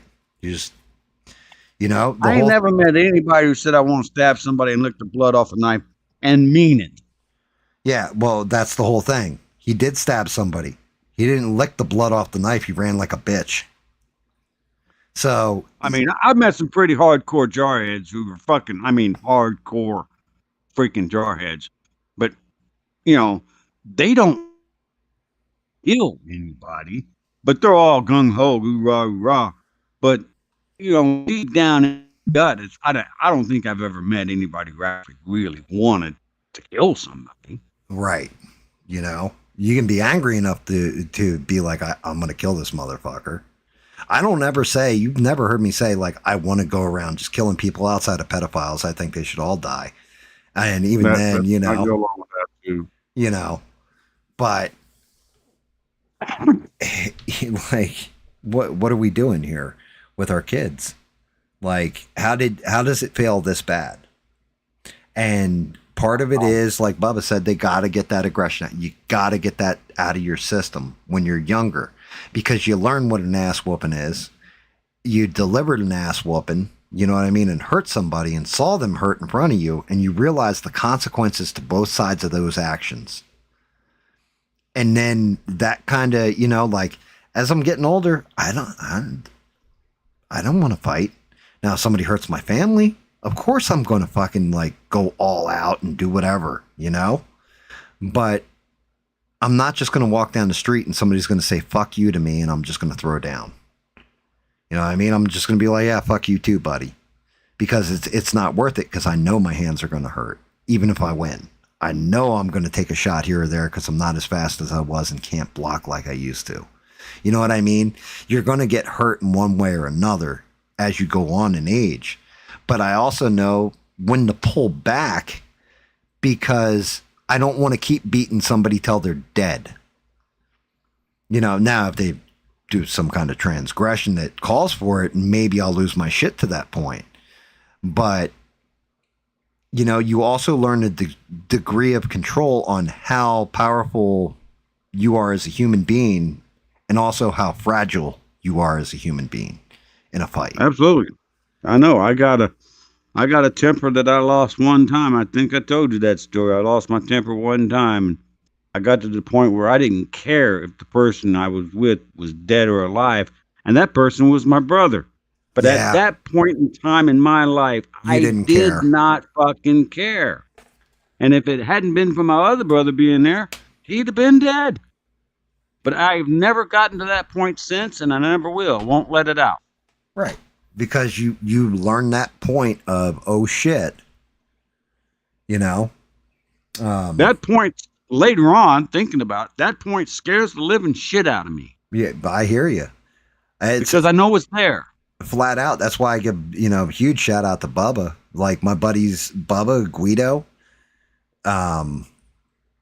Like Guido was always bigger than me. So like he fucking could put me down with a hand if he really, really wanted to. Even if I was going full on like hardcore, like raw and losing my mind, Guido could grab me with one hand and just like fucking pick me up and throw me across the room if he wanted to. He's a big boy. Bubba actually trained with me, and we did martial arts together and things like this, and would fuck around the slap box and everything else when we were younger. And there was a point in time where I was losing my shit, and Bubba came in and was like, come on, we need to get that out of you. And that's just it. It was, I could have really, really fucking hurt somebody. And I wouldn't have meant to. I wasn't aiming to, but I had that ability and didn't realize it until I was shown, like, look, you know, you hit somebody here, you fracture their larynx and they can't breathe. You hit somebody at this point in their body, you can rupture this artery and they're going to internal bleed out. You killed them and you didn't even mean to. You know, things like this. And Bubba, and I credit Bubba a lot with it too. Bubba forced me to go back to high school when I got thrown out, for fuck's sake. He told me he kicked him and my other buddy, Rich. Fuck Rich, though. But both of them, they both told me, like, either you take your ass back into high school, you go back there, whatever you got to do to get back in there, and you go graduate, get that fucking diploma, or we're going to beat the fuck out of you every day of your life till you do. And they were serious. They were going to do it. But yeah, like Guido was one. That man, I'm telling you, I watched him shatter a dude's fucking teeth out of his face. And like, he knew at all times how strong he was, and he was way stronger than everybody around him. And I never saw him actually let loose on anybody in my entire life. He always pulled back. He would hurt him, but he knew his power. He knew where it was and never kill shot at him. You know what I mean? He always kept his anger. And I don't know if he got that from his parents telling him, like, look, or he actually did hurt somebody at one point in time. I know when he was in high school, he got in trouble because he gave one of the star football players a concussion by bouncing his head off a fucking locker. So maybe that was it, you know? I don't know. But he learned how to control himself and control because he knew the damage he could do. And if anything, with the Carmelo Anthony case, it should show you. You know, ABL, again, was shouting out that, oh, it's just a pocket knife. I carry a pocket knife on me and everything else. You can stab somebody in the thigh with the pocket knife, right? Not really. You didn't stab any vital organ or anything else. You nick the femoral artery, though, and they bleed out right there in a matter of like 30 seconds. You know, it's like, that can happen. Yeah. You never know. You punch somebody in the face, they fall back, they hit their head on the fucking, on a folding chair and break their neck and dead.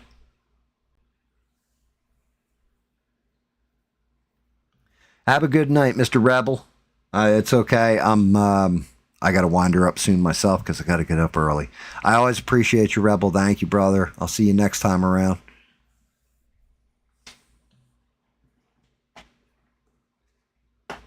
But yeah, I'm to that point with it, man, where I don't know. I think part of Western civilization's problems, we should all be mentally strong, right? And we should all have an appreciation for each other. But at the same point in time, let boys be boys. Let them kick each other's ass. No weapons involved. I actually think the fact that we don't is part of why this, not just this country, but this whole place is as screwed up as I think it is. Yeah.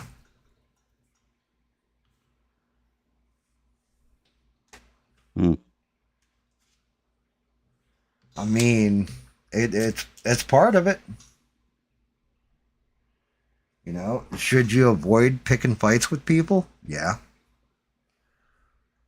You know, like at some point in time in your life, you have to learn, you know, what an ass whooping feels like and what it feels like to give an ass whooping. Because if you're always because if you're always on the receiving end of an ass whooping, Eventually, when it is you get that time where it is your ass whooping to throw, you're really going to hurt somebody. Well, if you don't understand exactly what all's going on, then you could definitely hurt somebody without really even meaning to. Yeah, I mean, some of the fucking moves like Bubba and I learned, we had to do them like real slow when we were doing them, because if you did them fast in the way you're supposed to do them, doing them slow, you could feel like you'd be like, all right, I feel the tension. And you'd stop because they were made to break people's arms and joint lock them and break their wrist, break their elbow, break their shoulder, whatever. So when you were doing them, you had to do them at slow pace. You had to be able to hit it like at a very fast pace, but you had to learn it at a very slow pace. And then even when you're practicing it and putting it into, where it's automatic to you, you're still doing it at a slow pace because it's not a real fight. You're sparring. Yeah. But anyhow, anyhow, I'm gonna log probably it off. sign off. Go get some rest, Bob. Yeah, it's When you listen back to the stream, when I call you, I said if he did that, he's a bitch. And what was the other one? A snowflake, I think. Yeah, I believe that was the word you used. Yep. I'm glad you're not. And like I said, I'm a little disappointed in myself because I should have known better. All right, man. Well, you take care and don't post any more goddamn videos. Not a Bob, but there's going to be other ones. Good. Yeah, I those are the 2 Bob videos. I mean, I had a third one. I thought about doing the Konnichiwa Bob one. I don't remember that one, but That's the one with the Japanese girl when you're on the train. Well, I know it's got something to do with a Japanese girl on the train, but I don't remember the video. Well, that's because I didn't do the video yet. I'm gonna log off. You go ahead and take care, and I'll talk to you when I talk to you. Hell yeah, brother. I'll talk to you probably Friday. All right, later. That was the amazing Bob, everybody. All hail Bob.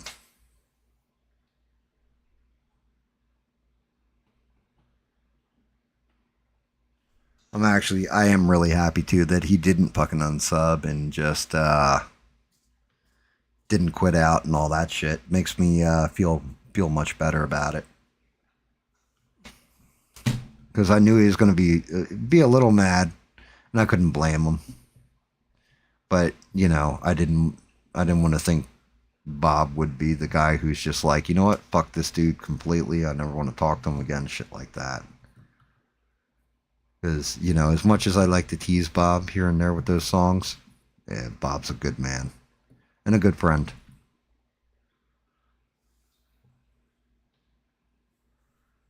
Damn it, I swear to God I had linen.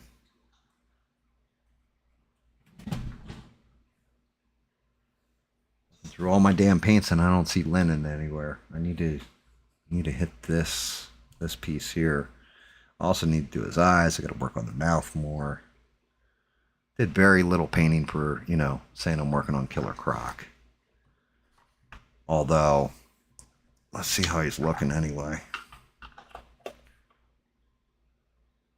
Even without the eyes painted, that face ain't terrible. I never printed out. He had a piece of drool that hung from his mouth. See what those arms look like with the spikes on them, especially from the back. Yeah, that's pretty fucking nasty. Maybe do the blood on the claws again. But he's coming together. Does not look bad. Again, I got to work on this mouth because, like, the interior of it, his gum line needs to go darker. That dude looks like he's popped his soul out of him.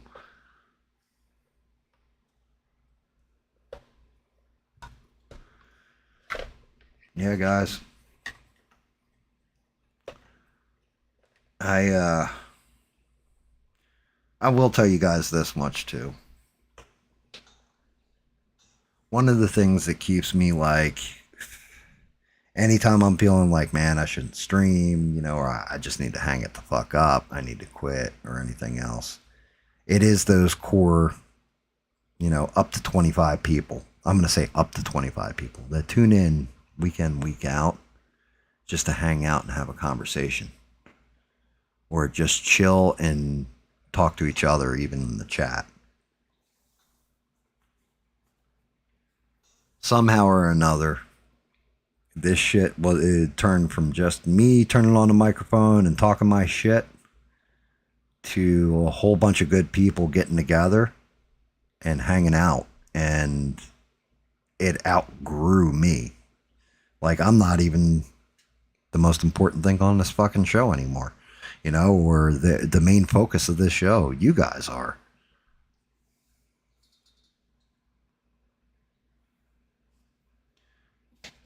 It's weird. It's weird how that happens. I think even if I did quit, I would hope one of you guys would pick it up and start streaming. One of you guys would turn around and be like, yep, welcome to the Melissa show. Welcome to the Bubba show. Welcome to the Bob show. Welcome to the Rebel show. I hope one of you guys would pick it up, though, and keep running. Welcome to Holy Hour with the great Ali Bubba.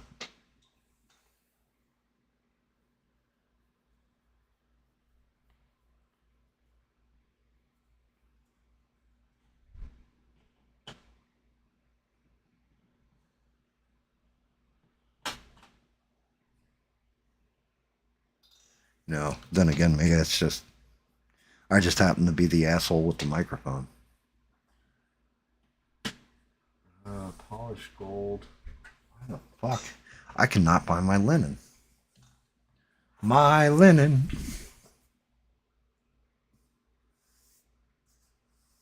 I think it was. I think I was using this color for the fucking linen. Find out in a minute. I really need to clean up all my paints. Taking a week off has fucked me all up. Rebel used to do lives? Why didn't you do them anymore?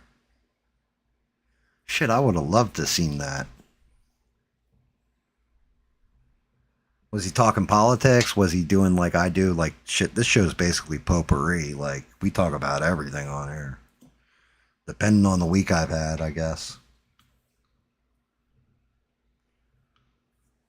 Give me that dry brush. That might actually come in handy right now.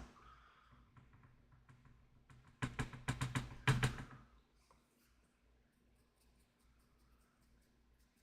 we go.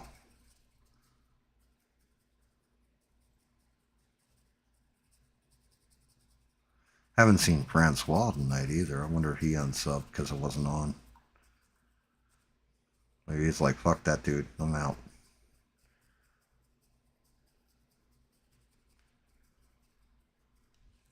I mean, it says we got 7 watching, but I'm only seeing like 3 of you guys in the chat. There's always, like usually 6 is back there ghosting and watching from afar. I don't know. I don't know who's out there in the background. One of these days, I'm going to figure out a way to figure out who's watching and if they're subbed or not. And I'm going to be like, you motherfucker, sub now. Call them out by name. They're not subbed.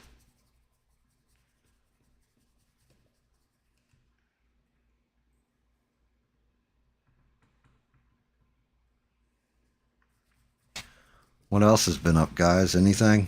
What else have I missed this week?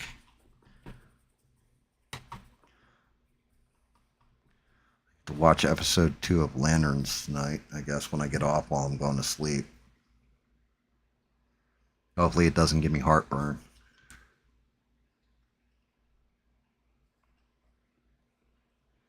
He played music? How the hell did he get away with playing music? Indie bands or Because I'll tell you what, I can't play shit. Hey, fucking hell, I tried reviewing.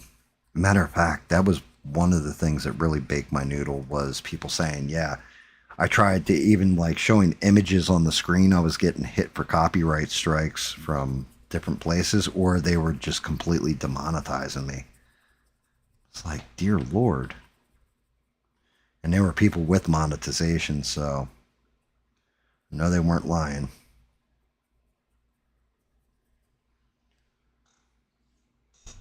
Like, you got 300K subs, you definitely got monetization going on.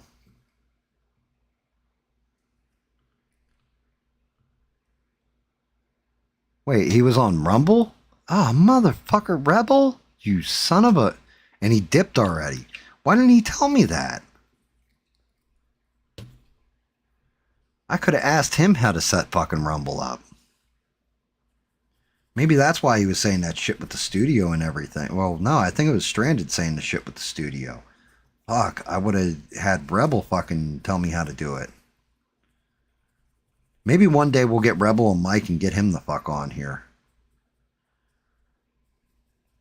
You know, and that also bakes my noodle because Rebel sent me shit on Venmo before. And I was always grateful for it. But if he did this streaming shit, I hope he had somebody on Rumble hook him the fuck up too. Fuck.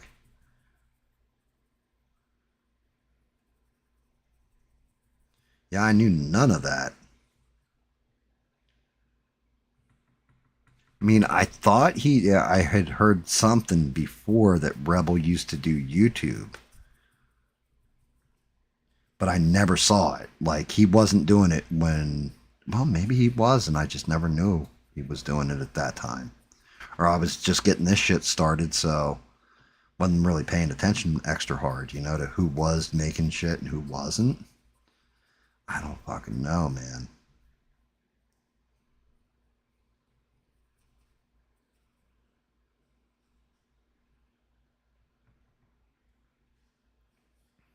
I mean, you're probably right, Six. You know, you like to hide in the background and watch. You know. Which hopefully that's only with online video content. Not in the bedroom. Just saying. Unless, you know, you brought a second girl with you.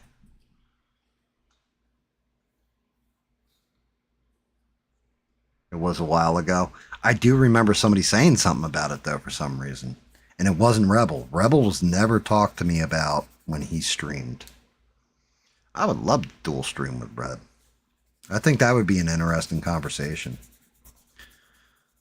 You know, I did say this to Rebel earlier, you know. I have no problem saying it again.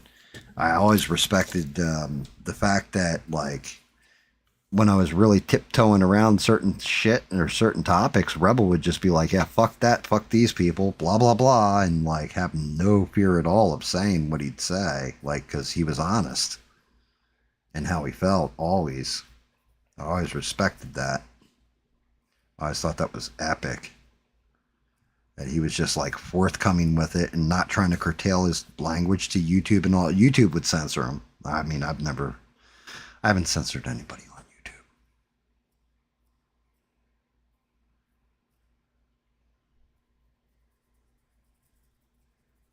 Everybody still has their voice. Even people I don't like. Yeah, oh yeah, dude. Rebel is... He's super respectable. Because you know where you stand with them. You know, there's some people you're not quite sure where you stand. Rebel's that guy that's just like, nah, I think you're a fucking prick. Like, he doesn't hold back. I always enjoy that.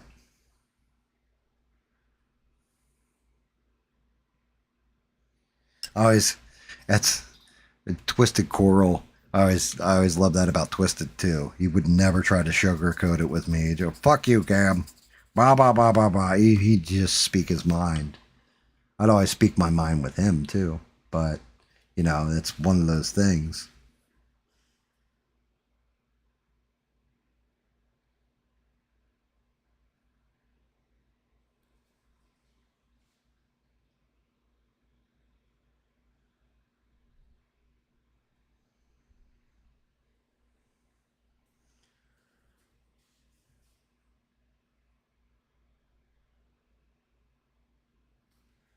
No, I'm going to have to go back over this in green in certain spots too.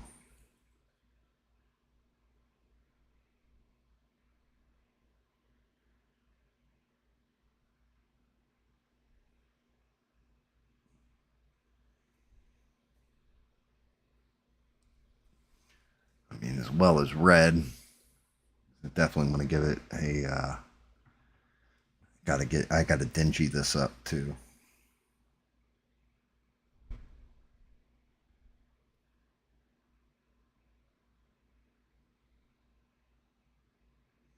Trying to get the fucking bandages in between the fingers without losing contrast, or without smacking aside is bitch.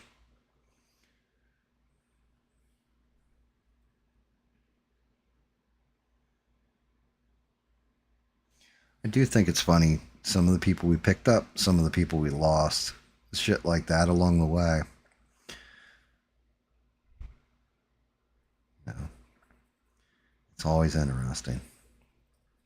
Never going to stay the same.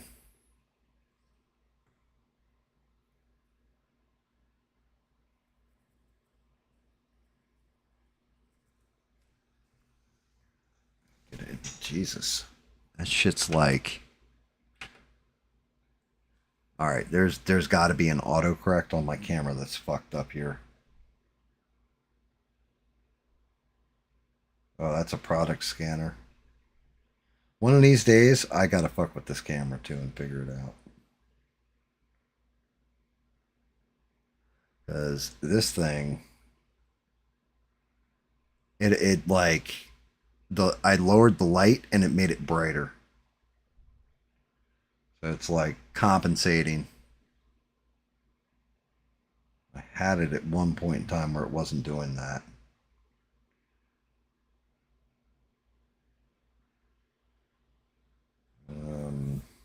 That's somewhere in the fucking menu. Fucking with this thing. This shit looks a lot brighter. Oh. Alright, so now I remember why.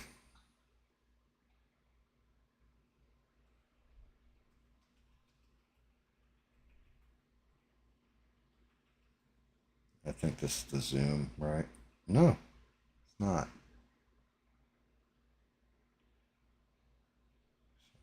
Set you at just off neutral. There we go.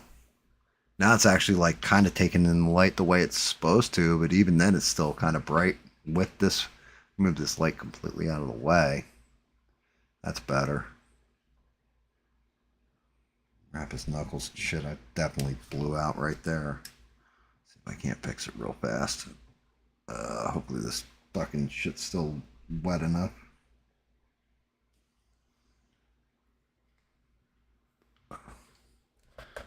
Even with that shit away. Let's move the light in slow. See if I can't get this to actually what I'm looking at. He's starting to come out nasty. This whole inner lip's got to get fixed though. I'm gonna have to wait. Yeah, I'm gonna have to shut this down in a minute. Like I said, going to the dentist tomorrow is gonna suck, and if I'm not up, ready to rock and roll and everything, ass crack of dawn, I'm gonna get chewed out. We at least got some of the teeth done here. Definitely got all his claws in. Although I do want to grody them up a little bit and make them a little bit more bloody. Let's see. I still got this this base is huge. Let's see, where's his other foot that actually goes here? Yeah, that looks like a foot per killer croc right there. Put all this shit in. A lot of this I can probably this part of it I definitely am going to airbrush all this swamp part, so to speak. That stuff will be kind of an easy hand paint because it's just the sides of the display. Also, move this out of the way. Where's me blade?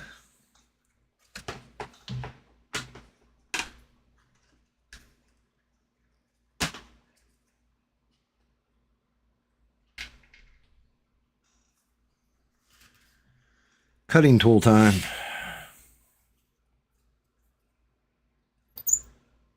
Doesn't even look like it's on. But yeah, that shit's on. You can tell. Sonic's just cutting right through that shit. Every now and again, a little pinch, and you can hear it squeal like a pig. Bring that back across, fix that filament.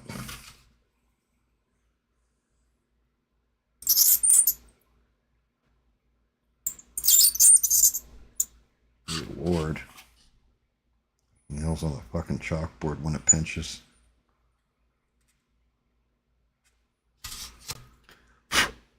There we go, that's cleaned up.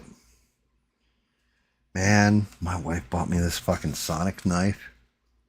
What's it called? Hand boost. And I was like, what the fuck am I gonna do with an electric fucking X-Acto knife? It's like, well, you know, everybody swears by it and you clean stuff up real easy with it and everything. I can't imagine not having this fucking thing.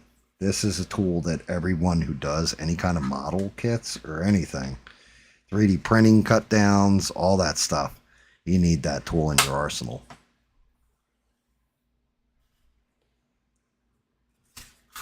Fucking 6 with the pigs.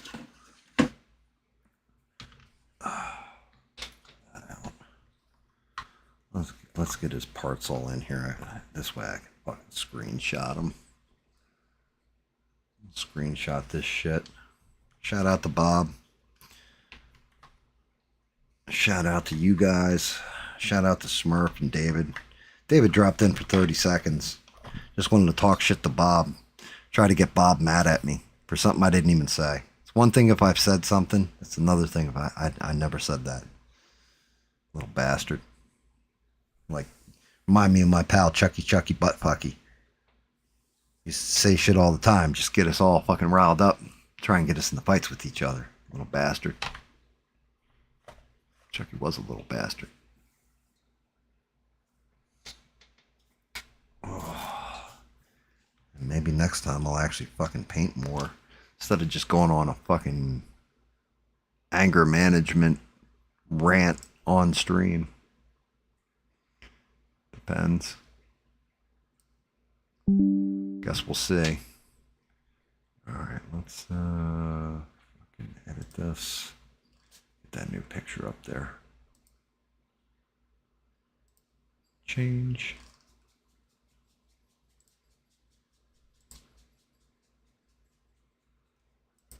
Boom. Saved off. So we changed that thumbnail.